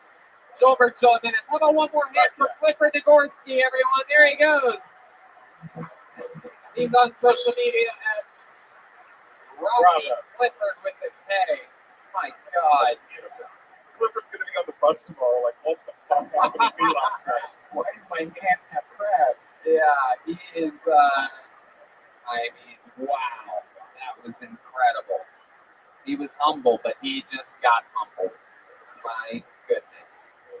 So here we go. Let's keep this fun train moving along. You guys having fun out there yet? That was a real Mexican drum off. You just can't beat that. Sometimes you get them, sometimes you don't. We're starting off the show with one tonight. Put your hands together for your next comedian, getting an uninterrupted 60 seconds. She goes by the name of Karen Breisky, or Breisky for that. Karen Breisky. Silver screen quotation. If you want these kind of dreams, it's Californication. One more time for Karen Brisky, everyone. Hi, Comedy Store. You guys are awesome. I appreciate being here. Recently I got a dog, and he's really fucking cute, and I am so happy that he wants to be wherever I am at all times. Even when I'm fucking my girlfriend, he just sits right beside us dancing, which is weird. So I stop fucking my girlfriend, and I move him because staring into the eyes of a dog while you're banging your girlfriend is not like that awesome. But then he's like tenacious, and he comes back, and he's like, I just want to be wherever you guys are. So he pops his butt right back on top of us again, which is like, okay, we could not be paying attention, but he's under the table. But my time's running out, but basically, I moved him. I moved him, came back, and then he walked all up my back while I was banging her, and I was like, fuck. Hell yeah, Karen Brisky. Brisky or Brisky? Lesbian masturbation. Welcome to the show. Lesbian masturbation. Lesbian masturbation. Lesbian masturbation. I cannot believe the Red Hot Chili Peppers are here tonight. This is as wild as it gets. Karen, welcome to the show. This is your first time on the show. Yeah, it's my first time. You have an awesome delivery. I love your style. How long have you been doing stand-up comedy? A year. 1 year. Heck yeah. You have an adorable little voice. Meanwhile, you are clearly the alpha lesbian. So you sound like you'd be the beta lesbian, but your look says you're probably the second comedian on this stage tonight that's had a purple dildo in your hand today. That's my guess. Is that true? I feel like your fanny pack doubles as a strap-on. Yeah. I mean, it's just a normal looking white variety dildo. Oh, normal white dildo? It's like a flesh white. Is it like bright white or like flesh, like the color of white people? Flesh white, like. Flesh color. Yeah. How about the tip? Is the tip the same color as the base? Yeah. No. So 1 year doing stand-up. Have you lived in LA the whole time? No. Where'd you start? Chicago. Is that where you're from? Yeah, I'm from Chicago. Heck yeah, you're from Chicago. Very good. And how long did you do it there for? Just a few months. And so you lived here for? Like 9 months. That's so fun. What's your living situation? With your girlfriend? Yeah. She came out here with you from Chicago? She moved out here first. Nice. What'd she do? Fashion design. Wow. Clearly you don't supply.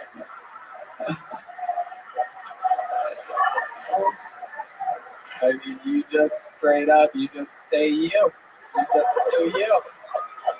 You do not let that girl influence you whatsoever. Unless, of course, she designed that from the Roseanne Barr line of... It looks like all the Peanuts characters thrown into one. On the red carpet, they're like, who are you wearing? You're like, Meg Griffin.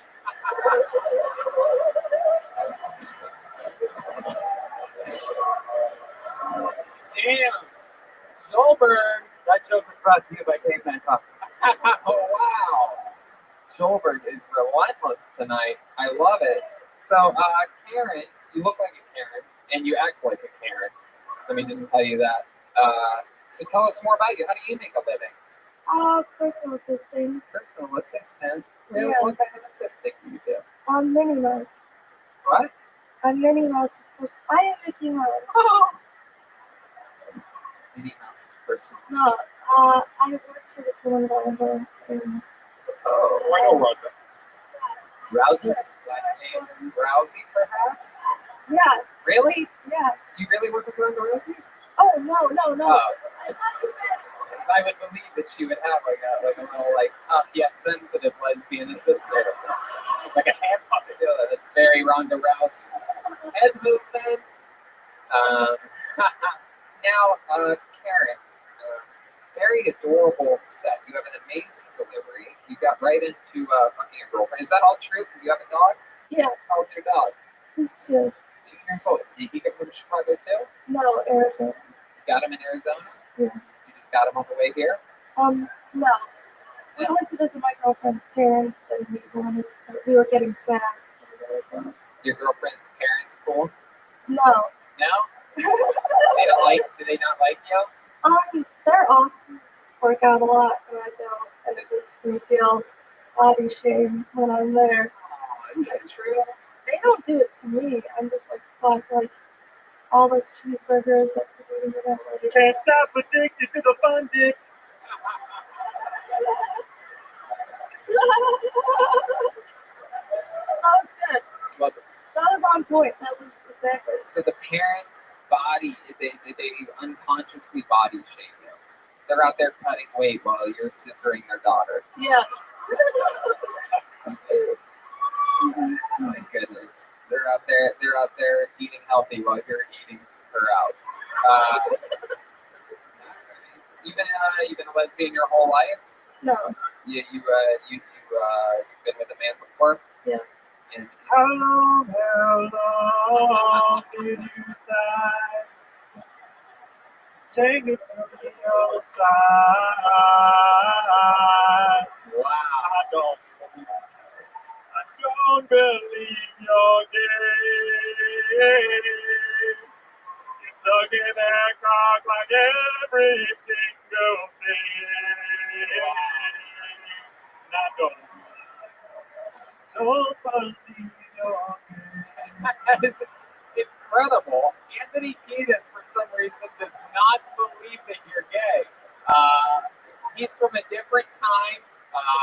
This is not the Thoughts of the Kill Tony show. It's Anthony Kiedis from the Red Hot Chili Peppers, the actual guy. Wow. So, I mean, it is a good question Anthony brings up. How long have you been gay? How long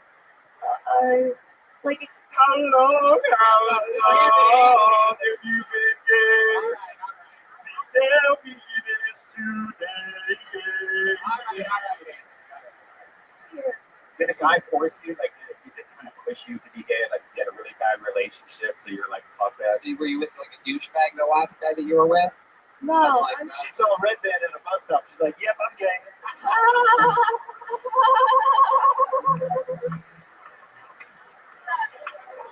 Yeah. Why, she thought I was a lesbian? Oh, man. That's good. Your laugh is very belittling to me. You're funny. You're very funny. Wow. Oh, man, that was not from the heart at all. Yeah, this is my tone. I'm not a tone. I like your style, Karen. That is so fun. So you and your girl, you guys like LA compared to Chicago, or you sort of miss it because it's like cold and shitty there, and there's a lot of time to just stay in and like fuck and stuff. Totally. Yeah. Totally. I miss Chicago, but I don't miss the weather. Right. I miss the way you walk around without walking. It's Chicago.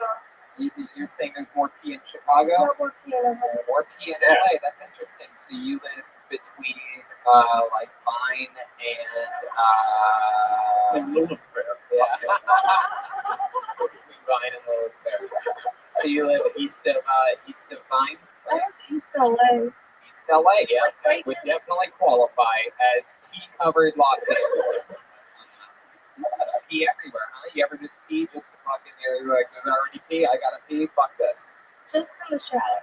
Oh, wow. When my girlfriends are peeing. When your girlfriend starts peeing, you pee too. Yeah. You guys are like little dogs at the dog park. You're peeing, I'm peeing, buddy, let's do this together. Yeah. My dog park people are laughing hard at that one.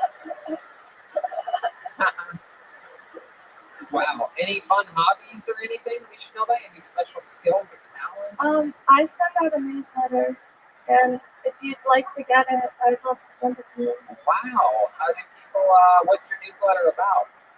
Anything I want. It's anything. I write about Janelle Monáe.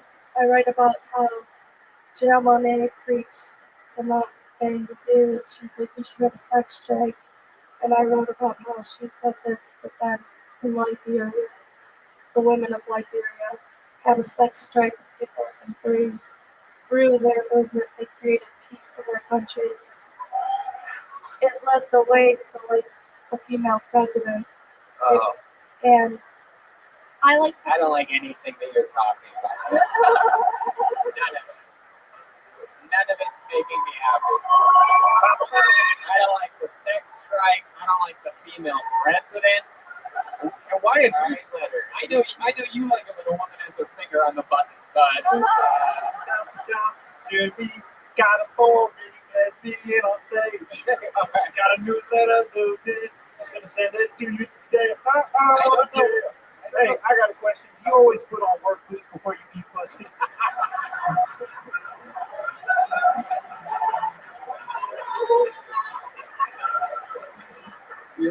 fun. I love Eat the pussy work. Yes, I do. Yes, I do. you have a great sense of humor, Karen. You're fun. I think you're absolutely built for this. How much time do you think you have if you had to guess? Like minutes altogether. You've only been doing this a year. You're from Chicago. Like, what's the longest set you've ever done stand-up comedy-wise? 5 minutes. 5 minutes. Hell yeah.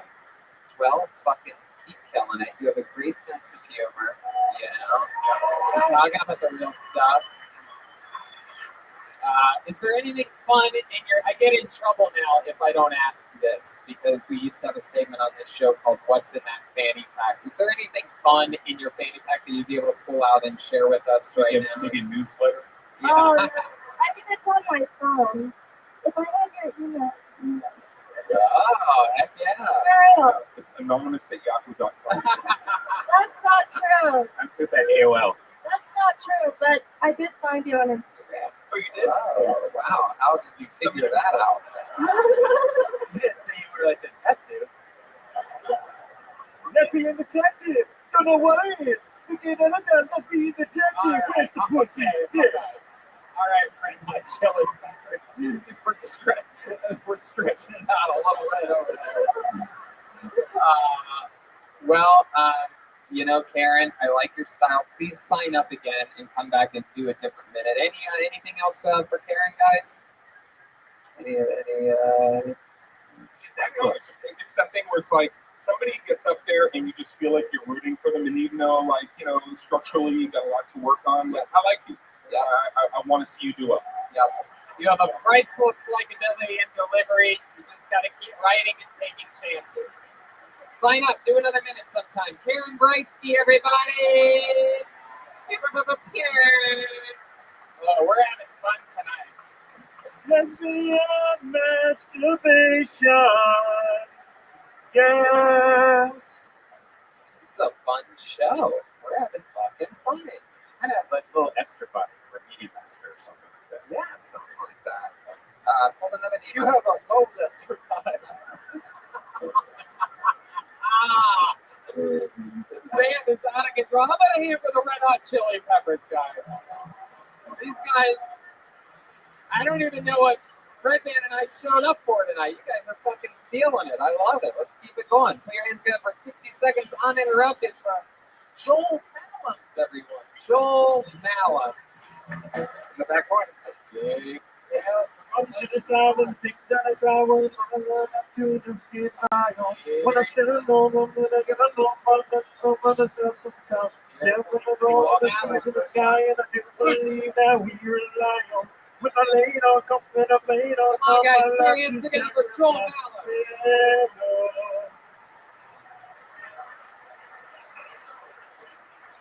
Aloha. I'm here today because I enjoy smoking reefer and tobacco and doing other substances. And my parents are Roman Catholic.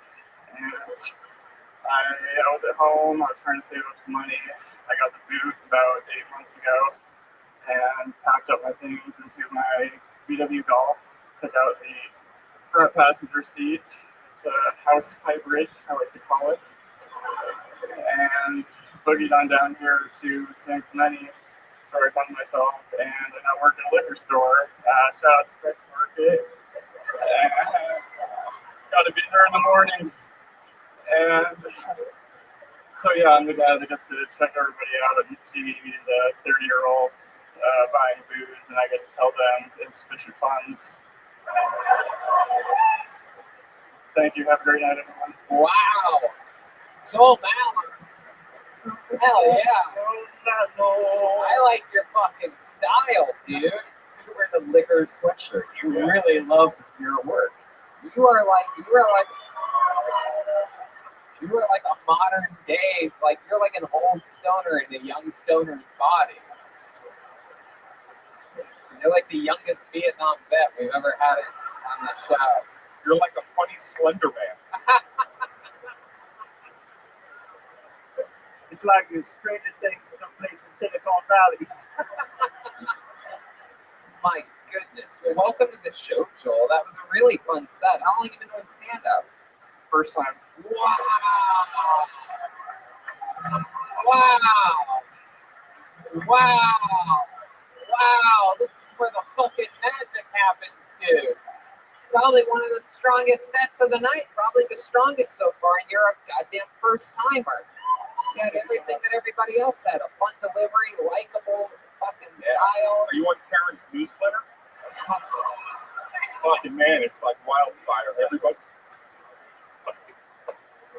I can't believe she told me I'd like her newsletter. Like, I know I look like Rachel Maddow, but I didn't even know newsletters were still a thing. Like, you could still do newsletters. I needed a newsletter to let me know that newsletters were still a thing. Seinfeld, newsletter. All right, so let's talk with Joel up here. Clearly, a very interesting looking guy. He says that he drinks, smokes, does a lot of other substances. Clearly, none of them creatine or steroids. He's a very lanky. You look like if Kevin Nealon was an amateur skateboarder. You have giant arms, giant shoulders, and this like tiny head on top of this whole fucking thing. It's like a cherry on top of a sundae. Yeah, it's crazy. You have that fucking. You said Sunday, pretty weird, man. You Sunday. said Sunday, man. My goodness, Joel. Did you say it again? Say it again. Say it again now. Sunday? Man, you put that weird accent on there. Sunday? You go Sunday? Oh, yeah. Oh, I say Sunday different than day. I don't do like the day of the week. I say Sunday. Like a question. I put a little question mark at the end. So would you like a chocolate sundae? All right. Let's get back to the show. So, Joel, how old are you? 32. Oh, stop that. What? There's a different Joel up here. This Joel Mallows. 27. 27 years old. And what size waist do you have? That's a good question. You're so thin and white, if you lay down, someone would snort you.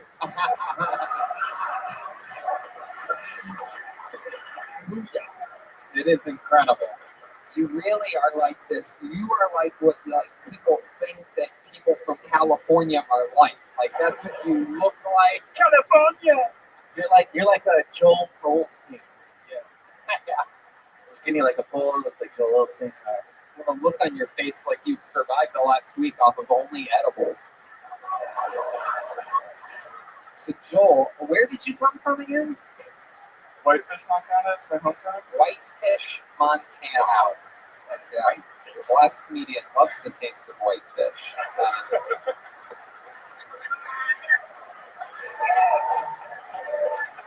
So Joel, how long have you lived in San Clemente? About 9 months. About 9 months. So you drove down from Whitefish in your VW Golf, and you just fell in love with San Clemente, and you stayed there, and you started looking for jobs. Am I close to right? Is there a reason why you stuck it out in San Clemente?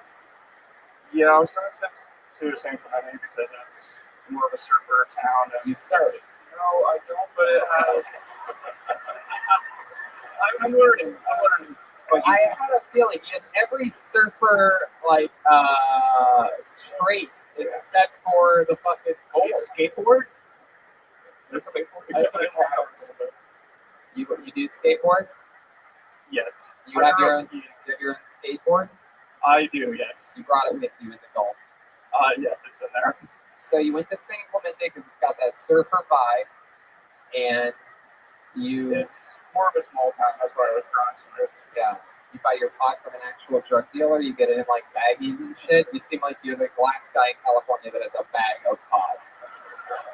It's like, hey, want to smoke some of this? I'm gonna break it up and roll my own joint in. I got fucking stems and shit in this shit. I gotta remove the seeds. I get the fucking. I ask for bad weed because that's just how I fucking like it, dude. You don't ever know if it's gonna get you high or not, and that's half the fun. Have you smoked resin lately? Like, are you cleaning out your bowl and making a little blob, making it on a pencil? Have you? Did you do that? No, I mean, I like to have nice grade, but at the end, it's. What? What did you say?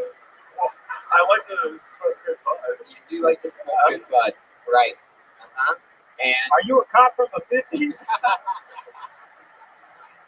Sure do like this. This guy's whiter than snow. I will give you $1,000 if you can do the entire Napoleon Dynamite dance from the end of the movie. Oh shit! I think you can fucking do it, man. $1,000 on the line. Do you know how to do it? $1,000. Oh, he doesn't know it. Oh, that's worth $1. That's only 75 cents worth of that day. Wow. So Joel, you're in San Clemente. You're working in Fred's liquor store, Fred's Market there in San Clemente. You ever have any crazy things happen to you at the store? You ever have to, warn somebody off with a broomstick or something like that? Mostly trying to catch IDs with younger kids. Yeah. Why do I feel like Fred's Market doesn't have a produce section? We don't. They don't. You nailed it. So nothing crazy's ever happened there? No. We did some crazies in there. Yeah. Sorry, I'm just trying to think of something. No, it's okay. How about in your normal life? You have a girlfriend? No girlfriend right now. No girlfriend right now. You seem sad about that. You got really sad though. It's been a while. How long's it been? It's been. Fred, Dan. That guy looked at me like I sang that. How long has it been, Joel? About 3 years. Wow, 3 years. Have you been on a date or anything like that? Yeah, why didn't the father leave, man? What? Never mind. So why has it been 3 years? You've been on dates? What's going on? A little bit shy with the ladies? Nothing's happened, honestly, and I'll try Tinder and Bumble once in a while. I did go on a Bumble date on the 4th of July, but it just didn't work out. You went out on the 4th of July on a date? It didn't work out. What a weird day to go on a date. Like, hey, you doing anything tomorrow? What about July 5th, dude? You have no schedule whatsoever. Did you get drunk at least? Sorry, did you get drunk at least? Yes. I mean, how did it end up with you? It went okay. She ended up bringing 4 other friends with her. Oh. Exactly. Oh my God. All right. She brought 4 other friends with her? Was that part of the plan? Did you know she was going to be like, hey, can I bring a basketball team worth of people with me? The starting 5? I was thinking, it's the 4th of July. I have 4 friends. Why not?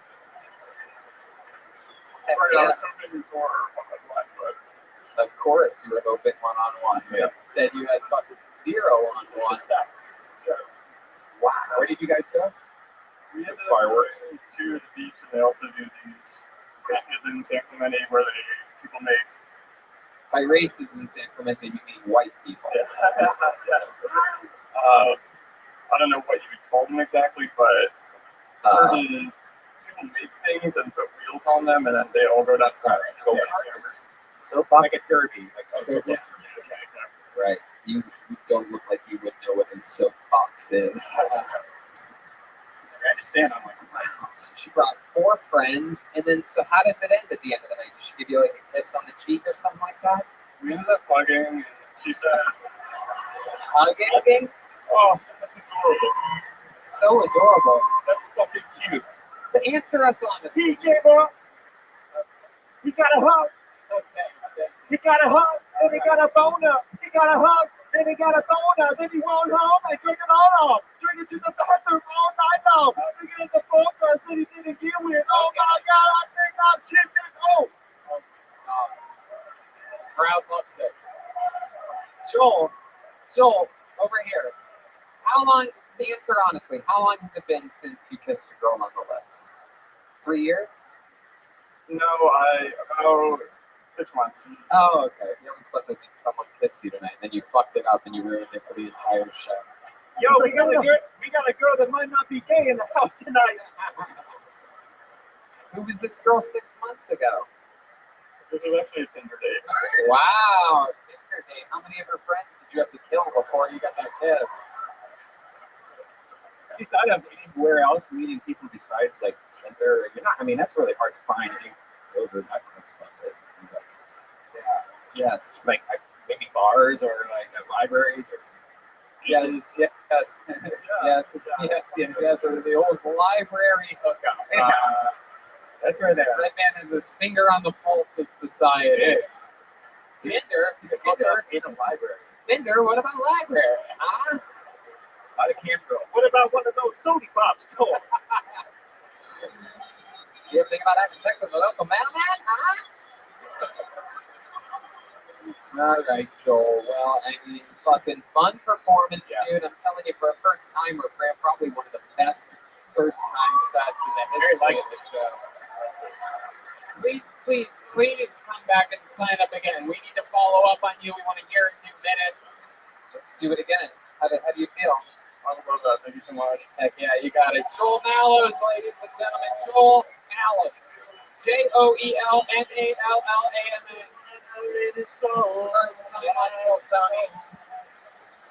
So cool. Got to get a plug up later. He's gotta go. He's gotta go get a blowjob. Look at that. That's a girl following him out.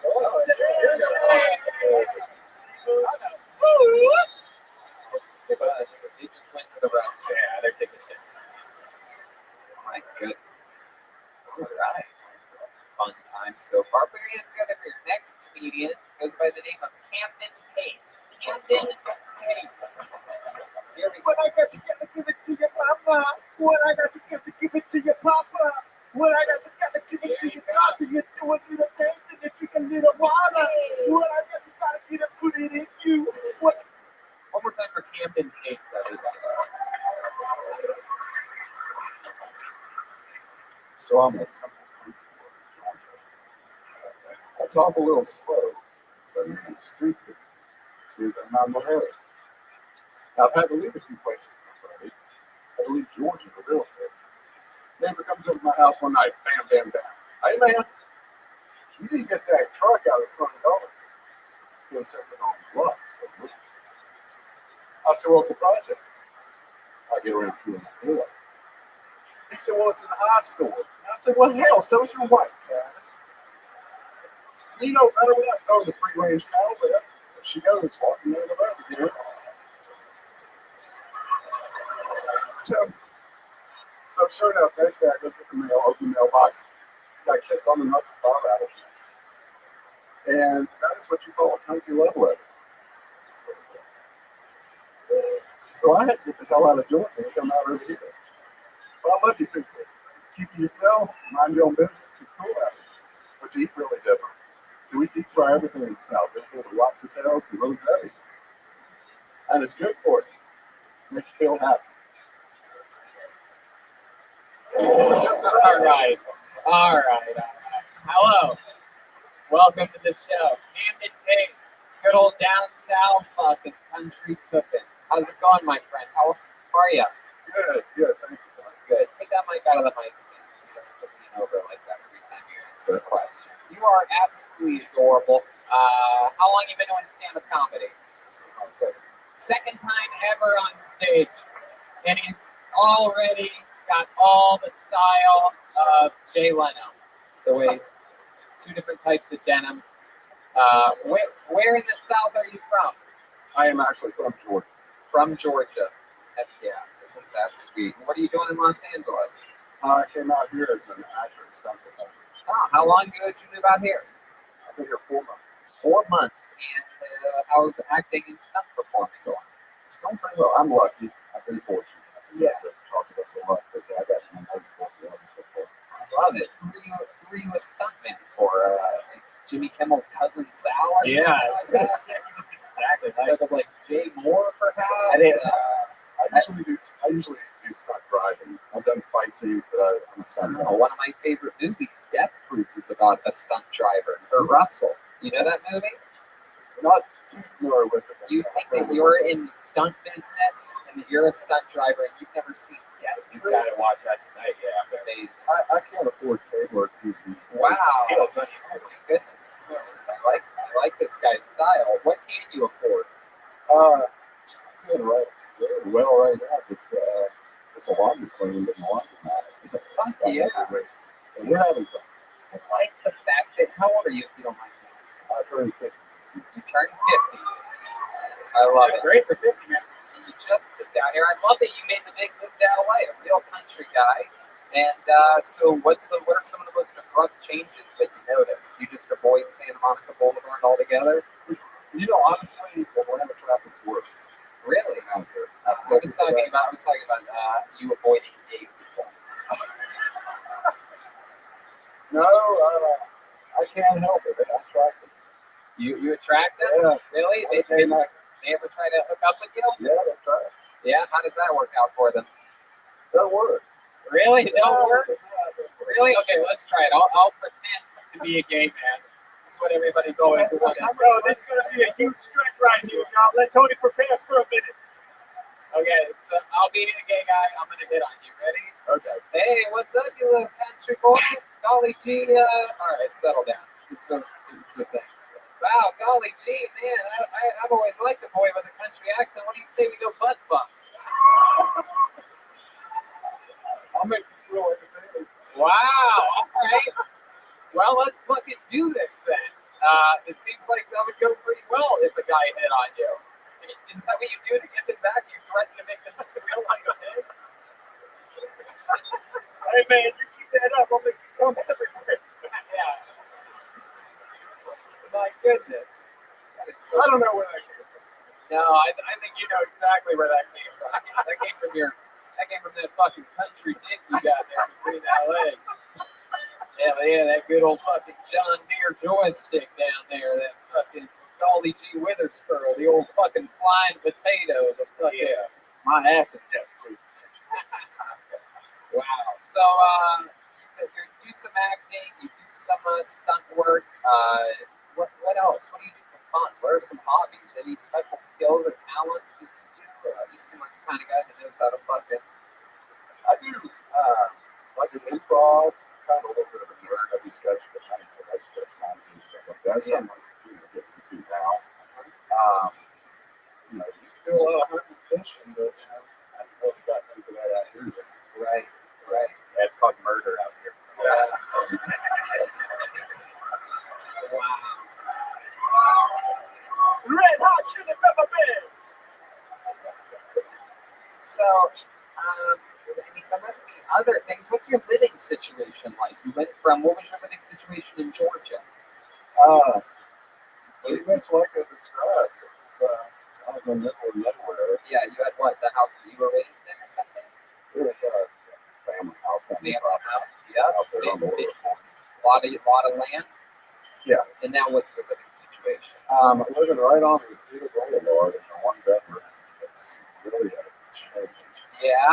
What kind of do you have art on your walls? Do you have a cowboy hat hanging up there? What do you got? It's pretty damn smart.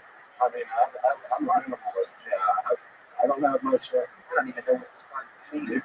Smart. Where you get your furniture from Camel Motors, right? I hardly have any furniture. I am truly. What do you have? So what would we see if we walked into your apartment? You walk into my apartment, you're going to see an air mattress and a foot. And wow. Damn, after days, pussy just dried up. Yeah, wow. That's scary. Even she groaned at that one. It's like a printer. Yeah. He is great. Yeah, I can't even scan. I had to scan stuff and I go to FedEx. Wait, what'd you have to go to FedEx for? I had to scan documents with my phone. Don't you have a cell phone? I do. Well, there you go. Hey, Rabbi, do you have any fire crackling sound effects, like a fire sound? I feel like he could say anything and it would be interesting, just like it's the way he talks. Yes. Campfire sound. This is going to be very interesting. Do some improv. Yeah, do some improv while we bring it up. Can I have a word from the audience? I'm hearing chair. There's a guy that was dying to be asked for a suggestion. He's waiting for this moment. So I went by this flea market and I saw this chair. Decided to throw this chair in the back of my truck, take it home. And it was quite a comfortable chair. It's one of those captain's chairs you see in the seafood restaurants. And as I was sitting there watching Grace play one night, in my comfortable arm leather back, cute leather chair, right there at SunTrust Park on the 4th of July, I was laying 3-1 miles on my Braves. It came through for me. And let me tell you something. I can't begin to tell you how much I love knocking back that whole 12-pack of beer in my brand new chair I got at the flea market. Right there in Pendergrass, Georgia, where they sell little sugar gliders and everything else from the tropical rainforest and smuggle them into the country. Wow, that was incredible. That was very impressive. You need that sound everywhere you go. You need the sound of a campfire playing with Anthony Key that you'll always be able to say Anthony Key. That's I'll just get a little Bluetooth speakers, put it on your pocket or something. You are a gay magnet. Yeah. That should be your album. Yeah. Gay magnet. Gay magnet by Camden Pace.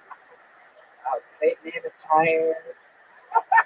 And a man walked up to me and he said, "Hi, what you doing in that chair? Why don't you sit backwards on it instead?" And I said, "Boy, I'm going to make you squeal like a pig." Well, Camden, so much fun to have you on the show. Welcome. Come back again. Sign out. There he goes. Camden Pace, everybody. He's on Twitter at RealCamdenPace. Heck yeah. Come on, make some noise for this guy. He's almost 50 years old. Just moved to Los Angeles. Real stunt man. Next time he comes on, I'm going to have him do a stunt for us. We'll have you guys do something crazy. I want to see that guy do a fun Yeah. Our good friend Fletcher is recovering from doing stuff with shout out to Tane. He got injured. Shout out to Tane. Caveman Coffee. Yes, one of the proprietors of the delicious Caveman Coffee, which has helped me save a lot of money. I stopped spending silly amounts of money at my local coffee shop because now I go to cavemancoffeecompany.com and use the promo code KILLTONY, save 15%. And I use nitro, cold brew coffee, infused with nitrogen. I mean, this shit will wake the devil himself. It is unbelievable. Put a little sweet cream in there. It's delicious. I like it. I do it without the sweet cream because I like being healthy. But Brian just keeps sweet cream. Sweet cream. Good old sweet cream on everything. Yeah. For those of you that don't follow him on Instagram, it appears as though he ate a bowl of boiled hot dogs last night. Yeah, it's a little teeny weeny. Brian does this very strange thing after a long night of drinking where he thinks all his food looks delicious, and he posts it on his Instagram stories with his usually not clean apartment in the background. Yes. Some mouse traps in the background. Rat traps. They're bigger. Boiled hot dogs with different types of cheese, which you woke up complaining about this morning. Yeah. Worst cheese I've ever had. Raw milk cheese is gross. I mean, really, it is unbelievably disgusting. But, all right, let's keep this fun train table up. Put your hands together for your next comedian, Gerardo Alarcón. Wow, Gerardo Alarcón.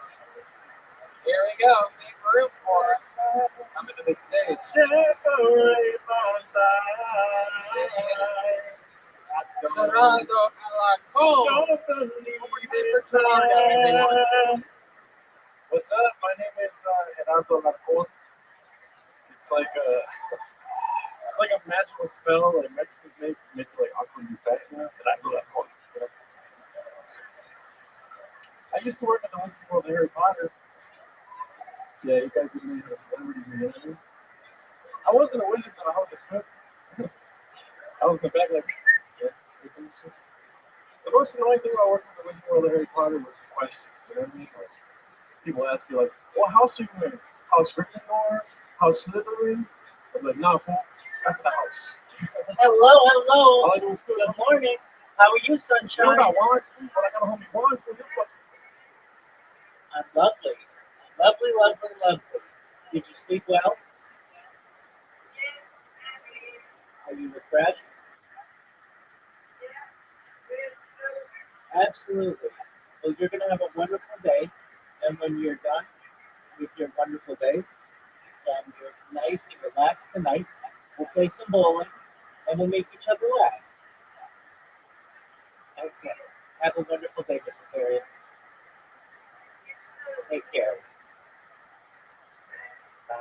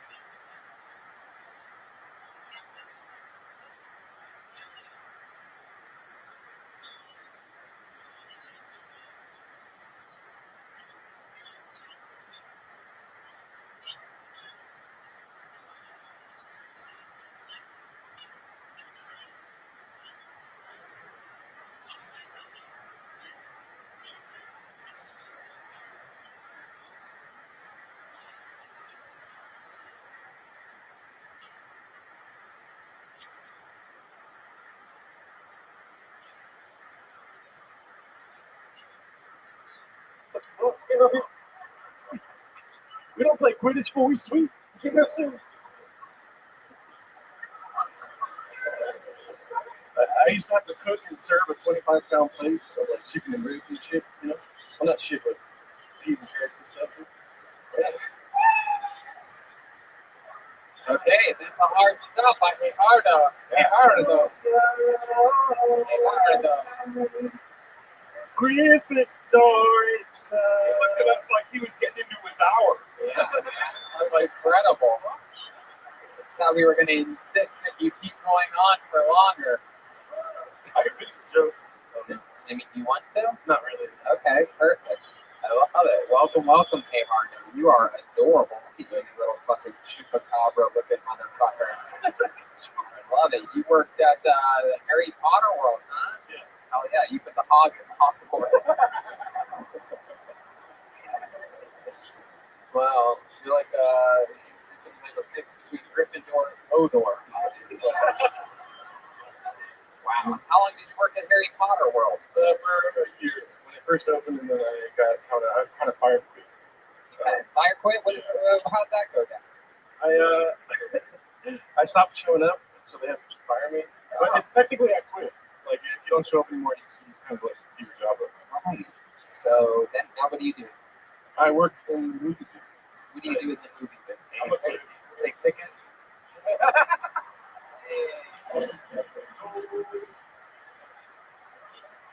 It's a theater club. What do you do? I mean, you do look like a young Harvey Weinstein, but I don't really think you run the movie business. I don't think you run at all. No. I'm a grip. Oh, grip. One of those things when you have no one knows what do you do? Basically rip stuff and set up lighting. Yeah, it's like hands-on electricity work and a lot of lugging shit around. Yeah. You like it? Oh, I love it. That's so cool. I'm working a DJ rap video tomorrow. The DJ rap video, is that what do you do? Is it more? I don't understand. DJ, it's a rap video. I just got a text and I was taking a dump in the restroom. Oh. Wow, there you go, boy. What do you expect? So it's a rap video. Yes, DJ rapper. So it's the message I got from DJ rapper. Yeah. And My favorite artist, DJ Rapper.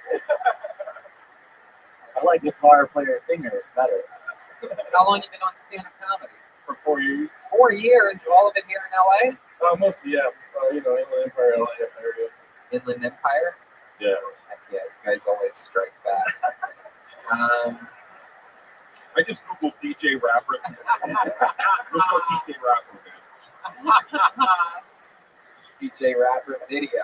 Man, it sounds exciting. Yeah. Tell us more about you. What else would we be surprised to know? What are some fun facts about Gerardo? I love how you say it. I called you Gerardo, like a white guy, and you're like, actually, my name is Gerardo. And with H's and shit. These look like G's and D's, but not you. Yeah. Gerardo. I am Gerardo. I don't know what else to say. I don't want to do a Mexican drum off. The last 2 times I was here, I played drums. Really? Yeah, I've quit since, yeah. You quit? You quit playing the drums. Schulberg put you out of the... Schulberg literally made you quit? Ending careers. Did you wear a luchador mask? No. That was another guy. That was the same night that took me out. Oh, okay. That's fun. So you've lost 2 Mexican drum offs. Joel has made you traumatized by the sight of him looking at a drum set. Yeah. And so now what do you do for fun? What do you feel the time? What do you do like hobby-wise? I do a lot of stand-up and work. That's basically, I work long days. Yeah. Don't really have any, I mean, I don't mean to sound boring, but I can tell you about lights and stuff. You know what I mean? I don't do that. Yeah. No. How about your love life? What's that like? Love life? I mean, I'm more of like a Masturbator? Yeah.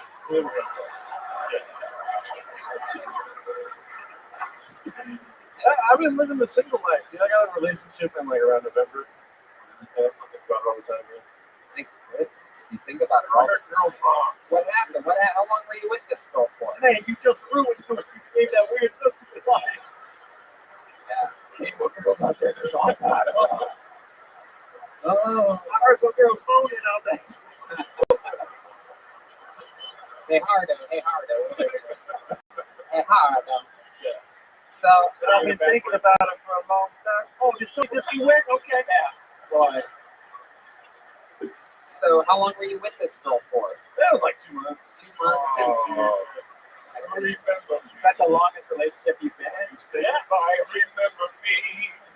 Don't let it make you cry. That's the longest? 2 months? Like, why? And the other one was 2 weeks. Wow. Heck yeah. This is exciting. It's like your longest relationship is the same as like a regimen of antibiotics or something like that.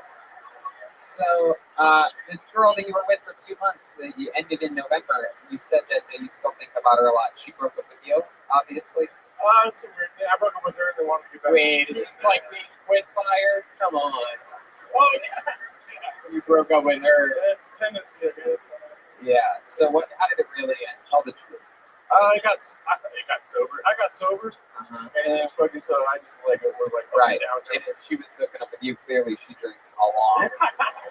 So you're like, hey, I'm trying to, clean up my life a little bit, right? Yeah. And so maybe we should take a break. That was your idea.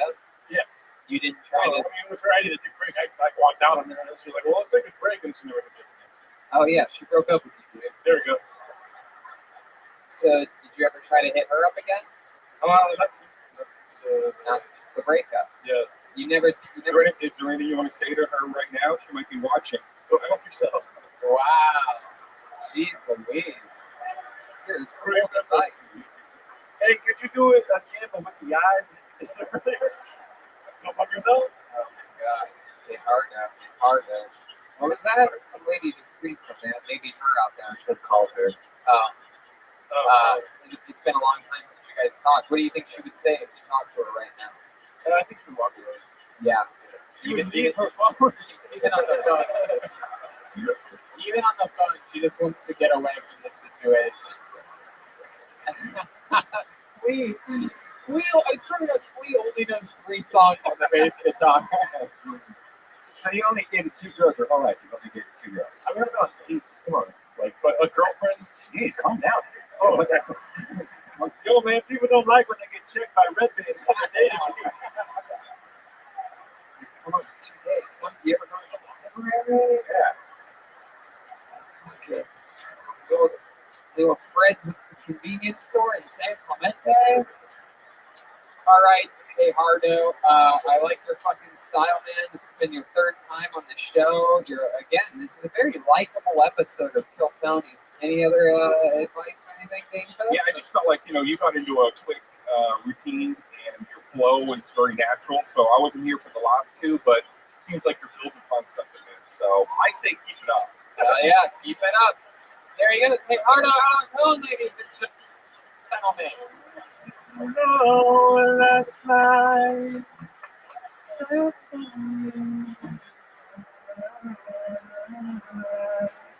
I haven't been on a date in so long. That reminds me. A good way to get someone to go on a date with you is to get them to go to your website. Today's episode is brought to you by Wix. Wix is the best and easiest place to create a professional website. With Wix, you can start from scratch or choose from over 500 stunning templates. They have the world's most innovative drag-and-drop website builder, so you can easily customize your site, add text, images, videos, whatever you want. You can even use Wix ADI, Artificial Design Intelligence, to answer a few questions about you and your business, and Wix will make a stunning website for you. It's so easy nowadays. You don't have to do any of the coding. Like I used to have to write paragraphs of code just to have a chat room. Now it's just drag and drop. It's fucking great. Wix is so simple that you can add a store to just by a few. Yeah, and if you go to Wix.com/Tony, and if you go to Wix.com/Tony, you'll get 10% off any premium plan. So once more, join the over 150 million people who have built their website using Wix. Go to Wix.com/Tony to get 10% off any premium plan. That's Wix.com/Tony to get 10% off today. You guys ready to get back into the show or what? There you go. We got it. Go to Wix.com. Wasn't worth it. All right. Now when you interrupted me every time, I was building to another flipping button. That's gotta be the last verse, right? Oh Okay. no. I don't remember why I do this. As we go on. Wix.com. So, fun fact about this show, he's a regular on every single episode. He writes and performs a brand new 60 seconds every week. You've seen this young man before. We're absolutely in love with him. He's an improvisational guru. I'm excited to see what new minute he has this week. He's truly one of my favorite things in all of comedy. It is the one, the only, William Montgomery.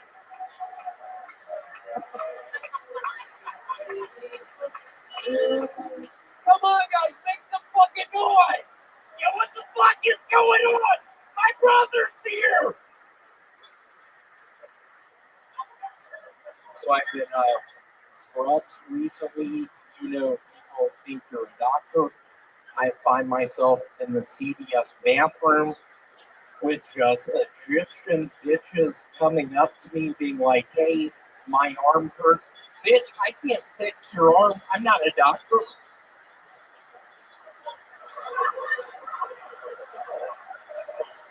So everything's been going pretty good in my life recently, other than my addiction to whippets. I don't know what to do with all the canisters. I don't know what to do. Antarctica, the poor man's Japan. It's an ESPN shirt. I work for ESPN. If I'm going to be honest, a lot of people say I look like body rape. You want something to talk about? I want something to talk about in the CVS bathrooms. There you go. Brand new minute from William Montgomery. Did it again. Came out with an interesting look this week. Very exciting because I like this new stepfather version of William. I ended up becoming a teacher in Memphis. You've been teaching in Memphis this week. I have for 6 months. Sort of rewind 15 years. I had a student named Timothy in Oklahoma. He decided to try to get involved with special forces. He didn't make it. He started reading a bunch of books. He sort of got disenchanted with the government. He got a rider van. He filled it with explosives. I told him not to. Wait a second. Are you ended up in front of the Oklahoma Federal Building. Oh my goodness. 12 p.m. You were his teacher? I was his teacher. I taught him. When did he make it? I'm pretty sure that was in like 91 or 92 or something like that. What worries me is when I was his teacher, he was like, hey, William, I don't know how to conjugate this verb. And I just stared him in his fucking eye. And I was like, William, you mean Guillermo? I love it. William, you do this weird thing where sometimes you'll end your jokes staring right into Dane Cook's soul for some reason. Yeah. Hey, Dane, you know what I'm excited about? I don't know if you heard the news this past week, but the new Disney movie, The Little Mermaid, there's actually going to be a black Little Mermaid. Y'all give it up. Wow, that is very exciting. First black, here's my point. First black woman to be able to swim, right? Okay, come on, guys. It's Monday night. We're not on. Yeah, hey, bitch, you were at CVS last night asking me about Band-Aids. Hold on, we got to check in with Chroma Chris. Please for a second. Here, I believe you pronounced it wrong. It's going to be called Lil Mermaid.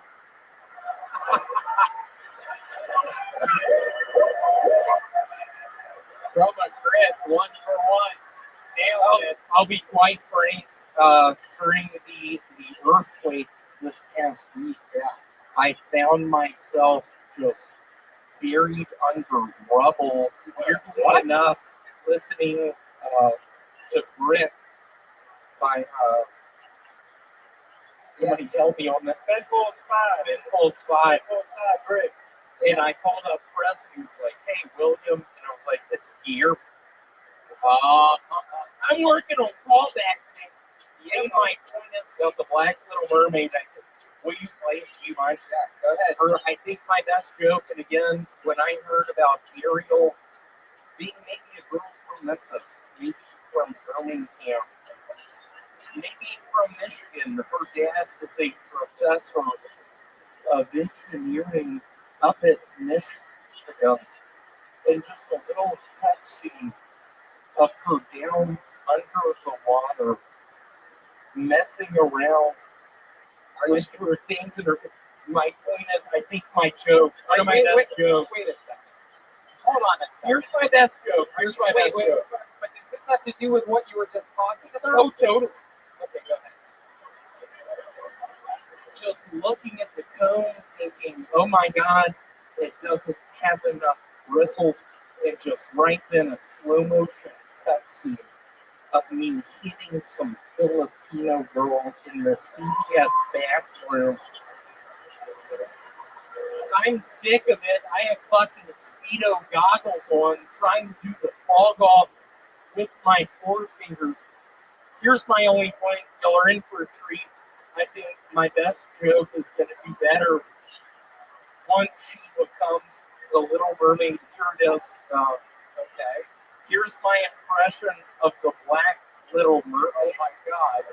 You're going to do an impression? You want to think of a bomb? I got 20. Hold on. I don't know. What the fuck did you just say? I have chlamydia. Wait, is this still the impression or is this you? I have chlamydia. You do. Is this the Little Mermaid? I can't feel my legs. Oh, it's the Little Mermaid. She has chlamydia. Hey, chlamydia. Fucking queen. She also gets crabs. Wow. Fucking hate Chroma Chris. I swear to God, when I was underneath the rubble, trying to touch her fingers, just sort of looking for solace amongst another human, and you did your hand right. Just rip. Hold on. And I'll be quite frank. If y'all really think about the song, it's about abortion. It is? Is that true, William? Totally. Have you ever had an abortion? Have you ever been with a girl and you had to get an abortion? What scares me is I picture me telling my parents' address and then right after that saying, yeah, I had an abortion, and just a slow motion cutscene, maybe MIA paper flames point, and a doctor putting some sort of a tube up my butthole, just saying, doctor, I'm a boy. I can't have a kid. What? You wait. Okay. All the Little Mermaids still. Flounder is the doctor just putting slowly his gloves on. Sebastian is getting the tube out. I can't right. Gonna find out if you know you're right. Take a look at my book. It's about everything.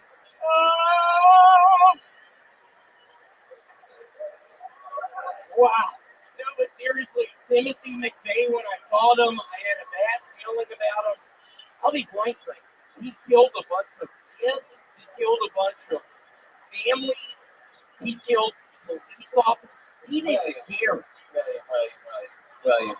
Last week you told us that your aunt got hit by a train and split into two. You said you tried to do mouth to mouth to save her on the but you did it on the bottom half. It was an amazing moment. She called me the next day and she was like, I don't get who that guy is up here talking about. Basically, my point is, I was in. Your aunt called you the day after you did that?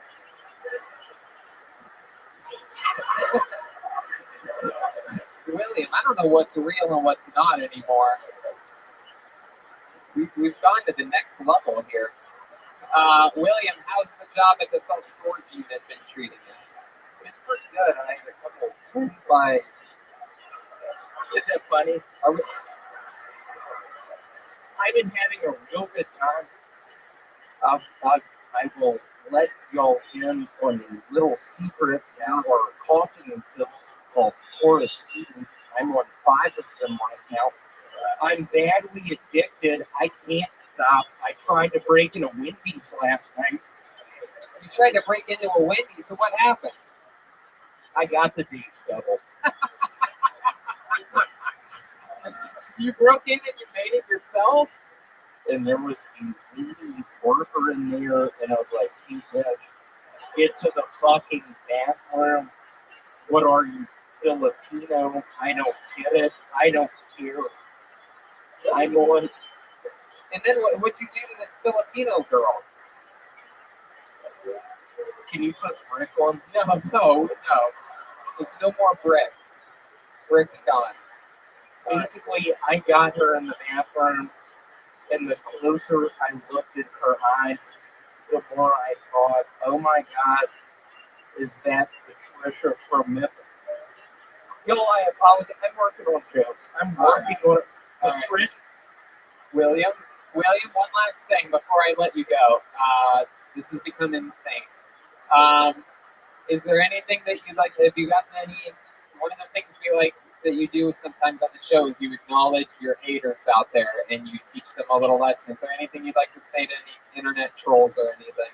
Yeah, what I would like to say is the bitch ass motherfucker, cracker girl kid 52. Just picture a cutscene of you and I on the Titanic. It's slowly sinking, and you bending over, and he's fucking you, and you looking back, being like, William, is it true you have chlamydia? And I whisper in your bitch ass ear, yeah, it is. You know how to swim, and I just force your face in the water. I drown you. And I go from room to room, just knowing I can kill a bunch of fucking people. No one's ever gonna know the ship's going down. It's made of steel. It hit an iceberg. It's a nightmare. Just Dane and I going room to room. Dane putting on the handcuff. Me fucking them. And Larry, my father, watches this. Larry, I apologize. I'm kidding. That is right. That he was talking to his father. He's letting him know that if he was on the Titanic when it was going down, he wouldn't murder a bunch of people. Wait, was I getting fucked on the Titanic? Let's hear. I just picture maybe a cutscene, maybe the bridge by that guy playing, and me walking into a room, just being like, Dane, oh my God, you're a formidable person. How'd you allow this person to chain you to the fucking death? Why is he fucking you? William, all right, William, I gotta stop you. I'm gonna stop you. I'm gonna hand William. It's just amazing. That's a real artist right there. Doing overtime. William just asked if he could open for him, and then said he was kidding, and then walked away. So funny. He's a crazy human being. He's a whole different type of person. So linear and understandable. It's what I really. It was clarity. He wasn't wearing flip-flops that time. He did a Filipino girl in the CBS costume. I remember the first few times William was on, people were still a little bit confused here and there. And then all of a sudden we all realized, oh, he's lying all the time about everything. And it became this like whole new art form. It's like reverse stand-up comedy. And he does it on stage also. Like, it'll be me and him talking in an alley, and then halfway through, I'm like, you're lying to me, aren't you? Like, and shout out to his parents. What do you guys think? Should we go to this bucket one more time, huh?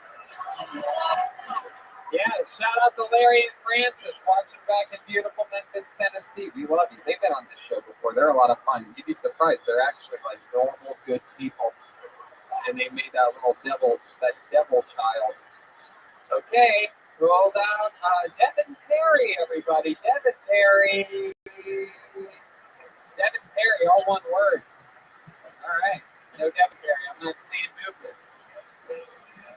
No. Okay, let's try it again. Wow, blacklisted. Okay, put your hands together for your next comedian. Eli Jaree, Eli Gorey, Eli Gary, Eli Gary. She put the slave. Oh. I tried to say I'll be there. I was waiting for comedian, where are they? Sometimes new people leave after William because they think that's the end of the show. Put your hands together for Mina Q, everybody. One of the elite members of the Apollo 13.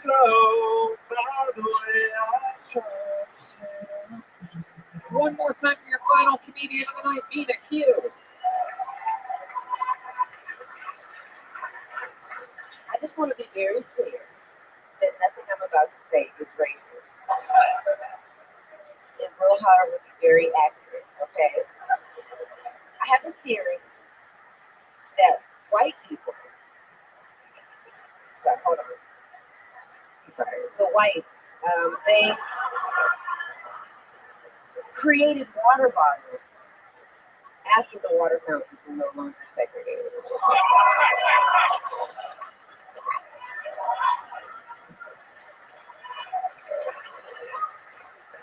I'm not saying that's exactly what happened. I'm just saying the timeline is tight. This is very tight. And I love white people, okay? I appreciate how your pettiness has truly moved this country forward. I just don't like that you named all the water bottles after black women. Dasani, Evian, Aquafina. So this is what we're doing. This is what it is. Okay. Wow, look at that. Amazing. She doesn't like the whites. That is so fun. That's one of my favorite parts of this show is sometimes you have someone and it's their first time, sometimes it's a silly character, but my favorite thing is watching people get better, and that is by far your tightest, best minute out of all your performances on this show.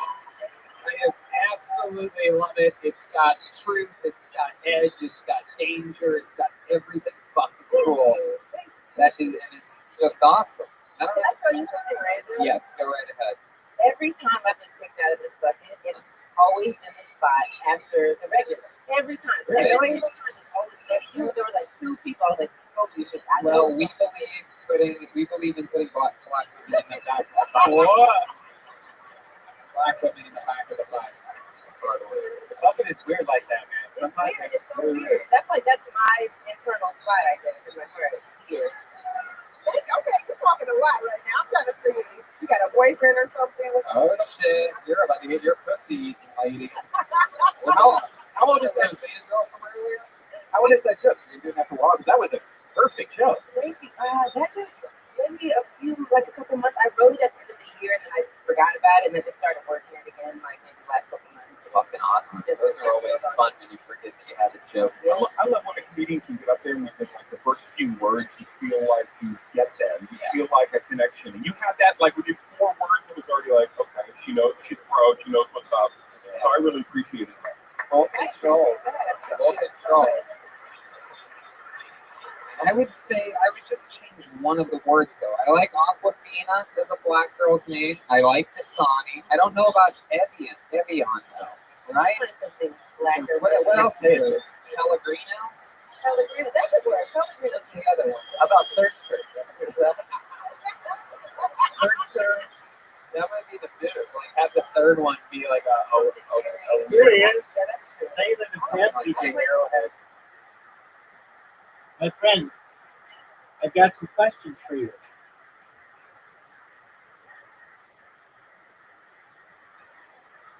Question 1. Are you ready to lose 5 times in a row at golf?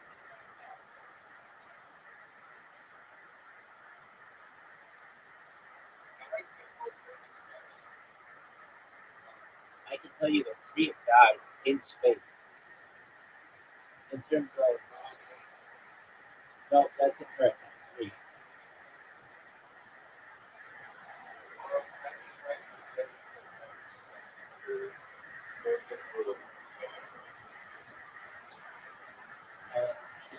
But okay.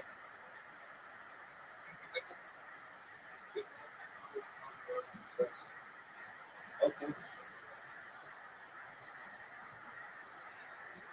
Oh, dude. I just gave you the game. It's a thing.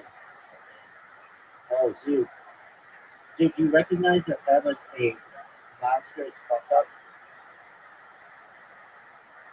Zoo, do you...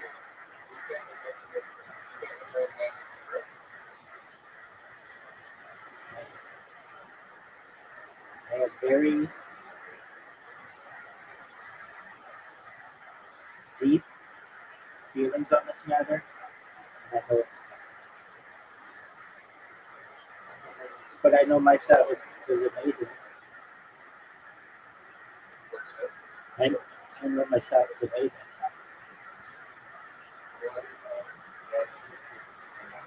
I'm an expert in the subject.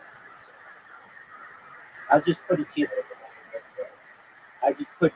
I'll just put it to you this way. I don't want to get into it, but um, I'll just say it like this: Earth is 6 times larger than the Moon. Okay.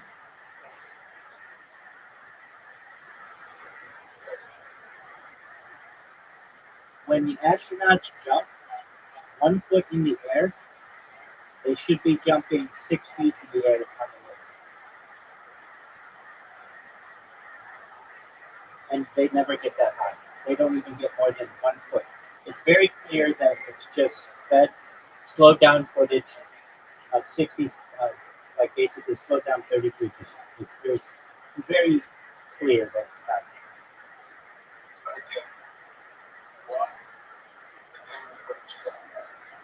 No, it didn't. They had color cameras then, they just didn't use them on the Moon. Why not?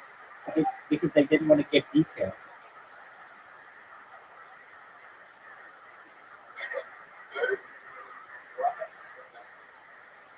It's an excellent question. The reason why they weren't able to go in the first place is because of something known as the Van Allen radiation belts, which are a string of belts about 1,000 miles in above the Earth's atmosphere, extending to about 25,000 miles into space, and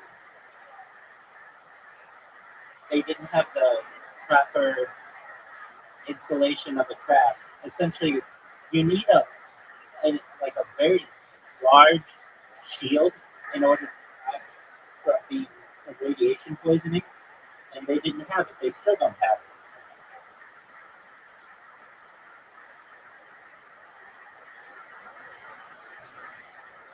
Yeah, I can just tell you this, but so if you want to know what happened, I mean, you can watch the Joe Rogan's Bart Sibrel episode.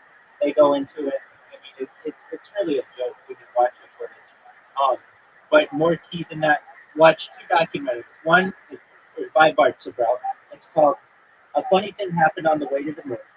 And the second thing you watch is "Astronauts Gone Wild." That's where Bart Sibrel asks basically every single astronaut, whoever says they went to the moon, he asks them on camera, and he gets their reactions. And they punch him, they kick him, literally they punch him. Buzz Aldrin punched him, and other people kicked him. They run away like children. Dude, if I had been to the moon, I would tell you with so much pride that I've been to the moon, I would talk your ear off about the moon. I would sit there and tell you about everything that I know about the moon. It's like me live streaming. I'll tell you all you want to know about live streaming my life 24 hours a day because I'm very proud of it. I'm very proud of the work that I've done. But if I had something to hide, like they do with the moon, then they wouldn't ever talk about it. They never talk about it. The only time that they ever would talk about it is on an anniversary, but it was very rare, and it was only in a speech. Look, this is like a very, very, sensitive topic for me because I know so much about it. And I mean, I will just tell you right now, I'm an absolute expert on the Apollo missions, and they didn't go. They got to low Earth orbit, which is less than 1,000 miles out of into space. That's how they were able to show all of the footage of being weightless, like floating around the craft. That's how they were able to do all that and make it look like they were halfway to the moon. But in reality, that's not true.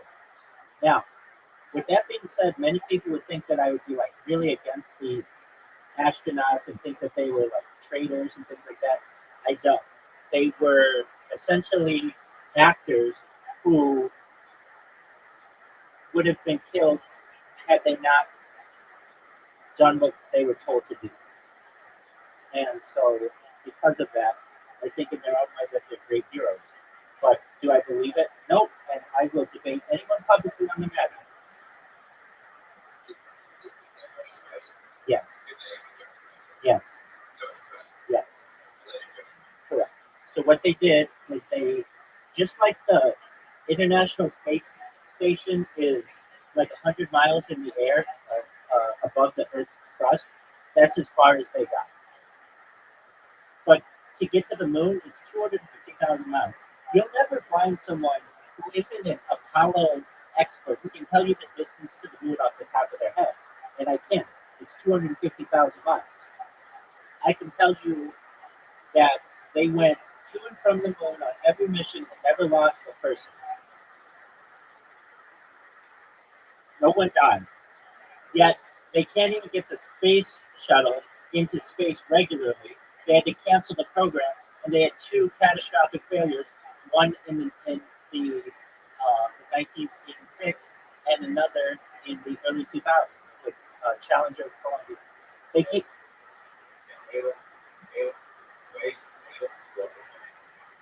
exactly. So you mean to tell me, dude, all of that technology that they had in 1969, when allegedly they went and landed on July 20th, 1969, all of that technology, all of that computer technology is less powerful than what's in a Walmart watch. You go to a Walmart right now and you get a Casio watch, and the Casio watch has more computing power in it than everything that they have for the Apollo program. And you see how difficult it is for them with SpaceX to get that stuff correct. And you mean to tell me that they did it multiple times without a hitch, no one died? I just don't believe it. Not only do I don't believe it, I will flat out, vehemently debate anyone on the matter. And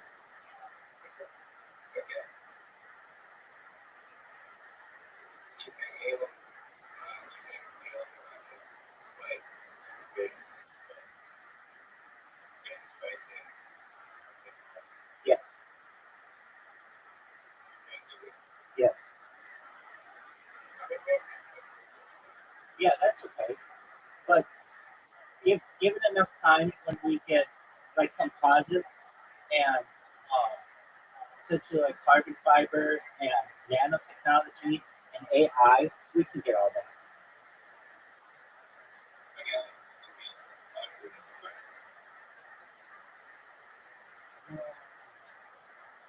Oh, dude, look how far away my shot's going to be. Yeah, definitely. Like within seconds.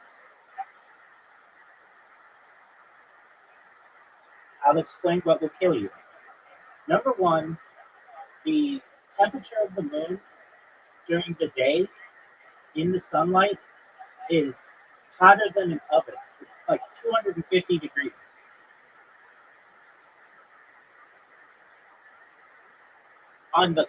When it's in the shade, it's colder than any freezer that you can buy on the market. It is next up. It is negative temperature, so there's a huge temperature swing. Additionally, and this was always pondered by people before the Apollo missions, you would need to be able to protect yourself from micrometeorites. So basically, there's like little dust particles that hit the moon and can hit the moon at any given time. And essentially, immediately upon landing, you have to either go into a cave of some sort or have some kind of protective shield because you'll be killed by that. Yeah, they did. And this is in some of the writings that I've been reading. It was 1969. Yeah, they did. The first person who came out with this was a man named Bill Casey. Like, I can tell you all about this. I'm an absolute expert in this subject.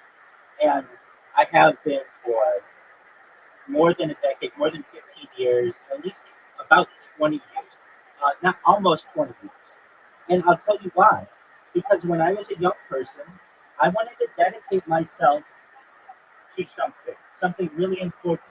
I didn't know what it was, but I wanted it to be something important. And I thought, you know what?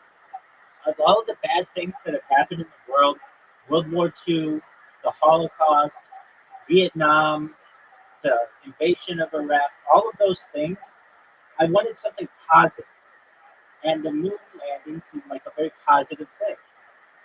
And as I researched it more, my not just opinion, but it just became very clear to me that it was a lie. You'll never hear anybody talk about the moon on the news about moon landing of 1969, unless it is July 20th, 1969. And what they do is they show a really small picture and about 5 seconds of the footage. They don't want people to see it, because if people see it, they'll end up realizing that it was all fake. And not only that, like there's so many things that are anomalies. Okay, they had pictures on the moon. Okay, right? The pictures had just normal film from Earth, no special film. Like no one's going to be able to tell you what kind of cameras they had on the moon. I can. They were Hasselblad cameras. Nobody's going to be able to tell you the kind of film that they had. I can. It was Kodak film, and I can tell you that it had no different shielding than a normal camera, and or no overtly more shielding. And if you put your film through an X-ray machine at the airport, it will become white. It will become oversaturated because of the X-rays. Yet the ones that come back from the moon are absolutely perfect. They're all centered. And keep in mind, they didn't have a viewfinder. You know how hard it is to take a picture with a camera that doesn't have a viewfinder, meaning you can't see what you're taking a picture of? I mean, you could have been taking pictures of the ground, you could have been taking pictures of the sky. There are many anomalies. There's a reason why they don't have the stars in any of the pictures, because it would have been easy for people to be able to say, hey, that star's in the wrong spot. I mean, if you just, all I have to say is watch, it's on YouTube. It's called A Funny Thing Happened on the Way to the Moon. And you'll see, but you can really watch any of the documentaries that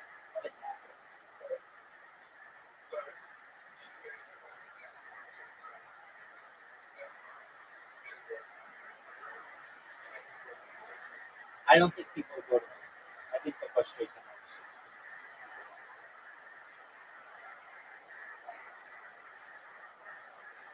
Well, the powers that be control the corporatocracy, essentially, has made it their goal to terraform Mars. They've never talked about terraforming it. And essentially, they don't want people to be able to see the inconsistencies between the Apollo missions and whatever missions they have in the future. And there isn't as much opportunity, perhaps, on the moon as there is on Mars. Mars has more liquid water. Mars rotates. Mars has much larger areas to populate, to terraform. If you terraform the moon, it may have a significant impact on life on Earth that we don't currently recognize. But if you really did it well, it would change like the brightness of the sky at night. There are quite a few different things that could change. Also, the moon doesn't have a significant atmosphere. Not that Mars does either, but Mars has a bigger one that allows it a little bit more protection. And I think that the space complex, the military industrial complex, wants to go to Mars first. Now, the question arises: what makes you think that their trips to the moon would be, to Mars would be true? I think that they may perhaps fake a few Mars missions, but eventually.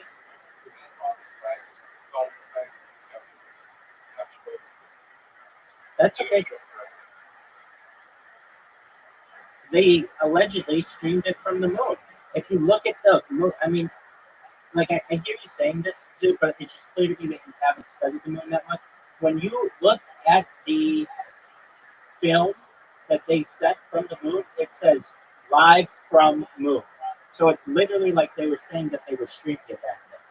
When in reality, allegedly, it had been filmed June 6, 1968 at an Air Force base in New Mexico. The name of the Air Force base, I believe, it's like Angle Air Force Base or something like that. It starts with an E. And there's even leaked footage of that, of Stanley Kubrick there. I mean, I've seen it. And there's like a big warehouse where they take in a bunch of like concrete, which is what that lunar regolith is.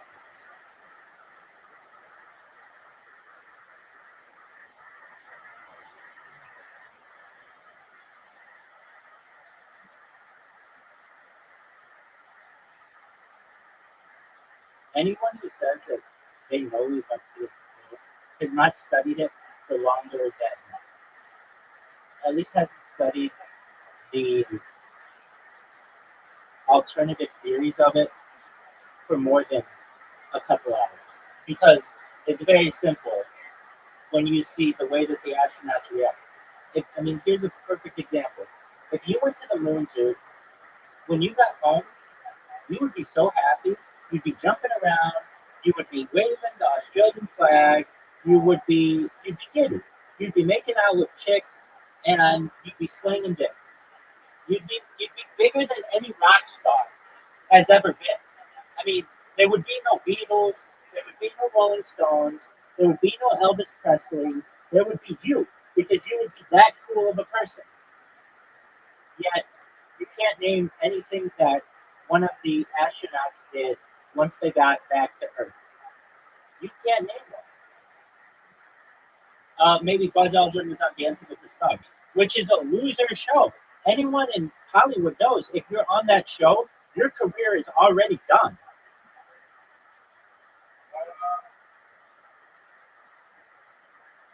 There's a reason why Brad Pitt doesn't do Dancing with the Stars, and Julia Roberts doesn't do Dancing with the Stars, and George Clooney doesn't do Dancing with the Stars, because they realize it would hurt their careers.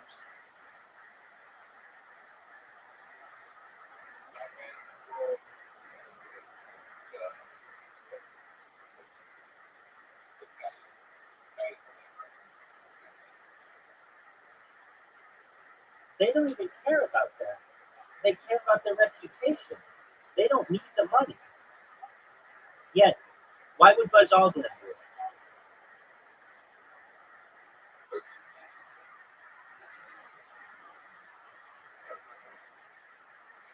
No, he has lots of money. He's done a lot of book tours.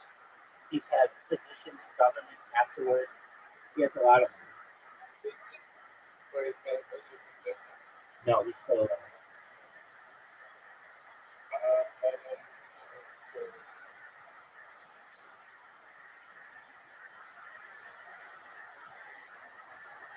Let me just ask you this. Exactly, he's a paid off. He's a paid off. Exactly. Of the Central Intelligence Agency. Exactly. Wow, your ball is in such a great place. Zook, let me just ask you this. Just to show you how I have no idea. Let me just put it to you this way, Zook. You're a smart person. You study history, and you know the moon landing was not just an American achievement; it was supposedly a global achievement. In fact, Australia had a big part in it, specifically an area of the outback that you've never even heard of, because I've asked you about it before. It's known as Time Gap. All of the footage that was transmitted from the moon allegedly was fed through Time Gap, Australia, in the outback, and then shot onto a wall at NASA's headquarters off a projector, and then cameras had to get it off the projector. They did not have a live feed to it. Like if you were going to the moon, you'd want a live feed of it. Now let me ask you this: how many people went to? How many people were on Apollo 11 mission, the first mission, the big one?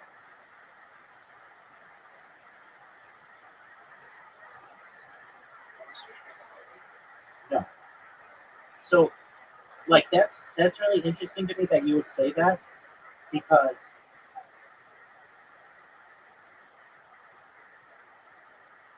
that's not why they call it the Apollo 11. It was the 11th mission of the Apollo program. So guess again, how many people were on Apollo 11?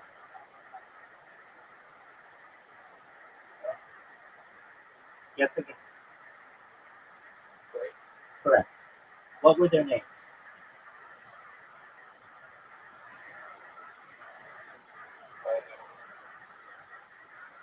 Do you know why he's called Buzz Aldrin? No. Buzz Lightyear came after. No. Because he was an alcoholic. Because he was an alcoholic. And his Navy buddies gave him that term Buzz because he was always buzzed.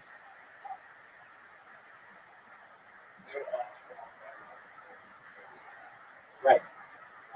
No one knows the other guy's name. The other guy's name is Michael Collins. But even that.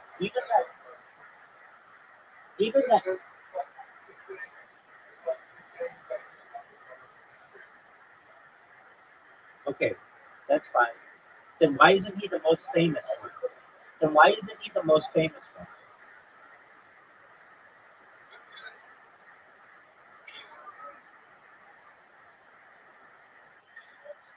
Dude, this is a man who went to the moon.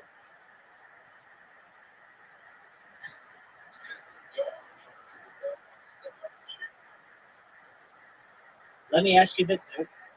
Why is there only one picture of Neil Armstrong on the moon?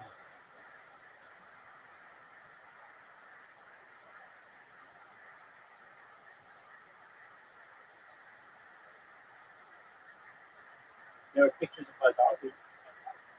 The most famous picture that you've seen is of Buzz Aldrin, not of Neil Armstrong. There's only one still frame photo of Buzz Aldrin, of Neil Armstrong. All the other ones are yes, you can. All the other ones are of Buzz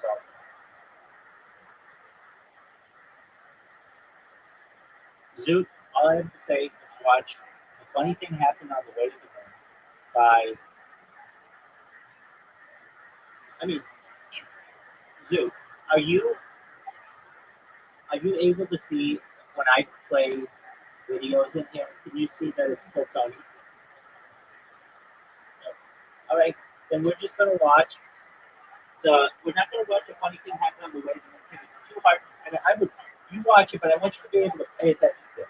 We're just gonna watch Joe Rogan and his interview with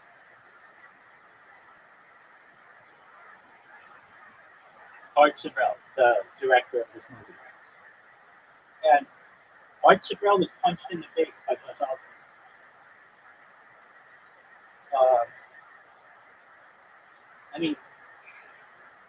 Yeah, we'll watch it. Okay.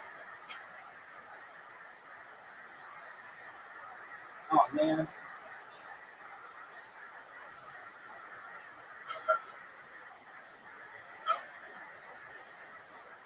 I don't even want to get into it. As you can tell, it's a very sensitive subject for me.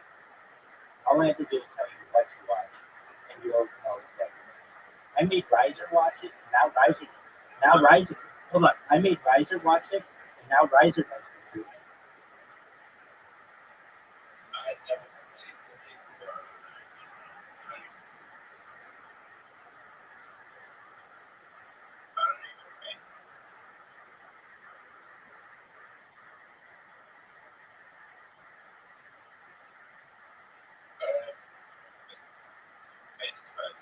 We've been to space. We've been in all places. That's where the international space is.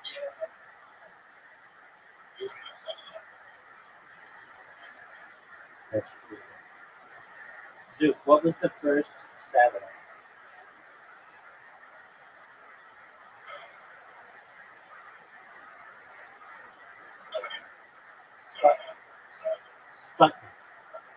Sputnik. Do you know who put out Sputnik? It's Sputnik. S-P-U-T-N-I-C-K. Do you know who put Sputnik? You know who put it out? The Soviet. The Soviets. Do you know who had the first man in space?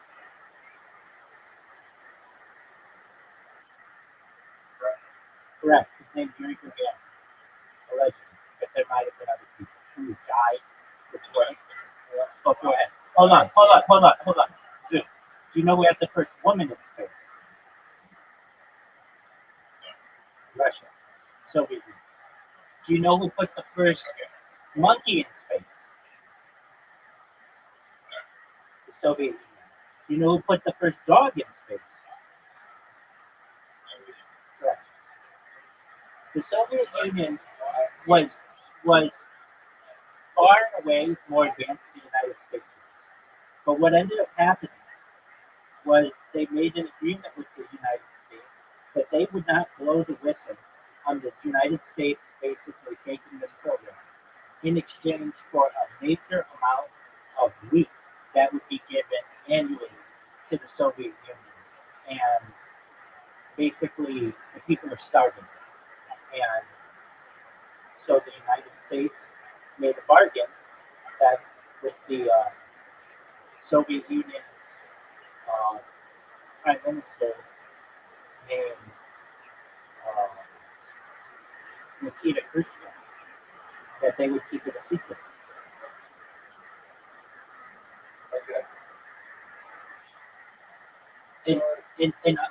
In other countries, like Russia, like China, they don't teach that anybody's community in some schools.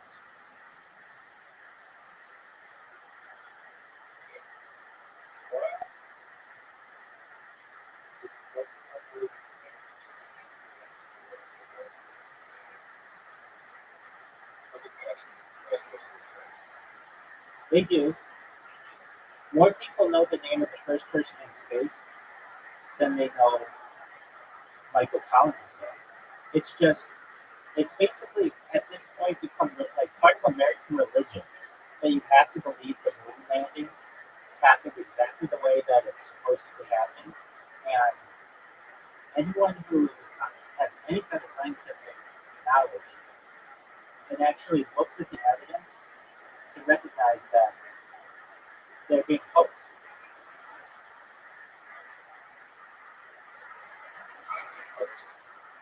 Okay, yeah, that company.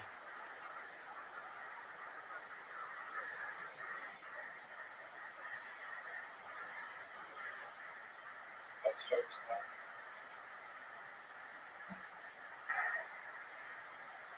I was as well. For some time, for a long time. I wanted to believe it more than it.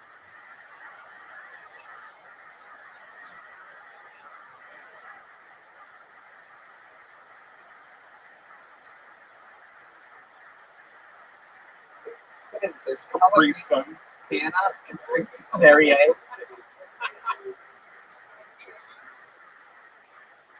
tell you what, there's a better possibility that the moon is made of cheese than Buzz Aldrin and Neil Armstrong having landed there July 20th, 1960. And I mean, you could really make an argument for this. Why? You could potentially say that there's oxygen in cheese and the moon has some oxygen on it. I mean, it's not a great argument, but you could make a better argument for that than you can make for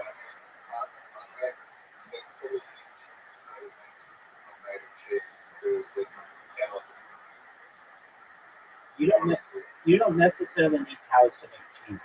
Goats make cheese. Humans can make cheese-like substances. There are other kinds of cheese. But that's like a mood. That's like a bunk comparison. We know that the moon is not made of cheese, yeah. But we also know that the moon, many people are awakening to the fact that the moon is.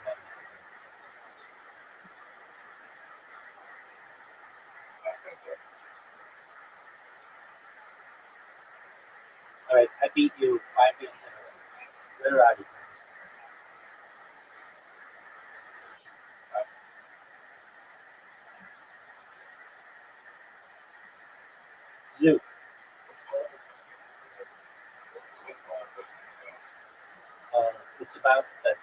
Okay, so get this. Apollo 11 was Buzz Aldrin, Neil Armstrong, Michael Collins. Apollo 12, guess what? There's no video evidence of it ever happening. They said that the cameras was malfunction.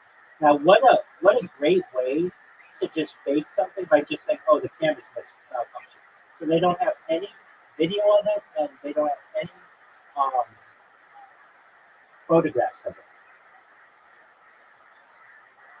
Isn't that curious?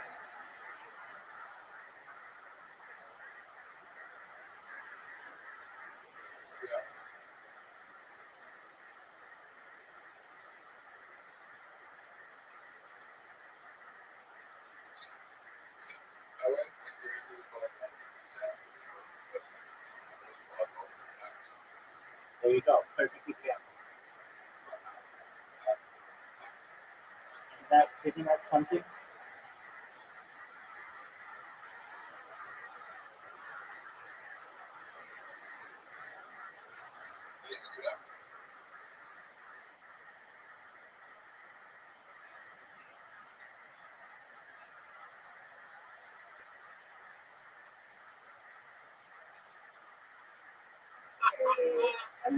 Capri Sun, Not Capri Sun. It's got 5 girl names, Aquafina, Dasani, Capri Sun.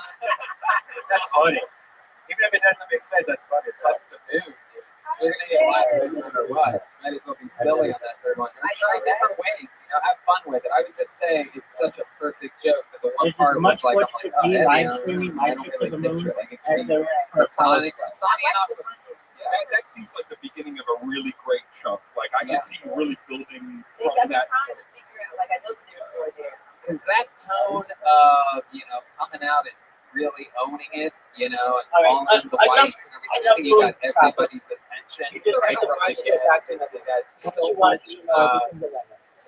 like, boy, this could go wrong, which is getting people to lean Just forward focus on and beating see me. That's all I exactly how want you you to can do. fucking smash focus with on solid beating punchlines and a great You premise can. You like come that. really close. So I want how's you your to normal focus life? all What's your going on efforts in on it? beating. Normal life is good. I've been getting really into karaoke. I don't know. Really? What's your karaoke song? Yeah, what's your choice? You know what my karaoke song is? What Destiny's Child song is it? Waterfalls? You sing Waterfalls? Yes. Destiny's Child classic Waterfalls. Yes. they're classic. If it's menthol fog, I believe it right fucking out. You know, I have no idea what that is. What is your I Will Survive? It is not. No? I don't know if the whites will know it. Oh. It's Johnny Gill. My. I love singing that What? song. Because I don't sing it. I perform. I don't know how to sing, but I know how to perform things. What is Johnny Gill? Put on your red dress. Step in your high heels. That's it? Oh, you got lyrics? Okay. Oh my God. This is the part where I tell you to follow me and do stuff, blah, blah, blah. It's already going. I know, he just talking. Yeah. Oh, hey, sexy ladies out there. Oh, yeah, girl. I see what you're doing over here. Y'all looking real nice, real nice. We're going to get into this song. Make sure you go ahead and follow me on Instagram at I am Mina Q while you're at it. Since we're talking about it. You go ahead and sing to my beautiful little white queen here. God, you're the Put on your red dress. Put on your high heels. Some of that sweet perfume. It sure feels good on you. Slide on your face. Let all your hair down. Cause baby, when you get through, I'm gonna show you.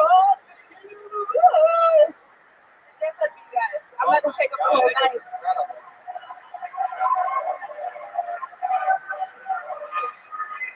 That is incredible. I only have one question for you after seeing that. How do I sign up for your newsletter? How about one more time? Yeah, Anthony Kiedis. I love, by the way, black people do this all the time when they're like, I can't sing, and then they're like, ah! She is. She is a black hot chili pepper. One more time for Mina Q, everybody. Look at that drawing from Ryan J. Ebel. Look at that. How cool is that? My God. RyanJabel.com for the prints. How about one more time for the one, the only Dave motherfucking Cook? We did it again, Dave. You're a goddamn good luck charm on this show. We love having you. It's in Hawaii on the 20th, September 14th, Radio City Musical. DaneCook.com to tell it like it is for setting records, selling out everywhere. DaneCook.com. We love you, Dane. It's always such a goddamn honor to have you on this show. Everybody. It was a lot of fun. So Congratulations, awesome. everybody. Hell yeah. How about one more time? Good luck. Here, the band Anthony Kiedis, huh? A lot of fun stuff going out there. The Reagan Watkins album, Jeremiah Wonders, new episode out with the great Jeff Ross. On YouTube at Jeremiah Watkins, on social media at Jeremiah Stand Up. What else? Also, Phoenix. We're taking Reagan Watkins and headline to Stand Up Live there. Joel's coming to drum with us, and then that's on July 18th, and then July 20th. We're doing Reagan Watkins in Huntington Beach Rec Room. We're bringing Chroma Chris on bass, Joel Menace on drums, with Stand Up, and William Montgomery. So there you go. How about one more time for the amazing bass playing of Chroma Chris, everybody? Huh? You can check me out at the Whiskey on July 14th. Oh, look at that. July 14th at the Whiskey. Chroma Chris. I love it. What did you think of tonight's episode, Lee? Dane, Tony sure was cooking. Okay. There you go. Wow. That was a weird one. That was two puns in one. I love it. We'll have to research and watch it in slow motion and figure out. It's like this improvement of film or something like that. We got to do some math on it. How about one more time for the one, the only, still the drummer of the Kill Tony band, Joel Menace. God damn. What a night tonight. He's on social media mostly. Sorry. Anything else, Joelberg? Thank you to Ludwig Drums, Caveman Coffee, and Speedweed. We love it. We had so much fun. Thank you to you, the live audience that comes every fucking Monday and shows up. What we've been doing lately, I think, is just so goddamn much fun. I think it's so special. I don't think there's anything like it anywhere on the internet. There's a new show on NBC called Bring the Funny, where three people sit at a table and watch stand-up. I was at the taping of that first episode on that to see Jeremiah Watkins and Pat Reagan on. That's the show you guys saw? What? Yeah. Oh, this is all coming fucking Man, sometimes you got to get the money. Sometimes you got to get the money. Yeah, enjoy that show, guys. Oh, wow, that's incredible. Well, we love you, live audience. Thank you for your support. Thank you for coming out. We'll see you live for Tony right here. Thank you, Dan. I love everybody.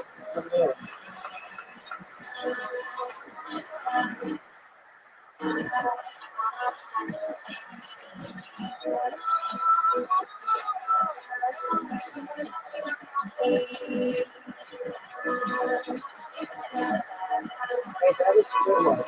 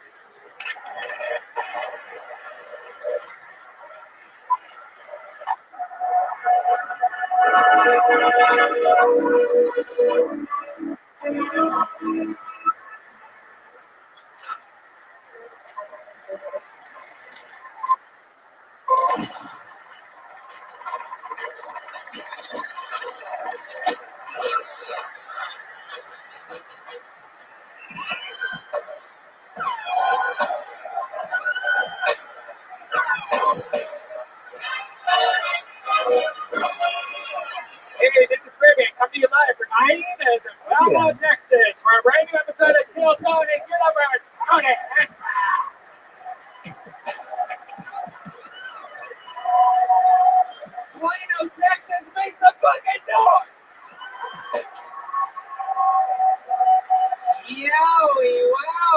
Red Band's here, Hey everybody. Hey guys, behind me. We are live. Bill Tony, Plano, Texas. There's a lot of fucking white people energy going on in this room right now. It is powerful. This is very exciting. It's our first ever Kill Tony in Plano, Texas. I've been getting the scooter for the past hour about what you guys are all about. This is very exciting. A very, very diverse crowd. All shapes and sizes of white people. Yes. Weird looking people in this room right here. Look at this fucking young Bobby Kennedy over here. Like it's like on steroids. Had the fucking Benjamin Button disease at the same time. Top button, rosy cheeks. We have Donald Trump wears Waldo right here. Stand up and wave to these people. Where's Waldo, the pink Donald Trump supporter? So he's trying to make bicycles great again. So much fun. This is exciting to be out. Life is good. It's important to know that you can enjoy yourself and travel the world. We're here in Plano. We drove through a fucking super thunderstorm to get here. Some clouds of the cumulus nature. There's a lady that is a fan of thunderstorms over there. Just a random fan of bad weather. Wow, it's crazy how much louder that is than my voice. You would think that the host of the show would be like super clear and loud and powerful, but no, just at any point, the way the sound on this show is done is thunder drowns out everything, everybody. It's not great. Do I sound loud enough in the back to you guys? Should I be louder? All right, well, since we're having a conversation about it, I guess it's okay. You're good, Tony. Good to see you again, pal. All right, so let's just jump right into it. We normally never have guests on the road. Isn't that crazy? You guys are all fans of it. You guys listen to this podcast a lot, right? You guys are fans of stand-up comedy? Well, we got really lucky. It turns out this weekend, one of our really, really great friends and a past guest, multiple time past guest of the show, is in town here all weekend, actually, starting tomorrow and the next night here in Plano, Texas. He's one of the best comedians in the world. He's one of our best friends. I started with this guy 12 years ago. Ladies and gentlemen, I present to you a little special treat. Your guest tonight, the great Adam Ray, everybody! What? From Ghostbusters, about last night. He's in Plano all weekend. Plano, baby! His new album is out now. Read the Room, available everywhere. You've been on this show multiple times. It's so much fun. You do a podcast with the great Brad Williams. Yeah. And he is also here. He's under the table. Under your table right now. Right now. Just focus on me. Soda if you find. You hit up Brad Williams. Have you seen the online trolling back and forth between Brad Williams and our good friend Lehman of this show? It's getting pretty head. They did do like a roast battle. Head to head, which roasts need to be. They're a midget wars out there. I'm just gonna go right out and say it. I don't know if you're allowed to call them that anymore. You always big goddamn marriage.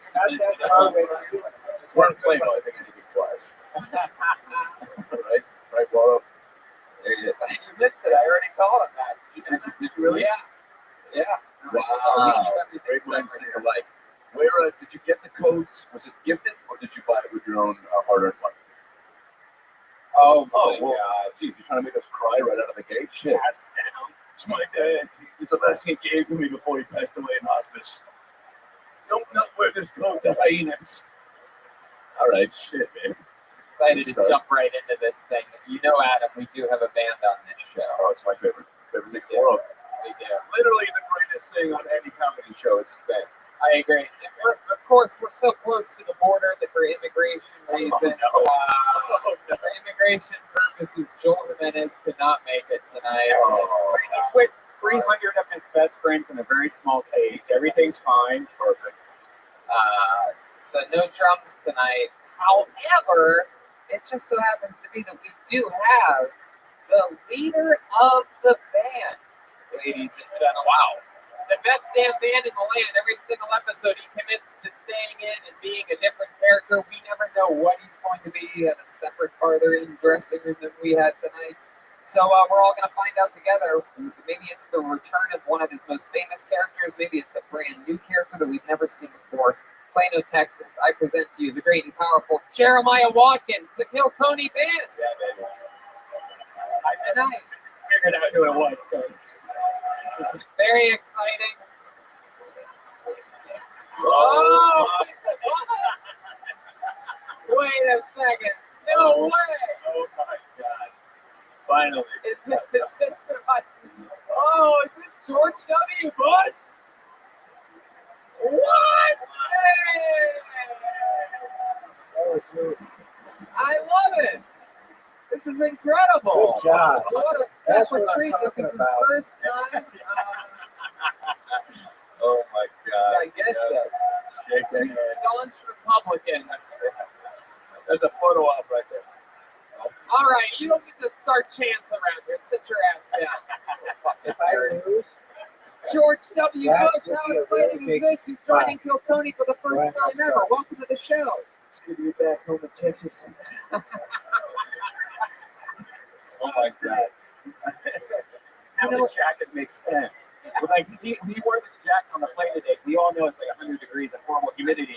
And everyone's like, what the fuck are you wearing this jacket for? And then we were trying to guess what it was. I guessed Indiana Jones. You said the Rocketeer. Yeah.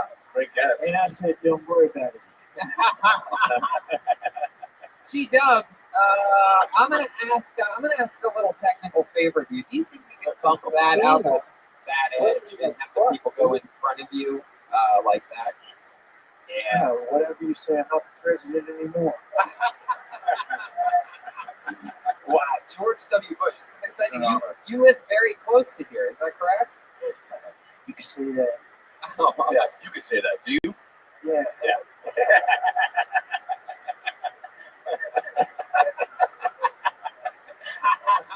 He's got a good sense of humor. He really does. Especially for a massive serial killer. It's incredible. Wow. So, welcome, George. Do you know the show at all? Have you ever seen an episode of Kill Tony?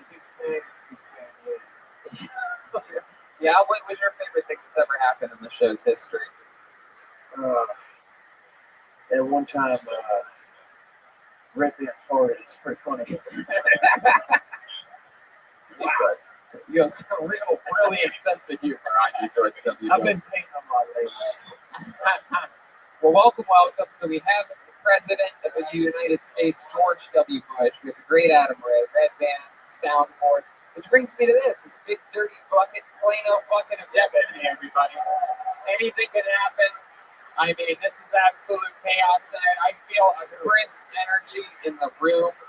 This reminds me of like the feeling in an arena before a big UFC event. It's just sort of extra quiet. President's walking around for some reason.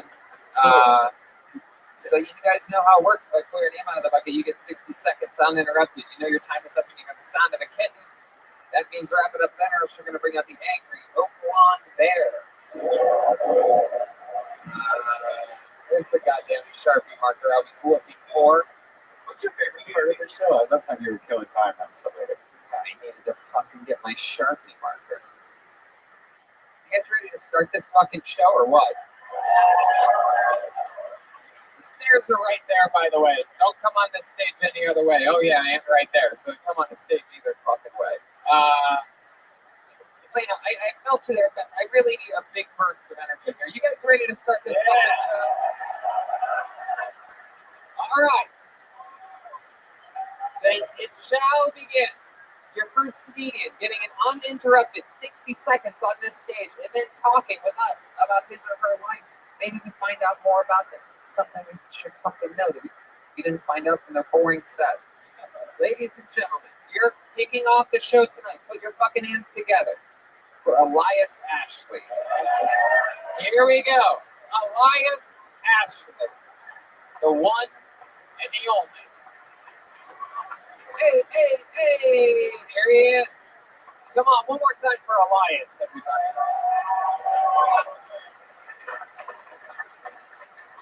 Thank you. It's been a rough week. My mother-in-law saw me naked, which is not as cool as all the videos I've seen on the internet led me to believe. I thought I was at home alone. My wife and kids were gone. I just assumed her mom was with them. I go strutting up to the front door naked because I had to do something. Look over to the side. She's standing right there. I was like, oh, shit. Go running back towards my bedroom. And she says what she thinks will make me feel better. And she's like, don't worry. I didn't see anything. I was like, bitch, I worked all day. Like, it's been a long day for me. Like, let me fluff it up a little bit. Jesus. You ain't judging me with shit. It's not fun. I'm really bummed out that she saw me naked too, because now I feel like she just judges my wife. Like, Jesus, really bad? That's the best you could get? I don't know. I'm not. Go ahead. Oh, that was cool. There you go. Beautiful. Alliance Ashley, everyone. Hell yeah. How are you, Alliance? I'm good. How are you? Good. Look at you. You're a scary motherfucker.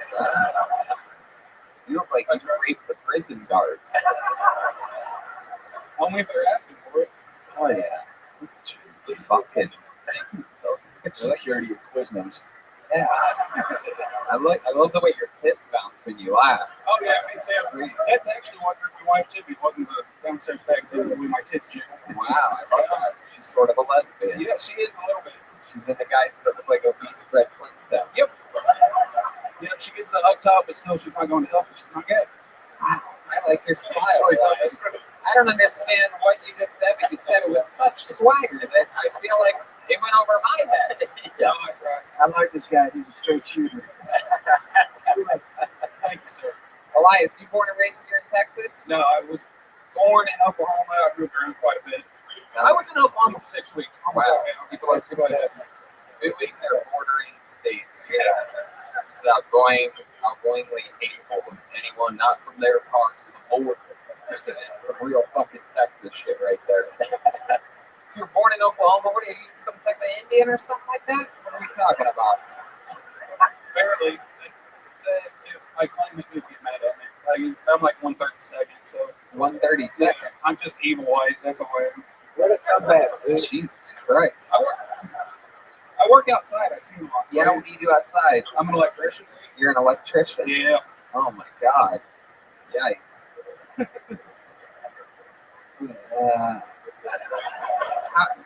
How'd you get into that field? I came back from overseas, and what were you doing overseas? Just hanging out, you know. Just hanging out overseas? I was in Iraq, but I don't want these people to clap just for that. Congratulations. Thank you, sir. When that plane backfired. Thank you for your service. Yeah. Oh, thank you, sir. Elias, you're being too humble. We're trying to figure out shit about your life. And you're like, I was just visiting overseas. I was in Iraq. The lovely, I was at Sandals in Iraq. I don't want these people to clap, so I'm not going to tell you exactly what I was doing there. Yeah. No, I was in Iraq for a year, so came back, moved to Texas, needed a job, so that's why I became an electrician. Okay, you went from Iraq to a rack of ribs. Yeah. Yep. Nice. That was board. That was really funny. Yeah, I got out of the Army 4 years ago and said, I don't have to work out anymore, so I'm fucking not. And this is the body you get after that. Yeah, for sure. You look like you haven't Iran in a long time. Now you said that that the videos that you usually see with mother-in-laws on porn. So are you into porn? A little bit, not too much. Yeah. So also a lot. That's been a second answer. Yeah, I wasn't prepared to come up here because I was sitting in the back watching porn. For real? Is that really? Oh, great. Well, you look like a guy that I would believe that sentence from. You know what I'm saying? So don't joke about that. It's probably real. That's fair. Yeah. Yeah. You tell a lot of like little fibs. You like little lies during this interview. You're like fluffy instead of fluffy. If only I could write a joke like him, right? I guess so. You're adorable. How long have you been doing stand-up? 2.5 years. 2.5 years. Yep. All here in Dallas, Texas? First place I did was right up in the bar here, so. And I know you probably don't want to do this, but I'm going to go back to Iraq here for a second. Focus on What that. exactly were you doing overseas? Yeah, what were you doing over there? I was looking for weapons of mass destruction. Actually, someone told me they were there. Yeah. But no, I did security. Whoa. You did security? Yeah, I did security for people way higher ranking than me. So I just walked around and It's like, if anybody can do it, don't. oh no, not like people like that. People you wouldn't know, just people that were slightly higher ranking than me. Wow. They're like, you're way more expendable than them. So you just security. So you didn't have to do any of the fighting and stuff. You're just sort of like, what do you think security? Security is all fighting. It's like you take care of this, right? Yeah, like, I was there to if someone got shot at, I shot back at them. oh, Yeah, not like That's how we do it in America. You shoot at us, we shoot right back at you. hell yeah. right. What's the craziest thing you saw over there? Was that a weird question to ask on episode like 376 of a podcast? Do you have PS3? Or do you have PTSD? No, I don't. Where I was at was actually pretty calm when I was there. Craziest thing I saw was there was a restaurant we used to go to eat at quite a bit, and it actually got blown up, and a lot of people died in there. So It got what? It got blown up? yeah, Was that when you used the toilet? That's stupid. Even I think that one was stupid. Is that one when you use the toilet? It's horrible, low-hanging fruit jokes about a serious subject like an Iraqi restaurant. What was the restaurant called? Abdullah Rest. Yeah, it sounds delicious. Ooh, delicious. So right to Abdullah Rest, the last place you'll ever eat. You should see their Yelp. This is like 1 star. I die here. Oh, fuck. Try the Alfredo. Jalapeno poppers, perhaps. Try the old sandwich. It literally has sand in it. Because now sand's like a bad word nowadays. You're like, oh, that's the first half of another word that I shouldn't know it is. I'm not gonna lie about it, even though it's a country made of sand, because I think of the N word because I live in Texas. That's what just happened there. I can tell what happened there, beat for beat. You guys got weird because of the word sand. You thought I was gonna say it for some reason. I would never do that. I can't say that word on the air. We'll see at the meeting right after the show. No, I'm kidding. Did you ever sleep with like the enemy, like a woman in Iraq, or Good question. force her to sleep with you?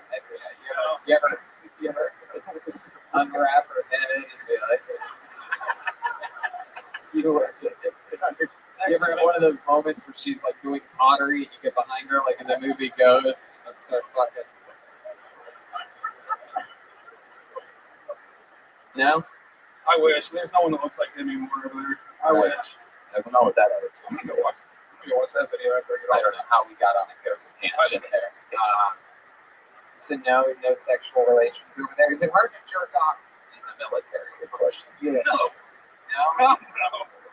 What do you think they do over there? I don't know. You keep asking me what I can. I don't have to worry about that You shit. go out, you get shot at a few times, you come back, you jerk off like 9 times, eat some cafeteria food, and go to sleep. That's all you did. Once again, thank you for your service. Well, Elias, you've been doing it 2.5 years. I love the joke. I think it can be even tighter and funnier. Like when you said she said the worst thing. She didn't see anything. Like I'd hit it. I'd be even more real. You saw her, right? No, she wasn't naked. I was. She was Right. Oh, But yeah. you saw her look at you, Oh, right? yeah. So like that's a part that I think should be in there. Like she said she didn't see anything, and that sucks because I saw her look where she was looking, and she was supposed to see everything. You know what I mean? Like if you have it all set up just right, tell the truth. Say it in different ways that make it even realer than sort of joking, right? Does that make sense? Yeah, but Okay. Yeah, if you see something, say something. Yeah, because it should be that you're more insulted that she didn't see your dick. Yeah. And also then you can still do that other stuff, but then you're implying that you basically have no dick, and people will love to hear that. And then it's like if you feel like you've lost out on an opportunity to impress your mother-in-law, like did you go out of your way to then like maybe be naked in front of her again, just to be like, here's a real dick, like show up at her house and be like, oh, I'm sorry, I always get the mail book naked like this. Yeah, with a bone. You know what I'm saying? Like maybe you were like, it should be back at the end of the month, so I will give it a shot. That's what I'm saying. Try and take a very. It's funny if you felt steamy shower. Now, another thing you could do is you could go to the one-stop shop for sexual wellness for men for hims.com. Yeah. And you could get a consultation right over the phone with a medical professional. I'm not sure I can pay full price though, but I can do the promo code. Wow, you just got an extra minute. Wow. Of course there is. Gonna stick to the script. Just take some photos of it, send it to a real doctor, and use the promo code. Right. It's the promo code Kill Tony. You can save $5. For $5 they get you started for an entire month. Yeah, that's right. We'll get you started for just $5 while supplies last. Prescription products are subject to doctor approval and require an online consultation with a physician who will determine if a prescription is appropriate. See website for full details and safety information. This could cost hundreds if you went to a person in the doctor's office or pharmacy. Go to forhims.com/kill.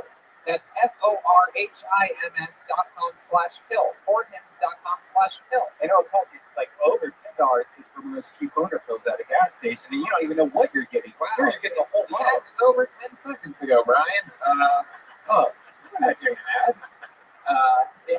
That's all putting a little person taste on it. Dude, I don't know if we're supposed to mention competitors like gas station pills, but you know what I mean. Yeah, It's oil products. You know the big brand company gas station pills. You know exactly. They always sneak into our ad reads. How do they do that? Do you take anything? Are you sure you still get hard as a rock? Barber's Shop. Oh. Of course, sign of the late great Barbara Streisand. All right, Elias, you were so much fun. It was nice to meet you. We're going to keep this thing moving along. Yeah. All right, comedian, a veteran for the United States of America, Elias Ashley, everybody.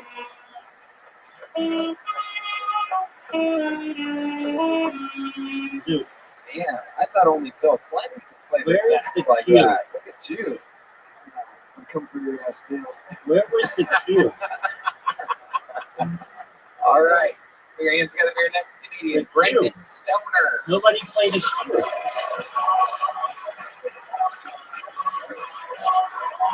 Brendan Stoner. You had a cue at the very end?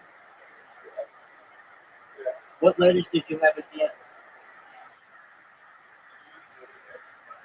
Dude, you had the best fucking letters. Dude, I knew. Did you give up at the end?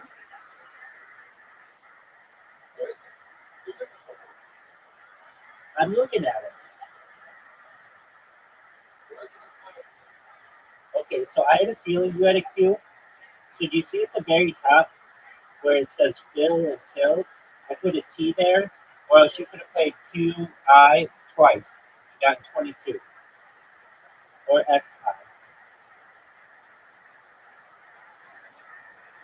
Yeah, you could have played perhaps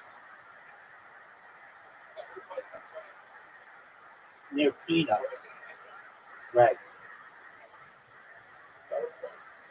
No.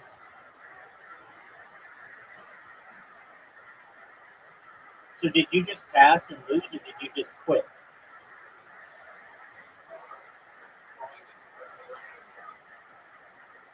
Okay. Dude, what's the name of the documentary you need to watch now?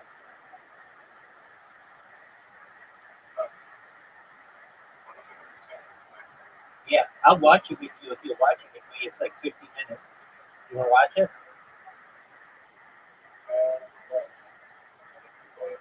Okay. Make sure you watch the one that's like 50 minutes. And you'll even see there's leaked footage from the moon missions that NASA accidentally sent to this director that show them baking the moon. Like, it's very clear that this is.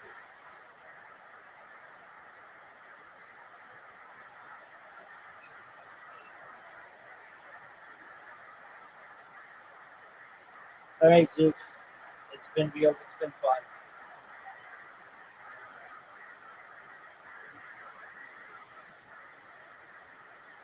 Zook. And then after you watch,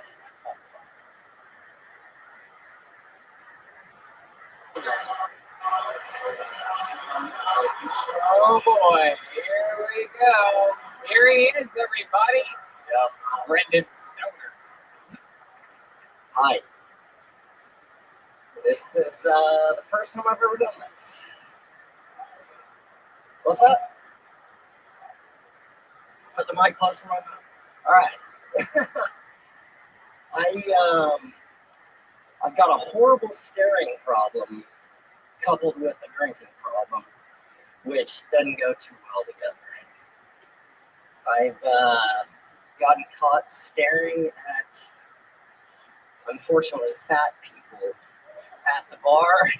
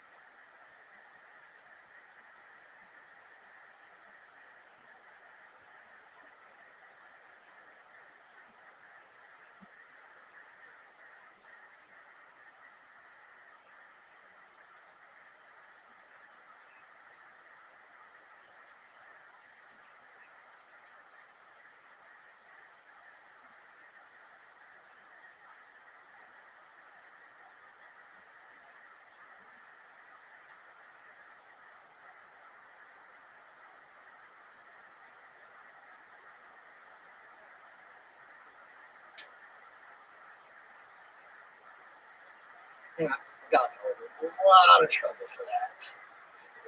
I asked this guy his weight the other night, which, yeah, I wasn't right. I asked 300. He's about 215. It really didn't go over too well. Just like this. Boy, I don't know how. Yeah, perfect. Thank God. There you go, Brendan Stoner. Wow.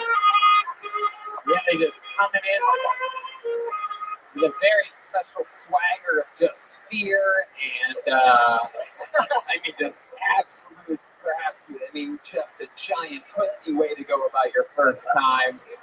The upfront disclaimer, the excuses throughout, the purposefully written punchline for if it went bad. They say save the best for a second, and I think they're right. Yeah. You tried. You got to do. You tried. You took direction very well right out of the gate. You know. When you say you gave it your best shot, what are we talking about? How long did you prepare for this? Probably 15 seconds before I got 15 seconds before you got up here. So, I didn't think my name was going to be drawn. but why didn't you think your name was going to get drawn? How old are you? I just turned 21. 21. Look at you. Fucking, someone's going to bitch slap you tonight. Yeah. They need to turn you into a fucking man. You seem like it's already happened. You lived with your parents for a long time, and then what? You went to college? No. Yeah. You were raised by your grandmother? No, my. No, so Stop laughing, Brendan. I'm serious. I'm about to fucking fix you, dude. I moved You look out. like you steal sleeping bags from fat kids. Yeah. I moved out recently and then had to go right back in because of the DUI. See? At 21. At 21, yeah. That's damn. right. That's normal for Texas, right? Yeah. Like it's using middle school shit. Like Not from Texas. Where are you from? Oklahoma City. You're about to get booed, dude. You're about to get booed. that's some real hate. Oh my God, they just killed a young, innocent Indian woman in the back. They slit her throat because of you, Brendan. Okay, so let's I think when I say this next thing, I collectively speak for the people. Suck our dicks. My goodness. Yet another very Bill Clinton maneuver by George W. Bush. I think I rented Bill Clinton maneuver once. So what has you drinking so heavily at 21? Let's talk about your life. What does your dad do? He's tougher than you, or he's not in the picture? What's the deal? Where's your real dad at, dude? My dad is back in Oklahoma City judging all of my decisions. What does he do for a living? Yeah, we share that in He common. owns a company that sells wide format printing equipment. Printing equipment. So what makes this guy so fucking special? Yeah. Is he rich? Good question. Very He does- rich? He does well for himself. What does that mean, dude? He does well for himself. What factory? For himself. He What doesn't share what any of it. chocolate factory were you built in exactly? He does very well for himself. That's all I can say. I'm like to get wasted now. Like I'm trying to figure out what you're drinking away. What is your situation? Did you have your heart broken? Did you have your heart broken by someone? No, I never have yet. Yeah. Did your mom ever put a finger in your butthole? For medical purposes. I don't. Medical purposes? Oh, now that you mentioned it, yeah. Okay. But I'm trying to get something out of you here, Brendan. Yeah, you ever seen an interview before? No, this is my first one. It's your first time you've ever seen an interview right now? God damn. What serious brain trauma? Was there a scooter accident when you were a child or something? Fall out of a hammock when you were 12? I think younger. I'm talking soft skull, like stroller accident. Someone, your mom, you remember your mom once letting go of the stroller? Oh, Brendan! Maybe some See tree branches flying. Like, this probably isn't going to end well. fatal alcohol syndrome, maybe? Maybe a boardwalk rollerblade collision? Actually, that's a good question. Your mom a drinker? She sure is. Wow. There we go. Right there. Very good. Mom's a drinker, but dad not that much? He is too. Oh. You have brothers and sisters? I do. Older? Older? All around. All are on the board. You're the middle child? Yes, sir. 2 and 2 on each side? About that, yes, sir. About that? I'm not step brothers, half siblings. Oh, I see. yeah. Oh, yeah. They're drinkers. They're drinkers. Okay. You remember your first drink? Yes. President Bush. Yeah, my first beer was a Bush Light. Huh. Congratulations, Bush Light. Easy. Got him. I was wondering what you were going to do with that. I'm like, here we go, Bush. Okay. Just repeat it. It's a great company. Yeah. No joke. All right. So you remember your first beer. You ever been with a woman before? Yes, sir. Yeah. What have you done? What have you done with a woman? I've done just about everything. Whoa. Show us on this Waldo boy what you've done before to a woman. Hilarious. Dude. Is anyone concerned how Said get on your knees and face that way. All right. I think he's gonna place him under arrest, everybody. It appears as if though. Are you gonna show us what you did? A whole lot of ass eating? You have to show us, dude. I don't believe it until I see it. All right. Wait. This guy wants it, dude. Wait. I want to hear. What was the? Whoa. Hey, Jerry. Here we are. Live in Plano, Texas. Step right up to Bill Company. Now, watch another man eat another man's ass right behind this thing. Now, I understand it's very Wednesday at Plano to watch a public rave, but I do want to know some of the questions that you asked said gal. You said you asked a lot, yeah? No, I told him a lot of things. Oh, him? Yeah. You made a lot. Oh, wait. All right, we're skipping stages I of thought we life. were talking about No, we're talking about the gal. Spoken like a true Oklahoma City kid.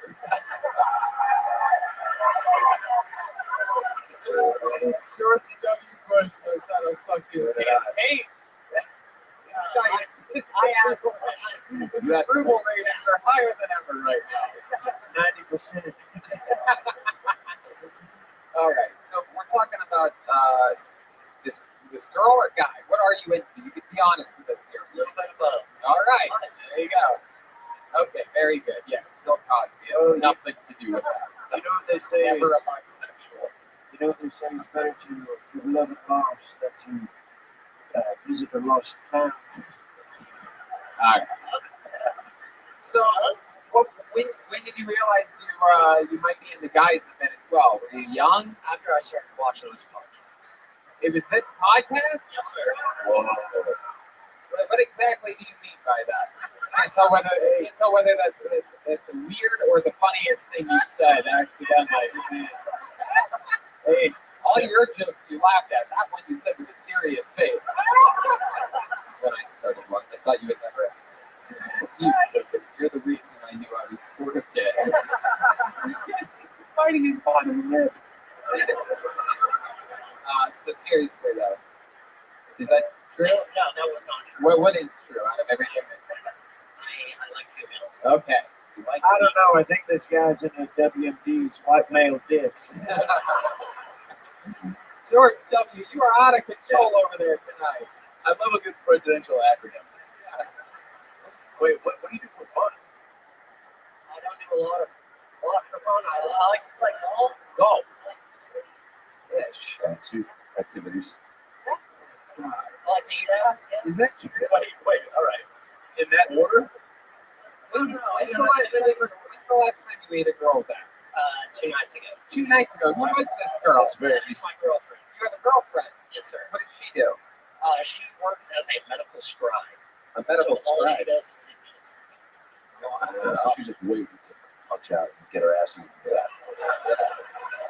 You ever notice her ass tastes a little saltier when she gets home from working with the doctor? Yeah, what's up with that? What's up with that? I think you found a new premise. What's up with them salty buttholes? What's up with them salty Plano buttholes? You feel me? All right, that's my time. So that's wild, man. Your DUI, that was just from getting pulled over by the police? Yes, sir. Yep. Yeah. They just randomly caught you? Were you swerving? No, I was swerving. Yeah. Crazy. crazy on the road. Did you ever see the video of your arrest? No, I didn't. Yeah, what was the part where you knew you were caught immediately? Yeah, it was pretty. Yeah. There must have been like, was there a moment? Did they give you the tests or anything like that? Yeah, they gave me this. Yeah, was there something you did that was horrible during the test? Didn't hold my foot out. You didn't hold your foot up. I feel like you could do that sober. Try that. I want to see you do it. It's the I'm first not time- sober. Wow, you really do have a drinking problem. Also, you just have you're built very strangely. Stop. Are you having a random conversation? Who gives a fuck what he's saying? You recognize him from the cast to Kill Tony, you fucking idiot? Goddamn Oklahoma Mr. Bean was like, whoa, fucking dude. If you do stand up again, like you're gonna have hecklers and people talking. You either have to like decide to go all in and ruin the whole He's show. never doing it again. He's never doing it again. I'm never letting you do it again. How many people think Brendan Stoner should retire here tonight? That's the rare instant retirement, dude. I do want to say, I feel like when you first took the mic, I definitely was engaged. Like you had a pace and like, you know, like it felt like you had something to say. Like you were taking your time. You didn't seem nervous. And I was kind of sitting on the edge of my seat, like being like, all right, it's really like there's a rhythm to this. And then it just went absolutely nowhere. Yeah. And then Went cut off. Went from the edge of our seats to the edge of the top of a building real quick.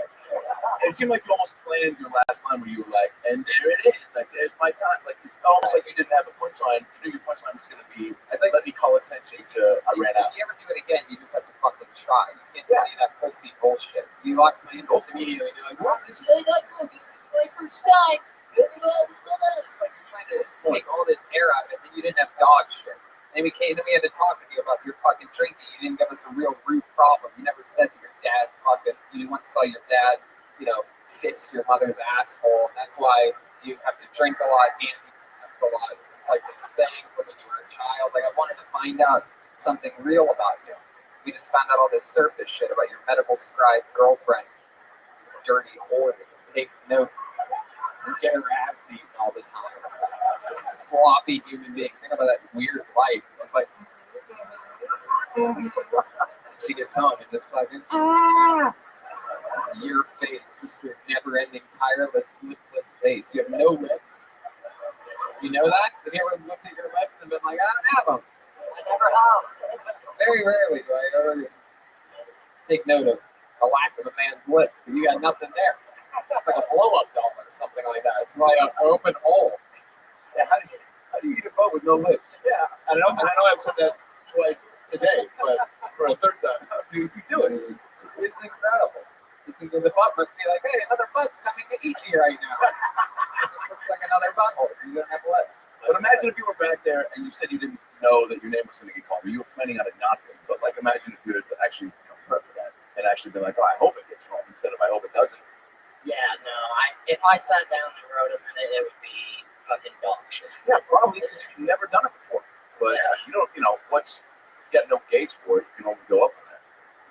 So fucking try. No confidence too. Yeah. You know what you need to do? You need to take a break from eating ass and start using your dick on things. All right? You need to start swinging around that cock. All right? Use it to your advantage. Stop eating ass like a quadriplegic guy. All right? Like, oh, give me more ass. When you have the rest of your be a man, do some goddamn sit-ups. You're shaped like a 21-year-old Homer Simpson. It's fucking ridiculous. You're up hot belly. Get out of here. We spent way too much time with you. Brendan Stoner. If it's your first time, by the way, we're gonna find out about that in the interview part. Some pussy ass fucking disclaimer. That was some Milwaukee shit right there. Yeah. By the way, I said it. That was some Milwaukee shit. That's my new bad word. When I don't like something, I call it Milwaukee. You're not from Milwaukee, are you? No, not at all. Seattle. Yeah, but I pulled another name out of the bucket. Put your fucking hands together for Kyle Ousley, everybody. Oh boy, that is a loud, copyrighted song right there. Just guns a-blazing. One of the most famous songs out there. One more time for Kyle, everybody. What's up? So I really like scary movies, but why only houses built on top of Indian burial grounds? Like, why not a Kmart or a Costco? I mean, like, you walk to Walgreens, you see a Native American girl, she's standing there staring at vaccines and shit. This shit really makes me nervous. This shit really makes me nervous. I'm trying, Jesus Christ. Shit really makes me nervous here. Like, I never know, I keep fucking brain off, man. I start thinking about weird shit, like everybody who do like doggy and shit before. Everybody look around. All right, y'all handle that shit, man. I have a problem with porn. I have a problem with porn. You see a video titled Ashley Tries Anal for the First Time? No, I'm gonna stop you. I'm gonna stop you right now. You know, normally I can't stand it when there's people that are so stupid in the audience that like can't even literally handle watching a comedy show without giving their opinion on things. But I'm gonna compliment one. I don't know exactly which one it is, but there must be literally, I can't imagine, at least 80% retarded woman somewhere in that section over there. But literally every joke is just sort of, what? No. Keep going. Lady, you're not a part of this thing. And I like it when the tension builds in a room. We don't need you just fucking squeaking out little brain farts over there. Lady, no. Shut up. During my presidency, we instated an act called the No Child Left Behind Act. But that lady is a retard. Leave her behind. Yeah. You just gotta stay quiet for the rest of the show. You can laugh or not laugh, but you can't say actual words. There you go. Starting now. Can I say something? No. And then there's you. The second person in a row to come up here and just be completely reactive to headline. I really hope I got picture. Everything is disproportionate about your body. You have gigantic, massive forearms and a tiny head. Has anyone told you this? You have like a orangutan body. They have, yeah. Really? Yeah. I think I tried to win you in a claw machine once. Yeah. It's like, Yeah. It's true. Yeah, you look like a cross between an orangutan and my least favorite cast member of the Entourage. Which one? This is what Texas looks like. What? This is what Texas looks like. Not all of Texas looks like it. No, sir. This is what Texas looks like. Hey!